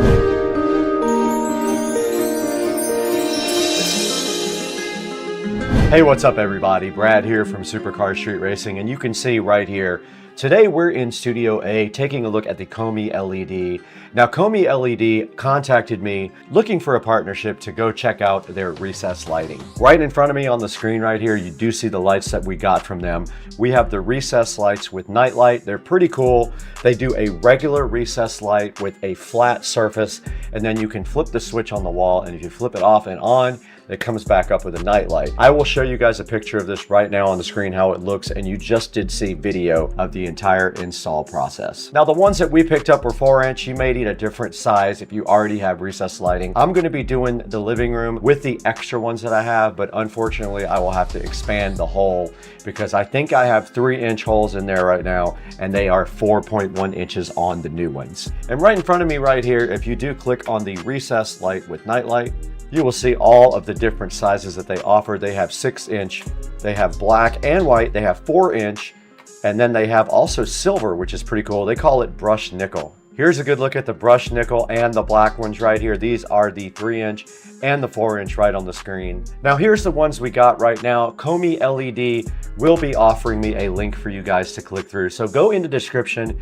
and click the link that was designed for you guys. I will link the main page also, but it would be so helpful if you guys would buy your products from Hdmi LED. These things are really awesome. They're super easy to install. It's 2 or 3 wiring nuts and just cutting a hole. If you don't have a hole, or if you have an existing hole, you might have to expand it a little bit, measure your actual hole, and then buy the light that fits that hole. And you can see right here on the screen, they have a discount by carton quantity as well. This is $119 for a carton of them.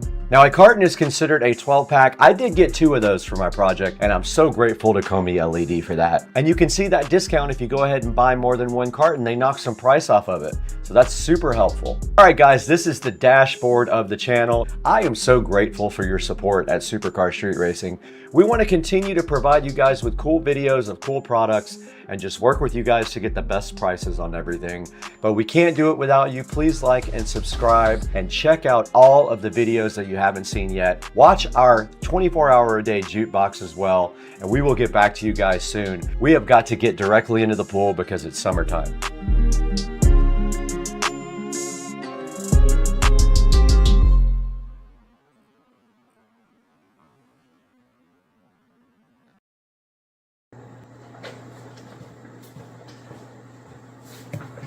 Today's Thursday, and today we're going to pick up the car from All Set Auto.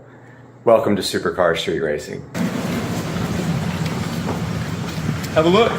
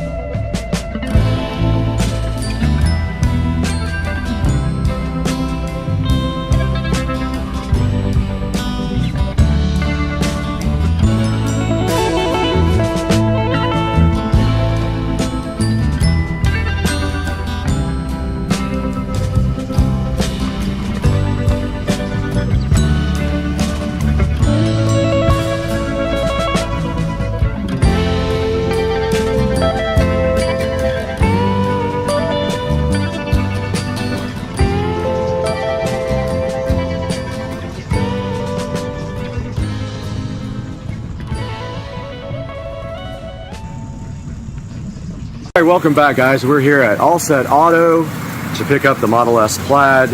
So let's go in and check it out and see if it's all ready to go. All right, All Set Auto. We're back. Morning, Brad. Good morning. So how long has it been? About a week and a half, 2 weeks since we dropped it off? About a week and a half, yeah. Yeah, and so you guys made some progress? Oh yeah, it's done. To say the least, right? Oh yeah. All right, well, let's go check it out, man. I'm hyped. Let's see. Have a look. Wow. Look at this thing.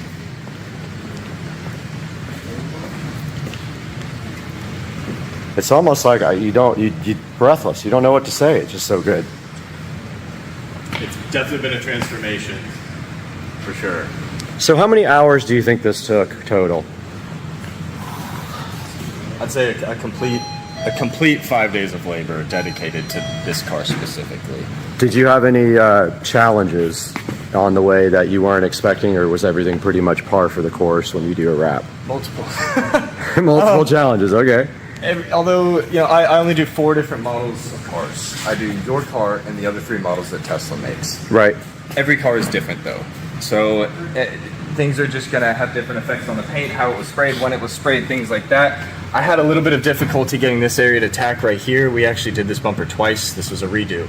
There was something going on with the paint here. I actually had it, we pulled off the PPF because it didn't want to tack. It was a little bit of a texture in the paint. Okay. So I had Jorge spend a few hours with the buffer on it and get it nice and polished and get us a good bonding surface before we redid it. Right, and we did notice quite a few paint issues from the factory, which Tesla attempted to correct, and they made another issue with the paint that they didn't want to correct. So we did the best we could with what we had without taking the car to the body shop again to get the one little thing fixed. So also we added some carbon fiber bits to this guy. So this is a carbon fiber V, and it is about, I want to say it's about $300. And also we added the carbon fiber mirror caps here, flat carbon, and also the door carbon fiber, which actually breaks up a lot of the wrap on the side, in my opinion, and it looks fantastic, and it actually matches the factory matte carbon fiber rear lip. I'm excited for you to bring me that front lip. We're getting, so yeah, we ordered from T Sportline, we ordered the front, what's it called? Front apron, carbon fiber apron. It's about a $1,400 part, and it 3Ms onto the car, and they added a little bit of that dual epoxy stuff as well when they put it on. They have a video showing you exactly how to do it. So that'll be coming, and we have a checkup here in a couple weeks to make sure that the wrap is doing what it's supposed to do. And I think that's just water. That we'll take a look at. Yeah, I think that's like exactly where the line is. This little line here on the back, just the way it is. Okay. And there's a good look at the side where you can actually see it in the light. The wheels were also ceramic coated. And we didn't talk about that. This car is fully ceramic coated on top of the wrap, so we can probably expect some easier maintenance, right? It'll be a lot easier. Things are going to want to stick to the car, so you're not going to be washing it nearly as often. When you do, it's going to be a lot easier. And I'm glad you brought that up because I have a gift for you. Okay. Check this out. So this is your trio pack. Okay. And in it, you have 3 different products. This first one here, the blue, it's called Cyber Soap. Okay. Has gloss enhancers in it, and this is your car wash soap. Okay. It's a pH balanced soap. They do have ceramic additives in there. It'll help you get the best life out of your ceramic coating on there for sure. Okay. The white stuff here, this is your interior protectant. It's called Cyber Seal. Very self-explanatory. Spray, wipe, it's clean, it smells great. You can use that on any surface on the inside of the car? Any surface on the entire interior of the car. Awesome. Okay.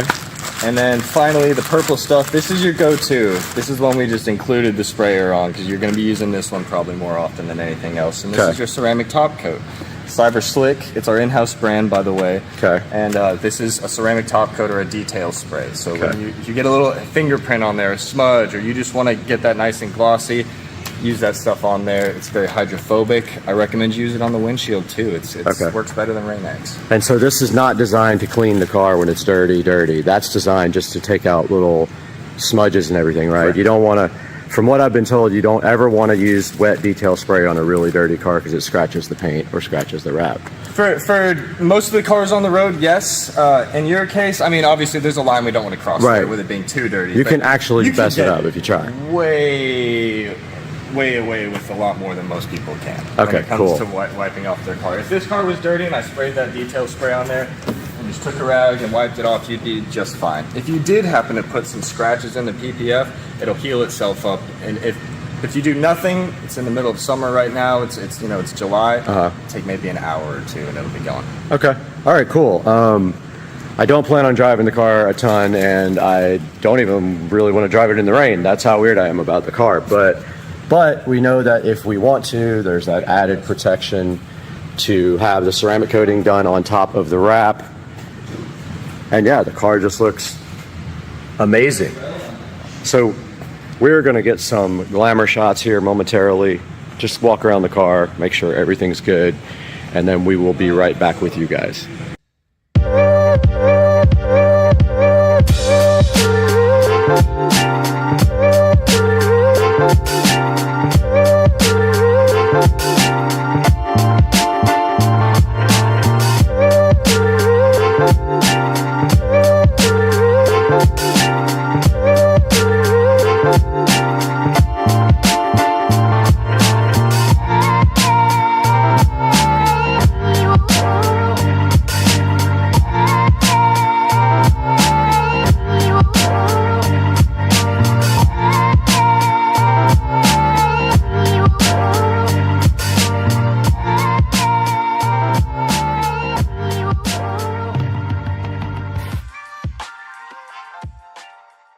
Accessory Boulevard. What's up, guys? And the navigation just went off, and you guys just saw we picked up the Model S Plaid from All Set Auto about 10 minutes ago. So make sure you stick around to the end and like and comment. Turn right onto Arlington Expressway. We will.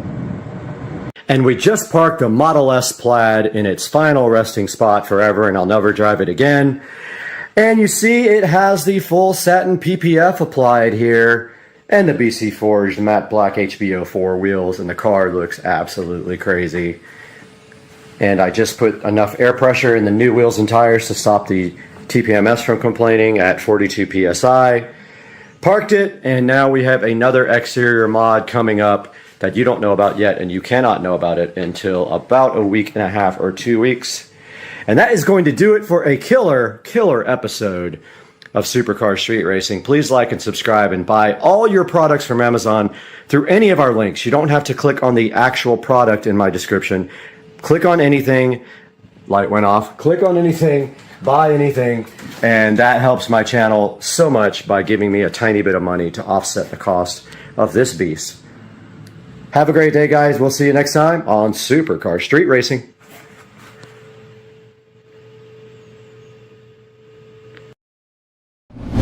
Guys, we're back in the ever familiar Supercar Street Racing dining room here, and we got a package here from Amazon that's going to help us accomplish some maintenance today at the Supercar Street Racing compound. And inside of the box here we have some garage door lube, 3-in-1. We're not in a cold climate, so we don't have the silicone based garage lube. We're going to use this stuff today and show you guys how to keep your $16,000 garage door properly lubricated. So hang out with us today. We'll all learn something lubing up the garage door. Let's go.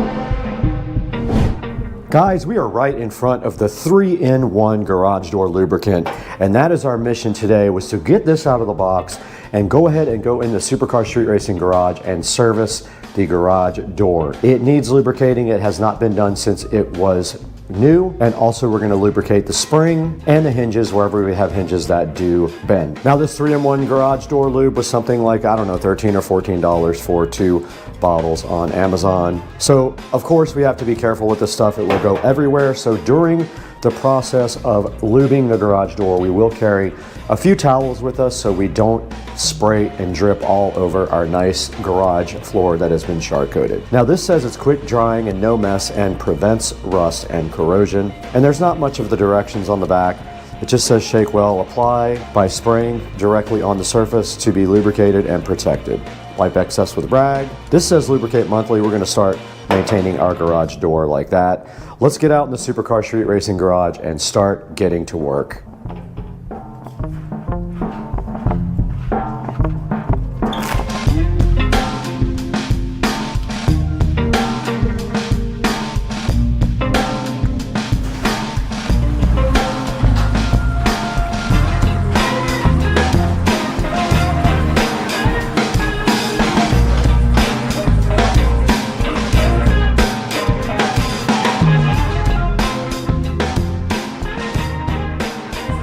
Out here in the garage today with the 3-in-1 garage door lube, and all we're going to do right here and right now is show you guys how to lube up the garage door.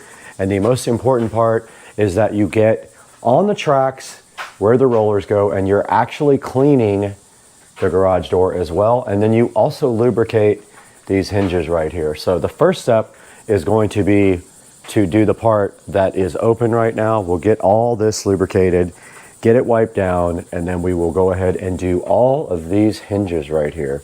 So that would be the second step. Now the garage door lube does come with a nice little red hose right here for you. Sorry about the traffic. And so all you have to do right here and right now is get a towel, and you don't want to go crazy with this stuff. So you just go light, and then you take your rag, and you are also cleaning the tracks at the same time.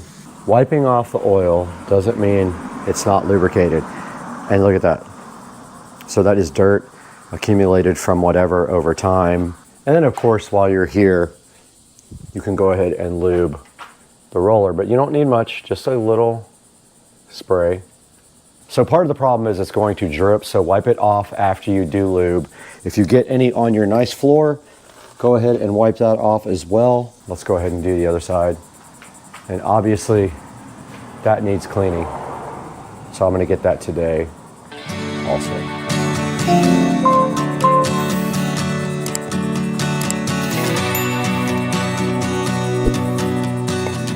All right, and you do see, be careful with this garage door track. You will cut your hand so bad on it. It's very sharp. So we are getting the garage door track clean now.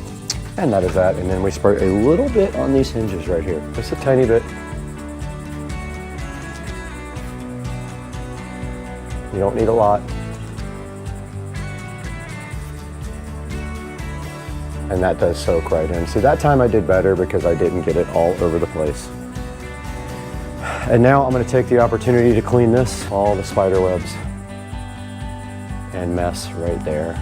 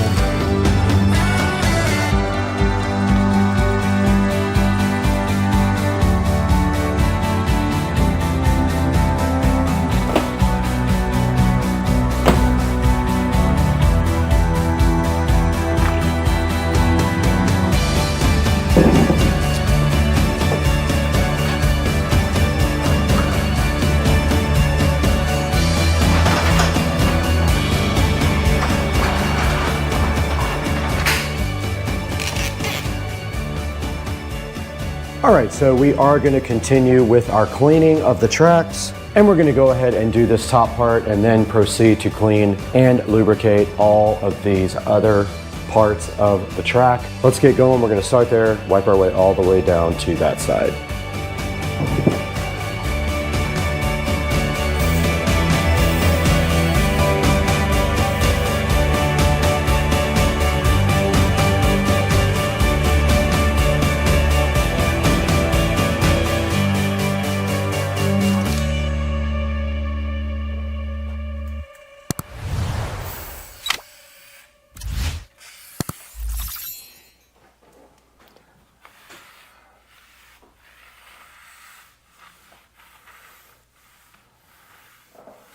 We just finished lubricating that track right there and cleaning it. Notice I wiped off all of the oil. Well, not all of it, but I wiped off the oil, the excess.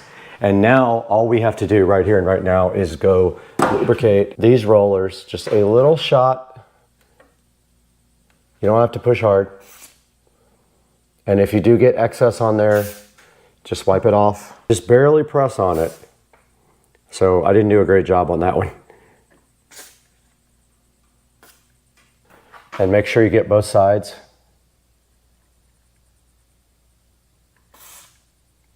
That one's gonna drip. Let's get all of these done.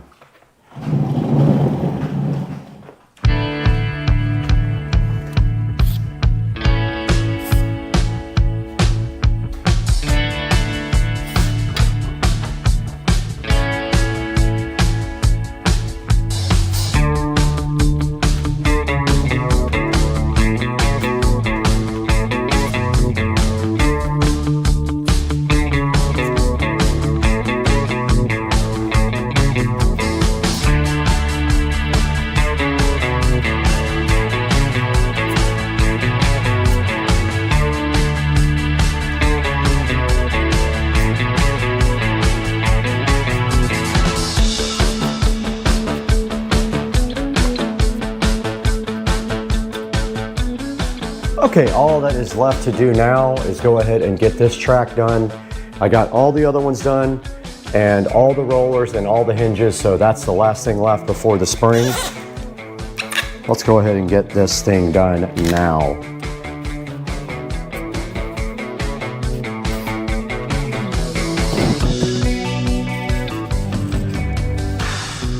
All right, the last step to this project is to lubricate the spring there. We're gonna spray it on top of the spring. Don't get too much on it. It will actually fall down and drip. So we're just gonna go right on top of the spring and then that's it. Wipe it off with the rag.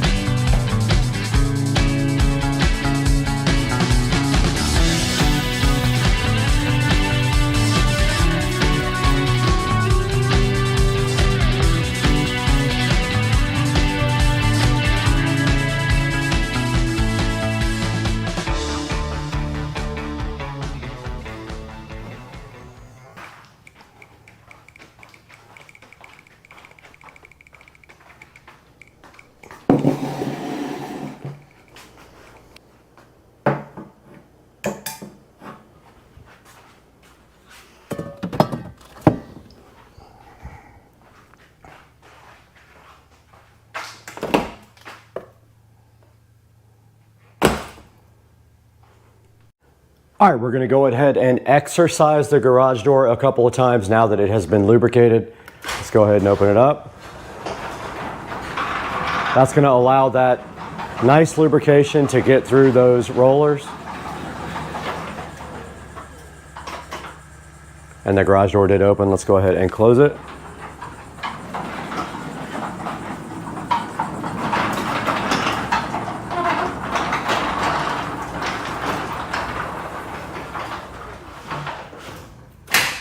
Awesome. So you should be doing that once a month. This is a $16,000 garage door. I'm going to take care of it. You guys should as well. I'm going to leave a link in the description to this lubrication oil from Amazon. And I hope that you guys do maintenance on your garage and don't pay a garage door company $200 or $300 to come out and spray some oil on your garage door. Do it once a month, you should be good to go. And that's gonna do it for today, guys. I appreciate you guys so much. Please like and subscribe and buy all of your Amazon products through any of our links. It doesn't have to be the one in the description. You can click the description link and buy anything you want. It helps me out greatly. So we'll see you guys next time on the channel. Thank you for joining, liking, and subscribing, guys. Peace out. Check out this dude. He's pink. Dude, what are you doing being all pink in my backyard? I just don't understand what happened to you. Sold my phone and now he's got the Tesla Model S Plaid. Oh, let's go. That literally hurt my neck. I bet. We ran out of daylight last time. The guys are right behind me. We're gonna do the rest of the string lights.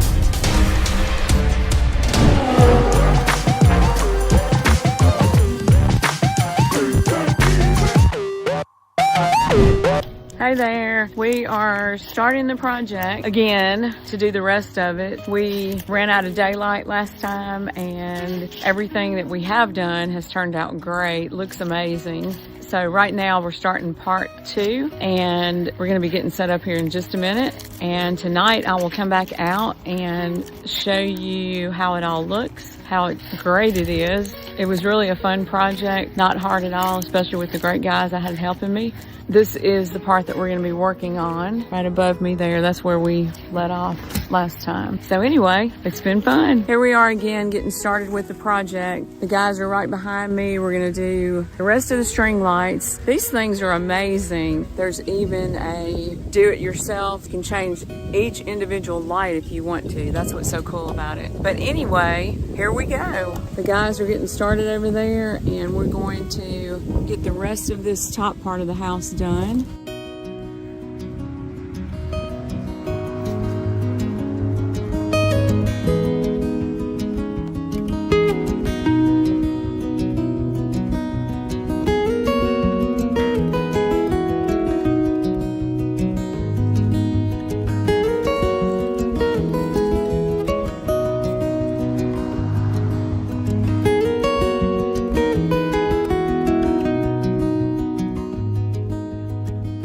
All we've got left to do is that top part, and hopefully we're going to have enough to finish. Not quite sure about that.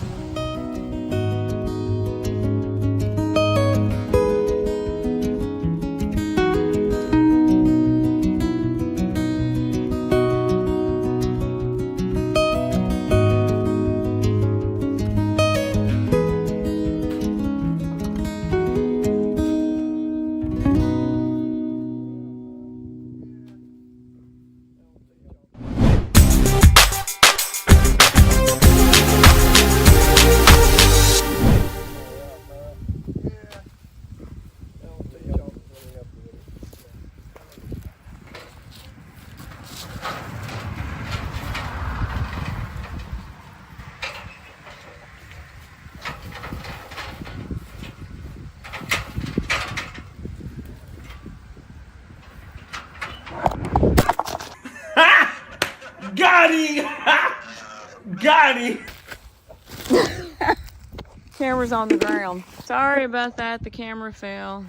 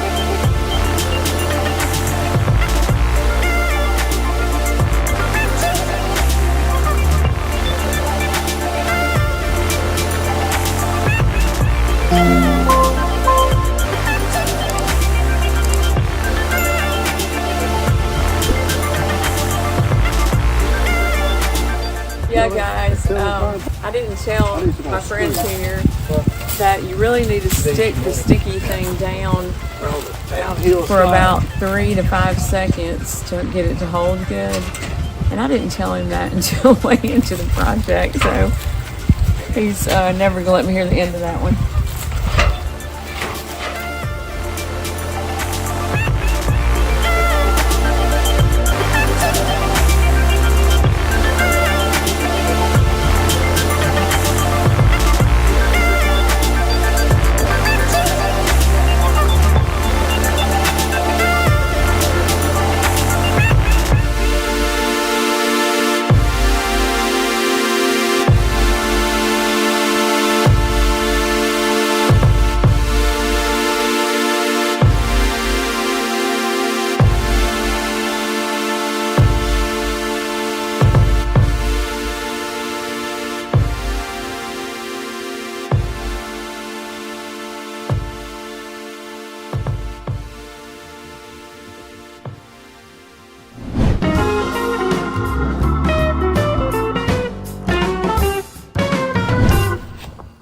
I just realized that the camera went off before we finished, so I'm going to show you what all he did.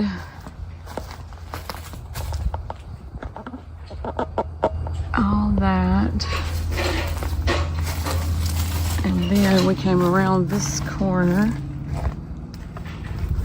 and did that part, and this is what. It wasn't enough to do the whole side, so we decided just to do that and see how it looks at night. Hey everybody, I am here in front of the Sister Car Street Racing compound viewing my new beautiful lights. Oh my god, I'm so excited. This is what I've got set up for Halloween. I've got it on blue, purple, and green, kind of a Beetlejuice type theme. I'm a weirdo, whatever. I'm going to show y'all some different things. This is what I did. I set up a DIY one on this, and that's what it looks like. If you go to that, you can see I've set it up to purple, blue, and green, 50% speed. Breath is the effect that I'm going for. It's not too fast, not too slow, it just kind of flashes between each color, and I just did this as my own. The normal Halloween colors were not showing up well on my house, so I'm going to show you some other different things. We're going to go back. Okay, this is where you can set it to your own custom color, kind of a yellow color. My house is red, so a lot of the colors don't show up as well as they would on a light colored house. It's kind of creepy. You can go up here to scenery. You have all different kinds of things. Willow, Glacier Express, speed, your own colors, whatever you can possibly think of. Let's try this. I haven't tried this one before, Dream. Okay, it is like a meteor. Let's try early spring. It takes it a second to change over. Let's try another one. Okay, this one's pretty cool. Kind of twinkling with blue and green colors. It's pretty awesome. Then we can go to life, which has trends, sports, meditation, dating. Okay, it's kind of a pink and red theme, I guess. Try sports. I guess you can set that to whatever color is your team. Let's go for a party mode. Oh yeah, that's my kind of vibe right there. Looks like a red, white, and blue party. I think we can change that to whatever we want, but I kind of like the red, white, and blue. It's kind of cool. See what work is. Looks like white. You can heart this, or you can go to this little 3-dot thing and you can set the speed of it. So many options, I don't even know. Oh, festival, I like this one. Okay, you have all these different things. Christmas, Valentine's Day, Halloween, Thanksgiving, Forest, Mother's Day, Father's Day, Football Day. Wow. Let's see what Christmas looks like. Okay. Let's get some green. Oh, there's our, I don't know what color that is. Doesn't look like green, but we can change that if we want. Okay, for Christmas, it's doing all these colors. But if I wanted to, I could just delete any one of these right here. Just click on it, delete it. And then I can add whatever colors I want my Christmas to be. I love it. Love it, love it, love it. It's too cool. Okay, we're going for Valentine's Day. Kind of looks like the dating one. Like that. Let's see what Thanksgiving Day looks like. Okay, this is our colors for Thanksgiving Day. And you can do that speed however you want, if you want it to be faster or slower, or... Oh, Neon World. I love that. Well, kind of looks like it's about as fast. This is it, and I could go on and on all night, and I probably will stay out here for a while.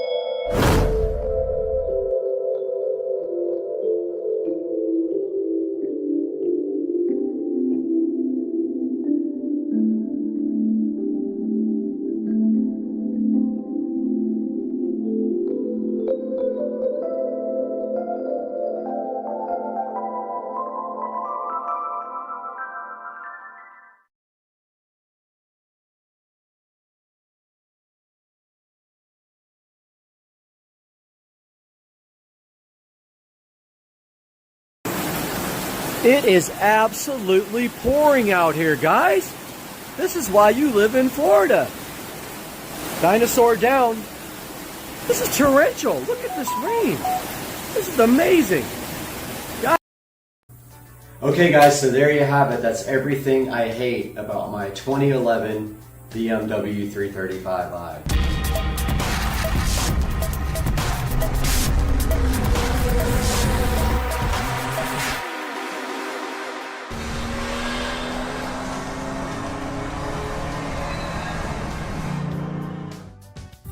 Hey guys, Supercar Street Racing here again with another video, and welcome to the channel. Today we have a video that almost everyone puts out, and that is the 10 things that you hate or love about your vehicle. Today we're going to do the 10 things I hate about my 2011 BMW 335i convertible. Now some of these things you're going to see I've already corrected, and some things actually need to be corrected in the future. So some of these will be things that will get done pretty soon. Some of them have already been done, and I will tell you what I did to correct those items. Now my 2011 BMW 335i convertible comes from the factory with a single turbo N55 engine. The N55 engine is the upgraded version of the N54, where they corrected a lot of mistakes with the engine, and they simplified the design by going from 2 turbochargers, so a twin turbo setup, to one single twin scroll turbo to reduce the complexity of the engine. They also corrected a number of other items as well. Now the two engines actually make similar power and respond similarly to modifications, but the N54 has a lot more of an aftermarket available for it. So sometimes it's difficult to find parts for it. For example, the valve cover, there are a lot of options for aftermarket valve covers for the N54. For the N55, there's only 1 or 2, and they're very expensive. So also a lot of high pressure fuel pump issues can be corrected on the N54 with an aftermarket high pressure fuel pump. No one makes one for my year model. It has to be a little bit earlier, N55 I believe, in order to get that aftermarket pump. Now my vehicle is called an LCI, so it is actually improved over the version before. They made some improvements here and there that changed the style of the vehicle. It's got things like the headlight rings are LED instead of incandescent, so they're more white instead of the warm white. So things like that. The headlights are actually different as well. There's some styling changes, and that's pre-LCI, would be before my year model. So yeah, the 335i convertible, it's quite a good car, but in a minute here, I'm going to show you exactly what I did to change things and what still needs to be changed.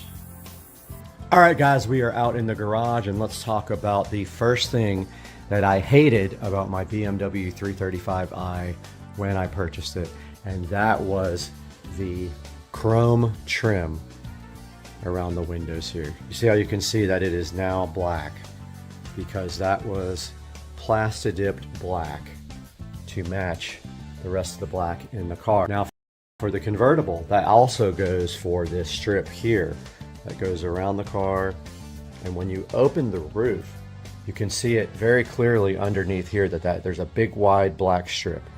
Now admittedly, some of this Plastadip is already starting to peel off, so it's going to need to be redone. For example, right here we have a little issue, and right here we have a little issue.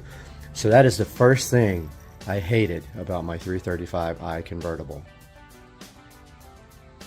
The second thing that I hated about my 335i convertible was the brakes. It seems like BMW didn't care in these year models about brakes that look nice.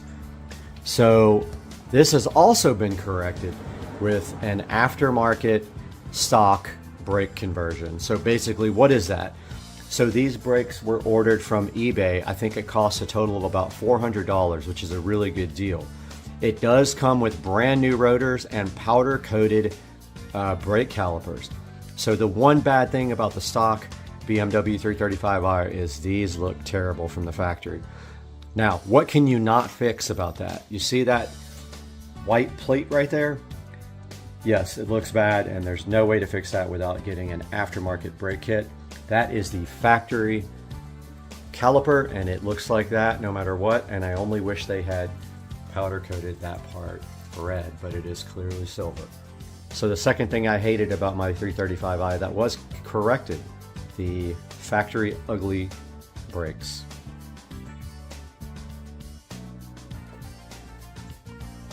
The third thing I hated about my BMW 335i and was corrected,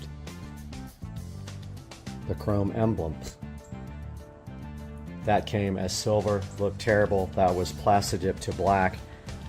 And let's go ahead and include the exhaust pipes in those as well, because those were also silver, as well as this valance down here. All that has been plasti-dipped. The exhaust tips were treated with high temp silicone spray.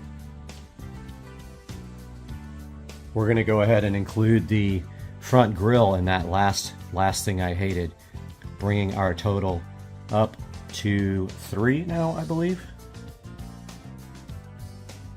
The fourth thing I hate about my 335i and hated it, and it has been corrected, is the factory navigation system. The factory nav is outdated. It looks bad. The maps are terrible.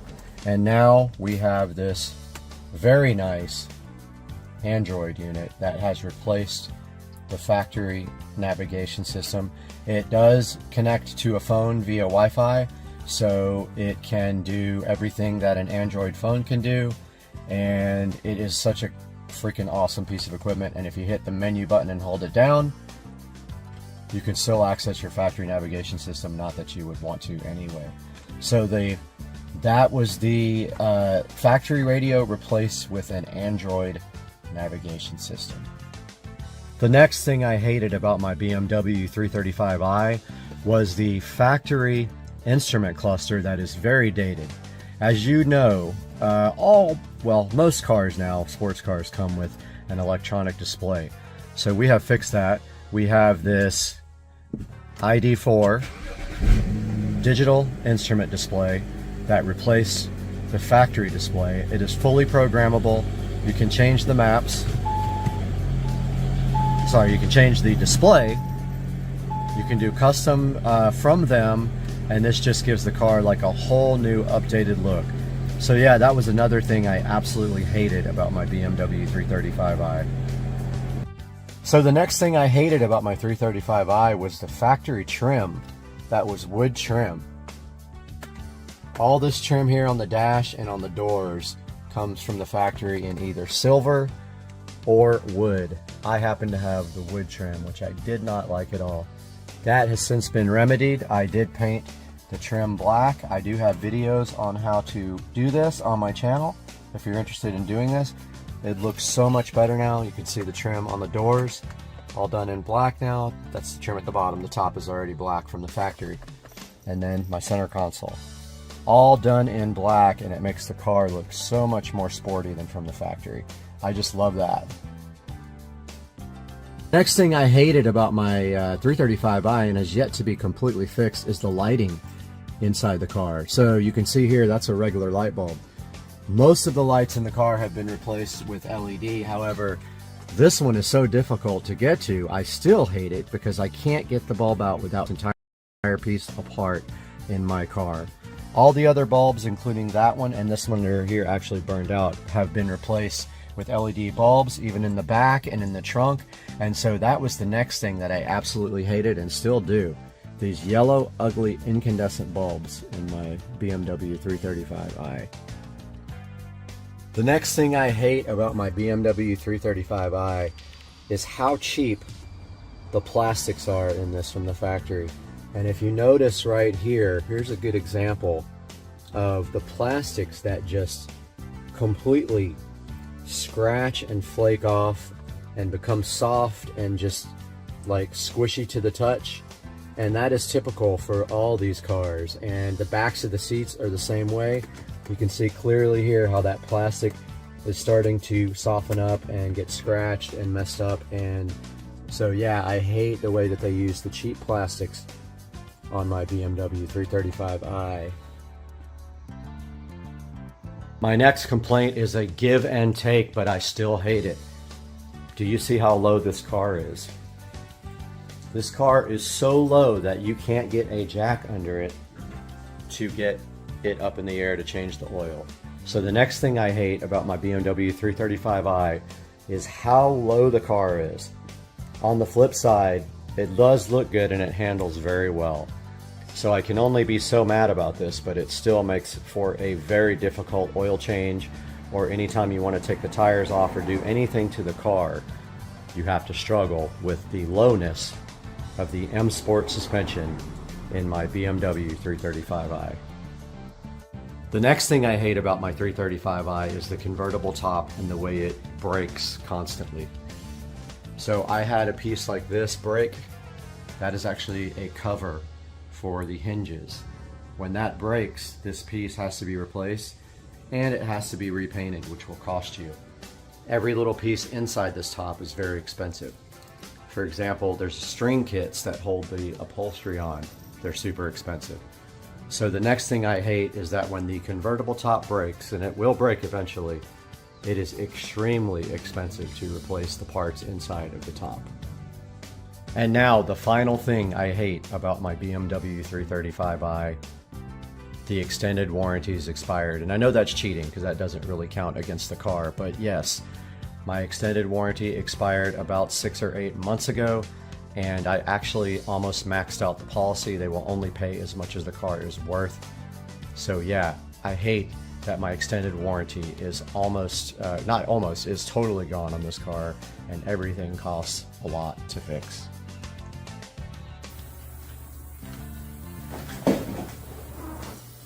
Okay guys, so there you have it. That's everything I hate about my 2011 BMW 335i.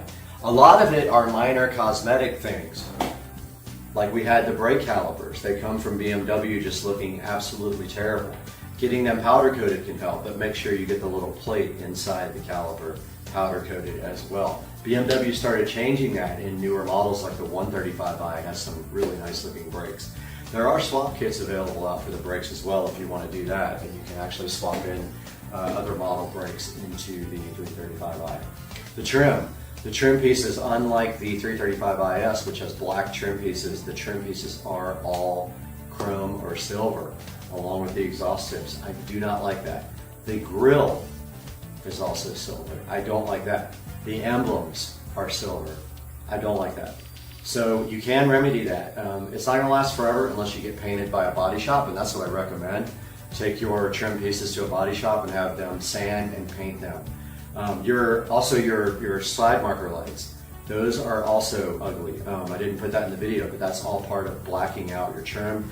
You can actually plasti dip those or sand and paint them matte black. On the inside of the car, the plastics are very poorly made and they will start softening up and peeling off over time. All you can do really is either sand and paint them or buy new pieces. On the inside of the car also, the trim is all wood trim on my car, and you probably have that if you have a 335i. I believe silver was optional, and I don't know